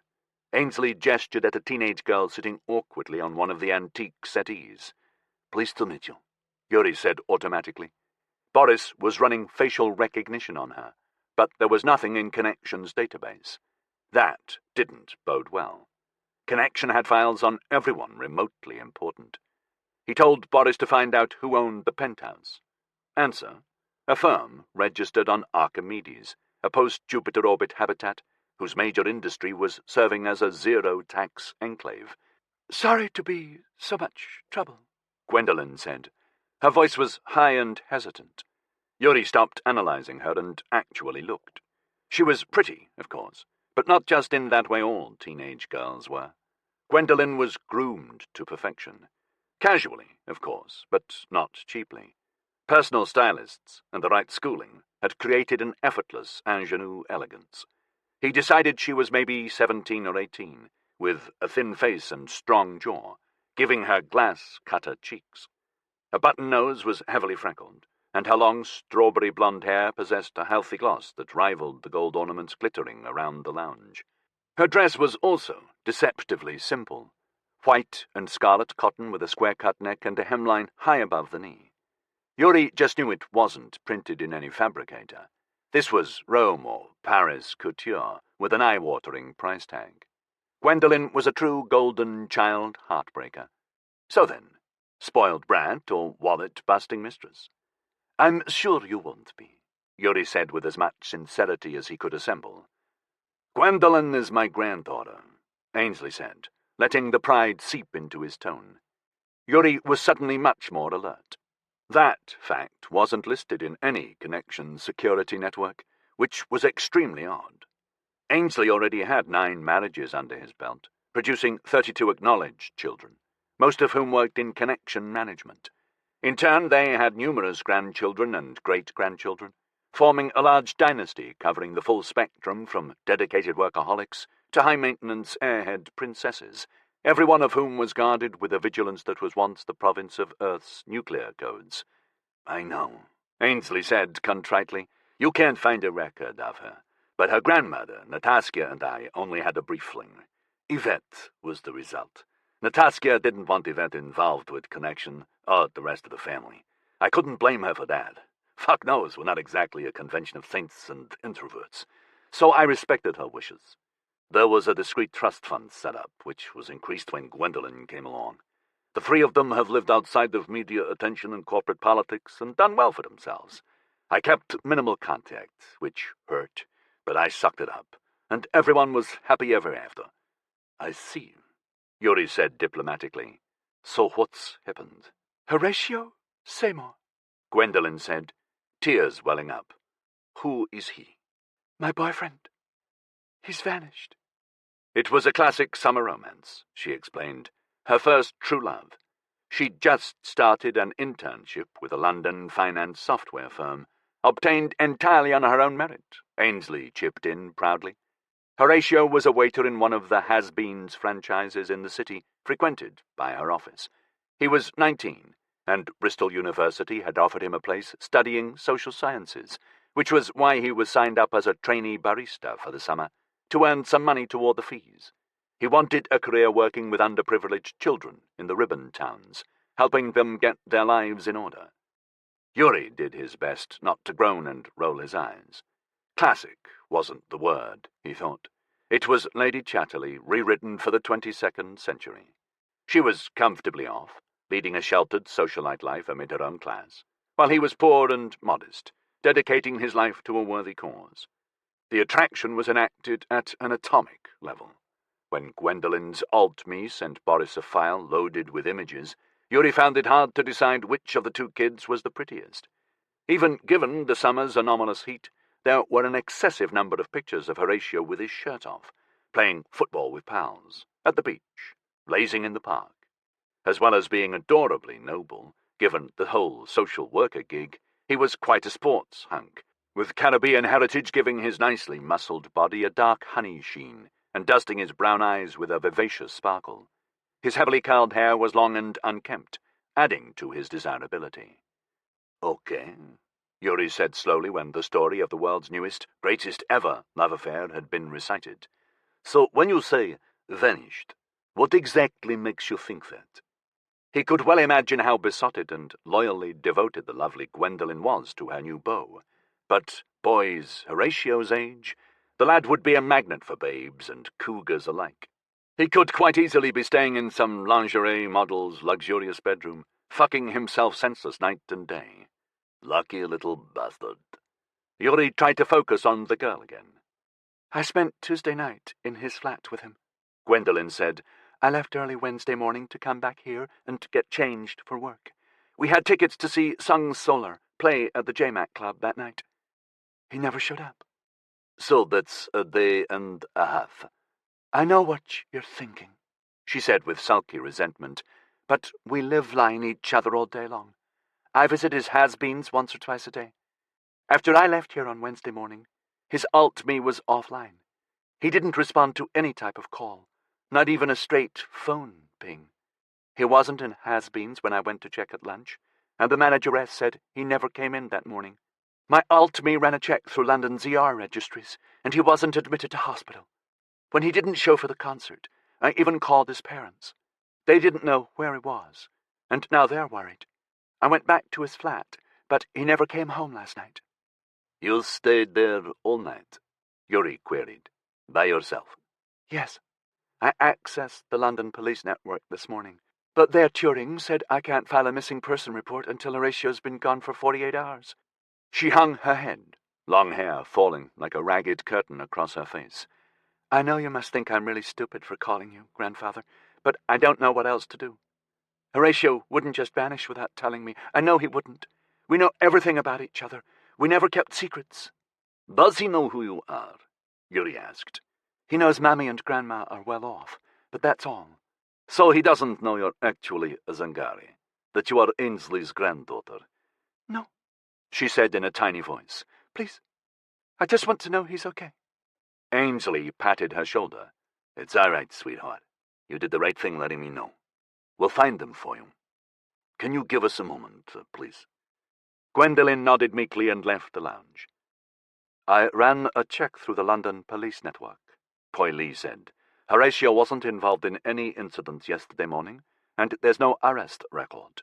The police don't have him in custody. Yuri pulled a face. He's young. That opens up a few options, especially if he's not the entirely faithful type. Huh, Ainsley grunted. If you were a horny 19-year-old and you had Gwendolen in your bed every night, would you go wolfing around the block? It's been known, Yuri replied, as tactfully as he could. This whole thing, it's unusual, Ainsley said. I don't fucking like unusual, not when there's family involved, especially exposed family. We need to bring the women in, Poily said. Give them proper security. Yeah, Ainsley agreed. Shit, Nataskia will bust my balls. This is everything she didn't want, and fuck knows how Neva will react. Who's Neva? Yuri asked. My second-to-last ex. I was married to her when Nataskia had Yvette. She doesn't know about that. Oh. Yuri's gaze locked on Poily as he tried to remain expressionless. So what do you think? Ainsley asked. Okay, Yuri said, and took a breath. We have a few scenarios to consider here. Horatio has run off with another girl or boy, and he's too guilty right now to call Gwendolyn and tell her it's over. Second, he's had an accident, and the hospital hasn't identified him. Unlikely in this day and age, but possible. Third, he's dead. We'll need to check the morgues, but again he should have been identified already. Last option, and the most likely. He's in trouble with people you really should not be in trouble with. It's not blackmail? Ainsley asked. He sounded surprised. I'm going to take Gwendolyn at her word when she said that she never told him she's related to you. If this is blackmail, that would mean someone found out. How? Ainsley snapped. Some junior in the legal division got the wrong file by mistake. Same thing, but with an employee in the finance company handling the trust fund. Her mother or grandmother let something slip by accident. He paused, extrapolating the possibilities. But if a professional gang did find out, they'd snatch her, not him. Unless... what? Yuri glanced at the door Gwendolyn had closed behind her. She's scamming you. No fucking way. Sir, she has no real bond with you, and she's excluded from the dynasty with all the wealth, privilege, and prestige that brings. Okay, I've only seen her a few times in her life, I admit that, but she knows there's a place for her in connection any time she wants. She chose to be independent. She worked hard at her exams, and got herself good grades, too. And she's only 17, for Christ's sake. Girls like that, brought up the way she's been, they don't come up with criminal master plans.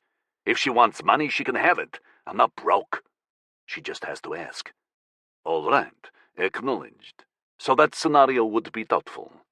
We need to find out what's happened to Horatio, Poily said, but without any fuss. Which is where you come in. This has to be kept quiet. Poily recommended you, Ainsley said.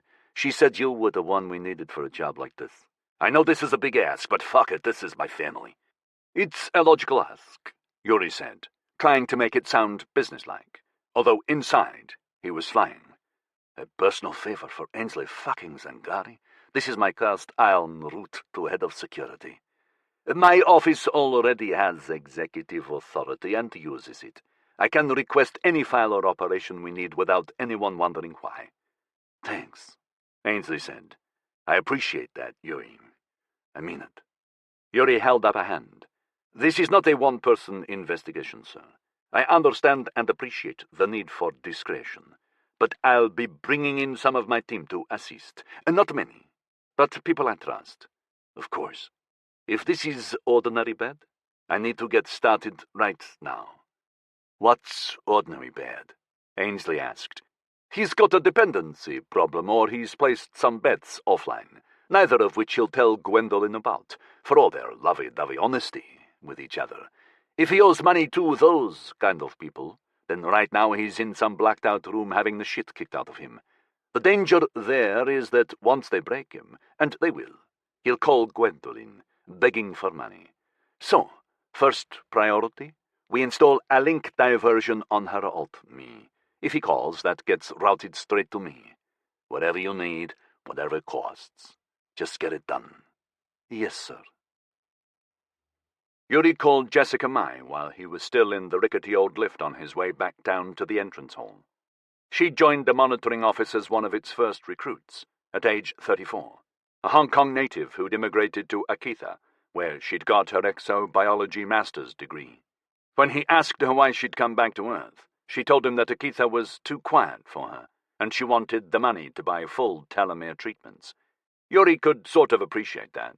The utopial principle strove for egalitarianism, but not even their society could afford to provide telomere treatments for the entire population from such an early age.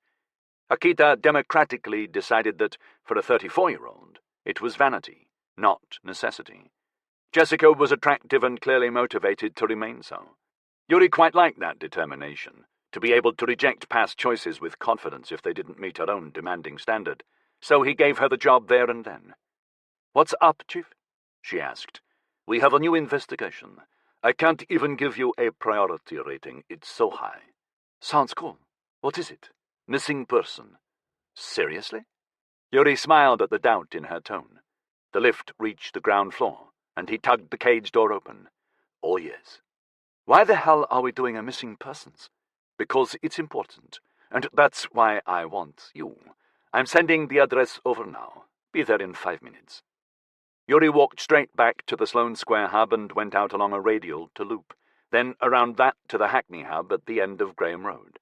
As he went, Boris started loading instructions into the Olyux Monitoring Office G7 Turing.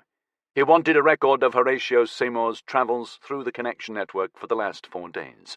Bank search for financial status. Facial recognition search through Hackney's public surveillance cameras, going back 3 days. A request routed through the Connection Metropolitan Police Liaison Office for gang activity in Hackney. Those would do for a start. Eleanor Road, on the edge of London Fields, was half old brick terrace houses with tall slate roofs that had all undergone conversion to add a loft room for the budget middle class still inhabiting London's suburbs. The remainder of the buildings were newer, purpose-built tenements, narrow and tall to fit in as many one-bedroom flats as possible, with the rent and management optimized for a fast turnover of young low-wage workers with service jobs in the city. Exactly like Horatio. Jessica's heels clattered on the pavement behind Yuri as he approached the front of Horatio's building. "Good timing." He smirked as she caught up with him. She was wearing a smart cherry-pink office suit and white blouse, with slim 5-centimeter heels. Her face flushed, even through her perfect makeup. Her normally immaculate jet-black hair was ruffled from hurrying along the street. "And you blend in so flawlessly." "Hey," she protested, "I'm strictly an office meetings and cocktails kind of girl." "Right." He told Boris to let them in. Gwendolen had given him the code. The hallway and stairs were bare concrete, shaped by one-time printed molds and formed by civic construction bots, cheap and coldly utilitarian. Horatio's flat was 2 rooms, a slim shower and toilet suite, and the living room equipped with a tiny galley kitchen, a built-in wardrobe, and a sofa sleeper. With 2 stools standing beside the kitchen bar, there wasn't even room for a chair. "Depressing," Jessica said as she glanced around. "No sign of a struggle," Yuri said. "So he wasn't taken from here. Outside then?" "Boris, what have you got for me on Wednesday morning?"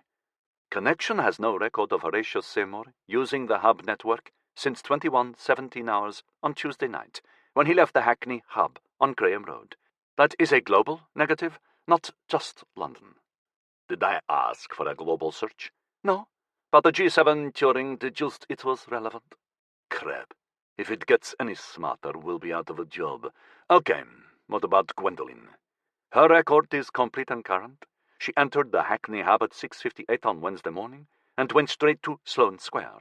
After a day at work in the city, using her usual hubs, she returned to Hackney on Wednesday evening at 9:49. She left this morning at 7:50. "Right. Get me a visual record of Eleanor Road on Wednesday, starting at 6:30 that morning. Let's see where Horatio went." "Confirmed," Boris said. Jessica opened the wardrobe door. "Not much in here," she said, eyeing the clothes. "He doesn't have any money." "Then why are we interested?" Yuri gave her an apologetic shrug. "Super classified. He's the boyfriend of one of Ainsley's granddaughters." "Ah. There is no visual record of Horatio leaving his home address on Wednesday morning," Boris reported. Yuri and Jessica exchanged a glance. He went over to the window at the rear of the flat, which gave him a view of the tiny gardens backing onto the houses of Horton Road, which ran parallel to Eleanor Road. The window was locked from the inside. "Okay, check Horton Road for me. If he jumped out here, he had to go through a house. Maybe he knows his neighbors well enough." Jessica frowned and went back into the narrow shower room, checking the frosted glass cubicle. "Well, he's not here." "You're looking in the shower cubicle?" he asked skeptically. "Check out an old movie called Psycho. No visual confirmation of him on Horton Road on Wednesday or today," Boris said. "What is this? The case of the vanishing magician?" Jessica asked. "No," Yuri said, not liking where his thoughts were going. "Boris, run a visual recognition for Gwendolyn on Eleanor Road Wednesday morning." "There is none." "How can that be?" Jessica grunted. "Confirm she entered Hackney Hub at 6:58 on Wednesday, please." "Our files have visual confirmation of that." "Right. Use public surveillance files. Backtrack her from entering the hub." "There is a discrepancy. The visual record can track her back to the point where she emerged from the end of Eleanor Road onto Wilton Way. So the records for Eleanor Road are corrupted. The Turing is running a diagnostic." "What are you thinking?" Jessica asked. "This snatch was well planned and executed," Yuri said. "We're dealing with some serious professionals here. So, given Horatio was one very fit, good-looking adolescent, I'd say we need to think absolute worst case." "Shit. You're talking a body snatch? For what? Ransom?" "A dark market brain transplant. What we've seen so far certainly seems to fit the idea." She closed her eyes and shuddered. "Thanks. I wanted to go on believing that is urban myth. You got any evidence other than you watch too many Hong Kong drama games?" "A myth has to start somewhere," he said, "and it did only start after the Olyiks arrived." "The Olyiks are behind it?" she asked incredulously. "That's crazy." "Not behind it, no, but their case cells make it possible." Yuri flinched from her skeptical stare. "Supposedly." He sighed, wishing it to be untrue. But the possibility of dark market brain transplants had become an insidious rumor, whispered between law enforcement agencies for several years now. The perfect explanation that case officers offered up to their directors whenever a major league criminal suspect eluded them. They were walking around in a whole new body. Hong Kong drama game production houses loved the concept and pushed it eagerly into their mainstream crime series. The alien science of K-cells made it sound deliciously plausible. Until the Olyiks arrived, cloning organs or using stem cell replacement tissue was expensive. But the Olyiks were eager to trade, enabling them to buy the energy they needed so their ark ship, Salvation of Life, could continue its pilgrimage voyage to the end of the universe. Their advanced biotechnology produced the polyfunction K-cell, which could be assembled in a number of ways, from veins to skin, bones to muscle, and even some organs. Like the flesh they replaced, they drew energy from blood, living in perfect symbiosis with the human body, and they were also cheap. The versatility of K-cells was the root of the whole brain transplant story. K-cells, so the theory went, could be used to form a neural bridge between brain and spine, an ability still far beyond human medical science. And as it involved K-cells, Yuri's office had a dedicated team to investigate and analyze possible cases, to see if there was any truth in the claims. So far their conclusion was, we don't know. "Let's just see where this leads," Yuri temporized. The idea that this might be the case that proved the dark market for brain transplants existed was thrilling. "Boris, how are we doing with those surveillance files?" "The memory files for the public surveillance camera on Eleanor Road were altered," Boris said. "The hours between 6 and 9 were replaced by a synthesized image." "This is not an amateur operation," Yuri said. "Not if they can do that. So, we're now time-critical." He closed his eyes and told Boris to spray a map of the area across his Tarsus lenses. "We know the Wilton Way camera files are good. Boris, get the G7 Turing to run a search on all the surrounding roads, extending out for a kilometer. Tie it in with the local traffic net records. I want to know every vehicle that drove down Eleanor Road between 6 and 9 on Wednesday morning. No, make that 5 and 9. "How long do you think we've got?" Jessica asked. "They've had Horatio at least 24 hours, so not much longer," There were 2 vehicles using Eleanor Road during the time frame you designated, Boris told him. A civic contractor cleaning truckies, with 6 ancillary brush wagons, and a builder's merchant van. What was the builder's merchant?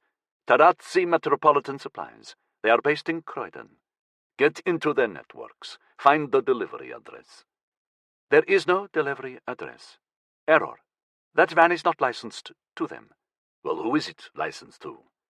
Tarazzi Metropolitan Supplies ADL.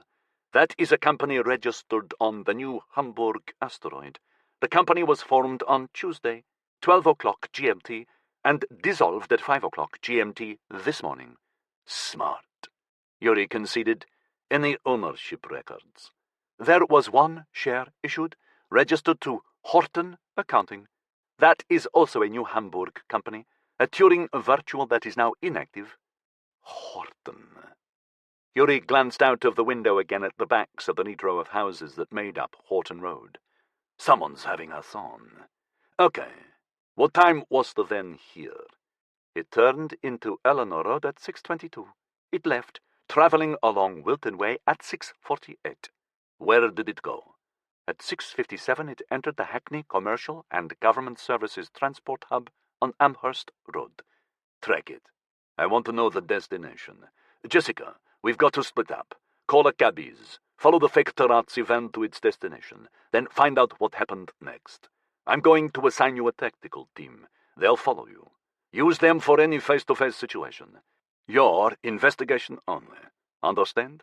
I don't want you physically exposed to any member of this dark market operation. They haven't eluded the authorities for years by being the forgiving type. Okay. She gave him a small, wild smile. What are you going to do? Come at it from a different angle. The more routes into this dark market we can open up, the better chance we have of getting Horatio back. The cabbies was pulling up outside the building by the time they walked out of the front door. Yuri watched Jessica climb in, then hurried back to the Hackney hub. 7 minutes later he was coming out of the hub at the eastern end of Royal Victoria Docks, buffeted by the humid air gusting off the Thames. If he looked south across the river, the connection tower dominated the skyline. Around him, the buildings were a strange mixture of old industrial and new residential. At one time, they'd all been hotels and restaurants to serve the vast exhibition centre that stretched out alongside the docks. But with the advent of connection, making every location on Earth one step away, such overnight business hotels had become obsolescent. They'd subsequently been refurbished as apartments, though some had remained derelict for decades. Boris hacked the lobby lock of what had once been the classiest hotel on the block. Yuri walked across the high-ceilinged chamber and past the lifts to the stairwell. The office G7 Turing was infiltrating the building's security network, which was top of the range, but hardly a match for a G7. He didn't want to be trapped in a lift, with the doors opening at someone else's convenience. The third-floor corridor ran the length of the building, but only had a half-dozen doors. 2 men stood at the end, giving him a hard stare as he walked down the length of it toward them. Yuri ignored them and halted a couple of meters from the double doors they were guarding. He tipped his head to one side in his best condescending manner and looked at where he guessed the camera was hidden. "Open it," he said in a tired voice. "Don't," one of the guards began. "Not you," Yuri said, sounding even more tired. The door buzzed and slid open.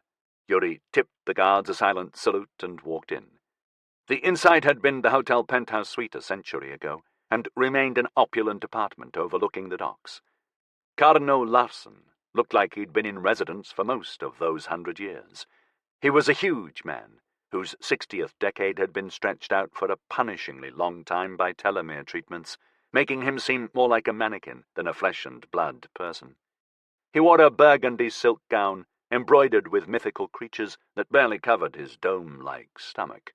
Thick, bare legs waddled him forward from the outsized chair he'd been sitting in. One of the high walls was covered in screens, all of them playing cult shows from 50 years ago. Carno prided himself on his encyclopedic knowledge of historic trash culture. Glass-fronted cabinets displayed a huge range of incredibly detailed miniatures and limited-edition merchandise from the last 150 years. It all looked like cheap tat to Yuri, though he knew it was actually priceless. "Yuri, my friend, what a surprise. I never thought you would visit me here. Welcome, welcome." "Really?" Yuri asked. The screens were all playing crap now, but he guessed that a minute earlier they'd been displaying a tangle of finance data. As underground accountants went, Carno Larsson was the preferred go-to for the top men of London's underworld. Carno performed the humbled shrug. "A short warning would be appreciated next time." "Actual human guards? I'm impressed." "One has to cultivate an air of civility. Their peripherals alone cost more than they do." "I'm sure." "So, why are you here, Yuri? You're not good for business, you know." "I need a name, and I don't have time for bullshit." "In some ways, that is almost flattering." "Who's the best matcher in East London?" Carno's face locked into a rictus smile. "Matcher?" "Don't," Yuri said. "Yuri, please. I have a reputation to consider." "The only reputation I know is of the person who sets up one-time virtual companies to use the commercial and government services hubs. We talked about that misbehavior before, Carno, and we agreed you have to be useful to me in order to carry on existing. I need a name, and I need it now. I'm asking politely." "Yuri, please. I don't move in such circles. I facilitate finance. You know this." "Pay close attention, Carno, because either I leave with what I want, or you get renditioned to a world that makes Zagreus look like a fucking holiday resort." "Jesus, Yuri, there's no need for this." Carno's agitation was making his flab wobble obscenely. "We are friends." "Name."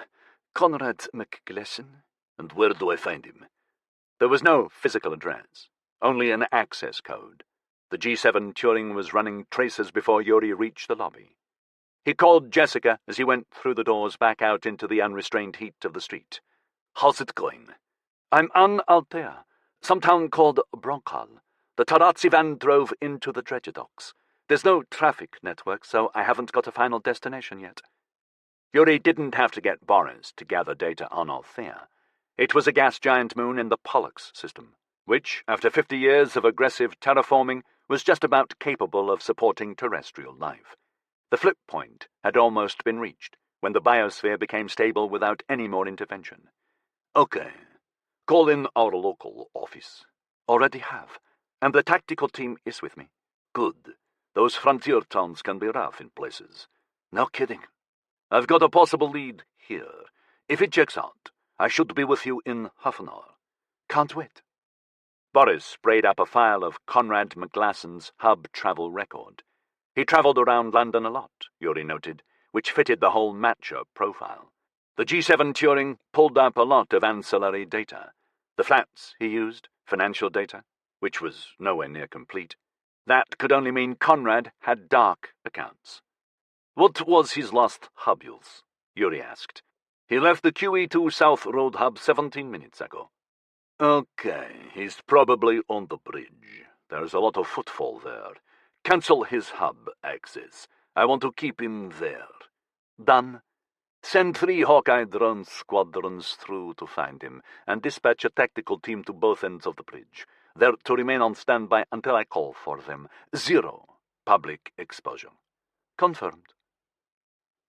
Yuri walked out of the QE2 South Road hub 2 minutes later, and looked up at the imposing concrete road ramp that rose up to the Dartford Bridge. As part of London's old M25 orbital motorway, the huge old suspension bridge that crossed the Thames used to carry 130,000 vehicles a day over the muddy tidal estuary. Now it was simply a monument to the obsolete past. He couldn't imagine what it had looked like while it was in use. Since the last cars and lorries had driven away into history, new money and real estate opportunities had allowed the bridge to reinvent itself. Big tubs had been fixed to the carriageways and planted with trees, turning the whole edifice into a flying greenway. Lightweight buildings had colonized the edges of the bridge, glass walls giving bar, club and restaurant customers an unrivaled view along the river, both into the city and out across the surrounding countryside. Smaller pop-up specialist fabricator stores shared the ancient tarmac with the verdant trees, completing the transformation to a funky concrete rainbow of small trader commerce. Yuri began the long walk up the ramp, sticking to the shade offered by the tree canopy. Here above the river, the humidity was reaching a dismal crescendo. He slung his lightweight suit jacket over his shoulder and wished he had some kind of hat. Unseen above him, the Hawkeye drones spread out and started searching for Conrad McGlasson. They found him sitting at an outdoor table halfway along the southern side. A beer glass was on the table in front of him as he watched the people thronging along the central greenway. Yuri approached at an unhurried pace, keeping his eyes on the target. Boris, shut down the local internet nodes in 100-meter radius around him. Confirmed. The man was in his 40s, with short-cut hair as black as his skin. Shorts and an old orange T-shirt gave him an unremarkable air. The only unusual thing was his lack of sunglasses. Everyone else on the bridge that day was wearing them like it was a compulsory dress code. Conrad's eyes were too precious for that. He scanned the people wandering past, studying them. Conrad saw Yuri while he was still 20 meters away, and immediately tensed up. He's good, Yuri admitted to himself. Conrad hunted around for other potential hostiles. When he didn't find any, he returned his gaze to Yuri. I'm not going to chase you, Yuri said as he arrived at the table. Nice to know, Conrad replied, trying to keep it cool. Small beads of sweat on his high forehead were giving away his inner anxiety. Yuri pulled out a chair and sat down. My teams will do that. They're all young and fit, and eager to show me how efficient they are. They're armed, too. Ever been hit with a taser dart?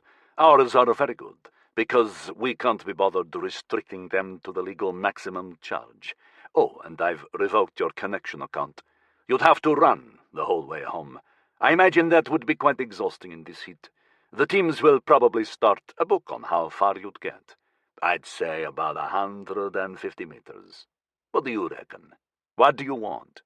I want you to tell me about me. Excuse me? You're a matcher. You find specific people, ones who fit a profile. Any profile you're given. So show me how good you are. This is bollocks. You got nothing on me. I have your name, and I was told you're the best. No proof, pal. Don't need it. You find people who are vulnerable without realizing it. I know how it works. My office has to deal with plenty of cases. Your office? Yeah. All those starry-eyed graduate kids who've just grabbed themselves a shit job at the very bottom of a big company and think they're going to make it to CEO one day. You see their weakness. You know them. It's a special and rare talent you have there, Conrad. You read something in them that tells you they'll be tempted if they're offered some mild narcotics in the right circumstances by their new best friend. You see one out here on the bridge or in a pub, and you sell his name to groups who specialize in trading information. And in a month's time, that kid'll have a serious addiction.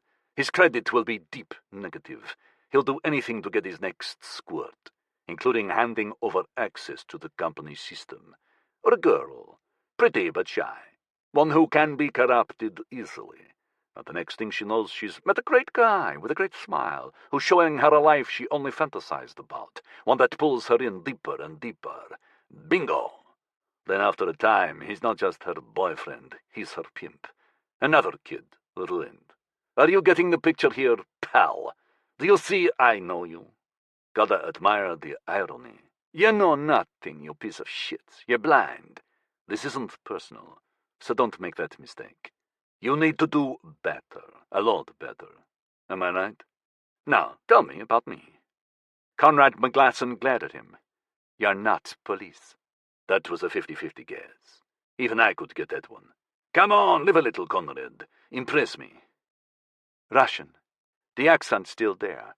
Received plenty of telomere treatments, and good ones. You're over 100, but hide it well. You work at that. Body posture and clothes. The clothes are important. They indicate status. You don't cling to the old comforts. You make yourself stay fashionable. You have arrogance and surety, and you found me easily, so there's plenty of money behind you. It's corporate, not private wealth. You've done your time in the ranks, but you're now too important to be a tactical team leader, which means that if you're taking point, I'm valuable. I know that because people around us are getting antsy now that their internet feeds mysteriously dropped out. You did that to stop me alerting anyone you found me. That takes clout, digital and political. You're a senior officer in connection security." He picked up his bear and raised it in salute. "Not bad," Yuri admitted, a proper little Sherlock Holmes.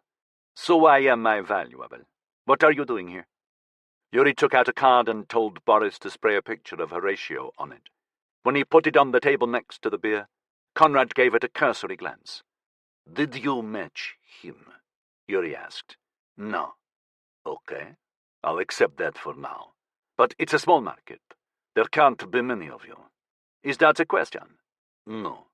"Actually, I'm quite impressed. A Turing above G5 can do a similar job as you, but it requires access to 1,000 databases. But you just look. I find that fascinating." His finger tapped the picture on the card.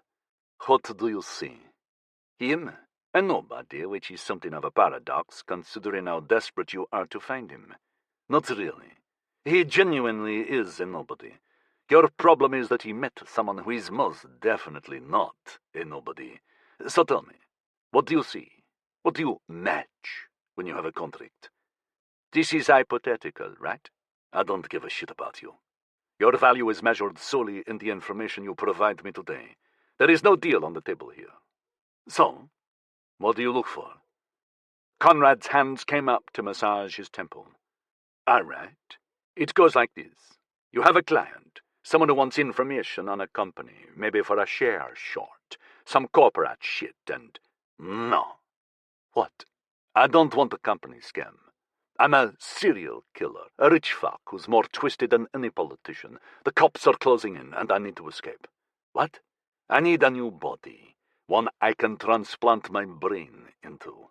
"Ah, no. No. Do not do this. You have no idea what you're fucking with." Yuri leaned in closer, his skin warming with excitement. Conrad's reaction was the first indication that brain transplants might really be happening. Conrad, of course, saw his reaction and winced. "Walk away, pal. Tell your boss, or whoever it is pulling your strings, that you got it wrong. These people you're asking about, they won't respect who you are. You'll wind up with someone like cancer on your arse, or worse." "I didn't think there was anyone worse than her."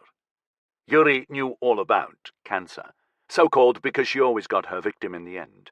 A black ops specialist for the extremely wealthy but illegitimate player. She'd never taken a contract that hadn't been fulfilled, and never a contract from anyone remotely legitimate, presumably to make sure it wasn't an entrapment sting. She was feared and respected by everyone in the trade, and the dream arrest of every law enforcement official in the Sol system. "Don't do this," Conrad pleaded. "If it helps, think of me as cancer's opposite. You are my target. When you give me what I want, then, and only then, will this be over." "It's a death sentence for both of us, you understand?" "Completely. But just so you understand, if these people are not scared of me, then they're exceptionally stupid." "Fuck you! Look, this deal, what you're asking for, it's rarer than unicorn shit, okay?" "What? Snatches for a brain transplant?" Conrad winced, glancing around nervously. "Stop saying that. I don't know what the client wants these people for, okay? It's weird, but it pays well." "What people?" "Low visibility people. That's what they ask for. People so insignificant no one will ever notice when they go missing. There's not as many as you'd think, actually." "So you don't know for sure they're being snatched for a brain transplant?" "Listen, pal, we don't exactly have contracts, you know." "Okay. So why get so twitchy whenever I mention brain transplants? What do you know?" "Are they real?" Yuri had to work hard at keeping the enthusiasm out of his voice. "I'd just think it through, you know," Conrad said edgily, working out the options. "You got to watch out for yourself in this trade. Make sure nothing comes back to bite you. So when I look hard at some of the aspects I have to take into account, that kind of narrows the options, see?" "All right. How does this work, exactly? Tell me. All of it." "Okay, it plays like this. You've committed a serious crime, something the authorities are never going to quit on.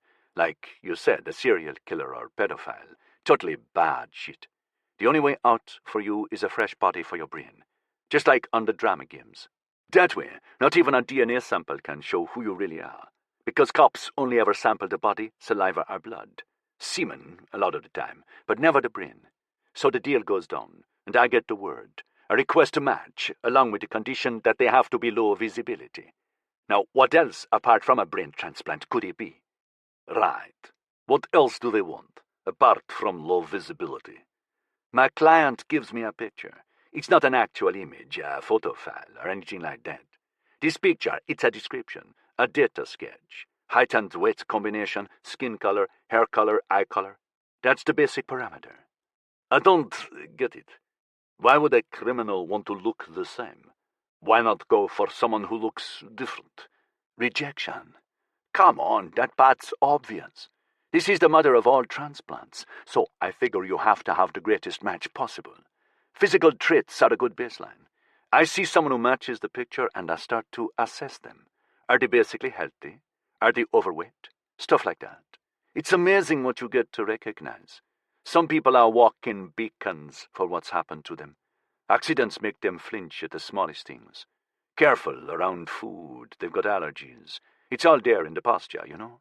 Once I have a potential, then secondary factors kick in, which are even more important. The biggest is anyone going to care if they vanish? That rules out the rich and most of the middle class. So I look for what they wear, where they live, what sort of places they visit, the kind of people they're hanging out with. All these are big indicators of who a person is. So I work it down to maybe 10 possibles and get physically close enough to snatch their alt-me code when they go online, which everybody is all the time. Once I have that, an e-head friend grabs their digital profile for a real exam. 80% of the time I'm right, and they're non-entities. Dig a little deeper, and they have awkward links. A good job, a big set of friends, things that make vanishing them different. So after you've run those filters, you're left with maybe 3 or 4. Then you step it up a level and go for their medical records. That's when we find out blood type and any congenital conditions. There's normally a genome sequence as well, which gets reviewed by specialist algorithms for biochemical compatibility.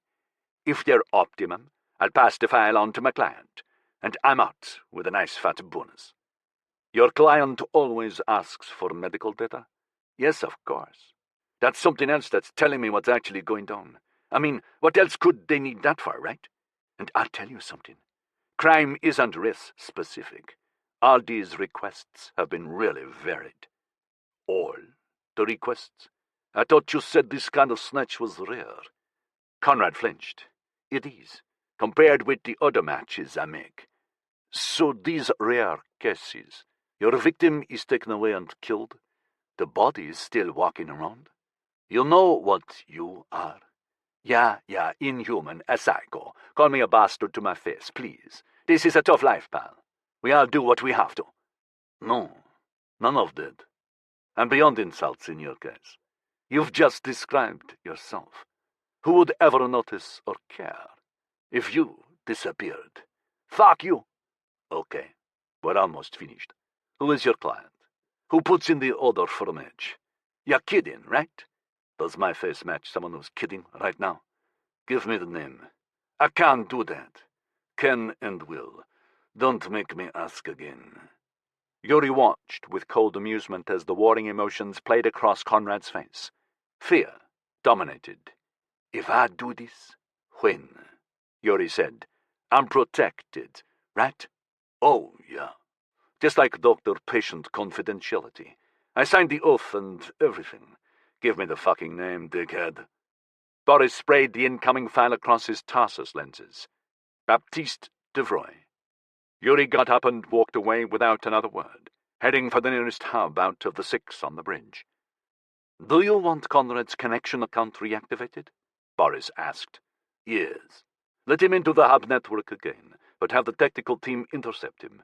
He's to be dropped on Zagreus today. Confirmed.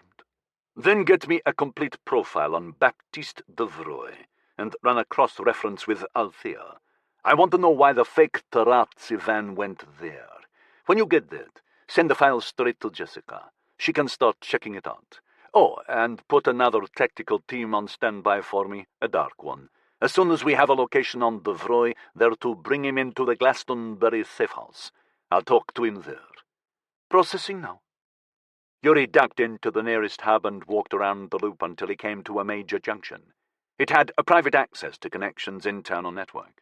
From there it was 5 portals until he was walking out of the company's Geneva headquarters. The heatwave seemed to be Europe-wide. It was just as hot and humid walking Geneva streets as it was in London. It took him 3 minutes to get to the Olyx European Trade and Exchange Embassy on the Quai du Mont Blanc. Baptiste Devroy's file splashed up on his lens within the first 20 seconds. He was rumoured to run a crew for the Woodward Macros, a South London gang that was rumoured to deal in biosynth narcotics, also rumoured to have killed a rival gang soldier 2 years ago. Too many rumours, Yuri told Boris. Do we have anything concrete? His criminal activities are coming from the London Metropolitan Police Gang Intelligence Task Force files, Boris replied. Legally, they cannot confirm his activities without proof. The information they've gathered on him has come from informers, and is not admissible in court. Fucking liars, Yuri muttered under his breath. Do you have a location on him? He has a flat in Dulwich Village. According to his Connection account, he exited the hub on his road at 23:47 hours last night. He has not used the account again so far today, which implies he's either at home in the flat or within walking distance. The tactical team are en route to Dulwich. Their G7 touring is reviewing local civic surveillance, and they will ping his alt-me before entering the flat to confirm his location before they intercept. Okay. Keep me updated. The Olyx European Trade and Exchange Embassy was a modern 9-story structure of glass and concrete, facing the Jet d'eau out in the lake. As well as 2 armed Swiss diplomatic police outside the doorway, there were twin security pillars who scanned Yuri as he walked past them. The police waved him in. Stéphane Marsin was waiting for him inside, an elegantly suited Frenchman who served as a technology liaison officer for the aliens. Thank you for arranging this at such short notice, Yuri said, as they went through the decontamination suite. Happy to oblige, Stéphane said, pressing his antique black glasses back onto his nose. The Olyx are sensitive to any abuse of their technology. Decontamination wasn't as intense as Yuri was expecting. A room with big glass doors at both ends was filled with a mist that he had to stand in for 2 minutes, eliminating the microbes clinging to his clothes, the kind that saturated the city air. Light, heavy with UV, shone down on him. On the other side, the temperature was several degrees colder than outside. The embassy had its own life support mechanism. No alien air was released into Geneva's atmosphere and vice versa. A lift took them up to the 5th floor. When the doors opened, dry, spicy air wafted in. Yuri peered around curiously. The 5th floor was different from the rest of the building, which mainly housed human-style offices. In front of him was a wide-open space, with a hologram ceiling of an alien sky. 2 huge gas giants hung above him, one with a vivid emerald cloudscape, the other more like Saturn, but without the rings. Both had a plethora of moons, every one of them different, from planetoids locked under ice oceans to smog-smothered continents studded with sulfur volcanoes, from barren monodeserts to jungle hellholes. Is that, Yuri began, their original homeworld? Stéphane finished for him. No, it's an enhanced Jim Burns picture. They bought the rights to the original. Something about it appealed to them. Yuri shook his head. Just when you thought you had a handle on the Olyx, the universe twisted 90 degrees and took it away from you again. There were several of the aliens lumbering about the room. The main bulk of an Olyx was a fat disk, 2 meters in diameter, with a semi-translucent skin that revealed a great many purple organ shapes lurking inside. The thin, curving fissures between them were filled with thick fluid, which pulsed slowly around the body, and always made Yuri slightly queasy.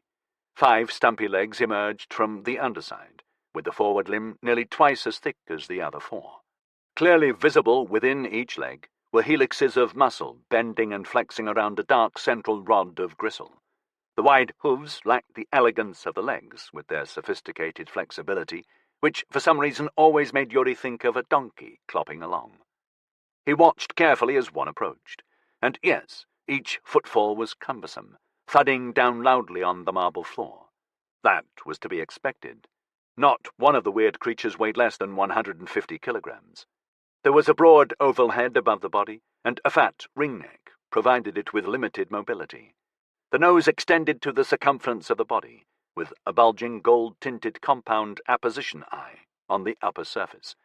At the front of the body's midsection was a flaccid skirt of clear tissue hanging down, which put Yuri unnervingly in mind of a loincloth of jellyfish.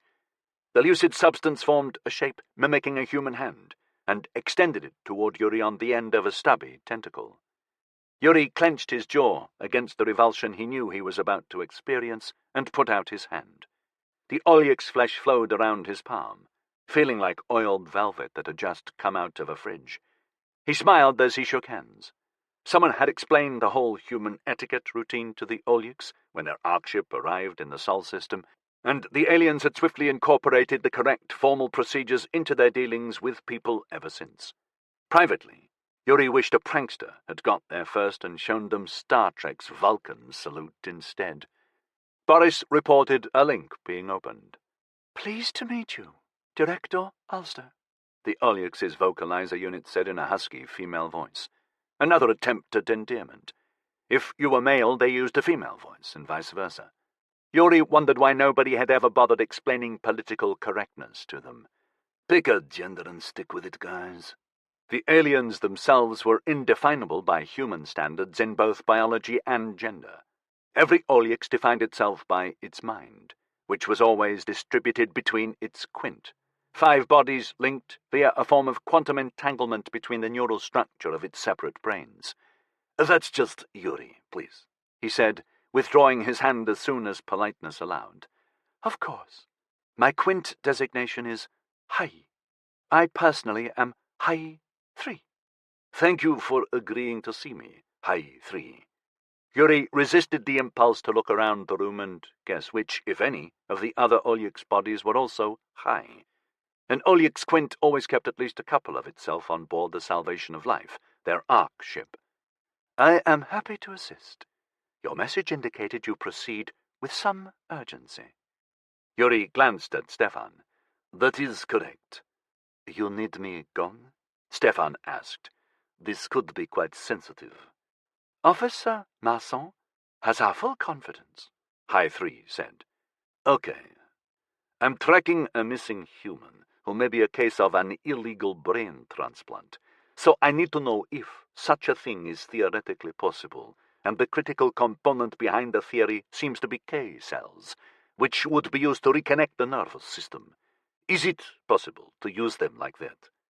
A slow ripple made its way along High 3's loose flesh, tracking left to right. "This is most unfortunate," it said. "We have heard rumors of our K-cells being misused in this fashion." "That's all we have as well. Rumors and conspiracy theories. Which is why I'm here. I need to know once and for all if it is real." "Have you any proof of this allegation?" Stefan asked flatly. "Nobody is making allegations," Yuri countered quickly, "nor leveling charges of illegality.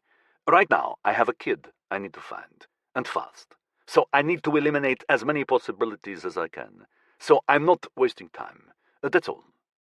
"Once we heard claims of this abuse, our growth masters looked into the process," High 3 said, "from a theoretical viewpoint only. We wish to see if it was indeed possible." "Of course. And is it?"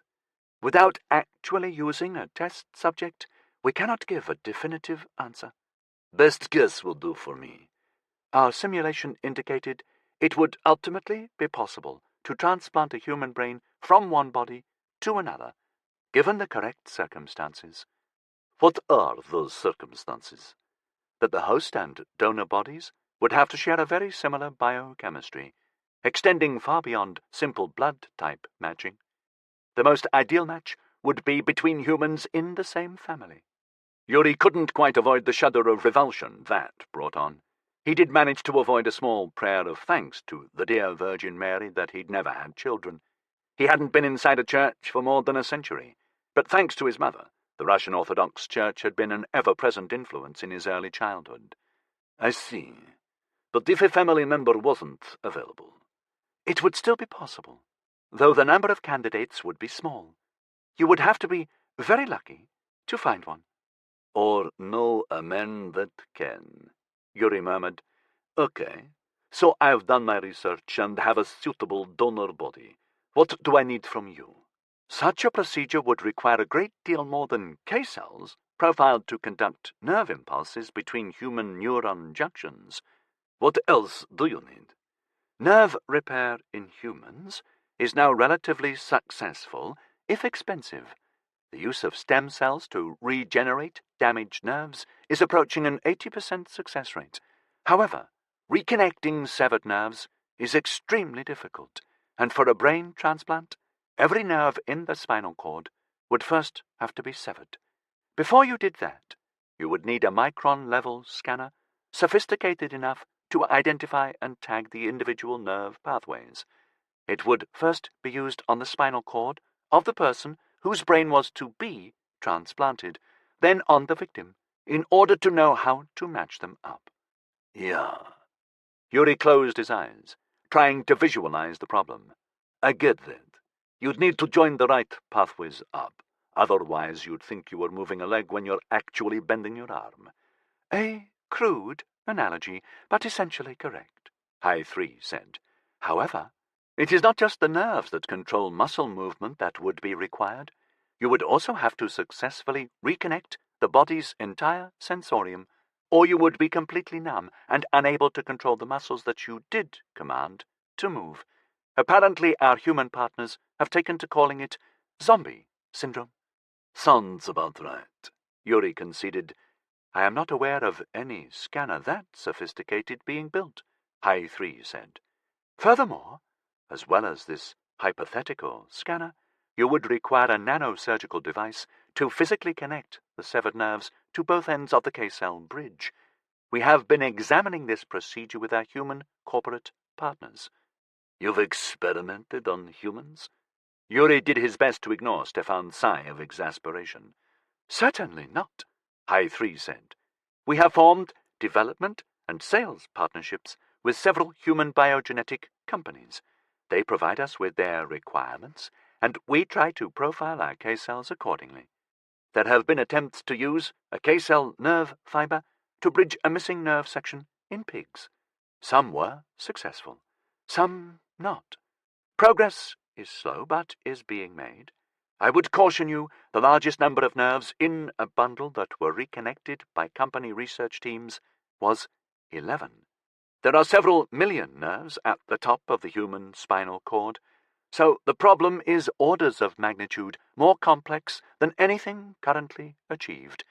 If a scanner and surgical device could be built, the procedure would have to be controlled by a G7 Turing. Given the number of nerves involved, the subject would probably have to be placed in a coma, and the operation would be conducted over a period of months. I am not certain how much human money would be involved in funding such an enterprise. Right, Yuri said. So basically what you're telling me is that brain transplants don't exist. Currently, yes, although it may become possible in the future. Another factor in this equation is the K-cell nerves themselves. As I told you, several million individual fibers would be required for such an operation. In the last 7 years, we have provided our research partners with a total of 2,500. Yuri felt strangely disappointed by High 3's reassurance. At the same time, it did make him wonder exactly what had happened to Horatio. That's good to know. Thank you. That such a criminal concept has taken root in human culture is most distressing to us, High 3 said. This is not why we made our biotechnology available to you. We only wanted to help you before we fly onward to the God at the end of time. Death is not something biological entities should suffer anymore. I hope you can explain that to people in your media companies who have influence, perhaps upon the successful conclusion of your case. Of course. I'm sorry about the way people have twisted the possibilities of K-cell application. Unfortunately, there are those among us, thankfully a small minority, who live by a different set of rules, which makes such unpleasant stories believable. The Olyaks understand. You are new to sentience. Your behavior is still affected by your animal origin. You seek to advance yourselves at the expense of others. As I said, a minority. We were like you once. Our biotechnology allowed us to modify ourselves, to cast aside such animal-derived impulses. We gave ourselves a higher purpose. Yuri maintained a polite expression. He knew what was coming, and out of the corner of his eye he caught Stefan grinning knowingly. The Olyaks were unremittingly evangelical. High Three's cooperation came with a price. He had to endure the sermon. Sadly, for now, he said, we are stuck with our more humble bodies and all their flaws. Indeed, High Three said, but consider that if you joined with us, crimes like the one you face today would be a thing of the past. What you ask is interesting, but as a species I don't think we're ready for a voyage to the end of time. We're not mature enough to face a deity. Yours, or anyone else's. You can be. That is what we hope to offer you, before our ark ship flies onward once more. We continue to learn how to adapt our K-cells to function in your bodies,